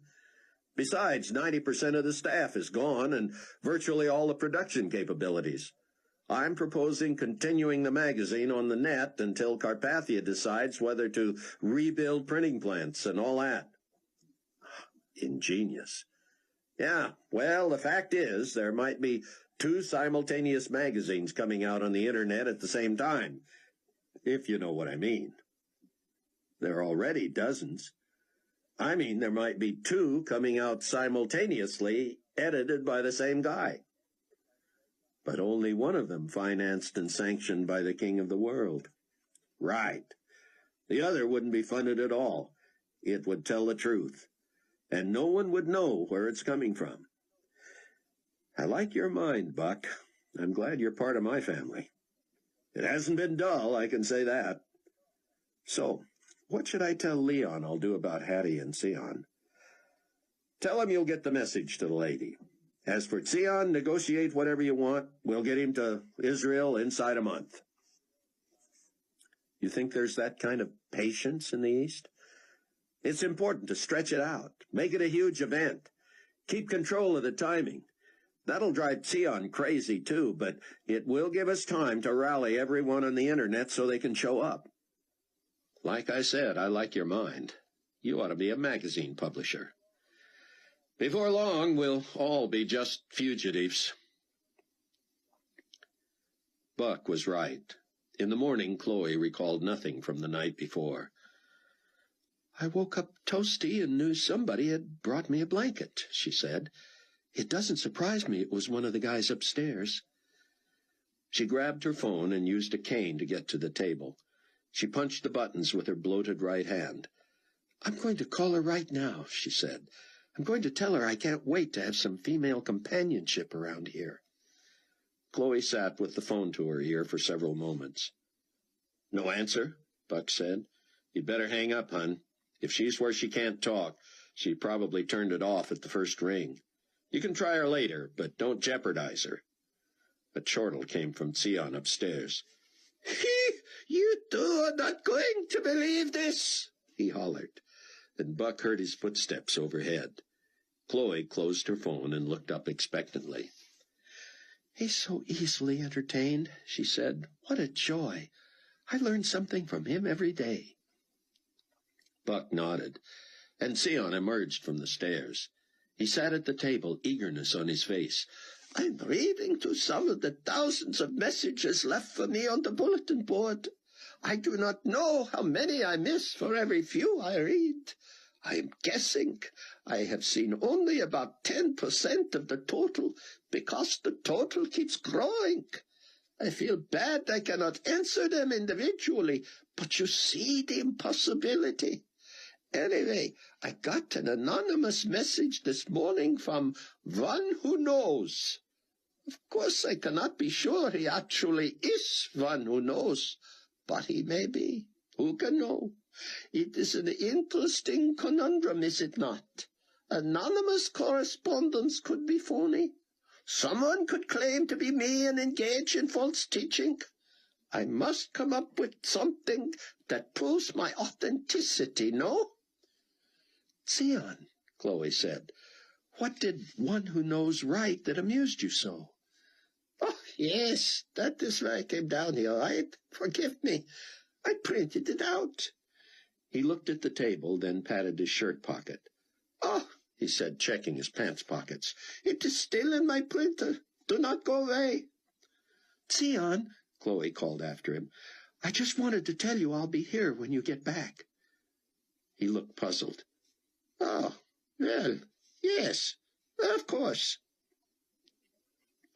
He's going to be thrilled he's going home, Buck said. And you're going with him? Wouldn't miss it, Buck said. Big story. I'm going with you.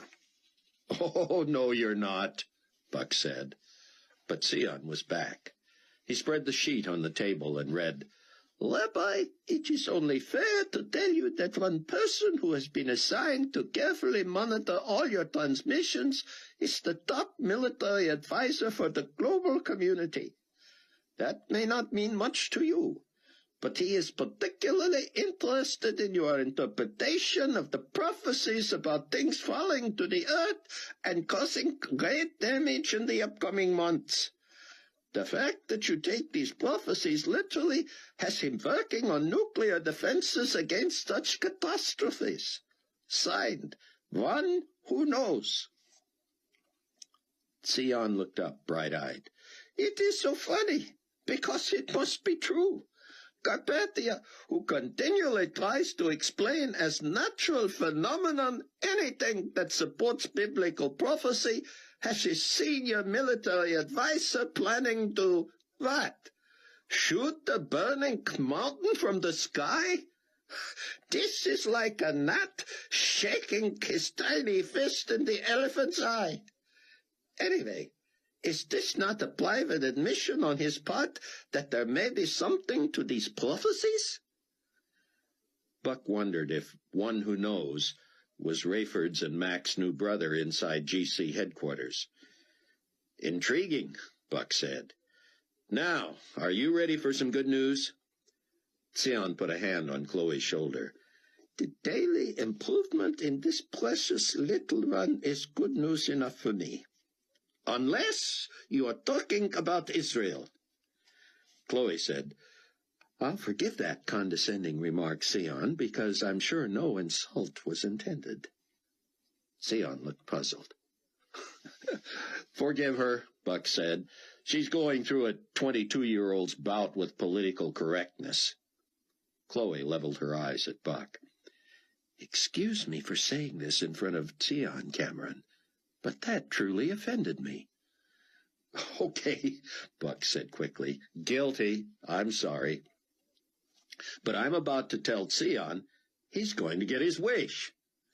Yes, Zion exulted. And, Chloe, I don't have the energy to fight over whether you're going. Then let's not fight. I'm going. Oh, no, Zion said. You must not. You're not nearly up to it. Zion, it's not for another month. By then I'll... Another month, Zion said. Why so long? I'm all ready now. I must go soon. The people are clamoring for it, and I believe God wants me there. We're concerned about security, Zion, Buck said. A month will also allow us to get as many of the witnesses there as possible from around the world. But a month? Works for me, Chloe said. I'll be walking on my own by then.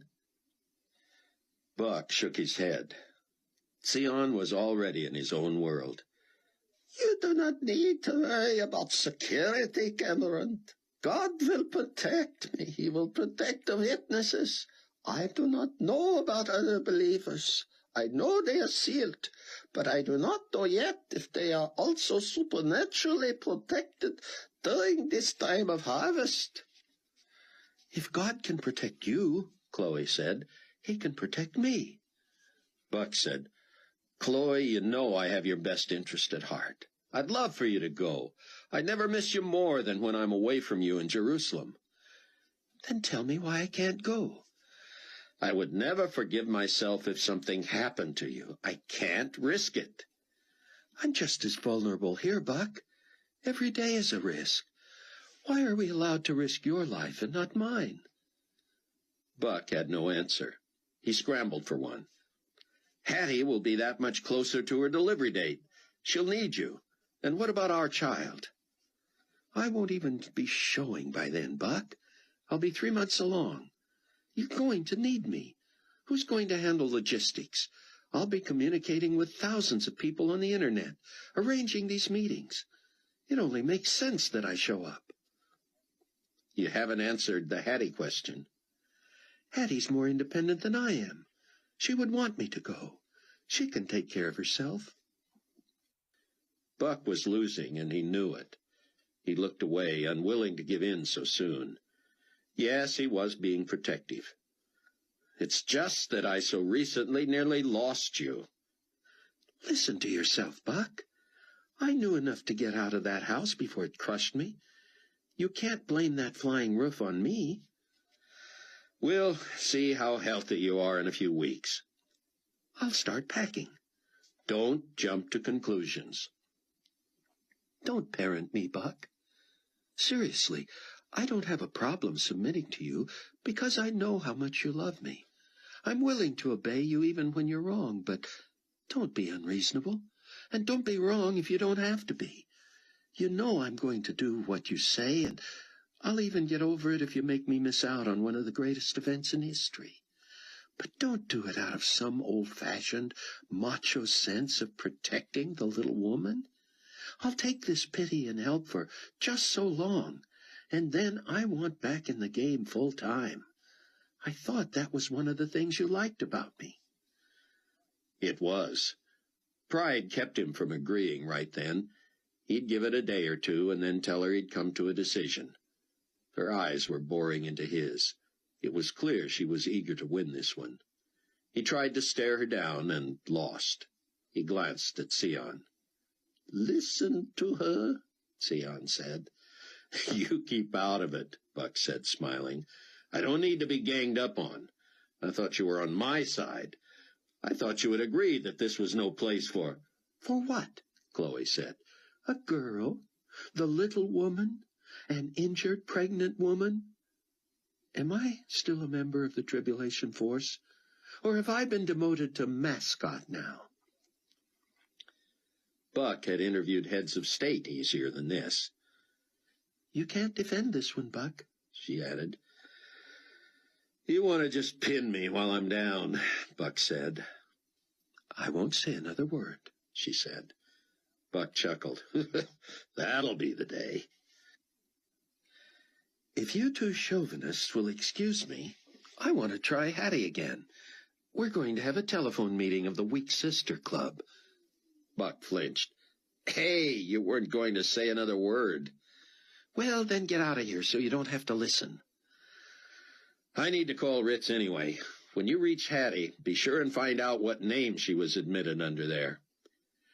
Buck went to follow Sion up the stairs, but Chloe called out to him. Come here a minute, big guy. He turned to face her. She beckoned him closer. Come on, she said. She lifted her arm, the one with the cast from shoulder to wrist, and hooked him with it behind the neck. She pulled his face to hers and kissed him long and hard. He pulled back and smiled shyly. You're so easy, she whispered. Who loves you, baby? He said, heading for the stairs again. Hey, she said, if you see my husband up there, tell him I'm tired of sleeping alone. Rayford listened through the bugging device as Peter Matthews and Leon Fortunato spent the last hour and a half of the flight arguing over protocol for their arrival in Dallas. Matthews, of course, prevailed on nearly every point. The regional ambassador, the former U.S. Senator from Texas, had arranged for limousines, a red carpet, an official welcome and greeting, and even a marching band. Fortunato spent half an hour on the phone with the ambassador's people, slowly reading the official announcement and presentation of honored guests that was to be read as he and Matthews disembarked. Though Rayford could hear only Fortunato's end of the conversation, it was clear the ambassador's people were barely tolerating this presumption. After Fortunato and Matthews had showered and changed for the occasion, Leon buzzed the cockpit. "I would like you gentlemen to assist the ground crew with the exit stairs as soon as we have come to a stop." "Before post-flight checks?" Mac said, giving Rayford a look, as if this was one of the dumbest things he had ever heard. Rayford shrugged. "Yes, before post-flight checks," Fortunato said. "Be sure everything is in order. Tell the cabin crew to wait until after the welcoming ceremony to deplane, and you two should be last off." Mac switched off the intercom. "If we're putting off post-flight checks, we'll be the last off, all right. Wouldn't you think priority would be making sure this rig is airworthy for the return trip?" "He figures we got 36 hours and we can do it any time." "I was trained to check the important stuff while it's hot." "Me too," Rayford said. "But we'll do what we're told when we're told, and you know why." "Tell me, oh supreme excellent pilot." "Because the red carpet ain't for us." "Doesn't that just break your heart?" Mac said. Rayford updated ground control as Mac followed the signalman's directions to the tarmac and a small grandstand area where the public, the band, and dignitaries waited. Rayford peered out at the ragtag musicians. "Wonder where they got this bunch," he said, "and how many they had with them before the quake." The signalman directed Mac to the edge of the carpet and crossed his cone flashlights to signify a slow stop. "Watch this," Mac said. "Careful, you rascal," Rayford said. At the last instant, Mac rolled over the end of the red carpet. "Did I do that?" he asked. "You're bad." Once the stairs were in place, the band was finished, and the dignitaries were situated, the Global Community Ambassador stepped to the microphone. "Ladies and gentlemen," he announced with great solemnity, "representing His Excellency Global Community Potentate Nikolai Carpathia, Supreme Commander Leonardo Fortunato." The crowd broke into cheering and applause as Leon waved and made his way down the steps. "Ladies and gentlemen, the personal attendants from the office of the Supreme Pontiff of Enigma Babylon One World Faith." The reaction was subdued, as the crowd seemed to wonder if these two young people had names, and if so, why they were not mentioned.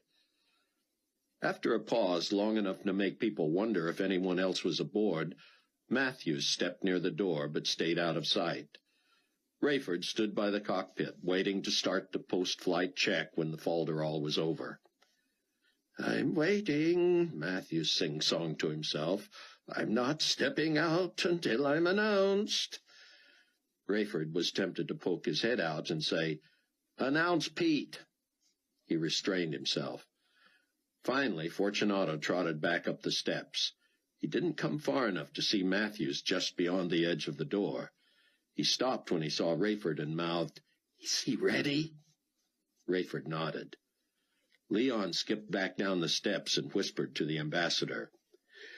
"Ladies and gentlemen, from Enigma Babylon One World Faith, Pontifex Maximus Peter II." The band struck up, the crowd erupted, and Matthews stepped to the doorway, waiting for several beats and looking humbled at the generous response. He solemnly descended, waving a blessing as he went. As the welcoming speeches droned, Rayford grabbed his clipboard and settled into the cockpit. Mac said, "Ladies and gentlemen, First Officer of the Condor 216, with a lifetime batting average of—" Rayford smacked him on the shoulder with his clipboard. "Knock it off, you idiot." "How are you feeling, Ken?" Buck asked over the phone. "I've been better. There are days that hospital looks pretty good. But I'm a far sight better than I was last time I saw you. I'm supposed to get the stitches out Monday. I've got another job for you, if you're up to it." "I'm always game. Where are we going?" "Denver." The old airport's open there, they tell me. The new one will probably never be open again. We pick up an hour going, and I told my client I'd pick her up by noon." "Another damsel in distress?" "As a matter of fact, yes. You got wheels?" "Yep." "I need you to pick me up on the way this time. Need to leave a vehicle here." "I'd like to check in on Chloe anyway," Ken said. "How's she doing?" "Come see for yourself." "I better get going if you're going to keep your commitment. You never schedule a lot of playtime, do you?" "Sorry." "Hey, Ken, did you check out that website I told you about?" "Yeah, I've spent a good bit of time there." "Come to any conclusions?" "I need to talk to you about that." "We'll have time in the air." "I appreciate your giving me so much flying time on this trip," Max said as he and Rayford left the plane. "I had an ulterior motive. I know the FAA rules are out the window now that Carpathia is a law unto himself, but I still follow the maximum flying hours rules." "So do I. You going somewhere?" "As soon as you teach me how to get around in the Challenger. I'd like to drop in on my daughter and surprise her. Buck gave me directions." "Good for you." "What are you going to do, Mac?" "Hold up here a while. I got some buddies I might look up a couple 100 miles west. If I can track 'em down, I'll use a chopper." Ken Ritz's Suburban came rumbling around the back of the house just before 9. "Somebody wants to see you when you're halfway conscious," Buck said. "Find out if he wants to arm wrestle," Chloe said. "Aren't you getting frisky?" Sion was on his way down the stairs when Buck met Ken at the back door. Ken wore cowboy boots, blue jeans, a long-sleeved khaki shirt, and a cowboy hat. "I know we're in a hurry," he said, "but where's the patient?" "Right here, Dr. Airplane," Chloe said. She hobbled to the kitchen door. Ken tipped his hat. "You can do better than that, cowboy," she said, extending her good arm for a hug. He hurried to her. "You sure look a lot better than the last time I saw you," he said. "Thanks. So do you." He laughed. "I am a lot better. Notice anything different about me?" "A little better color, I think," Buck said. "And you might have gained a pound in the last day or two." "Never shows on this frame," Ritz said. "It has been a long time, Mr. Ritz," Sion said. Ritz shook the rabbi's hand. "Hey, we all look healthier than last time, don't we?" "We really need to get going," Buck said. "So nobody notices anything different about me, huh?" Ken said. "You can't see it in my face? It doesn't show?" "What?" Chloe said. "Are you pregnant, too?" As the others laughed, Ken took off his hat and ran a hand through his hair. "First day I've been able to get a hat on this sore head." "So that's what's different," Buck said. "That and this." Ken ran his hand through his hair again, and this time left it atop his head with his hair pulled out of the way. "Maybe it shows on my forehead. I can see yours. Can you see mine?" Chapter 16. Rayford made the approach for yet another landing in the Challenger 3. "They're getting tired of me hogging this runway. If I can't get it right, you may have to fly me to Illinois." "Dallas Tower to Charlie Tango, over." Rayford raised an eyebrow. "See what I mean?" "I'll get it," Max said. "This is Charlie Tango, over." Tango X-ray message for Condor 216, Captain, over. Go ahead with the X message tower, over. Subject is to call Supreme Commander at the following number. Mac wrote it down. What now? Rayford wondered aloud. He put the screaming jet down for his smoothest landing of the morning. Why don't you take her back up? Mac said. Then I'll take over while you call Captain Kangaroo. That's Supreme Commander Kangaroo to you, pal, Rayford said. He lined up the Challenger and hurtled down the runway at 300 miles an hour. Once he was in the air and leveled off, Mac took the controls. Rayford reached Fortunato at the ambassador's residence. I expected an immediate call, Leon said. I'm in the middle of a training maneuver. I have an assignment for you. I have plans today, sir. Do I have a choice? This is straight from the top. My question remains. No, you have no choice. If this delays our return, we will inform the respective ambassadors. His Excellency requests that you fly to Denver today. Denver? I'm not ready to fly this thing solo yet, Rayford said. Is this something my first officer can handle? Intelligence sources have located the subject we asked you to communicate with. Follow? I follow. His Excellency would appreciate his message being delivered as soon as possible in person. What's the rush?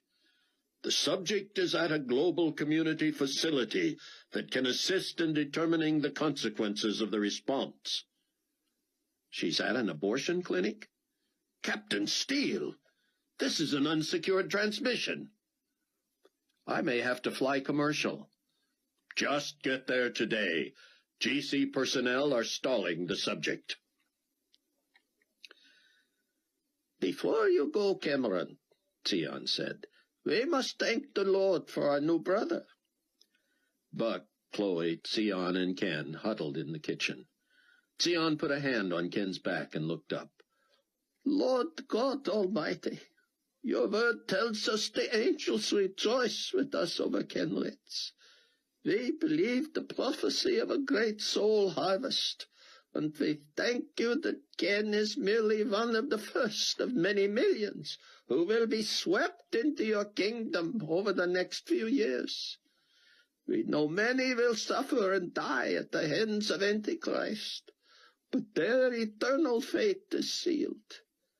We pray especially that our new brother develops a hunger for your word, that he possesses the boldness of Christ in the face of persecution, and that he be used to bring others into the family. And now may the God of peace himself sanctify us completely, and may our spirits, souls, and bodies be preserved blameless at the coming of our Lord Jesus Christ. We believe that he who called us is faithful, who will also do it. We pray in the matchless name of Jesus, the Messiah and our Redeemer. Ken brushed tears from his cheeks, put his hat on, and pulled it down over his eyes. Oh, boy, that's what I call some praying. Sion trotted upstairs and returned with a dog-eared paperback book called How to Begin the Christian Life. He handed it to Ken, who looked thrilled. Will you sign it? Oh, no, Sion said. I did not write it. It was smuggled to me from Pastor Bruce Barnes' library at the church. I knew he would want you to have it.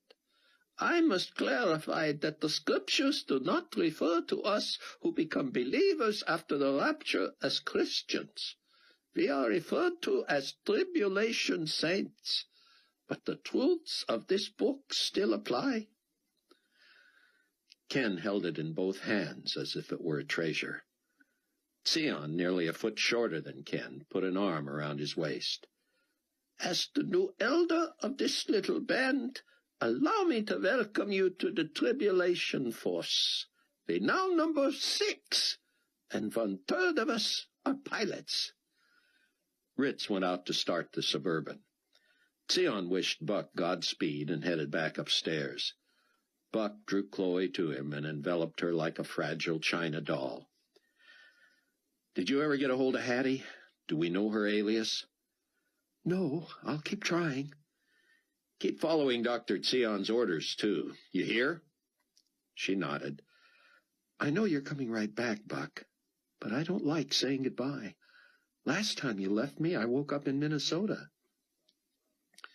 "Next week, we'll sneak Dr. Charles over here and get your stitches out." "I'm waiting for the day I have no more stitches, cast, cane, or limp. I don't know how you can stand to look at me." Buck cupped her face in his hands. Her right eye was still black and purple, her forehead crimson. Her right cheek was sunken where teeth were missing, and her cheekbone was broken. "Chloe," he whispered, "when I look at you, I see the love of my life." She started to protest, and he shushed her. "When I thought I'd lost you, I would have given anything to have you back for just 1 minute. I could look at you till Jesus comes and still want to share eternity with you." He helped her to a chair. Buck bent and kissed her between her eyes. Then their mouths met. "I wish you were going with me," he whispered. "When I get healthy, you're going to wish I'd stay home once in a while." Rayford stalled as long as possible to get more comfortable with the Challenger 3, and also to make sure Buck and Ken Ritz got to Hattie before he did. He wanted to be able to tell Fortunato she was gone when he got there. Soon he would call Buck to warn him that the GC would try to keep her from bolting. Rayford didn't like his instructions. Fortunato would not commit to a specific destination. He said local GC forces would give Rayford that information. Rayford didn't care where they wanted him to take Hattie. If this worked the way he hoped, she would be jetting back to the Chicago area with Buck and Ken, and his orders would be moot. Buck would have to fly over 1,000 miles to Denver, Rayford fewer than 800.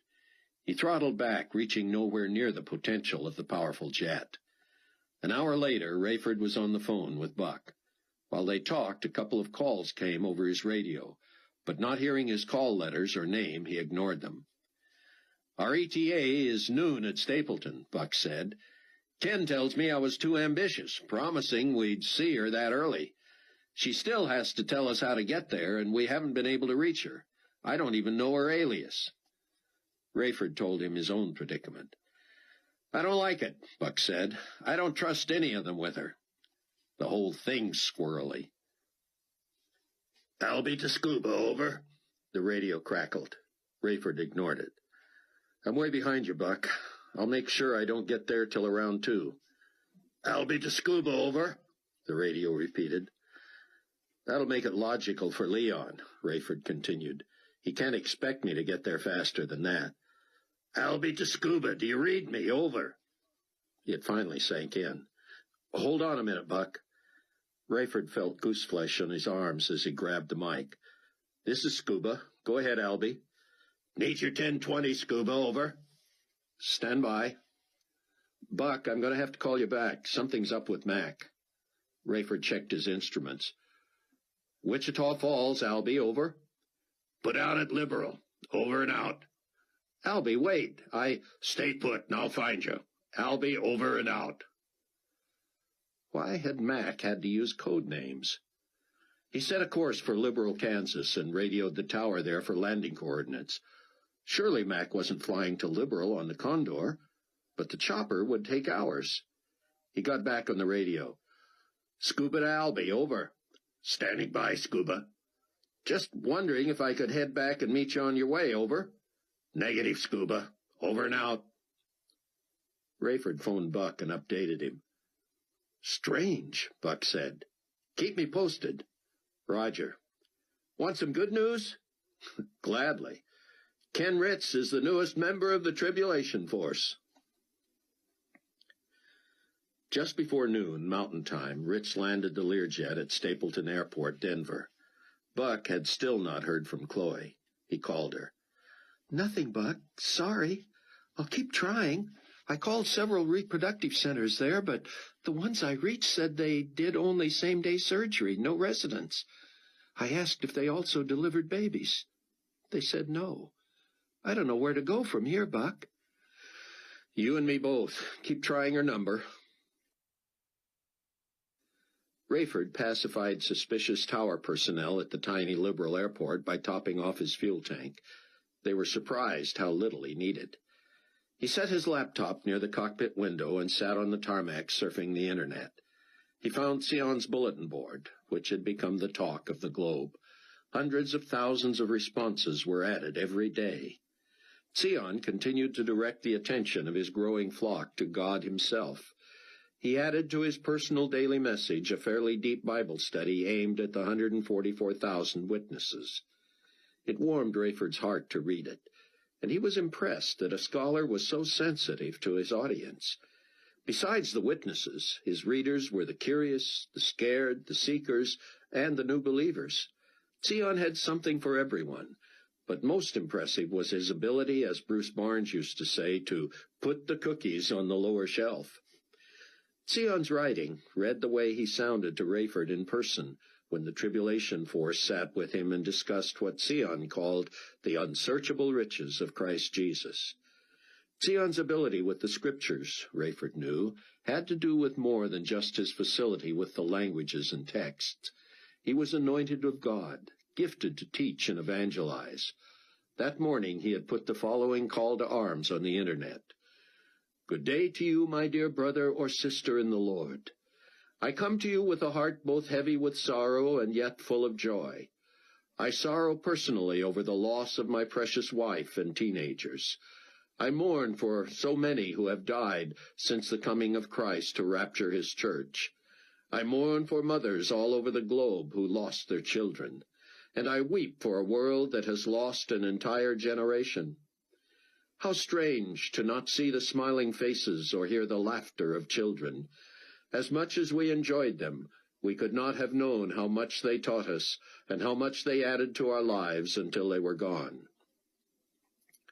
I am also melancholy this morning because of the results of the wrath of the Lamb. It should be clear to any thinking person, even the non-believer, that prophecy was fulfilled.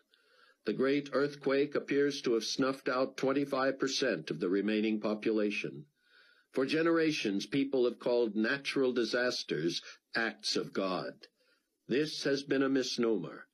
Eons ago, God the Father conceded control of earth's weather to Satan himself, the prince and power of the air. God allowed destruction and death by natural phenomena, yes, because of the fall of man.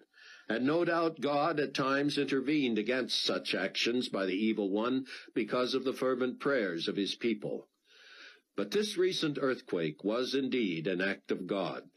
It was sadly necessary, and I choose to discuss this today because of one thing that happened where I am hiding in exile.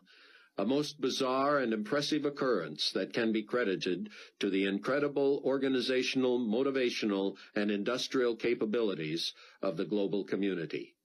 I have never hidden that I believe the very idea of a one-world government, or currency, or especially faith, or I should say non-faith, is from the pit of hell. That is not to say that everything resulting from these unholy alliances will be obviously evil. Today, in my secret part of the world, I learned via radio that the astounding cellular solar network had made it possible already for television to be returned to certain areas. A friend and I, curious, turned on the television set. We were astounded. I expected an all-news network, or perhaps also a local emergency station. But, as I am sure you know by now, where television has returned, it is back full force. Our television accesses hundreds of channels from all over the world, beamed to it by satellite.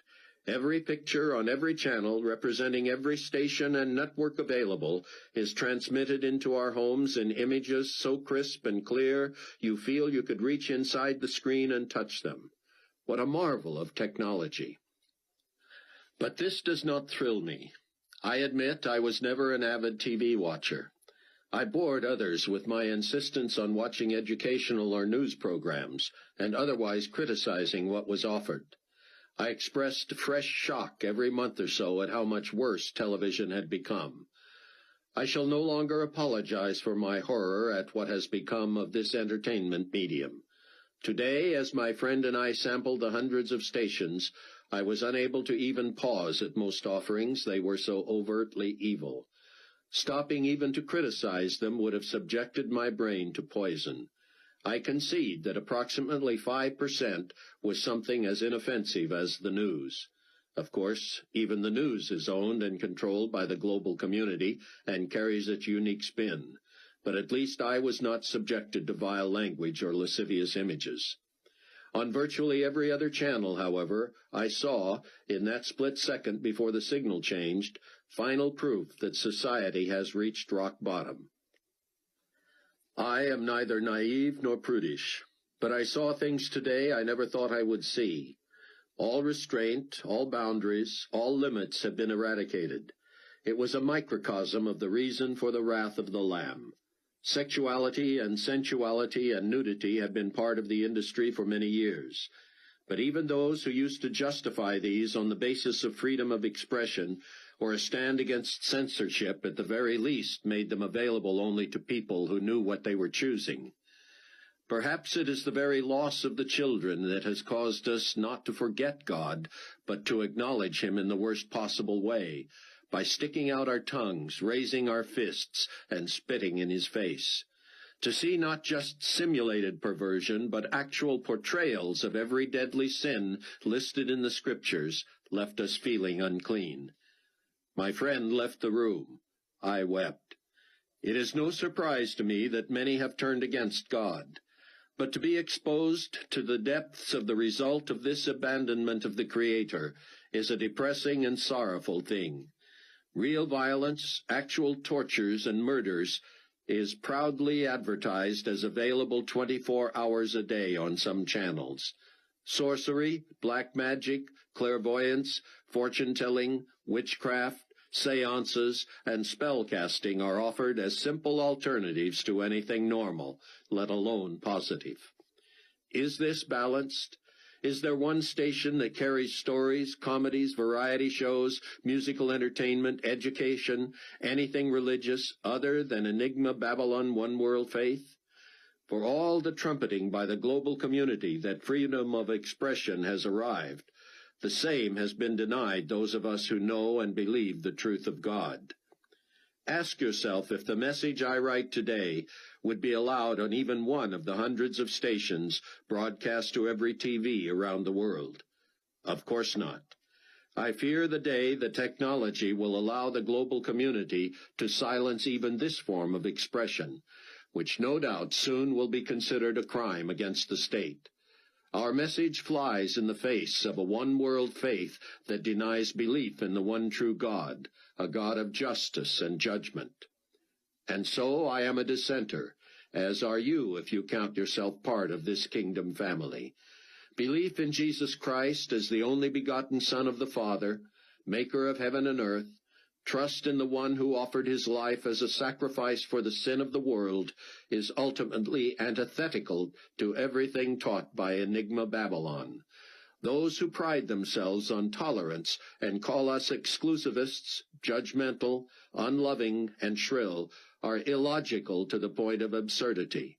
Enigma Babylon welcomes every organized religion into its ranks, with the proviso that all are acceptable and none are discriminated against. And yet the very tenets of many of those same religions make this impossible. When everything is tolerated, nothing is limited. There are those who ask, why not cooperate? Why not be loving and accepting? Loving we are. Accepting we cannot be. It is as if Enigma Babylon is an organization of one and only true religions. It may be that many of those belief systems eagerly gave up their claims of exclusivity because they never made sense. Belief in Christ, however, is unique, and yes, exclusive on the face of it. Those who pride themselves on accepting Jesus Christ as a great man, perhaps a god, a great teacher, or one of the prophets, expose themselves as fools. I have been gratified to read many kind comments about my teaching. I thank God for the privilege, and pray I will always seek his guidance and expound his truth with care.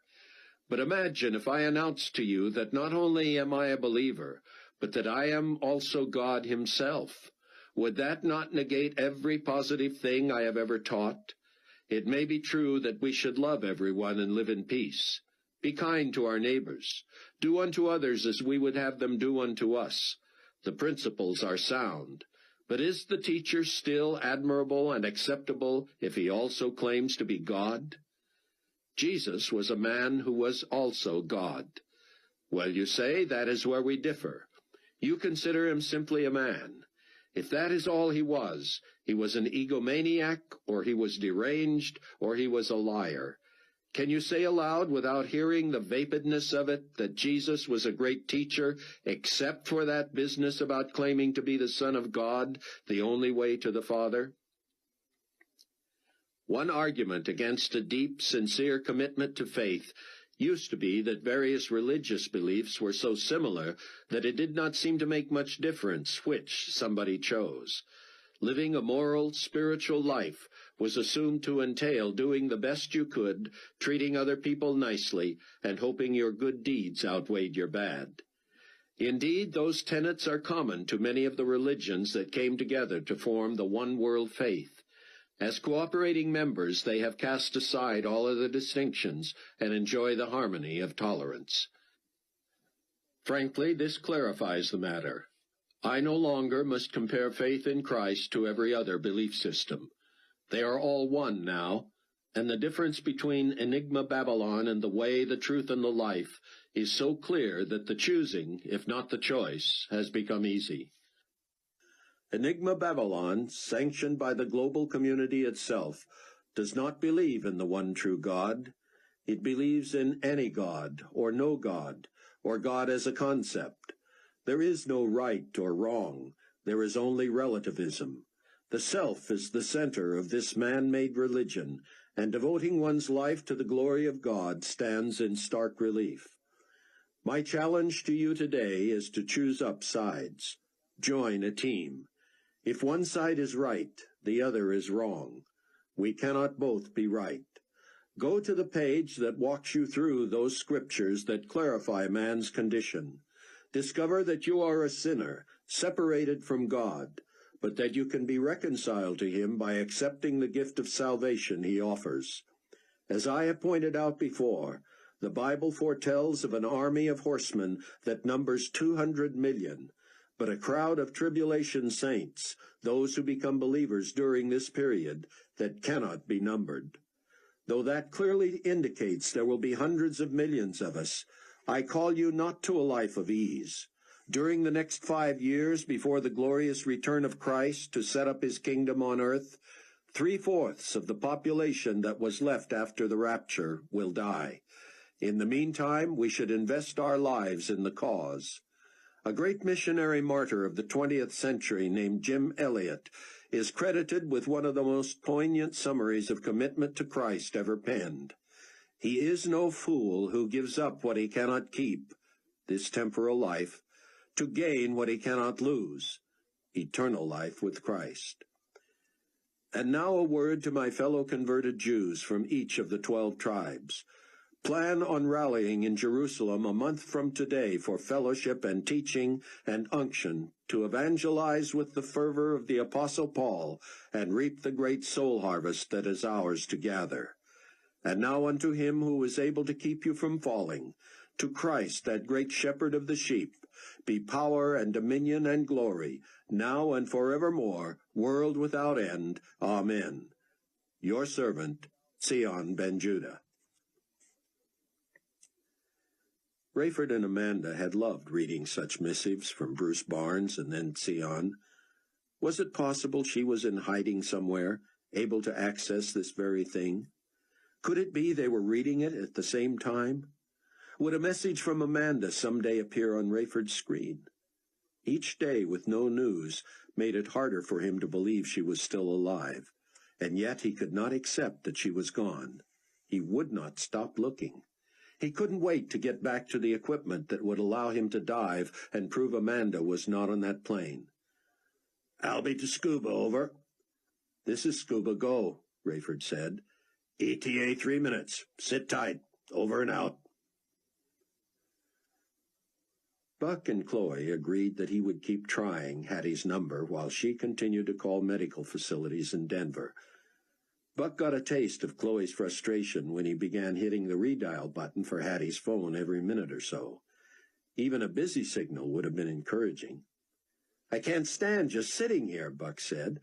"I feel like heading off on foot and searching for her." "Got your laptop with you?" Ritz said. "Always," Buck said. Ken had been riveted to his for some time. "Sion's on the net, rallying the troops. He's got to be getting under Carpathia's skin. I know there's a lot more people who still love Carpathia than there are like us who finally saw the light, but look at this." Ritz turned his computer so Buck could watch the numbers whiz by, indicating how many responses hit the bulletin board every minute. With a fresh message out there, the total was multiplying again. Ritz was right, of course, Buck thought. Carpathia had to be enraged by the response to Sion. No wonder he wanted credit for Sion's escape and also for eventually bringing him back to the public. But how long would that satisfy Carpathia? How long before his jealousy got the best of him? "If it's true, Buck, that the global community would like to sponsor Sion's return to Israel, they ought to look at what he's saying about Enigma Babylon." "Carpathia's got Matthews in charge of Enigma Babylon right now," Buck said, "and he regrets it. Matthews sees himself and the faith as bigger and more important than even the GC. Sion says the Bible teaches that Matthews will only last so long." The phone rang. It was Chloe. "Buck, where are you?" "Still sitting here on the runway." "You and Ken head for a rental car. I'll talk as you walk." "What's up?" Buck said, climbing out and signaling Ken to follow. "I got through to a small private hospital. A woman told me they were being shut down in 3 weeks because they're better off to sell to the global community than pay the ridiculous taxes." Buck jogged toward the terminal, but soon slowed when he realized Ken was lagging. "Is that where Hattie is?" he asked Chloe. "No, but this woman told me there's a big GC testing laboratory in Littleton. It's housed in a huge church Enigma Babylon took over and then sold to Carpathia when attendance dwindled. A reproductive clinic in the old educational wing of that church takes in longer-term patients. She wasn't fond of it. The clinic and the lab work hand in hand, and apparently there's a lot of cloning and fetal tissue research going on." "So you reached Hattie there?" "I think I did. I described Hattie, and the receptionist got suspicious when I didn't know what name she might be using. She told me that if someone was using a phony name, that meant they didn't want to be contacted.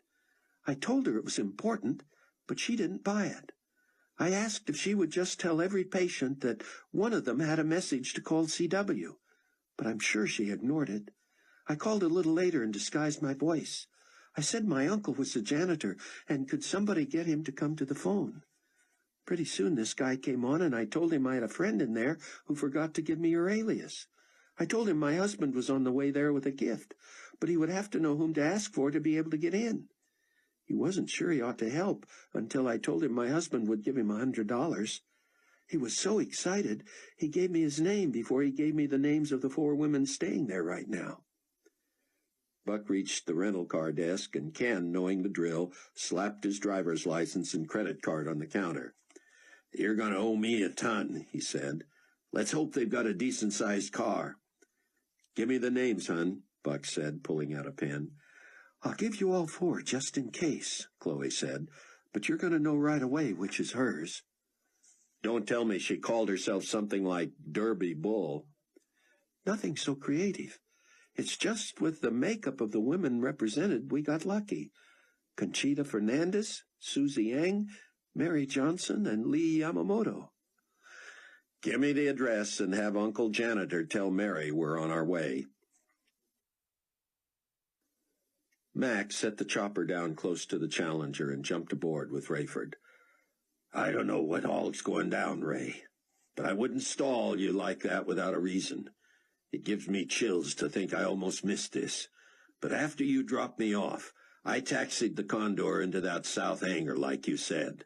I'm coming out of there and heading to the cab line when Fortunato pages me from the ambassador's house. He asks me will I let him back on the Condor because he's got a classified call he's got to make, and the only secure phone's on board. I tell him sure, but that I'm going to have to unlock it for him and get some power on for his call, and then lock up after him.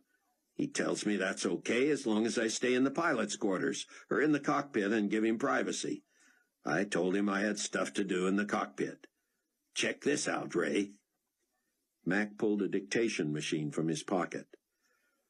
Do I think ahead, or what? I slipped in there, jammed on those headphones, and flipped the switch. I tucked the machine inside one of the phones and turned it on. Listen.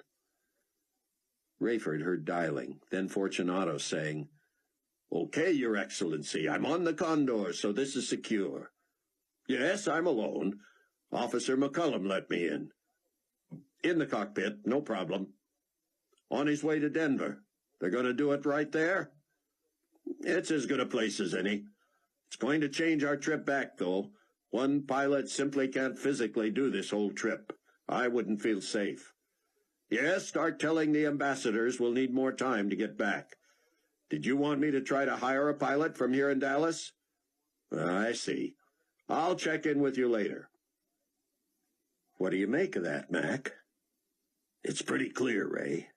They want to take you both out at once.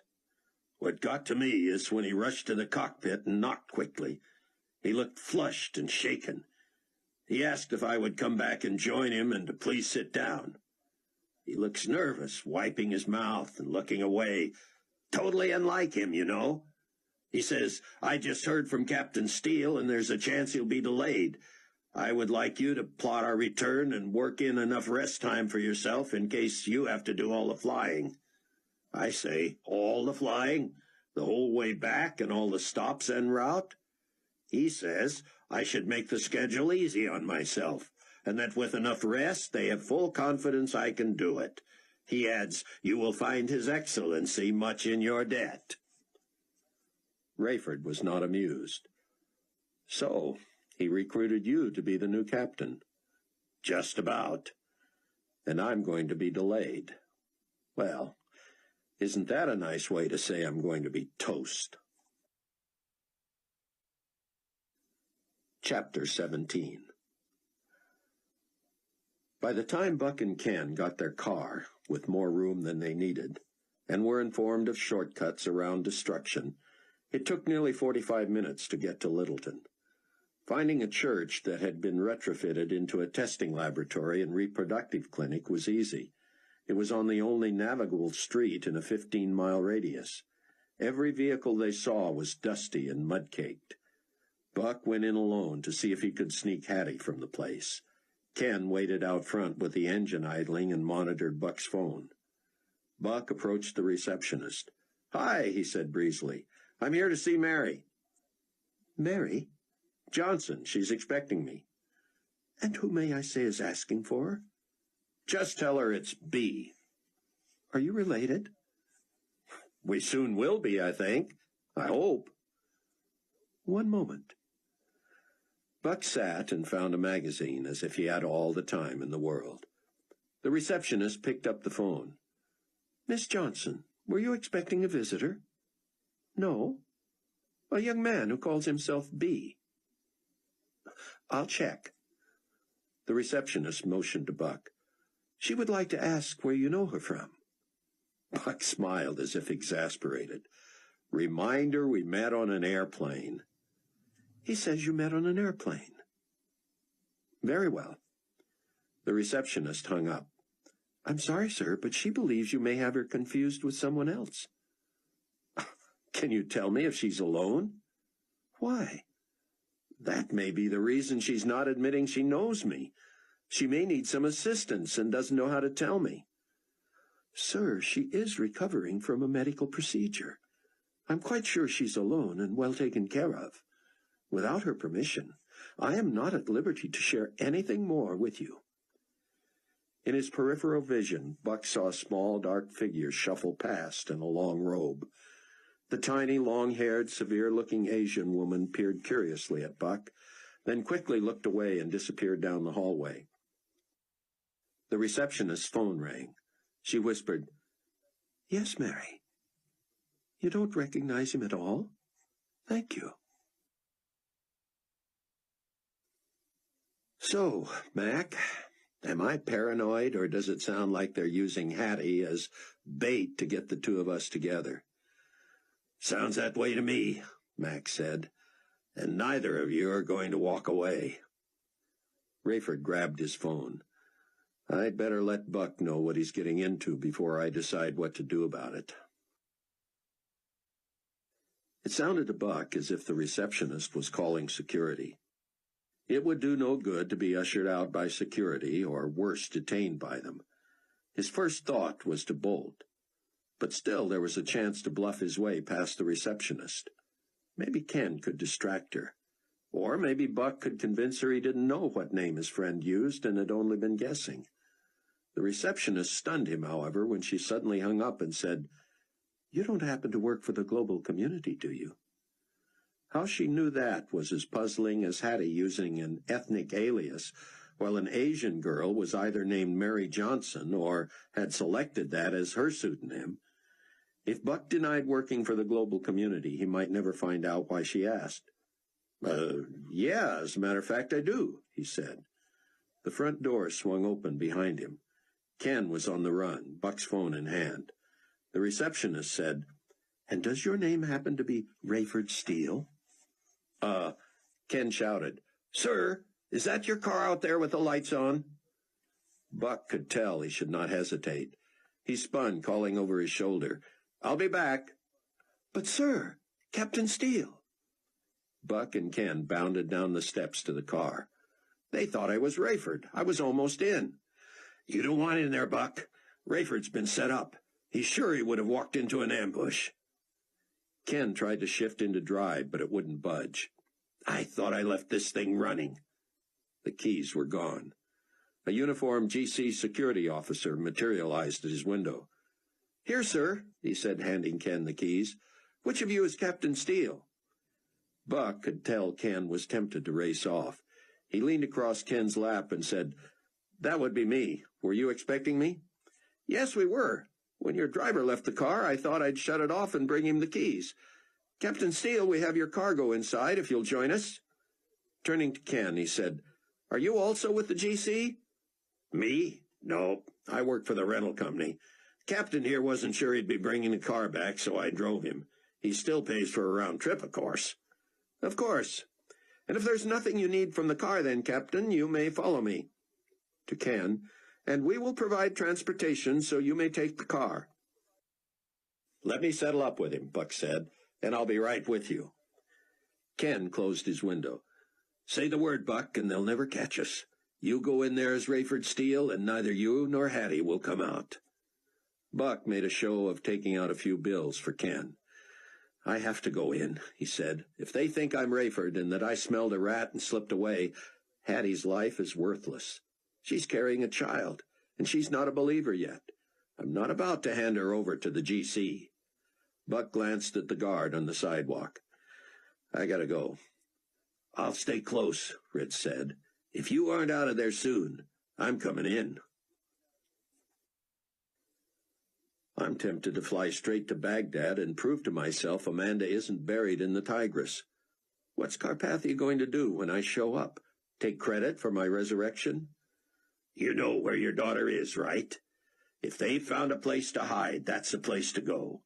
By the time it gets back to Carpathia that you didn't show in Denver, you'll be hidden." "It's not like me to hide, Mac.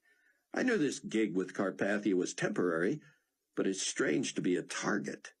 None of us are likely to make it to the glorious appearing, but that's been my goal since day one. What are the odds now?" Mac shook his head. Rayford's phone rang. Ritz told him what was going on.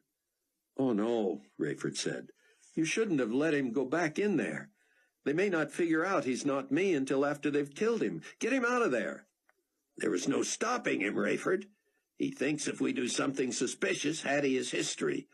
Trust me, if he's not out in a few minutes, I'm going in." "These people have unlimited weapons," Rayford said. "Are you armed?" "Yes, but they're not going to risk shooting inside, are they?" "Why not? They care for no one but themselves. What are you carrying?" "Buck doesn't know, and I've never had to use it. But I carry a Beretta any time I fly for him." Buck and the GC guard were met inside by an unhappy receptionist. "Had you simply told me who you were, Captain Steele, and used the proper name for the person you were seeking, I could have easily accommodated you." Buck smiled and shrugged. A younger guard emerged. "He will see you now," he said. "Then we'll all fill out a little paperwork and we'll run you both out to Stapleton." "Oh," Buck said, "you know, we didn't put down at Stapleton after all." The guards caught each other's eyes. "You didn't?" "We were told the terrain between here and Stapleton was worse than between here and Denver International, so I thought DIA was closed." "Closed to commercial, yes," Buck said, scrambling. "If you can get us out there, we'll be heading back." "Back where? We haven't given you your orders yet." "Oh, yeah, I know. I just assumed New Babylon." "Hey," the younger guard said, "if DIA is close to commercial, where'd you get the car?" "One outfit was still open," Buck said. "Guess they're serving the GC military." The older guard glanced at the receptionist. "Tell her we're on our way." As the receptionist reached for the phone, the guards asked Buck to follow them down the hall. They entered a room labeled Yamamoto. Buck was afraid Hattie would say his name as soon as she saw him. She lay facing the wall. He couldn't tell whether she was awake. "She's going to be surprised to see her old captain," Buck said. "She used to call me Buck for short, but in front of the crew and passengers it was always Captain Steele. Yeah, she was my senior flight attendant at PanCon for many years. Always did a good job." The older guard put a hand on her shoulder. "Time to go, dear." Hattie rolled over, appearing puzzled, squinting against the light. "Where are we going?" she said. "Captain Steele is here for you, ma'am. He'll take you to an intermediate site and then back to New Babylon." "Oh, hi, Captain Steele," she said groggily. "I don't want to go to New Babylon." "Just following orders, Miss Durham," Buck said. "You know all about that." "I just don't want to go that far," she said. "We'll take it in stages. You'll make it." "But "Let's get started, ma'am," the older guard said. "We're on a schedule." Hattie sat up. Her pregnancy was beginning to show. "I would appreciate it if you gentlemen would excuse me while I dress." Buck followed the guards into the hall. The younger said, "So, what did you fly up here?" "Oh, one of the little jets that survived the quake." The other asked, "How was the flight from Baghdad?" Buck thought Rayford had told him Baghdad Airport was unusable. Relieved they hadn't asked more about the plane, he wondered if he was being tested. "We flew out of New Babylon," he said. "You wouldn't believe how fast the rebuilding is going." "Long flight?" "Very. But of course we stopped every so many hours to pick up another dignitary." Buck had no idea how many, when, or where, and he hoped they wouldn't ask. "What's that like, all those muckety-mucks on the same plane?" "Another day, another dollar," Buck said. "Pilots stay in the cockpit or in our quarters anyway. We don't get involved in the pageantry." Buck knew he had already been inside long enough to worry Ken Ritz. No way these guys were taking him or Hattie to either airport, regardless of how he misled them. He was surprised they hadn't already offered them a poisoned drink. Apparently, they had orders to make it neat and clean and quiet. There could be no witnesses. When the older guard knocked on Hattie's door, Buck caught sight of Ken with a janitor down the hall, both carrying brooms. Buck engaged the guards in conversation, hoping Ken could get out of sight quickly. Though Ken was wearing a clinic cap like the janitor, there was no hiding his features. "So, what kind of a vehicle did you guys get issued?" Buck said. "Anything that'll get us through this terrain faster than a rented sedan?" "Not really. A minivan. Rear-wheel drive, unfortunately. but we can get you to DIA with no trouble." "Where are they sending us, anyway?" Buck said. The younger guard pulled a sheet from his pocket. "I'll give you this in a few minutes in the other room, but it says Washington Dulles." Buck eyed the man. He knew one thing for sure. There weren't even plans to rebuild Dulles. It had been obliterated in the war, and the earthquake had wiped out Reagan National. Reagan had an operable runway or two, Rayford had told him, but Dulles was a pile of debris. "I'll be another second," Hattie called out. The guard sighed. "What's in the other room?" Buck said. "A debriefing. We give you your orders, make sure you've got everything you need, then we head to the airport." Buck didn't like the idea of the other room. He wished he could talk to Ritz. Buck couldn't tell if the GC men were carrying sidearms, but they were purported to have Uzis and holsters strapped at their ribs in the back. He wondered if he was going to die trying to save Hattie Durham. Rayford didn't want Fortunato to know he was not yet in Denver, in case GC forces there had already reported his arrival. If Denver was tipped off that the real Rayford was still in the air, Buck would be exposed, and neither he nor Hattie would have a chance. Rayford sat on the runway in Kansas as helpless as he had ever felt. "You'd better get heading back, Mac. Fortunato thinks you were visiting friends, right?" "I am, aren't I?" "How does he contact you?" "Has the tower call me, and then we switch to frequency 11 to talk privately." Rayford nodded. "Safe trip." "All right, ma'am," the guard said through Hattie's door. "Time's up. Now let's go." Buck heard nothing from Hattie's room. The guards looked at each other. The older turned the doorknob. It was locked. He swore. Both yanked weapons from their jackets and banged loudly on the door, commanding Hattie to come out. Other women peeked from their rooms, including one from each end of the hall. The younger guard waved his Uzi at them, and they ducked back in. The older burped 4 shots at Hattie's door, blowing the latch and lock housing to the floor and causing screams down the hall. The receptionist came running, but when she appeared in the corridor, the younger guard sprayed a fusillade that ripped from her waist to her face. She dropped loudly onto the marble floor. The older guard rushed into Hattie's room as the younger spun to follow him. Buck was between them.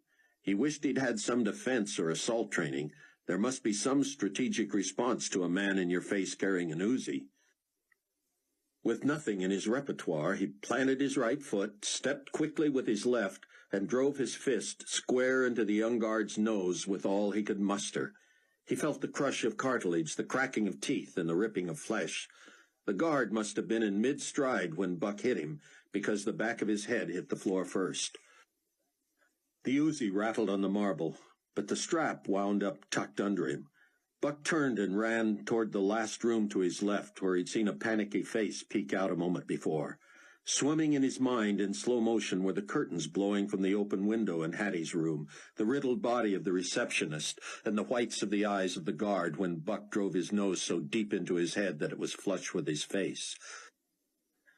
Blood dripped from Buck's hand as he ran. He glanced back as he raced into the room at the end. No sign of the older guard yet. A pregnant Hispanic woman shrieked as he flashed into her room. He knew he looked awful, the sore on his cheek still fiery, his hand and shirt covered with the blood from the young guard's face. The woman covered her eyes and trembled. "Lock the door and stay under the bed," Buck said. She didn't move at first. "Now, or you'll die." Buck opened the window and saw he would have to turn sideways to get out. The screen wouldn't budge. He backed up and lifted his leg, driving it through. The momentum carried him out and down into some bushes. As he regained his footing, bullets ripped through the door behind him, and he saw the woman cower under her bed. He raced along the side of the building past Hattie's open window. In the distance, Ken Ritz was helping her into the back of the car. The Global Community minivan sat between Buck and the sedan. Buck felt as if he were in a dream, unable to move faster. He made the mistake of holding his breath as he ran and soon had to gasp for air, his heart cracking against his ribs. As he neared the van, he shot a look back as the guard leaped from the window he had escaped through. Buck ducked around the other side of the van as bullets drilled the chassis. A block ahead, Ritz waited behind the wheel. Buck could stay put and be massacred or held hostage, or he could take his chances and run to the car. He ran. With every step, he feared the next sound would be a bullet crashing into his head. Hattie was out of sight on the seat or the floor, and Ken leaned right and disappeared as well. The passenger door flew open and beckoned like a spring in the desert. The more Buck ran, the more vulnerable he felt, but he dared not look back. He heard a sound, but not gunfire. Duller. The van door. The guard had jumped into the van. Buck was within 50 yards of the car.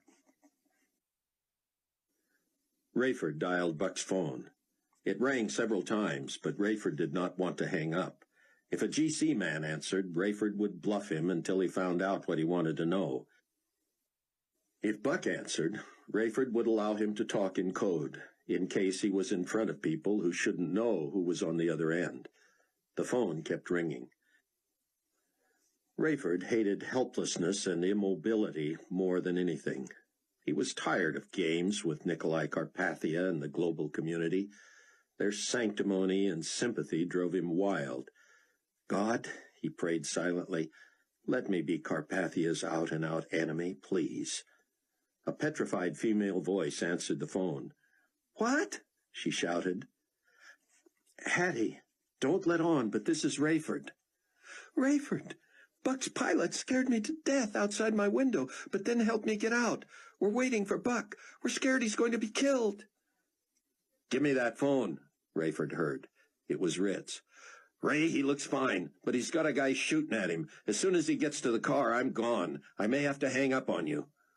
Just take care of them, Rayford said. A few steps from the car, expecting to be leveled, Buck had heard nothing more. No shots, no van. He stole one last look as the GC man clambered out of the van. He dropped into a crouch and began firing. Buck heard a huge blast next to him as the right rear tire was blown. He dove for the open door, grabbing the handle and trying to get a foot inside. The back windshield blew through the car in pieces. Buck tried to keep his balance. His left foot was on the floorboard, his right on the pavement. His left hand gripped the chassis and his right the door handle. Ken had leaned over onto the passenger seat again to escape the bullets, and before Buck could pull himself in, Ken blindly floored the accelerator.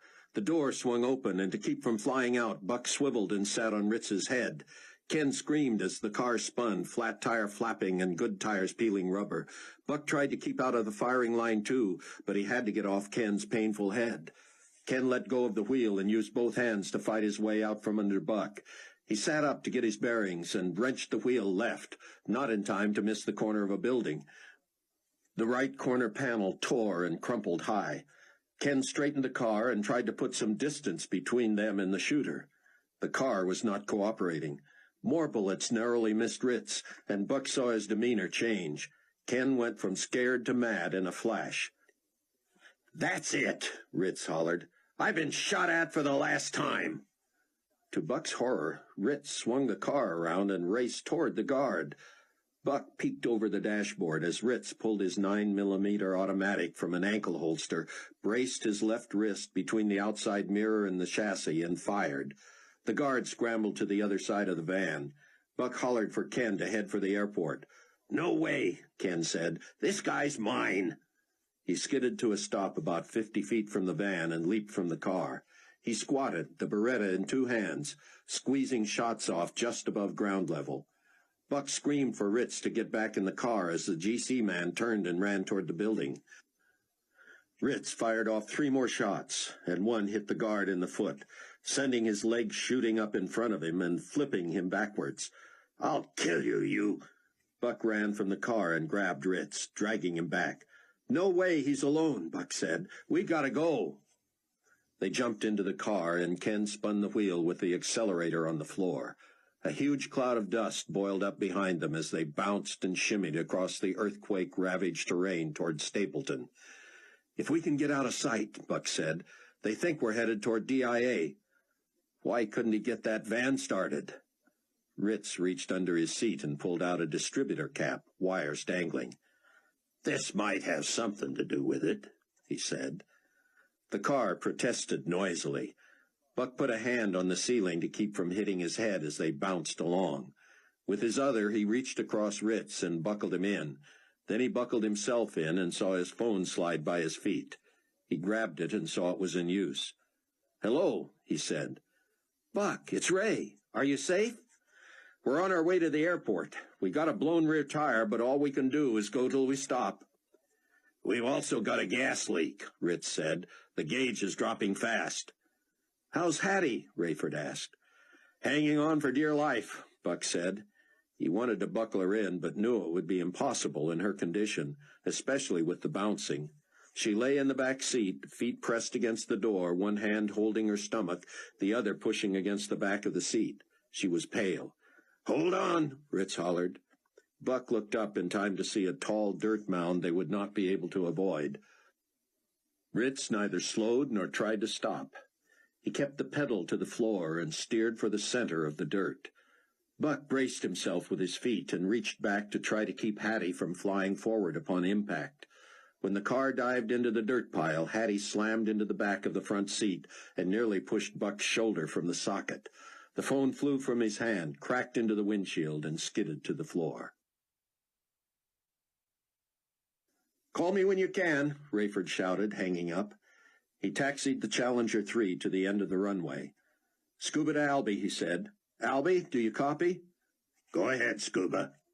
"Get back to base and find out what they know.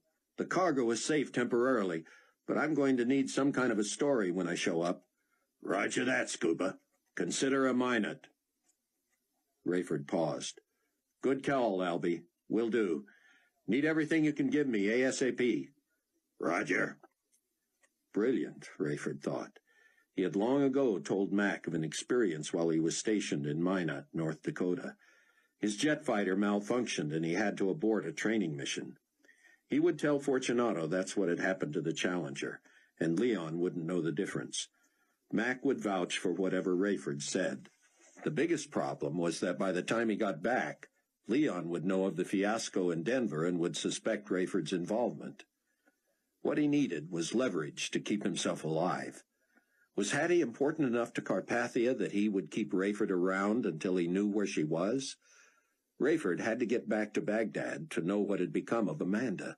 There was no guarantee Carpathia wouldn't have him killed as an example to the rest of the Tribulation Force. "She's overheating," Ritz said. "I'm overheating too," Hattie wailed. She sat up and braced herself with a hand on each of the front headrests. Her face was flushed, her forehead sweaty. "We have no choice but to keep going," Buck said. He and Ken tried to brace themselves against the violent shuddering of the wounded vehicle. The temperature needle was buried in the red. Steam billowed from under the hood. The gas gauge was perilously low, and Buck saw flames coming from the flat rear tire. "If you stop, the gas will hit those flames. Even if we get to the airport, make sure we're empty before we stop." Hattie shouted, "What if the tire burns up the car anyway?" "Hope you're right with God," Ritz shouted. "You took the words right out of my mouth," Buck said. Rocketing toward Dallas at several hundred miles an hour, Rayford was afraid he would overtake Mac in the chopper. He had to time his arrival appropriately. Several minutes later, he heard Fortunato contact Mac. "Dallas Tower to Golf Charlie 9er, over." "This is Golf Charlie. Go ahead, Tower." "Switched alternate frequency for your superior, over." "Roger that." Rayford switched to frequency 11 to listen in. "Mac, this is the Supreme Commander." "Go ahead, sir." "What's your location?" 2 hours west of you, sir, returning from a visit." "Were you coming straight back?" "No, sir, but I can." "Please do. There was a major foul-up north of us. Do you follow?" "What happened?" "We're not sure yet. We need to find our operative, and then we need to get back on schedule as soon as possible." "I'm on my way, sir."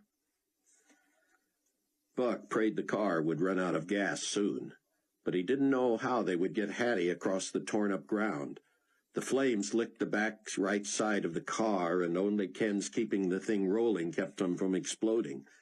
The fire was closest to Hattie, and even with the car jerking this way and that, she managed to crawl into the front seat, jamming between the men. "The engine will blow before I run out of gas," Ken shouted. "We may have to jump." "Easier said than done," Hattie said. Buck had an idea. He found his phone and punched in an emergency code. "Warn Stapleton Tower," he yelled. "Small craft approaching, on fire." The dispatcher tried to ask something, but Buck hung up. The engine rattled and banged. The back of the car was a torch, and Ken nursed it over one last rise to the far end of the runway. A foam truck moved into position.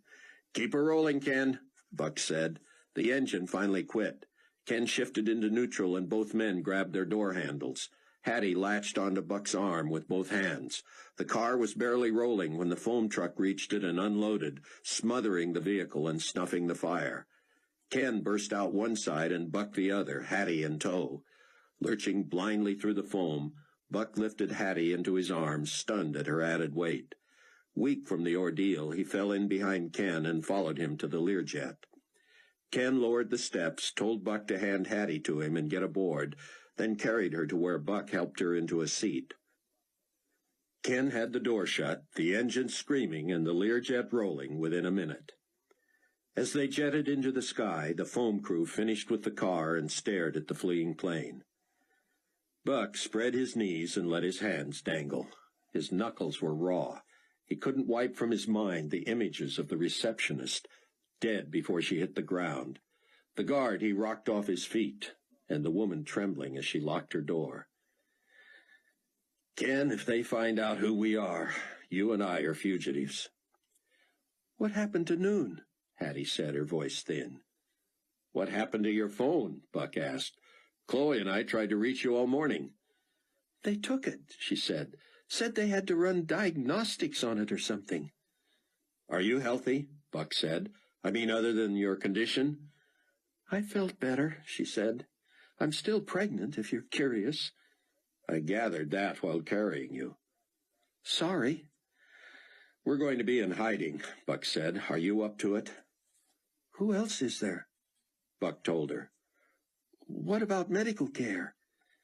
"I have an idea there, too," Buck said. "No promises, but we'll see what we can do."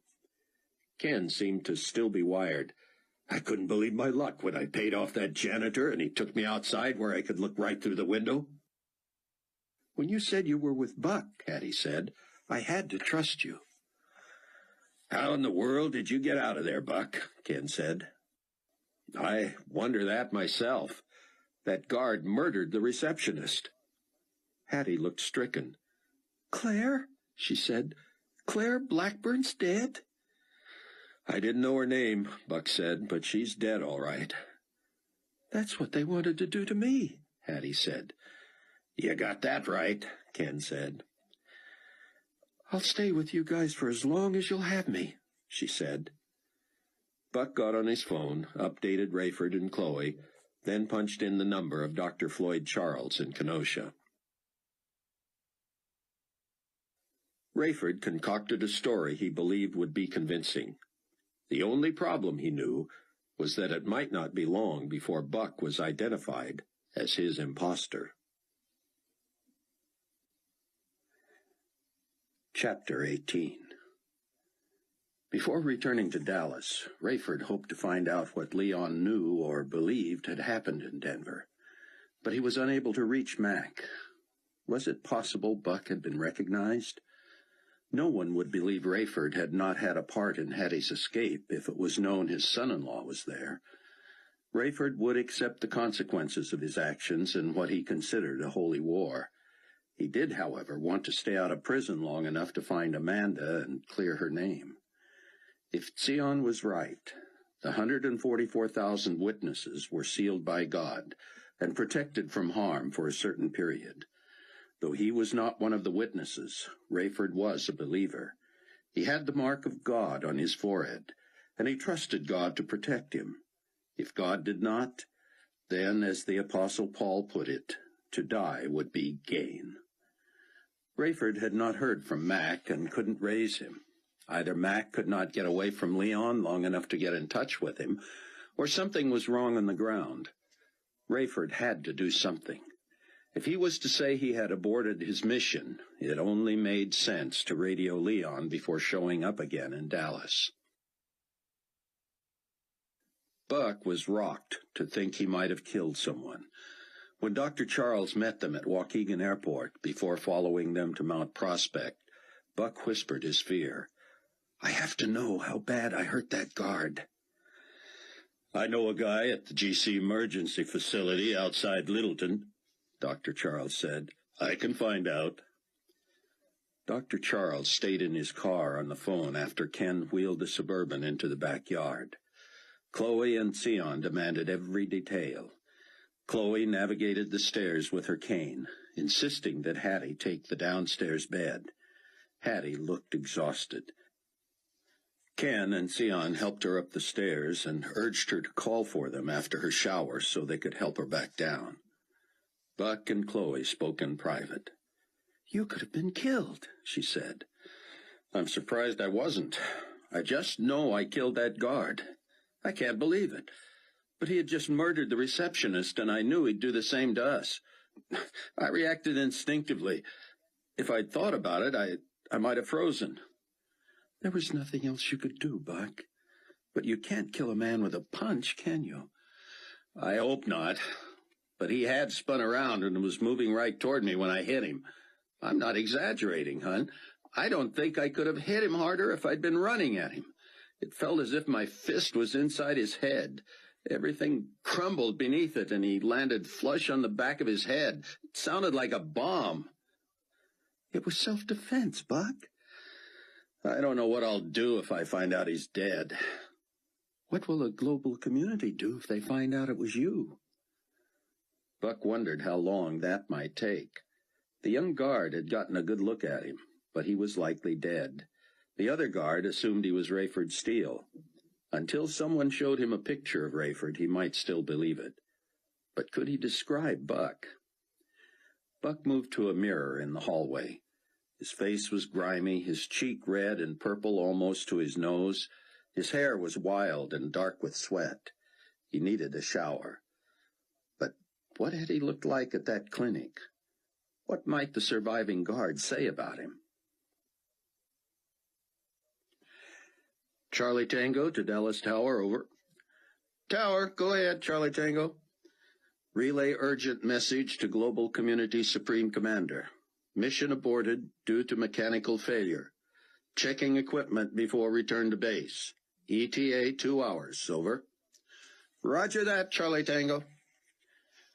Rayford put down at an unattended and seemingly abandoned airstrip east of Amarillo and waited for Leon Fortunato's call.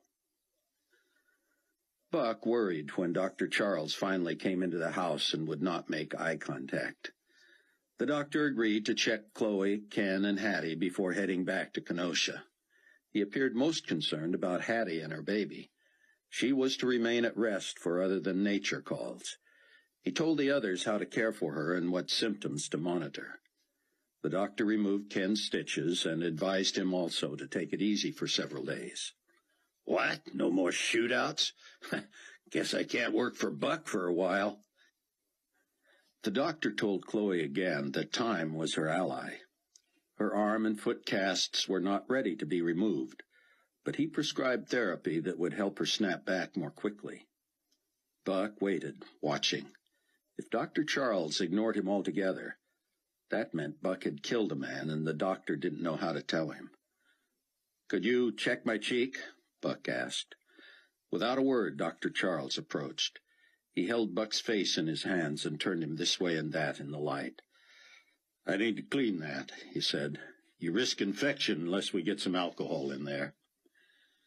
The others left them while the doctor worked on Buck. "You'll feel better after a shower, too," he said. "I'll feel better when you tell me what you found out. You were on that phone a long time." "The man is dead," Dr. Charles said. Buck stared. "I don't see that you had any choice, Buck. They'll come looking for me. They had cameras throughout that place. If you looked like you look now, even people who know you might not have recognized you. I have to turn myself in." Dr. Charles stepped back. If you shot an enemy soldier during a battle, would you turn yourself in? I didn't mean to kill him. But if you had not, he would have killed you. He killed someone right in front of you. You know his assignment was to take out both you and Hattie. How did a punch kill him? The doctor applied a butterfly bandage and sat on the table. My colleague in Littleton tells me that either of the two blows to the face or the back of the head could have done it, but the combination made it unavoidable. The guard suffered severe facial trauma, a shattering of cartilage and bone around the nose, some of it driven into his skull. Both optic nerves were destroyed. Several teeth were shattered. The upper jaw cracked. That damage alone might have killed him. Might have? My associate leans toward the posterior cranial damage as the cause of death. The back of his head hitting flush on the floor caused his skull to shatter like an eggshell. Several shards of cranial tissue were embedded in his brain. He died instantly. Buck hung his head. What kind of a soldier was he? How could he be expected to fight in this cosmic battle of good versus evil if he couldn't handle killing the enemy? The doctor began putting his things away. I've never met anyone who caused another person's death and didn't feel awful for a while, he said. I've talked with parents who killed someone while protecting their own child, but still they were haunted and sobered. Ask yourself where Hattie would be if not for what you did. Where would you be? I'd be in heaven. Hattie would be in hell. Then you bought her some time. Rayford finally received a call from the Dallas Tower, asking that he inform them when he was half an hour from touchdown. The Supreme Commander awaits your arrival. He told them he was about to get underway. Half an hour out of Dallas, he radioed in, and 40 minutes later he taxied to the hangar that also housed the Condor 216. He alighted to face a glowering Leon Fortunato, Mac McCullum behind him with a knowing look. Rayford couldn't wait to talk to Mac privately. What happened, Captain Steele? It was sluggish, Commander, and only prudent to check it out. I was able to make an adjustment, but I was so far behind schedule I thought I'd better check in. You don't know what happened then? To the plane? Not entirely, but it was unstable, and I mean what happened in Denver. Rayford glanced at Mac, who almost imperceptibly shook his head. In Denver? I told you, Commander, Mac said. I was unable to reach him. Follow me, Fortunato said.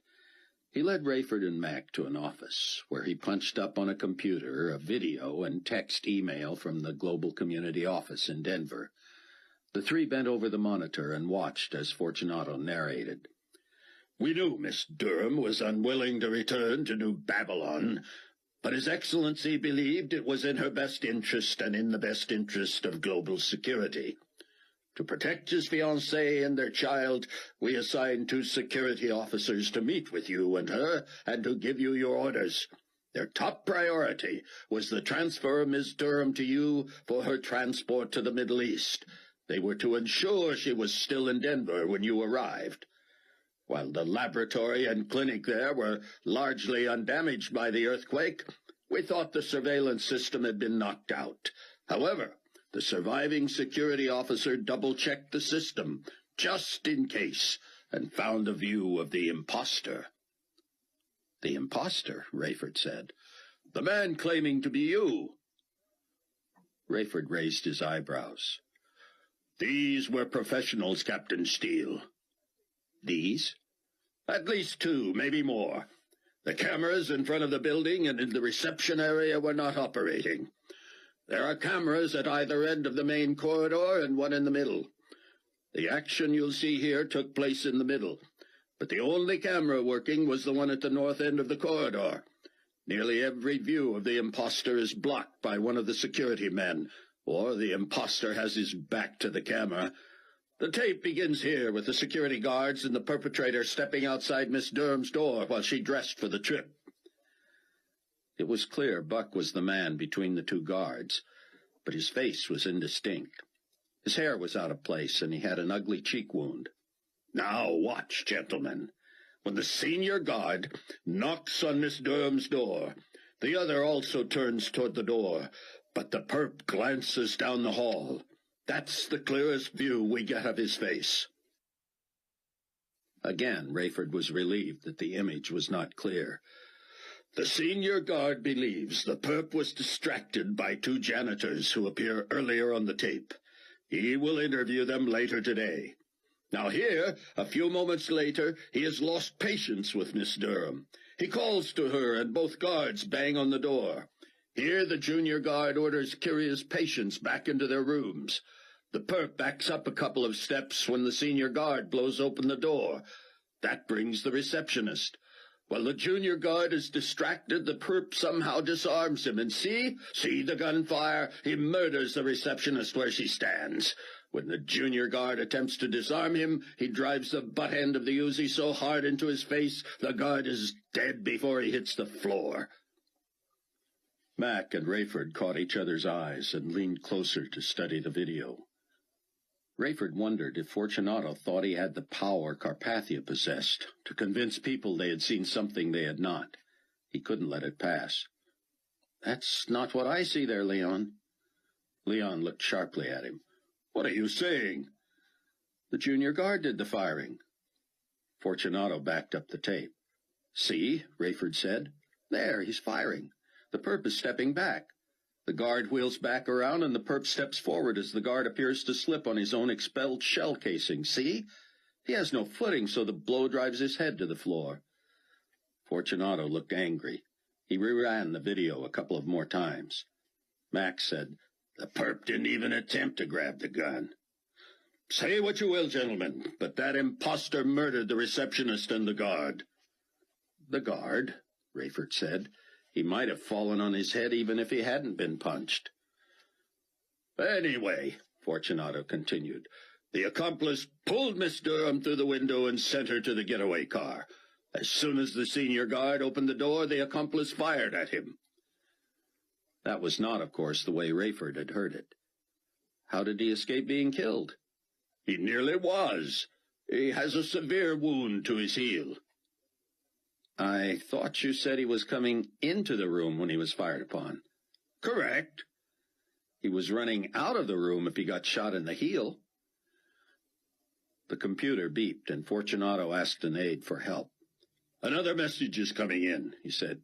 "Bring it up for me." The aide hit a few buttons, and a new message flashed from the senior guard. It read, "Foot being treated, surgery required. Accomplice was second janitor and first seen on tape. Real janitor found with wad of cash. Says accomplice forced on him to appear like bribe. Says accomplice held knife to throat until he got information." Fortunato's aide backed the video all the way to where the two janitors entered the hallway and walked toward the camera.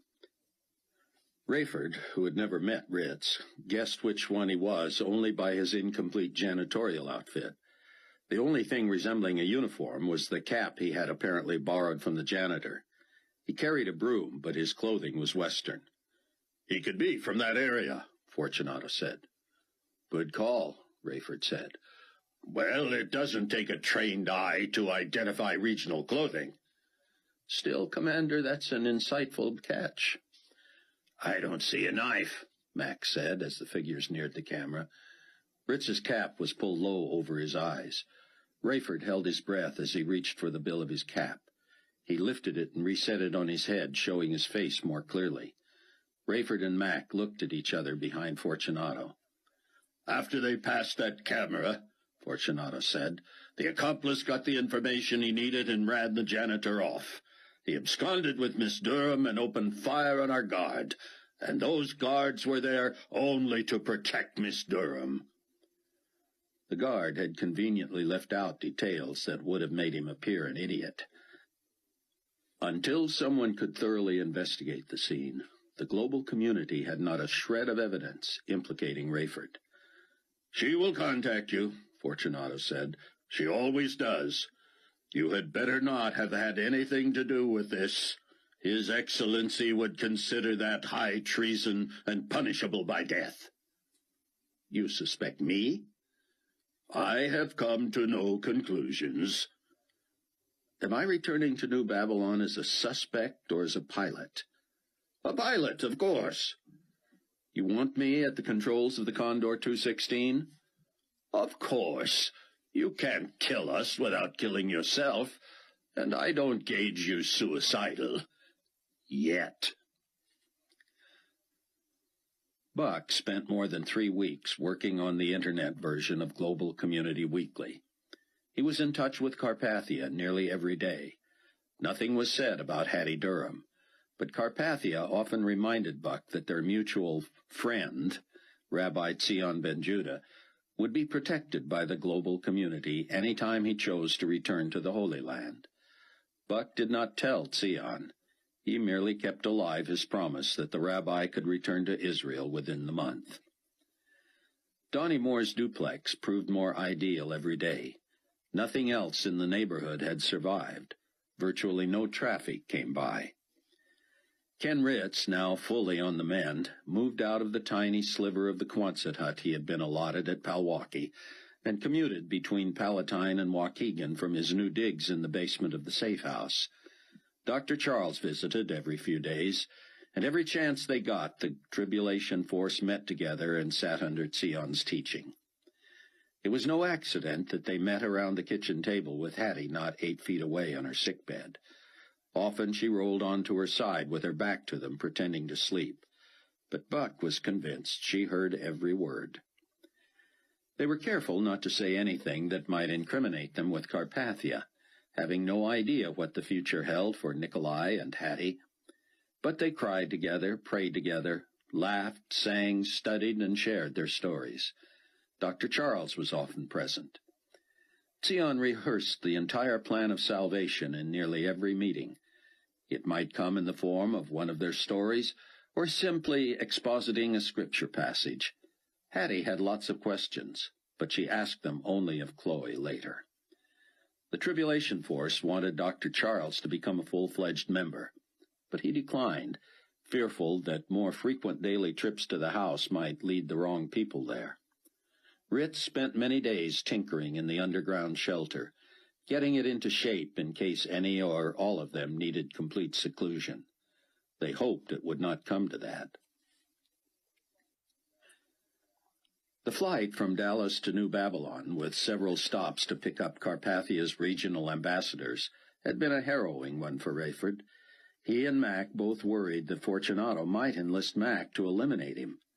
Rayford felt vulnerable, assuming Fortunato believed he was involved in the rescue of Hattie Durham.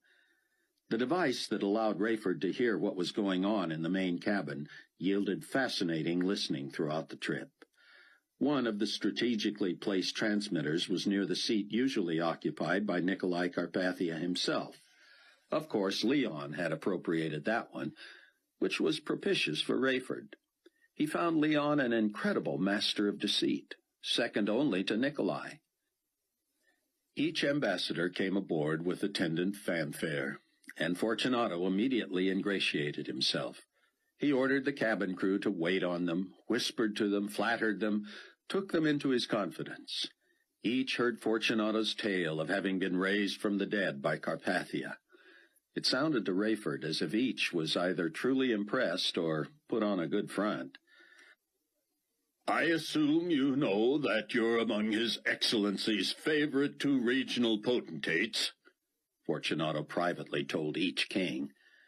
Their responses were variations of, "I didn't know for sure, but I can't say it surprises me. I am most supportive of His Excellency's regime." "That has not gone unnoticed," Fortunato would say.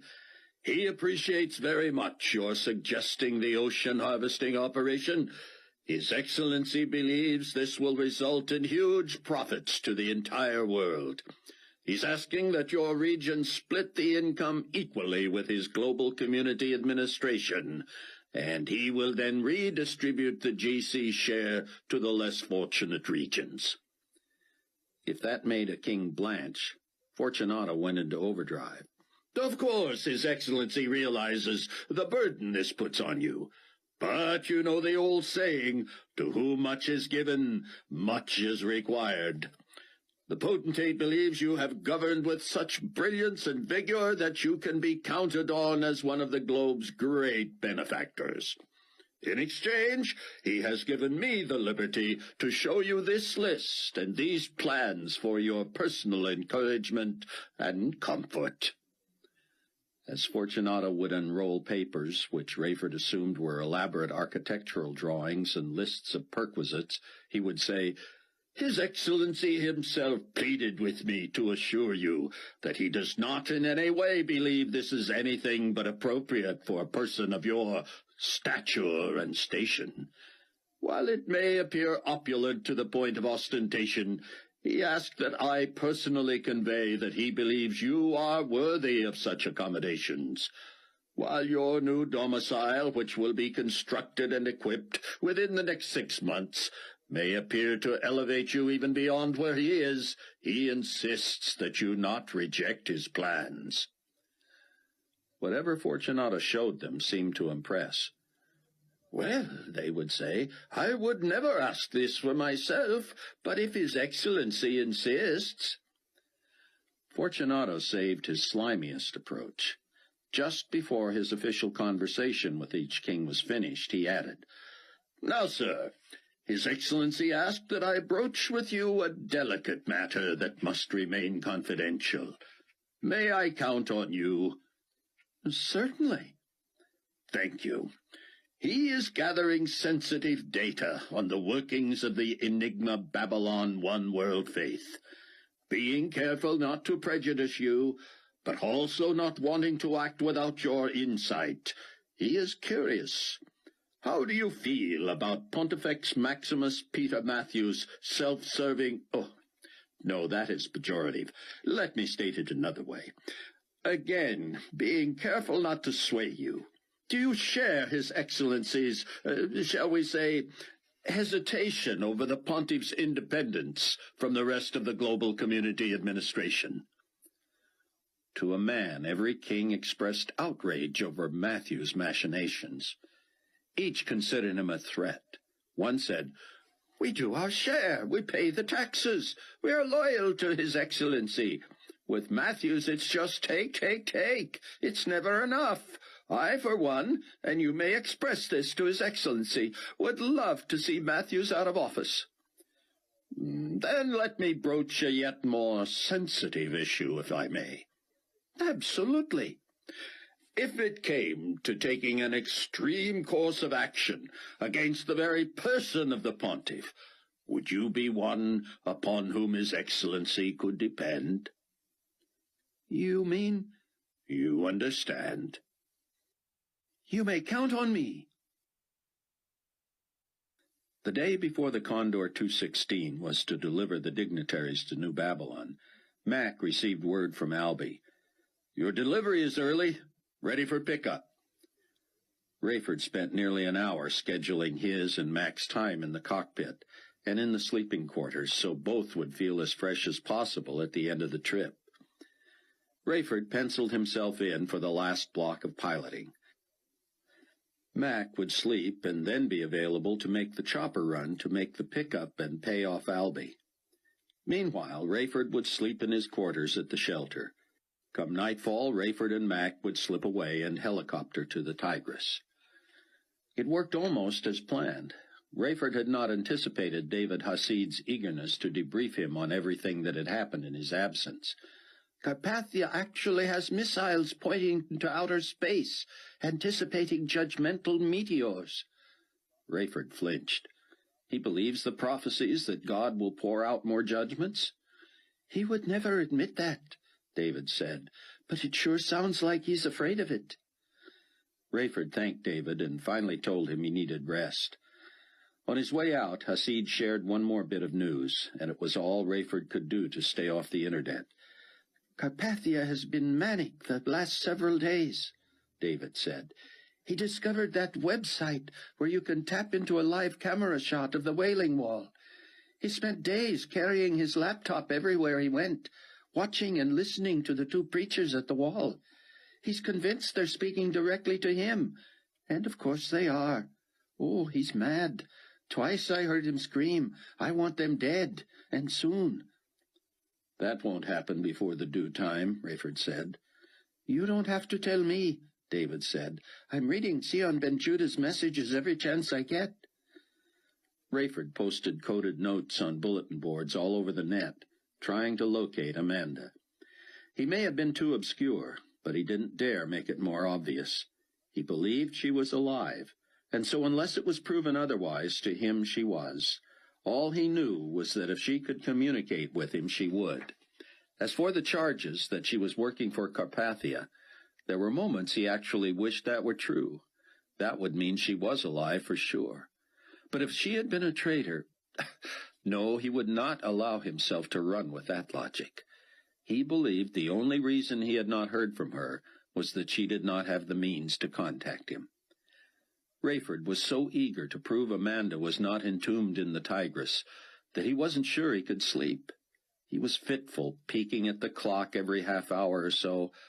Finally, about 20 minutes before Mac was due, Rayford showered and dressed and accessed the Internet. The camera at the Wailing Wall carried live audio as well. The preachers Rayford knew to be the two witnesses prophesied in Revelation were holding forth. He could almost smell their smoky burlap robes. Their dark, bony, bare feet and knuckled hands made them appear thousands of years old. They had long, coarse beards, dark, piercing eyes, and long, wild hair. Eli and Moishe, they called each other, and they preached with power and authority. And volume. The video identified the one on the left as Eli, and subtitles carried his message in English. He was saying, "Beware, men of Jerusalem! You have now been without the waters of heaven since the signing of the evil pact. Continue to blaspheme the name of Jesus Christ, the Lord and Savior, and you will continue to see your land parched and your throats dry. To reject Jesus as Messiah is to spit in the face of Almighty God. He will not be mocked. Woe unto him who sits upon the throne of this earth. Should he dare stand in the way of God's sealed and anointed witnesses, 12,000 from each of the 12 tribes, making a pilgrimage here for the purpose of preparation, he shall surely suffer for it." Here Moishe took over. "Yea, any attempt to impede the moving of God among the sealed will cause your plants to wither and die, rain to remain in the clouds, and your water, all of it, to turn to blood. The Lord of hosts hath sworn, saying, Surely as I have thought, so it shall come to pass, and as I have purposed, so it shall stand." Rayford wanted to shout. He hoped Buck and Sion were watching this. The two witnesses warned Carpathia to stay away from those among the 144,000 coming to Israel for inspiration. No wonder Nikolai had been seething. Surely he saw himself as the one who sits on the throne of the earth. Rayford appreciated that Mac did not try to dissuade him from his mission. He had never been more determined to finish a task. He and Mac latched their gear to the struts for the short hop from New Babylon to the Tigris. Rayford strapped himself in and pointed toward Baghdad. By the time they landed, the sky was dark. "You don't have to do this with me, you know," Rayford said. "No hard feelings if you just want to keep an eye out for me." "Not a chance, brother. I'll be right there with you."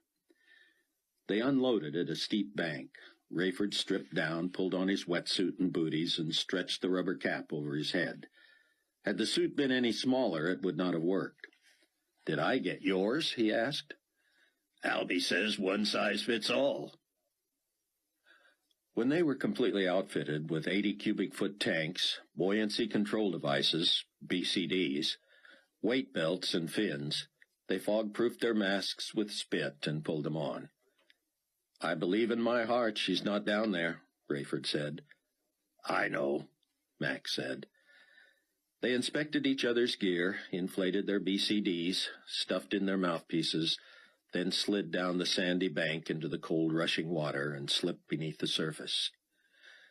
Rayford had only guessed where the 747 dropped into the river. While he agreed with PanCon officials who told Carpathia the plane was too heavy to have been affected much by the current, he believed it could have gone dozens of feet downstream before embedding itself in the bottom. Because no vestige of the plane had ever surfaced, Rayford was convinced the fuselage had holes front and back. That would have resulted in the plane hitting the bottom rather than being held aloft by air pockets. The water was murky. Rayford was a good diver, but he was still claustrophobic when unable to see more than a few feet, even with the powerful light strapped to his wrist. It seemed to shine no more than 10 feet in front of him. Max was even dimmer, and suddenly disappeared. Did Mac have bad equipment, or had he turned his off for some reason? It made no sense. The last thing Rayford wanted was to lose sight of his partner. They could spend too much time searching for the wreckage and have little time to investigate it. Rayford watched clouds of sand shoot past and realized what had happened. Mac had been pulled downstream. He was far enough ahead that neither could see the other's light. Rayford tried to steer himself. It only made sense that the lower he went, the less current would pull him. He let more air out of his BCD and kicked harder to dive, peeling his eyes to see past the end of his beam. Ahead, a dim, blinking light appeared stationary. How could Mac have stopped? As the blinking beam grew larger and stronger, Rayford kicked hard, laboring to align himself with Mac's light. He was coming fast when the top of his head smacked violently into Mac's tank. Mac hooked Rayford's elbow in the crook of his own arm and held firm. Mac had snagged a tree root. His mask was half off and his regulator mouthpiece was out. With one arm holding Rayford and the other gripping the root, he wasn't free to help himself. Rayford grabbed the root, allowing Mac to let go of him. Mac reinserted his regulator and cleared his mask. Dangling in the current, each with a hand on the root, they were unable to communicate. Rayford felt the spot on his head where he had banged into Mac's tank. A flap of rubber rose from his cap. A matching patch of skin and hair had been gouged from his scalp. Mac pointed his light toward Rayford's head and motioned him to lean over. Rayford didn't know what Mac saw, but Mac signaled to the surface.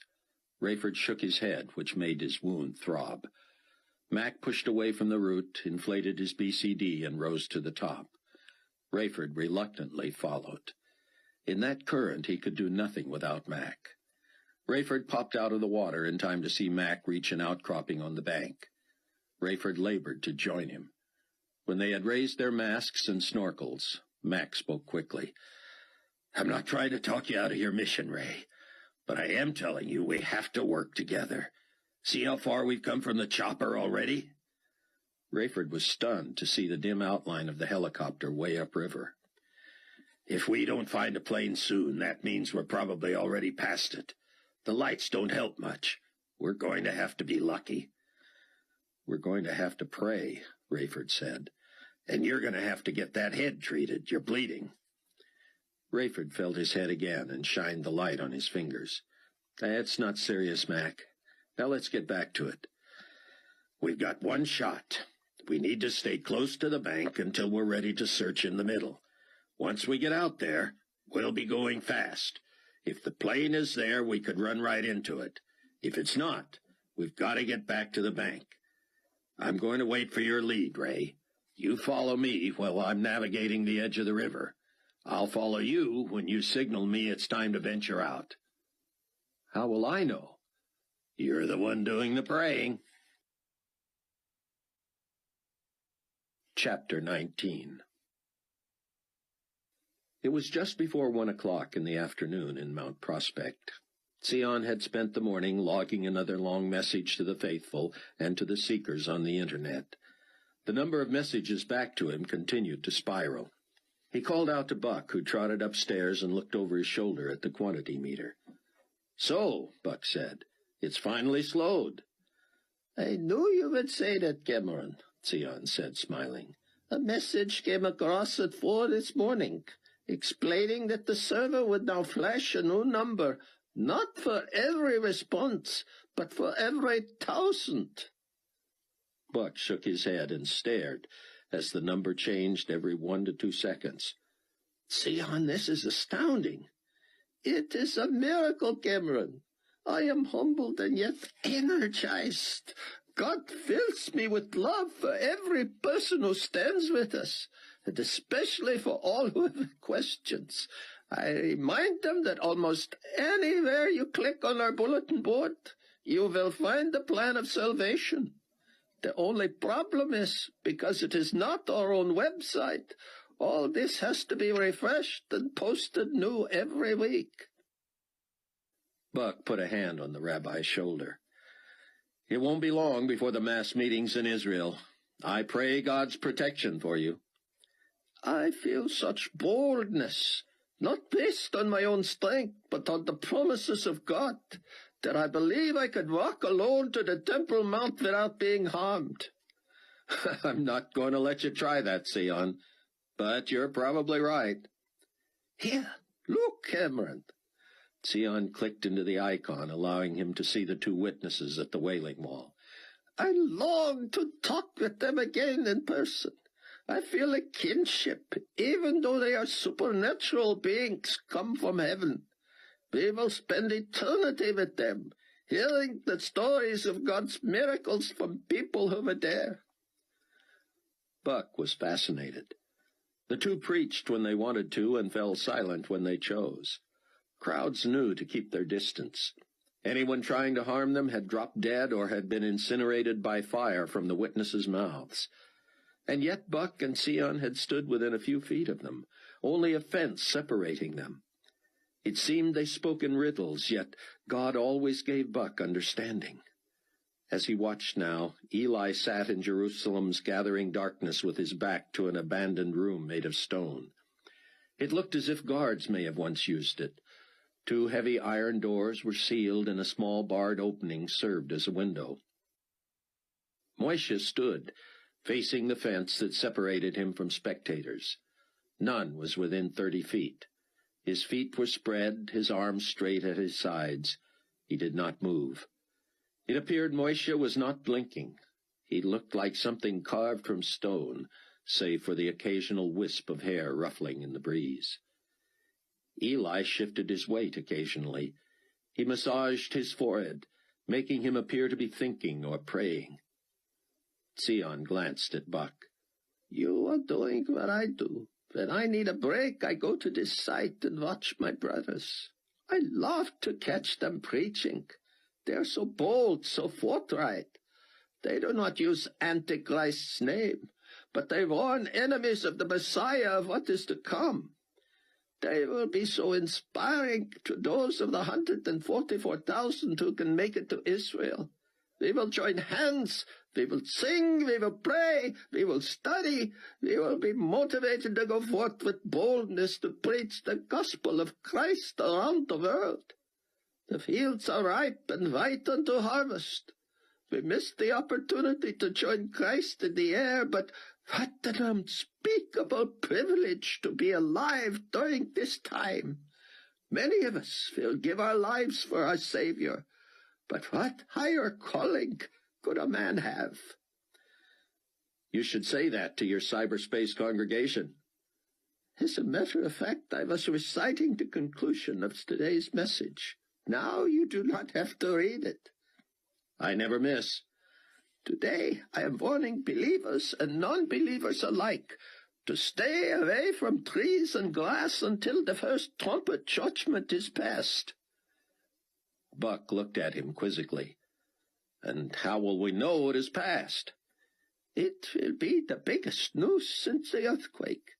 We need to ask Ken and Floyd to help us clear several feet of grass from around the house and maybe trim some trees. You take the predictions literally, then, Buck said. My dear brother, when the Bible is figurative, it sounds figurative. When it says all the grass and 1/3 of all trees will be scorched, I cannot imagine what that might be symbolic for. In the event our trees are part of the 1/3, I want to be out of the way. Do you not? Where are Donnie's garden tools? The Tigris was not frigid, but it was uncomfortable. Rayford used muscles he hadn't used in years. His wetsuit was too tight, his head throbbed, and keeping from being dragged downriver made navigating a chore. His pulse was higher than it should have been, and he worked hard to regulate his breathing. He worried about running out of air. He disagreed with Mac. They may have only one shot, but if they didn't find the plane that night, Rayford would come back again and again. He wouldn't ask Mac to do the same, though he knew Mac would never abandon him. Rayford prayed as he felt his way along behind Mac. Mac eased himself lower by releasing air from his BCD, and Rayford followed. When either Rayford or Mac went more than 10 feet without something to grip on the side, the current threatened to pull them away from the bank. Rayford worked hard to stay with Mac. "Please, God, help me finish this. Show me she isn't there, and then direct me to her. If she's in danger, let me save her." Rayford fought to keep from his mind the possibility that Carpathia had been telling the truth about Amanda's true loyalties. He didn't want to believe it, not for a second, but the thought nagged him nonetheless. While the souls of bodies in the Tigris were either in heaven or in hell, Rayford sensed he was going to leave everyone in the plane, if he found any. Was that feeling a signal from God that they were near the wreck? Rayford considered tapping Mac's trailing fin, but he waited. The plane had to have hit with enough force to immediately kill everyone on board. Otherwise, passengers would have been able to unstrap and get out through holes in the fuselage or doors and windows that had burst open. But no corpses had surfaced. Rayford knew the wings would have been sheared off, and perhaps the tail. These planes were marvels of aerodynamics, but they were not indestructible. He dreaded seeing the result of such an impact. Rayford was surprised to see Mac 2 or 3 feet from the bank now, not holding on to anything. Apparently they were low enough that the powerful current was diminished. Mac stopped and checked his pressure gauge. Rayford did the same and gave a thumbs up. Mac pointed to his head. Rayford gave the OK sign, though his head was only so-so. He moved ahead, leading the way. They were within 6 feet of the bottom now. Rayford sensed he would soon find what he was looking for. He prayed he would not find what he did not wish to find. Away from the side wall of the river, less muck was stirred with their movements, and their lights had more range. Rayford's picked up something, and he put up a hand to stop Mac. Despite the relative calm, they angled toward the side to keep from drifting. Both shined lights where Rayford indicated. There, bigger than life, was the huge, wholly intact right wing of a 747. Rayford fought for composure. Rayford scanned the area. Not far ahead, they found the left wing, also intact except for a huge tear from the flaps to where it had connected to the plane. Rayford guessed they'd find the tail section next. Witnesses said the plane went in nose first, which would have brought the back of the plane down with such force that the tail should have been ripped apart or broken off. Rayford stayed low and moved approximately midway between where they had found the wings. Mac gripped Rayford's ankle just before Rayford collided with the gigantic tail of the plane. It had been severed. The plane itself had to be dead ahead. Rayford moved 20 feet ahead of the tail and turned upright so he was almost standing on the bottom. When one of his fins touched, he realized how mushy it was and how dangerous it would be to get stuck. It was Buck's turn to feed Hattie, who had become so weak she could barely move. Dr. Charles was on his way. Buck spoke softly as he spooned soup to her lips. "Hattie, we all love you and your baby. We want only the best for you. You've heard Dr. Ben Judah's teaching. You know what's been foretold and what's already happened. There's no way you can deny that the prophecies of the Word of God have been fulfilled from the day of the disappearances until now. What will it take to convince you? How much more proof do you need? Bad as these times are, God is making clear that there's only one choice. You're either on His side or you're on the side of evil. Don't let it get to where you or your baby are killed in one of the judgments to come." Hattie pressed her lips together and refused the next offering of soup. "I don't need any more convincing, Buck," she whispered. Chloe hobbled over. "Should I get Sion?" Buck shook his head, keeping his eyes on Hattie. He leaned close to hear her. I know this all has to be true, she managed. If I needed more convincing, I'd have to be the biggest skeptic in history. Chloe brushed Hattie's hair away from her forehead and tucked the bangs up. She's really hot, Buck. Crumble some Tylenol in this soup. Hattie seemed to be sleeping, but Buck was worried. What a waste if they somehow lost her when she was this close to a decision for Christ. Hattie, if you know it's true, if you believe, all you have to do is receive God's gift. Just agree with him that you're a sinner like everyone else and that you need his forgiveness. Do it, Hattie. Make sure of it. She appeared to be struggling to open her eyes. Her lips parted and then closed.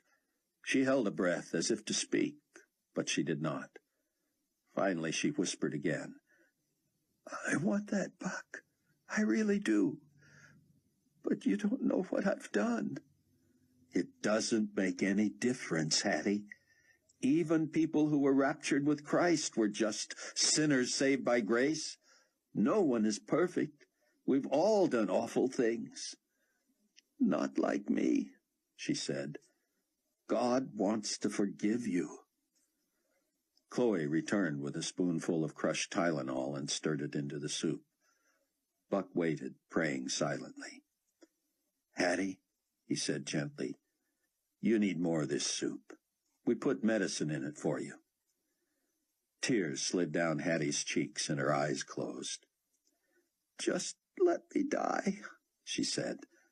No, Chloe said. You promised to be my baby's godmother. You don't want somebody like me for that, Hattie said. You're not going to die, Chloe said. You're my friend, and I want you for a sister. I'm too old to be your sister, she said. Too late. You can't back out now. Buck got some soup down her. You want Jesus, don't you? He whispered, his lips near her ear. He waited a long time for her response. I want him, but he couldn't want me. He does, Chloe said. Hattie, please. You know we're telling you the truth. The same God that fulfills prophecies centuries old loves you, wants you. Don't say no to him. I'm not saying no to him. He's saying no to me. Chloe tugged at Hattie's wrist. Buck looked at her in surprise. Help me sit her up, Buck. Chloe, she can't. She has to be able to think and listen, Buck. We can't let her go.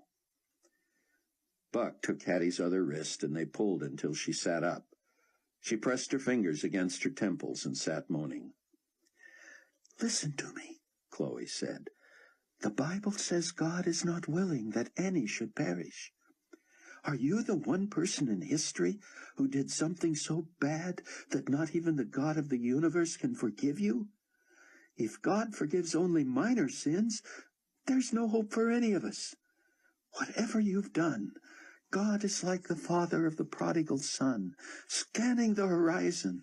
He stands with his arms wide open, waiting for you. Hattie rocked and shook her head. I've done bad things, she said. Buck looked at Chloe, helpless, wondering. It was worse than Rayford could have imagined. He came upon the colossal fuselage, its nose and a quarter of its length, buried in the muck of the Tigris at a 45-degree angle. The wheel housings were gone. Rayford could only dread what he and Mac were about to see.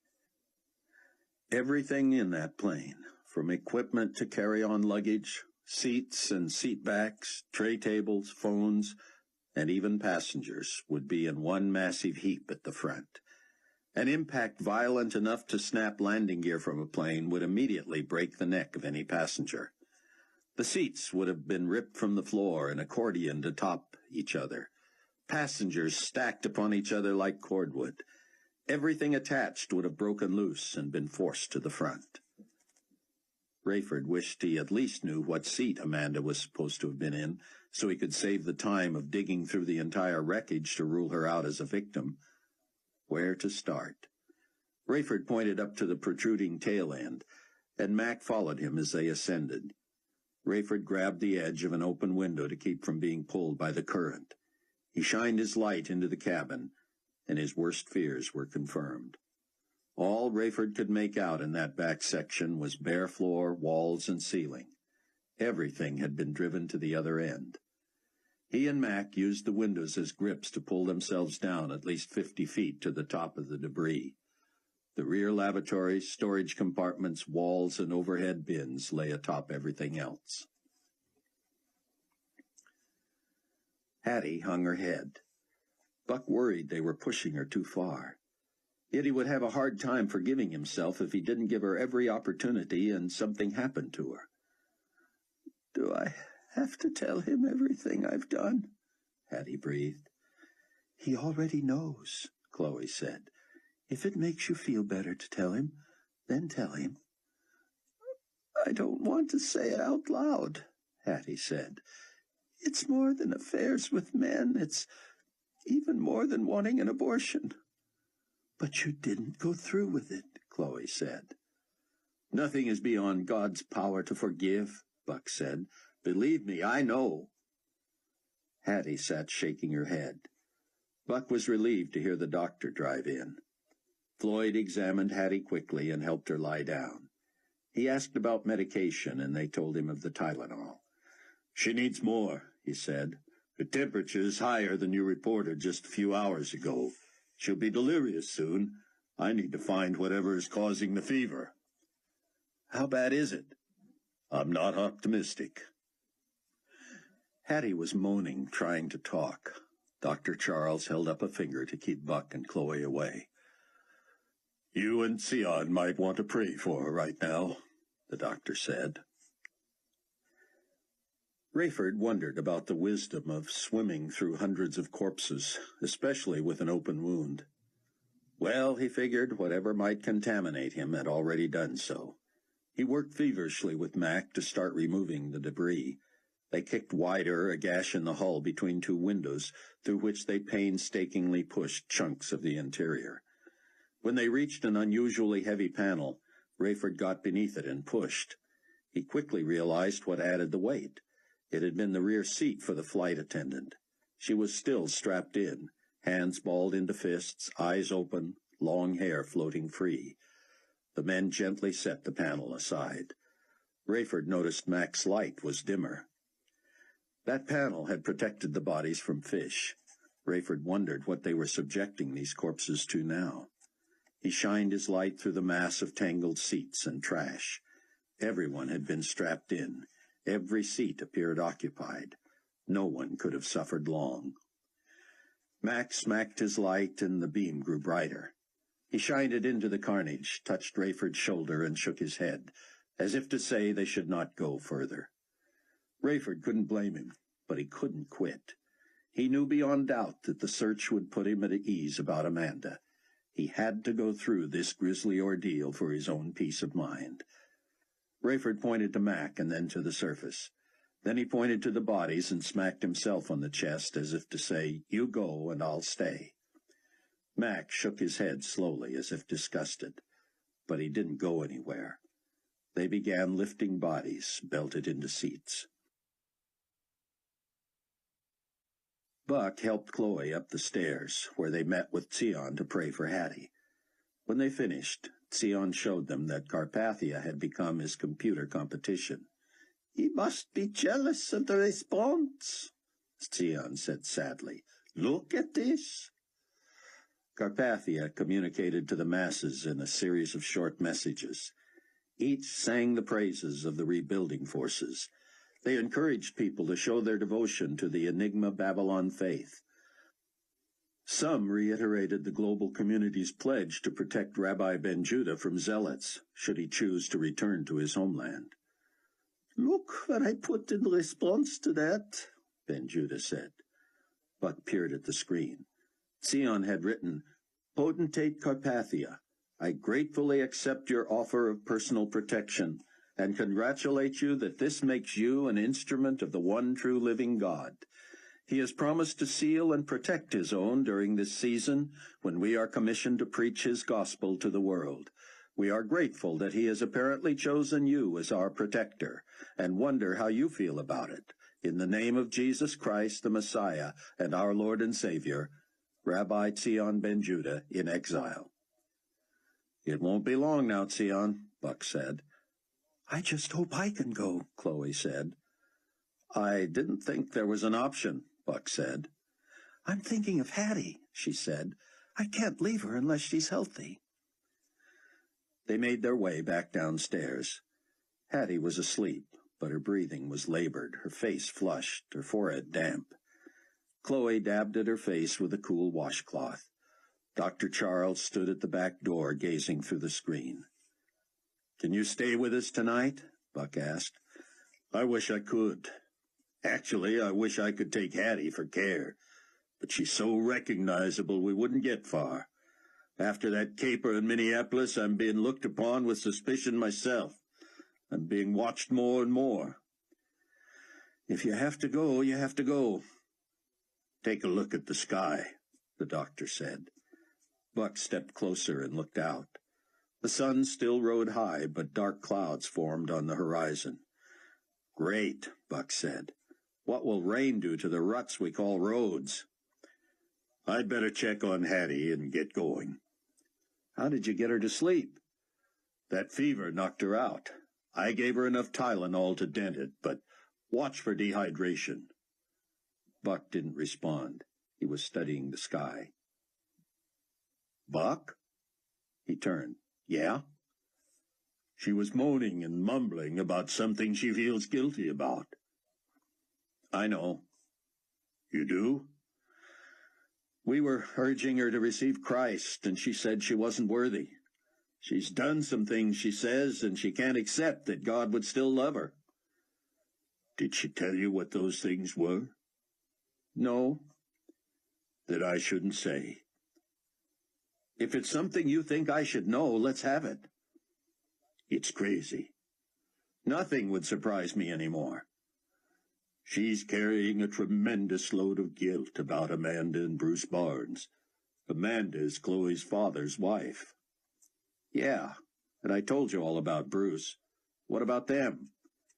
She cried, telling me that she and Amanda were going to fly together from Boston to Baghdad. When Hattie told Amanda she was changing plans and flying to Denver, Amanda insisted on going with her. Hattie kept telling me Amanda knew I had no relatives in Denver. She thought she knew what I was up to. And she was right. She told me Amanda actually canceled her reservation for Baghdad and was on her way to the counter to buy a ticket to Denver on Hattie's plane. Hattie pleaded with her not to do this. The only way she could keep Amanda from going was to swear that she herself would not go if Amanda tried to accompany her. Amanda made her promise she would not do anything stupid in Denver. Hattie knew she meant not having an abortion. She promised Amanda she would not. Oh, what's she feeling so bad about? She says Amanda went back to get on the original flight to Baghdad, but that it was now sold out. She told Hattie she wasn't interested in waiting on a standby list, and that she would still be more than happy to accompany her on her flight west. Hattie refused, and she believes Amanda boarded that plane to Baghdad. She said over and over that she should have been on it too, and she wishes she had been. I told her she shouldn't say things like that, and she said, then why couldn't I have let Amanda come with me? She'd still be alive.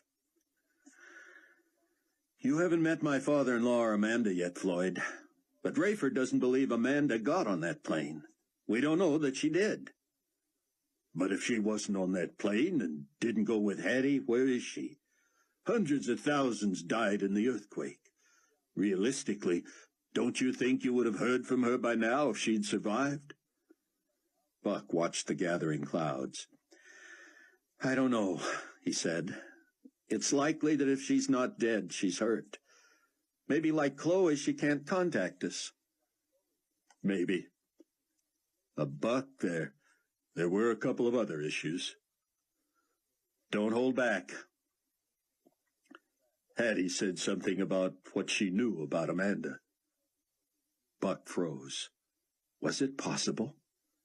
He tried to maintain composure. What was it she supposedly knew?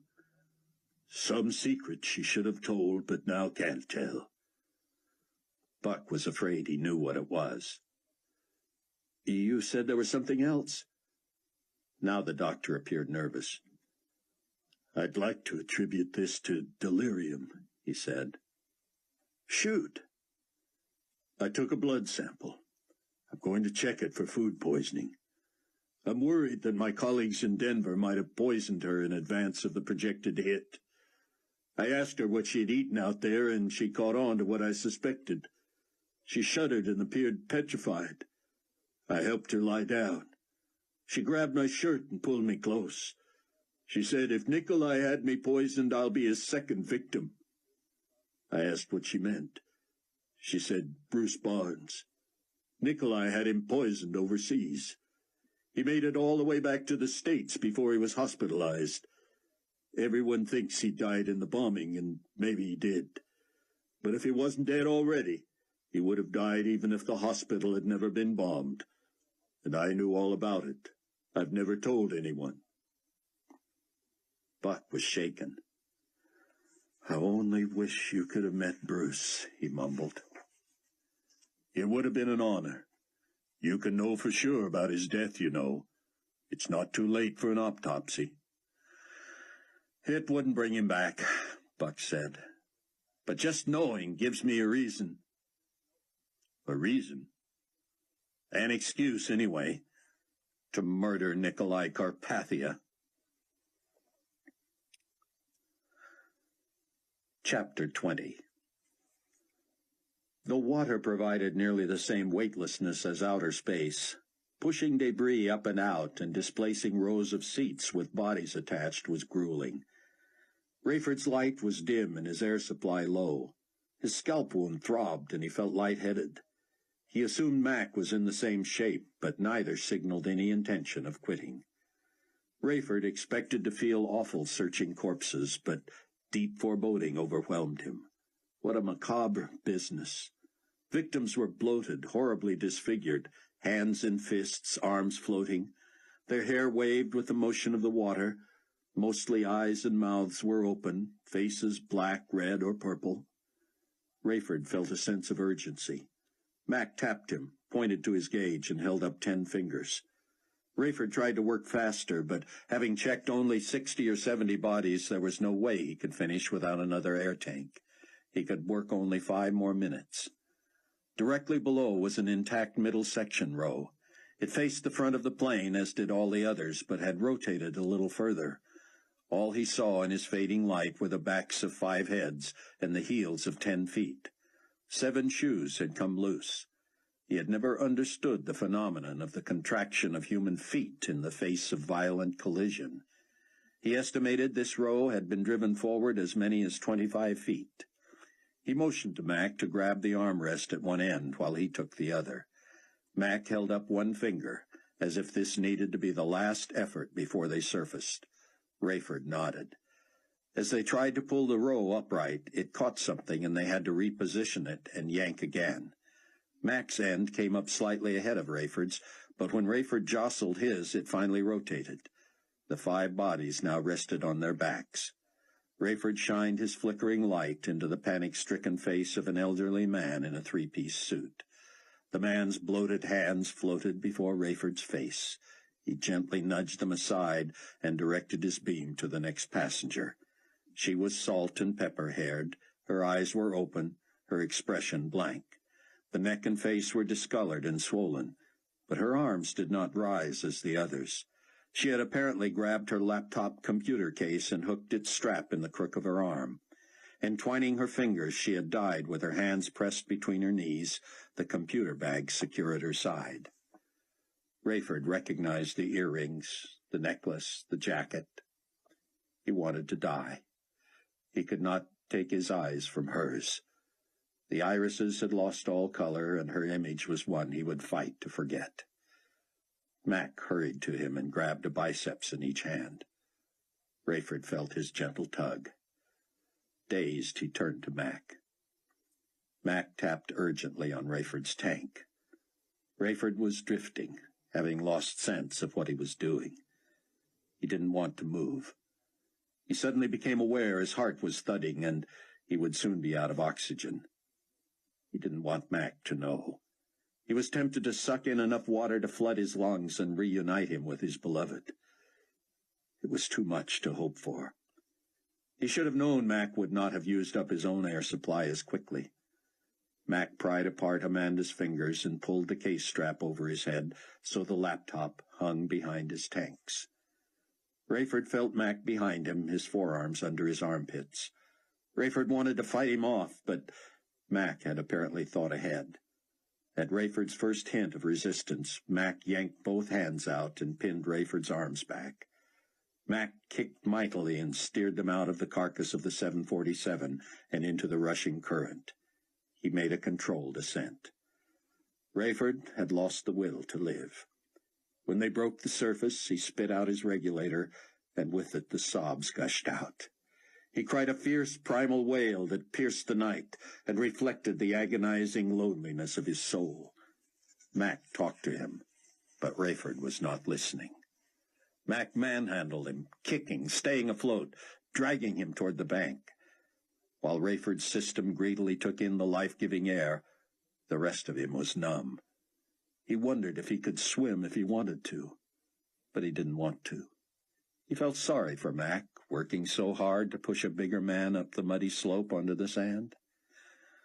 Rayford continued to bawl, the sound of his despair frightening even himself, but he could not stop. Mac yanked off his own mask and popped out his mouthpiece, then reached for Rayford's. He unstrapped Rayford's tanks and set them aside.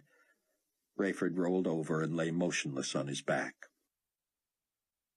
Mac peeled back Rayford's torn headliner to reveal blood inside his suit. With his head and face bare, Rayford's cries turned to moans. Mac sat on his haunches and breathed deeply. Rayford watched like a cat, waiting for him to relax, to step back, to believe this was over. But it was not over. Rayford had truly believed, truly felt Amanda had survived, and that he would be reunited with her. He had been through so much in the last 2 years, but there had always been grace in just enough measure to keep him sane. Not now. He didn't even want it. Ask God to carry him through. He could not face 5 more years without Amanda. Mac stood and began unzipping his own wetsuit. Rayford slowly lifted his knees and dug his heels deep into the sand. He pushed so hard he felt the strain deep in both hamstrings as the thrust carried him over the edge. As if in slow motion, Rayford felt cool air on his face as he dropped head first into the water. He heard Mac swear and shout, "Oh, no, you don't." Mac would have to slip off his own tanks before jumping in. Rayford only hoped he could elude him in the dark or be lucky enough to have Mac land on him and knock him unconscious. His body plummeted through the water, then turned and began to rise. He moved not a finger, hoping the tigress would envelop him forever. But somehow he could not will himself to gulp in the water that would kill him. He felt the shock and heard Mac splash past him. Mac's hands brushed him as he slid past, feet first. Rayford couldn't muster the energy to resist. From deep in his heart came sympathy for Mac, who didn't deserve this. It wasn't fair to make him work so hard. Rayford carried his own weight enough on the way back to the bank to show Mac he was finally cooperating. As he hauled himself up onto the sand again, he fell to his knees and pressed his cheek to the ground. "I have no answers for you right now, Ray. Just hear me. To die in this river tonight, you're going to have to take me with you. You got that?" Rayford nodded miserably. Without another word, Mac pulled Rayford to his feet. He examined Rayford's wound with his fingers in the darkness. He removed Rayford's fins, stacked them with the mask on top of his tanks, and handed the set to Rayford. Mac picked up his own gear and led the way back to the chopper. There he stored the gear, helped Rayford out of his wetsuit like a little boy getting ready for bed, and tossed him a huge towel. They changed into dry clothes. Without warning, Rayford's punctured scalp felt as if it were being pelted by rocks. He covered his head and bent at the waist, but now felt the same sharp stings on his arms, his neck, his back. Had he pushed too far? Had he been foolish to continue a dive with an open wound? He peeked as Mac lurched toward the chopper. "Get in, Ray. It's hailing." Buck had always enjoyed storms, at least before he lived through the wrath of the Lamb. As a boy, he had sat before the picture window in his Tucson home and watched the rare thunderstorm. Something about the weather since the rapture, however, spooked him. Dr. Charles left instructions on how to care for Hattie, then departed for Kenosha. As the afternoon steadily grew darker, Chloe found extra blankets for the dozing Hattie, while Sion and Buck closed windows. "I am only taking half a risk," Sion said. "I am going to run my computer on batteries until the storm passes, but I will remain connected to the phone lines." Buck laughed. "For once I am able to correct the brilliant scholar," he said. "You forget we're running the electricity on a gas-powered generator, unlikely to be affected by the storm. Your phone line is connected to the dish on the roof, the highest point here. If you're worried about lightning, you'd be better to disconnect the phone and connect the power." "I will never be mistaken for an electrician," Sion said, shaking his head. "The truth is, I need not be connected to the internet for a few hours either." He went upstairs. Buck and Chloe sat next to each other at the foot of Hattie's bed. "She sleeps too much," Chloe said, "and she's so pale." Buck was lost in his thoughts of the dark secrets that burdened Hattie. What would Rayford think of the possibility that Bruce had been poisoned? Rayford always said it was strange how peaceful Bruce looked compared to the other victims of the bombing. Doctors had come to no conclusions about the illness he had brought back from the Third World. Who would have dreamed Carpathia might be behind that? Buck also still struggled with his killing of the Global Community Guard. The videotape had been shown over and over on television news channels. He couldn't bear to see it again, though Chloe insisted it was clear from the tape he had had no choice. "More people would have died, Buck," she said, "and one of them would have been you." It was true. He could come to no other conclusion. Why couldn't he feel a sense of satisfaction or even accomplishment from it? He was not a battle-minded man, and yet here he was on the front lines. Buck took Chloe's hand and pulled her close. She lay her cheek on his chest, and he brushed the hair from her wounded face. Her eye, still swollen shut and morbidly discolored, seemed to be improving. He touched her forehead with his lips and whispered, "I love you with my whole heart."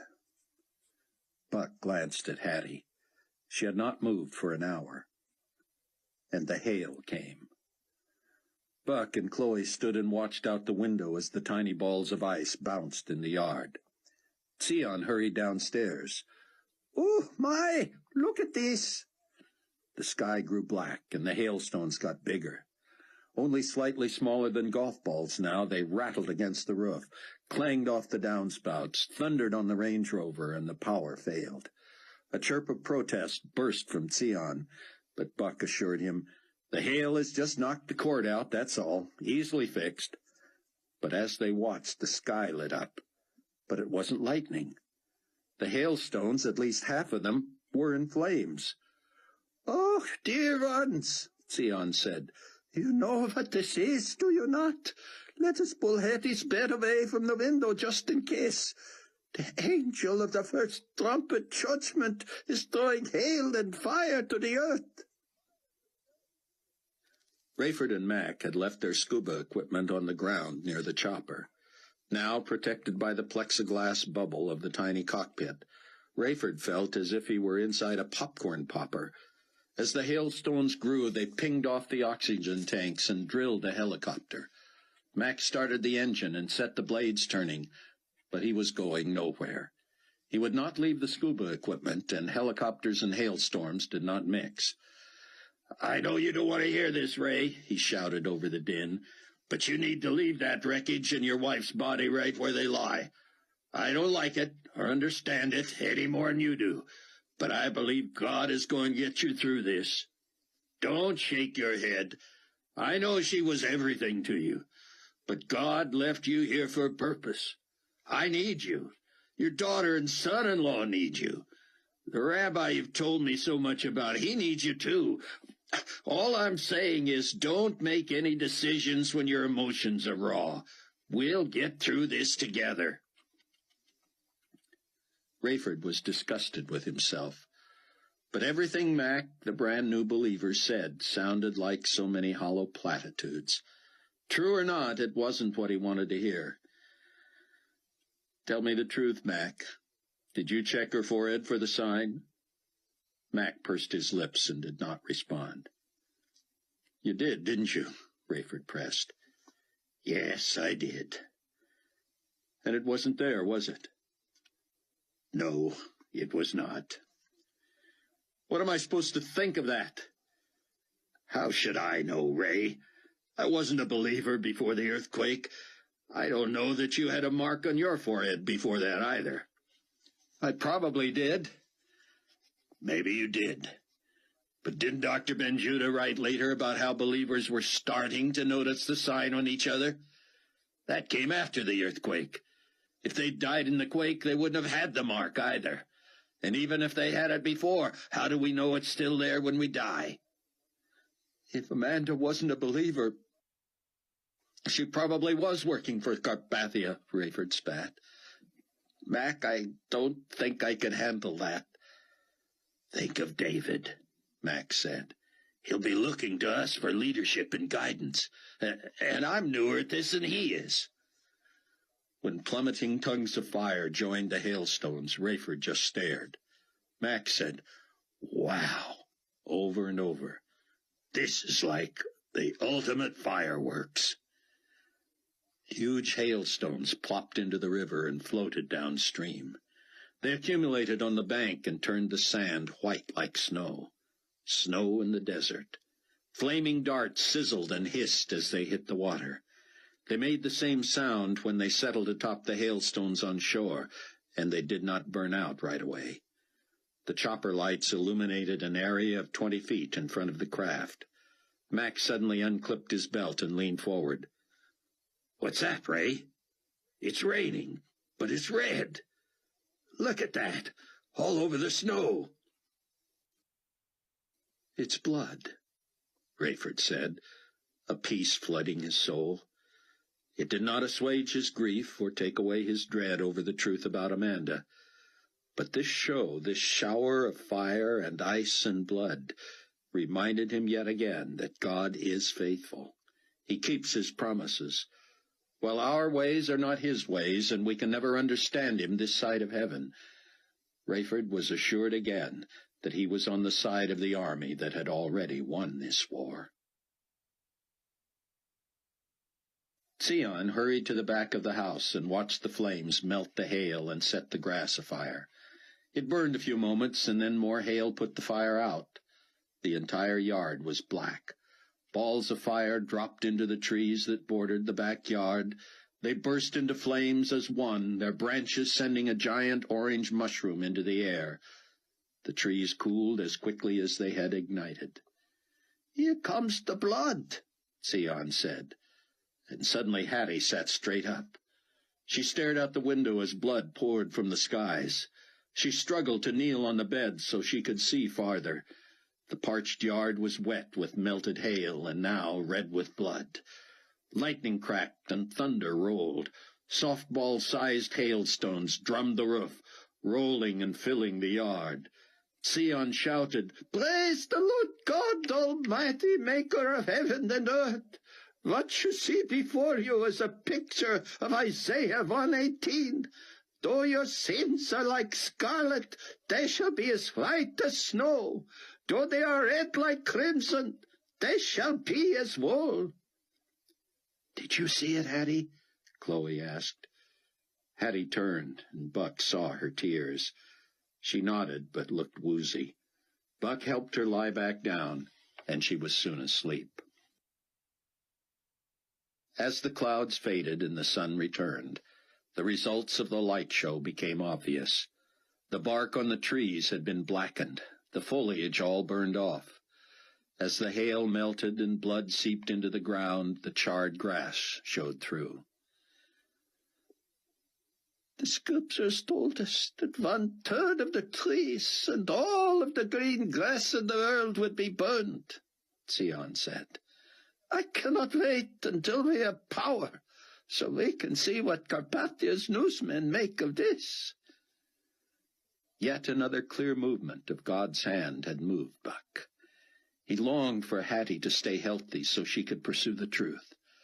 Whether Bruce Barnes had been poisoned by Nikolai Carpathia or had lost his life in the first volley of bombs in World War III made little difference in the larger scheme of things. But if Hattie Durham had information about Amanda that could confirm or deny what Sion had stumbled onto in Bruce's computer files, Buck wanted to hear it. Mac left the chopper running, but Rayford was cold. With nothing green to scorch in that part of the world, the fire and blood had been overcome by the hail. The result was the chilliest night in the history of the Iraqi desert. "Stay put," Mac said. "I'll get the stuff." Rayford reached for the door handle. "That's all right. I'll do my share." "No. Now I mean it. Just let me do this." Rayford wouldn't admit it, but he was grateful. He stayed inside as Mac sloshed in the melting hail. He stored the scuba equipment behind the seats. When he reboarded, he had Amanda's waterlogged laptop computer. "What's the point, Mac? Those things aren't waterproof." "True," Mac said. "Your screen is shot, your solar panels are ruined, your keyboard won't function, the motherboard is gone, you name it. That much water had to kill it. Except for the hard drive. It's encased and waterproofed. Experts can run a diagnostic and copy any files you want." "I don't expect any surprises." "I'm sorry to be blunt, Rayford," Max said, "but you didn't expect to see her in the Tigris. If I were you, I'd look for evidence to prove Amanda was everything you thought she was." Rayford wasn't sure. "I'd have to use someone I know, like David Hasid or someone else I can trust." "That narrows it to David and me, yes." "If it's bad news, I couldn't let a stranger discover it before I do. Why don't you handle it, Mac? In the meantime, I don't even want to think about it. If I do, I'm going to break your confidence and go straight to Carpathia and demand he clear Amanda's name with anybody he ever talked to about her." "You can't do that, Ray." "I might not be able to help myself if I have exclusive access to that computer. Just do it for me. Give me the results." "I'm not an expert, Ray. How about if I supervise David or let him run me through it? We won't look at one file. We'll just find whatever's available." Nikolai Carpathia announced a postponement of travel due to the strange natural phenomenon and its effect on airport reconstruction. Over the next few weeks, as the expanded Chicago contingent of the Tribulation Force grew closer to their departure date for Israel, Buck was dumbfounded at the improvement in Chloe. Floyd Charles took her casts off, and within a few days atrophied muscles began to come back. It appeared she might always have a limp, residual pain, and a slightly cockeyed face and frame. But to Buck she had never looked better. All she talked about was going to Israel to see the incredible mass rally of the witnesses. The first 25,000 to arrive would meet with Sion in Teddy Kollek Stadium. The rest would gather at sites all over the Holy Land, watching on closed-circuit television. Sion told Buck he planned to invite Moshe and Eli to join him in the stadium.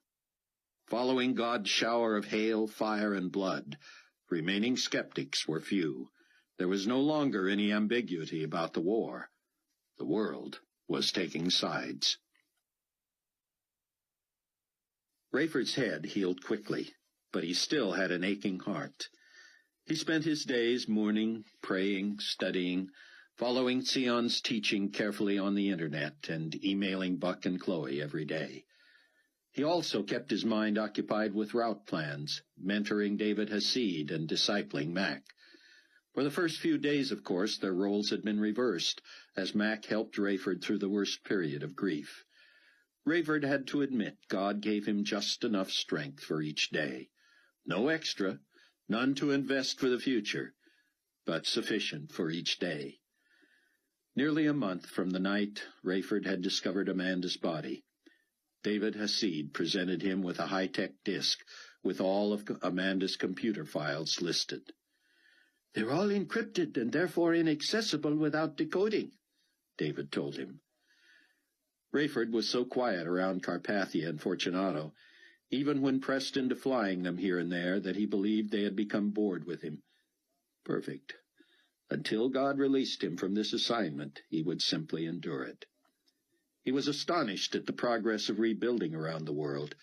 Carpathia had troops humming, opening roads, airstrips, cities, trade routes, everything.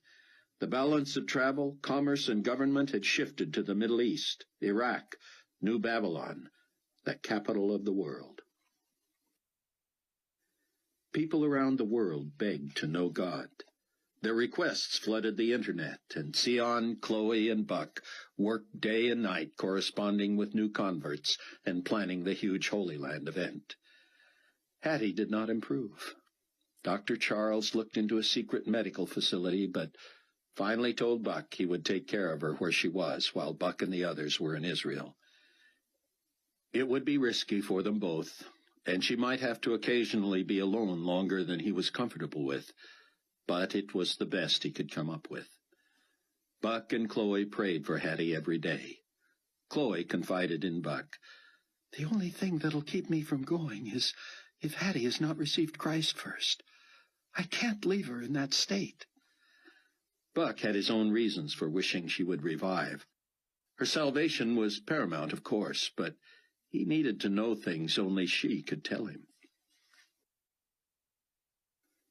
Through his own observation and the input of David Hasid, Rayford saw how enraged Carpathia was with Sion ben Judah, the two witnesses, the upcoming conference, and especially the massive groundswell of interest in Christ. Carpathia had always been motivated and disciplined, but now it was clear he was on a mission. His eyes were wild, his face taut. He rose early every day and worked late every night. Rayford hoped he would work himself into a frenzy. Your day is coming, Rayford thought, and I hope God lets me pull the trigger. 2 days before their scheduled departure for the Holy Land, the beeping of his computer awakened Buck. A message from Rayford said, "It's happening. Turn on the TV. This is going to be some ride." Buck tiptoed downstairs and flipped on the television, finding an all-news station. As soon as he saw what was going on, he woke up everyone in the house except Hattie. He told Chloe, Sion, and Ken, "It's almost noon in New Babylon, and I've just heard from Rayford. Follow me." Newscasters told the story of what astronomers had discovered just 2 hours before, a brand-new comet on a collision course with Earth. Global community scientists analyzed data transmitted from hastily launched probes that circled the object. They said meteor was the wrong term for the hurtling rock formation, which was the consistency of chalk or perhaps sandstone. Pictures from the probe showed an irregularly shaped projectile, light in color. The anchorman reported, "Ladies and gentlemen, I urge you to put this in perspective. This object is about to enter Earth's atmosphere. Scientists have not determined its makeup, but if, as it appears, it is less dense than granite, the friction resulting from entry will make it burst into flames. Once subject to Earth's gravitational pull, it will accelerate at 32 feet per second squared. As you can see from these pictures, it is immense. But until you realize its size, you cannot fathom the potential destruction on the way. GC astronomers estimate it at no less than the mass of the entire Appalachian mountain range. It has the potential to split the Earth or to knock it from its orbit. The Global Community Aeronautics and Space Administration projects the collision at approximately 9 a.m. Central Standard Time. They anticipate the best possible scenario that it will take place in the middle of the Atlantic Ocean. Tidal waves are expected to engulf coasts on both sides of the Atlantic for up to 50 miles inland. Coastal areas are being evacuated as we speak. Crews of ocean-going vessels are being plucked from their ships by helicopters, though it is unknown how many can be moved to safety in time.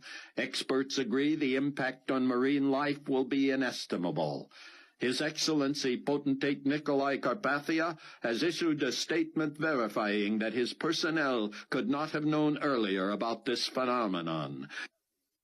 While Potentate Carpathia says he is confident he has the firepower to destroy the object, he has been advised that the unpredictability of fragments is too great a risk, especially considering that the falling mountain is on course to land in the ocean. The Tribulation Force went to their computers to spread the word that this was the second trumpet judgment foretold in Revelation 8 and 9. Will we look like expert prognosticators when the results are in? Sion wrote. Will it shock the powers that be to discover that, just as the Bible says, 1/3 of the fish will die and 1/3 of the ships at sea will sink, and tidal waves will wreak havoc on the entire world? Or will officials reinterpret the event to make it appear the Bible was wrong? Do not be fooled. Do not delay. Now is the accepted time. Now is the day of salvation. Come to Christ before it is too late. Things will only get worse. We were all left behind the first time. Do not be left wanting when you breathe your last. The global community military positioned camera-toting aircraft strategically to film the most spectacular splash in history. The more than 1,000-mile square mountain, finally determined to consist largely of sulfur, burst into flames upon entry to the atmosphere. It eclipsed the sun, blew clouds out of its path, and created hurricane-force winds between itself and the surface of the sea for the last hour it dropped from the heavens. When it finally resounded on the surface of the deep, geysers, waterspouts, and typhoons miles high were displaced, rocketing from the ocean and drowning several of the GC planes. Those able to film the result produced such incredible images that they would air around the clock on TV for weeks. Damage inland was so extensive that nearly all modes of travel were interrupted. The Israel rally of the Jewish witnesses was postponed 10 weeks. The 2 witnesses at the Wailing Wall went on the offensive, threatening to continue the Holy Land drought they had maintained since the day of the signing of the covenant between the Antichrist and Israel. They promised rivers of blood in retaliation for any threat to God's sealed evangelists. Then, in a comical display of power, they called upon God to let it rain only on the Temple Mount for 7 minutes. From a cloudless sky came a warm downpour that turned the dust to mud and brought Israelis running from their homes. They lifted hands and faces and stuck out their tongues. They laughed and sang and danced over what this miracle would mean to their crops. But 7 minutes later it stopped and evaporated, and the mud turned to dust and blew away. "Woe unto you, mockers of the one true God," Eli and Moshe shouted, "until the due time, when God allows us to be felled and later returns us to his side, you shall have no power over us, or over those God has called to proclaim his name throughout the earth." Rayford had at first been warmed by the commiseration of Chloe and Buck and Sion in his grief over Amanda. But as he extolled her virtues in emailed memories, their responses were tepid. Was it possible they had been exposed to Carpathia's innuendos?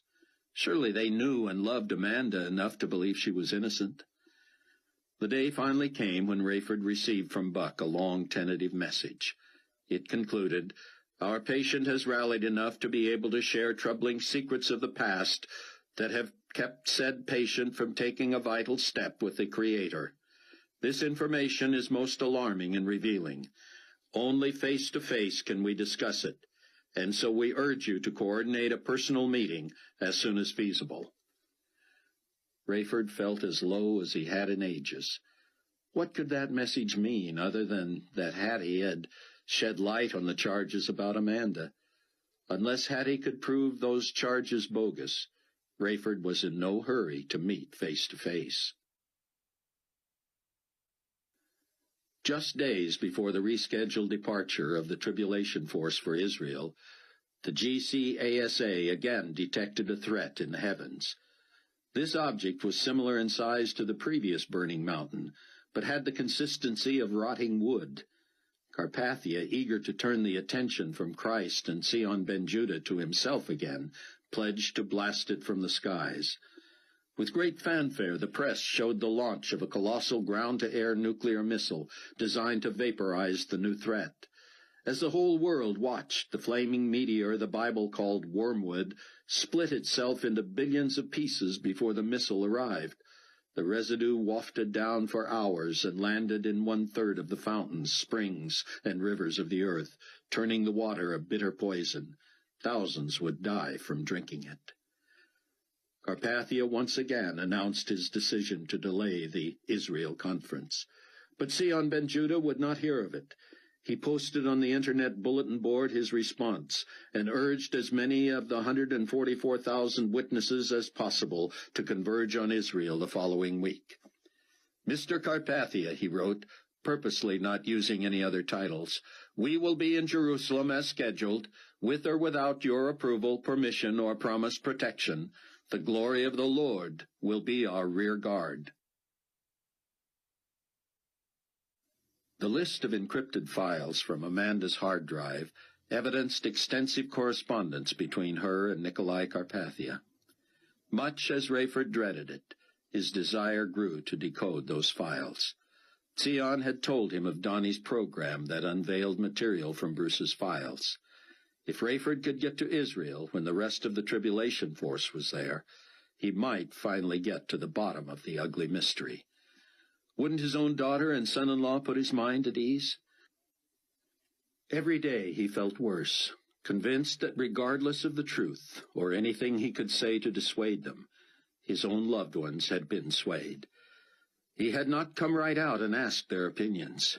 He didn't have to. If they were still standing with him, and with the memory of his wife, he would know. Rayford believed the only way to exonerate Amanda was to decode her files, but he also knew the risk. He would have to face whatever they revealed. Did he want the truth regardless? The more he prayed about that, the more convinced he became that he must not fear the truth. What he learned would affect how he functioned for the rest of the tribulation. If the woman who had shared his life had fooled him, whom could he trust? If he was that bad a judge of character, what good was he to the cause? Maddening doubts filled him, but he became obsessed with knowing. Either way, lover or liar, wife or witch, he had to know. The morning before the start of the most talked-about mass meeting in the world, Rayford approached Carpathia in his office. "Your Excellency," he began, swallowing any vestige of pride, "I'm assuming you'll need Mac and me to get you to Israel tomorrow." "Talk to me about this, Captain Steele. They are meeting against my wishes, so I had planned not to sanction it with my presence." "But your promise of protection." "Ah, that resonated with you, did it not?" "You know well where I stand." "And you also know that I tell you where to fly, not vice versa.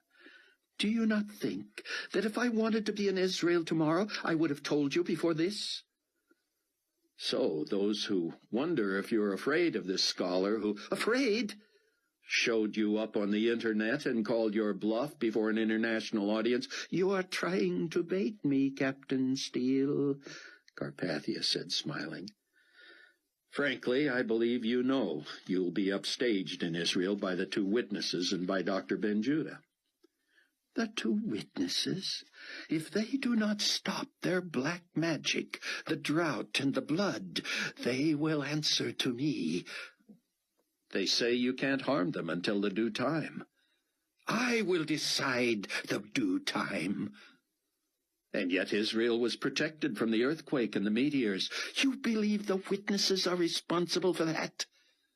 I believe God is. Tell me, Captain Steele, do you still believe that a man who has been known to raise the dead could actually be the Antichrist? Rayford hesitated, wishing Sion was in the room. The enemy has been known to imitate miracles, he said. Imagine the audience in Israel if you were to do something like that. Here are people of faith coming together for inspiration. If you are God, if you could be the Messiah, wouldn't they be thrilled to meet you? Carpathia stared at Rayford, seeming to study his eyes. Rayford believed God. He had faith that regardless of his power, regardless of his intentions, Nikolai would be impotent in the face of any of the 144,000 witnesses who carried the seal of Almighty God on their foreheads. If you are suggesting, Carpathia said carefully, that it only makes sense that the global community potentate bestow upon those guests a regal welcome second to none, you may have a point. Rayford had said nothing of the sort, but Carpathia heard what he wanted to hear. "Thank you," Rayford said. Captain Steele, schedule that flight. This concludes Soul Harvest.